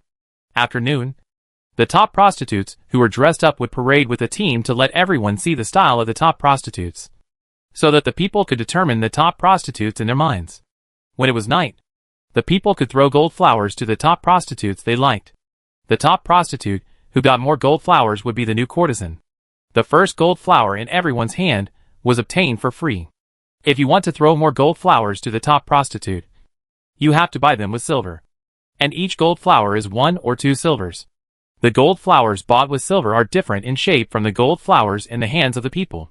When the courtesan banquet was over, the top prostitutes and the courtesans could exchange the purchased gold flowers for silver. In order to get more gold flowers, the top prostitutes of each brothel tried their best to show themselves. When parading in the streets, the top prostitutes used all means to show off their beauty or dance erotically to attract everyone's attention. However, not every top prostitute was like this. For example, the top prostitute of Yuxinuan was different. She sat in a carriage and played music, and the windows of the carriage were made of white gauze. People on the street could only vaguely see a beautiful figure through the gauze window. Although they couldn't see the appearance of the person inside clearly, everyone's eyes were still attracted by her, and they couldn't control their bodies moving with the carriage of Yuxinuan. The women who were originally standing on the street and scolding the top prostitutes as shameless bitches stopped shouting and stared at the woman in the car. Then, "Who is that girl?" Someone walked over with a smile and said, "That is the top prostitute of Yuxinuan. Please be kind enough to give her a gold flower." The women nodded subconsciously, and only came back to their senses after the carriage went away, and then found that they had a small flower folded with gold paper in their hands. Chapter 69. It's definitely her. The top prostitutes of each building will tour the inner city. So the people who have seen the top prostitutes will turn to Qingyu Lake and stand in a good position, with a good view after following them for a while. Before 3 p.m., the viewing tower of Qingyu Lake was full of people, and there were rows of passenger boats on the lake. Only people with status could sit in the boats. The madams of each building waited outside their own passenger boats early in the morning, and greeted them with smiles as soon as they saw old customers coming. Lu Baihu and his friends attended the Oiran banquet for the first time, and they asked Qin Chaoyan for leave early in the morning to go home, change clothes, and come to Qingyu Lake. The madam of Xia Qingla recognized Lu Baihu and his group at a glance, and hurriedly led people to greet them. "Hello, gentlemen. How are you? The wing room that the girl has arranged for you is over here. I will take you there." Lu Baihu smiled and said, "Thank you, madam." Liang Baihu saw the madam leading them to the boat in front, and quickly walked to Lu Baihu and whispered, "Your Mu Nanjing is really generous." Lu Baihu rolled his eyes at him. "What do you mean by my family? Your words are easy to be misunderstood. She is your subordinate. If she is not your family, what is she?" Lu Baihu was too lazy to argue with him about this. Liang Baihu continued, "As far as I know, the berths in the front ship cost at least 500 taels, and it will be more expensive in the front. Mu Nanjing invited 20 centurions of the Genii alone, which is 10,000 taels. Besides, there are dozens of Qianhu, plus Qin Chaoyan and others. So the seats alone cost tens of thousands of taels of silver. It must be said that Mu Nanjing is generous." Lu Baihu was slightly stunned. 500 taels for a seat? It was equivalent to their service for more than a year. Captain Jiang interrupted. "You need to pay for a seat on the ship? I thought you had to pay for the expenses on the ship." Captain Liang explained, "This symbolizes a kind of status. Of course it costs money, and eating and drinking on the ship will cost extra." Captain Lu looked at him suspiciously. "How do you know so much? Are you a frequent visitor?"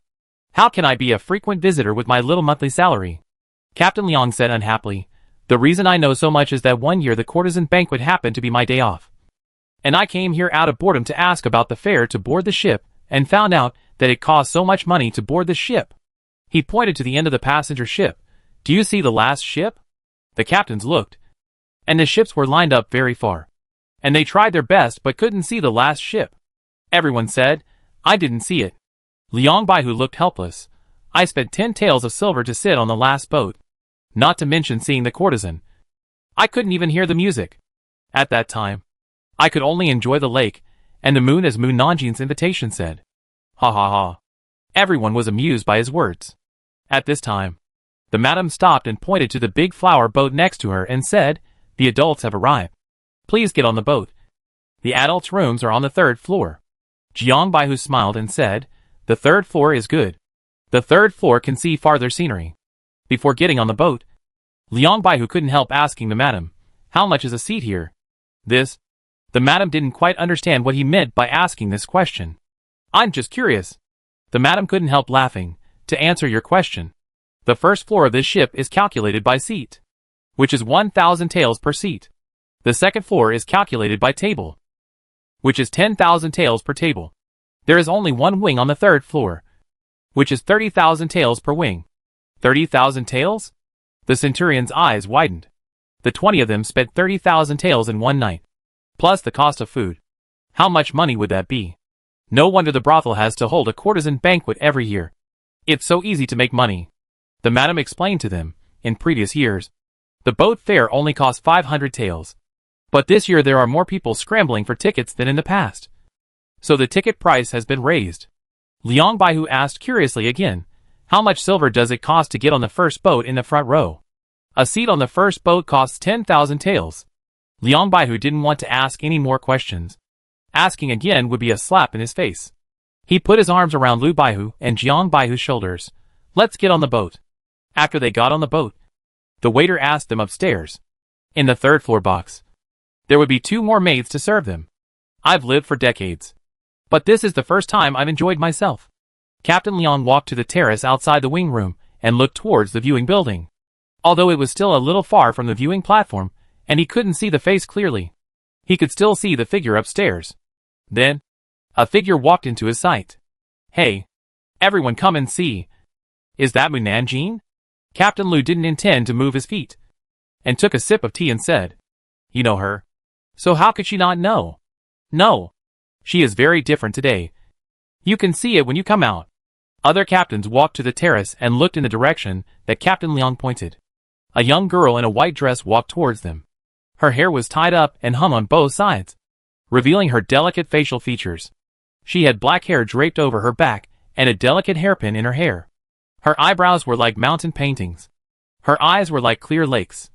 And her delicate lips were like pink peaches, pink and tender, as if she was a plum demon transformed from winter plums. Cold and beautiful, with a kind of cold feeling that made people feel unapproachable. In the eyes of the centurions, the other party felt strange, but also familiar. She looked a bit like Moon Nanjin, but not quite. After all, they were used to Moon Nanjin wearing a flying fish dress. Now that she changed into other skirts and put on light makeup, it was really hard to recognize her. Baihu Jiang kept staring at the girl's face. "She looks like Moon Nanjin, but she doesn't look like her." He was not sure. "What's different about her today that you can't recognize her?" Baihu Lu put down his teacup and walked to the terrace. He saw Moon Nanjin, who stopped at the first 2 boats. He widened his eyes in surprise. "My goodness. This little girl is so beautiful when she dresses up." She was more beautiful than the courtesans he had seen, and she was about to surpass the top girls in the brothel. In fact, he thought Moon Nanjin was good-looking before, but she was covered by her hateful voice. Baihu Liang said, "It's really Moon Nanjin." Moon Nanjin found someone looking at her, looked up, took a look and looked away. These centurions still look handsome in flying fish suits, and they look silly in ordinary clothes. All centurions. It's her without a doubt. Liang Baihu decisively returned to his room and stopped making trouble for himself. Lu Baihu gritted his teeth and said, "Stinky girl. Can't you spit out a few tusks from your mouth?" Others also returned to their rooms. The madam of Xia Qinglo walked up to Moon Nanjin. "Miss, you are here. The girl looks really beautiful in her makeup today." Moon Nanjin said in a low voice, "I have nothing to do, so I came to see." She slept until noon today and got up to eat. As soon as she was full, she was invited by the owner of Yuxinuan. Then they dressed her up from head to toe, saying that the boss was dressed elegantly and the brothel would have face. She followed them. "The captain and his men are here. Do you want to go up and meet them?" Before Moon Nanjin could respond, a pimp from Xia Qingla ran over and said, Madam, there are guests on the third ship, the madam hurriedly said. Miss, I won't accompany you. Mu Nanjing watched the madam and the pimp leave in a hurry. The third ship? I remember the third ship was reserved for the emperor, the queen mother and the queen. They are all here? Puff. Lu, who was drinking tea on the boat, heard the inner voice and was almost choked to death by the tea. She actually invited the emperor. He thought she invited the princess, but he didn't expect that she invited the emperor, the queen and the queen mother. The other captains were also surprised. Mu Nanjing decided to go and see. She didn't get close, but saw from a distance that the emperor and a large group of people came to the outside of the third ship in a mighty manner. The imperial guards in casual clothes searched the ship first, and only let the emperor board after making sure there were no assassins hidden inside. The queen mother and the empress did not come. The former was frightened at the Jingtua temple last time and did not want to leave the palace again. The latter was particular about formalities and did not allow herself to mix with people from the brothel. So she did not come. They did not come. But the left and right prime ministers came. Hey, the left prime minister is here. Isn't the left prime minister afraid that the tigress at home will know that he came to see the Warren? However, he came with the old emperor. And even if the tigress knew, he would have an excuse to perfunctory the tigress at home. Left prime minister. You really know him. The right prime minister sneered. The left prime minister glanced at him coldly. The right prime minister is here too. Did he report to his mother before coming? If not, he will have to kneel in the ancestral hall again when he returns home. The left prime minister sneered. You are all the same. And you still have the nerve to laugh at others. The right prime minister. The emperor is still good. Not only does he have great power, but he can also kill anyone he wants. No one can control him. Even if he has hundreds of civil and military officials and 3,000 beauties in the harem, no one dares to control him. The emperor laughed out loud. It's a pity that being an emperor has only this benefit. The emperor frowned. Being an emperor is not just this benefit. There are many other good things. Right? For example, he can marry whoever he wants. And there are more women in the palace than anyone else. As if Mu Nanjing could hear his rebuttal. He just had this thought, and heard Mu Nanjing's inner voice. The emperor seems to be glorious on the surface. But in fact, he has many things that he cannot help himself. I won't talk about anything else. Let's talk about the harem of 3,000 beauties. The emperor can't be with anyone he wants. If he favors one person, some ministers will advise him not to favor a concubine or call the favored concubine a witch. If the emperor needs help from a minister, he has to pretend to favor the concubine of the minister. And if necessary, he has to work hard to give the concubine a child. In order to have children, the emperor has made himself like a stud. He spends the night with this concubine tonight and another concubine tomorrow night. His life is worse than that of a prostitute in a brothel.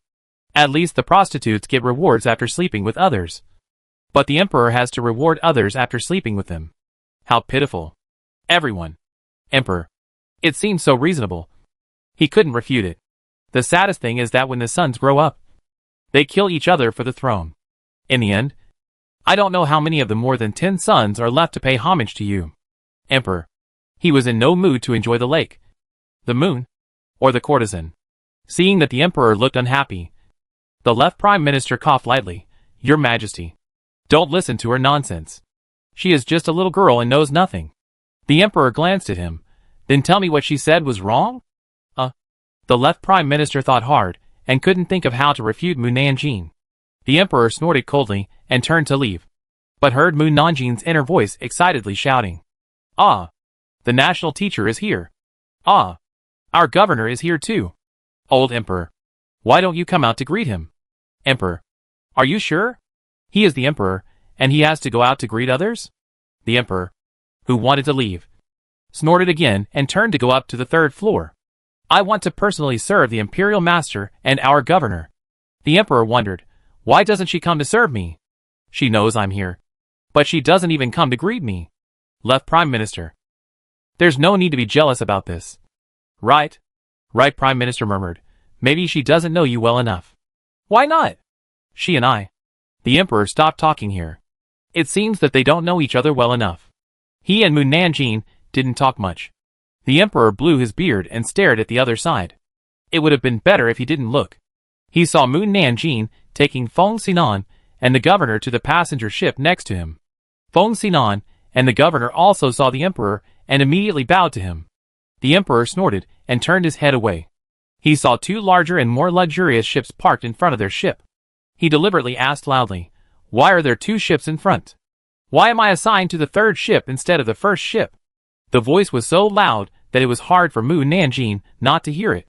She couldn't answer the emperor's words, but she couldn't help but say it in her heart. The first two ships are for the suckers to sit on. Whoever can afford the price tonight will spend a night with the courtesan. Emperor, if you want to make a lot of money, you should bid hard tonight. Let the people in front mistakenly think that they can't compete with the people in the third ship, and then raise the price desperately. Then we can make a lot of money. Hee hee. Emperor, you asked him to come and see the courtesan just for this? The left prime minister couldn't help laughing and whispered, "I didn't expect she has a business mind." The right prime minister sighed, "You're praising her." Feng Xinan and the governor went to the third floor and sat down. Feng Xinan smiled faintly. "I didn't expect the governor to come to the courtesan banquet." Not only did he not expect it, but even Lu Baihu and the others were also surprised. "I'm really curious about how Mu Nanjing invited this person," the governor said in a faint voice. "I didn't expect the national teacher to come to the courtesan banquet." Feng Xinan slowly put away his smile and said nothing, but his eyes turned to other places to look at the scenery in the distance, as if he was waiting for someone to come. His eyes kept turning around in the crowd, but he couldn't find the person he was looking for. The governor said again, "Is the national teacher looking for someone?" Just then, there was a commotion in the crowd. Everyone looked in the direction of the viewing tower, and then a large group of monks appeared in everyone's sight. Chapter 70. You are so proud. Feng Xinan narrowed his eyes when he saw the monk in the lead. The monk in the lead was in his early 20s, wearing a white monk's robe and a purple cassock, with delicate features, a purple line between his eyebrows, smiling eyes, and one hand on his chest. He looked noble and sacred in the sunlight, and the people around him put their hands together to pay homage. The monks behind him were also young men in their early 20s, each wearing a white monk's robe, and their looks were both handsome and spiritual. Wow! Are they real monks? They look so good. They seem to be trying to steal customers from my Shaoqing Lu. The monks walked towards the passenger ship. Feng Xinan's eyes followed their figures.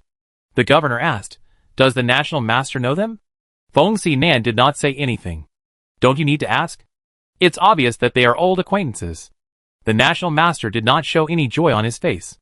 The other party should be someone he didn't want to see. "Let me see who this monk is." Wow! It turns out to be the newly recruited abbot of Jingtua Temple. "He is." Feng Xinan interrupted her. "Guard Mu. I want to drink tea." The maid stepped forward to pour him tea. "Someone has already poured tea. Why did he call me? Could it be that he wants me to feed him? Others? Or what? Go on." It's really frustrating to be in the middle of a sentence. At this time, the monks walked to the front of the emperor's boat and were stopped by the guards. The leading monk slowly spoke and said in a voice that people on the third floor could hear, "I am the abbot of Jingtua Temple, and I am here to see you with all the monks in the temple." The emperor raised his eyebrows in surprise, but did not stand up to meet the other party. "Do you know who I am? This morning, I made a fortune telling and learned that the nobleman was here. So I asked him to pay his respects and meet my old friend, the Imperial Master." The Imperial Master should have expected to meet an old acquaintance at the Wearan banquet, and came to attend the Wearan banquet. When Mu Nanjing sent the invitation to the Imperial Master, he did not think that the Imperial Master would come, but the Imperial Master still came. "Oh, are you and the Imperial Master old friends?" "Yes." Jia Yin smiled slightly. "We are not only old friends, but also brothers." "Brothers?" Everyone was very surprised. Feng Xinan looked calm. The emperor who was once assassinated by monks still didn't trust the monks of today, so he didn't plan to invite them on board. "The national master is on the next boat. You brothers can just catch up." "Yes." Jia Yin led the monks to the next boat and asked, "Brother, are you willing to meet?" "I am willing to meet. Of course I am willing to meet. How can I bear not to meet such a handsome man?" Feng Xinan didn't say anything. "Master, national master, please reply quickly. You brothers can meet even if you don't have a good relationship. If there is anything, you can solve it face to face. If you don't meet, it will make people think you are afraid of him. TSK. Is there anything that can't be solved between brothers? If there is, just fight once. If one fight doesn't work, fight twice. Anyway, brothers fight at the head of the bed and make up at the foot of the bed. Until he submits to you. Everyone. Fight at the head of the bed and make up at the foot of the bed is not used for brothers. Feng Xinan finally spoke. Come up. Jia Yin left the other monks downstairs and boarded the boat. Mu Nanjing saw Jia Yin boarding the boat, and his eyes lit up slightly. Wow. The bald head is shining from a distance. And it is shiny when you look closely. This head is too eye-catching. I have decided. I will shave all the young men in Shaoqing Tower bald to welcome guests. Everyone. Don't blaspheme the Buddha. Brother. Jia Yin bowed slightly. Feng Xinan nodded. Sit down. Mu Nanjing quickly pulled a chair and placed it behind Jia Yin. Thank you. Jia Yin smiled at her. Oh! His smile is so unbearable that my little heart can't stand it. I really want to catch him and send him to Shaoqing Tower to receive guests. Everyone. They can never keep up with her train of thought. Brother. Jia Yin sat down and said, Master and sister miss you very much. They hope you can go back and reunite with them as soon as possible. Feng Xinan frowned slightly. Wait a little longer. Brother. You can't bear to leave this place and the people here. Right? That won't do. Master and the others will be angry. You know that Master and the others will be very angry. Feng Xinan. Brother. Jia Yin wanted to say something. But just as he opened his mouth, a cup of tea was handed to him. He looked up at Mu Nanjing, took the teacup, took a sip, put it down and said, Brother. Then, another plate of cakes was handed to him. Thank you. Jia Yin pushed the cakes away to indicate that he didn't want to eat them. And then the tea on the table came to him again. He frowned slightly and looked at Mu Nanjing. Did this little girl not want him to speak? Little did he know. He finally looked at me directly. It's worth my hard work to serve him. Jia Yin asked Feng Xinan, Brother. Is this your maid? Hey. Brother. God didn't just give you your looks, but also forgot to give you your brain and eyes. Did he? How can someone as beautiful and noble as me look like a maid? Feng Xinan looked at Mu Nanjing. Ask her yourself. Jia Yin asked again, Who is the girl? Mu Nanjing said lightly, I am the Imperial Master's person. This can mean that I am the Imperial Master's guard or the Imperial Master's wife. In short, it can mean that I am any one of the Imperial Master. So you can slowly guess who I am. See if you dare to say that I am a maid. Then I will let you think wrongly. Everyone. The ancients said it so right. It is better to offend a villain than a woman. Anger flashed in Jia Yin's eyes. And he really thought wrongly. Brother. Do you know that senior sister? Come with me. Feng Xinan interrupted him and got up to leave the passenger ship. Jia Yin glared at Mu Nanjing and followed Feng Xinan away. Commander. Look at him. He dared to glare at your people. Kill him. Commander sneered. Just now he said he was the national teacher's man. And now he said he was his man. That depends on whether he recognizes it or not. Mu Nanjing walked to the front of the fence and watched Feng Xinan lead Jia Yin away. No matter how far you go, I can know the content of your conversation.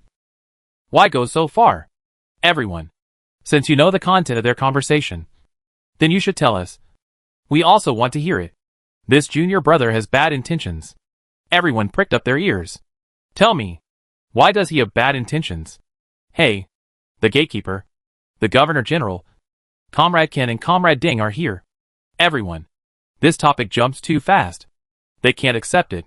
The Emperor glared at Qin Chaoyan and Deng Xingqiao angrily. They didn't come earlier or later, but showed up at the critical moment.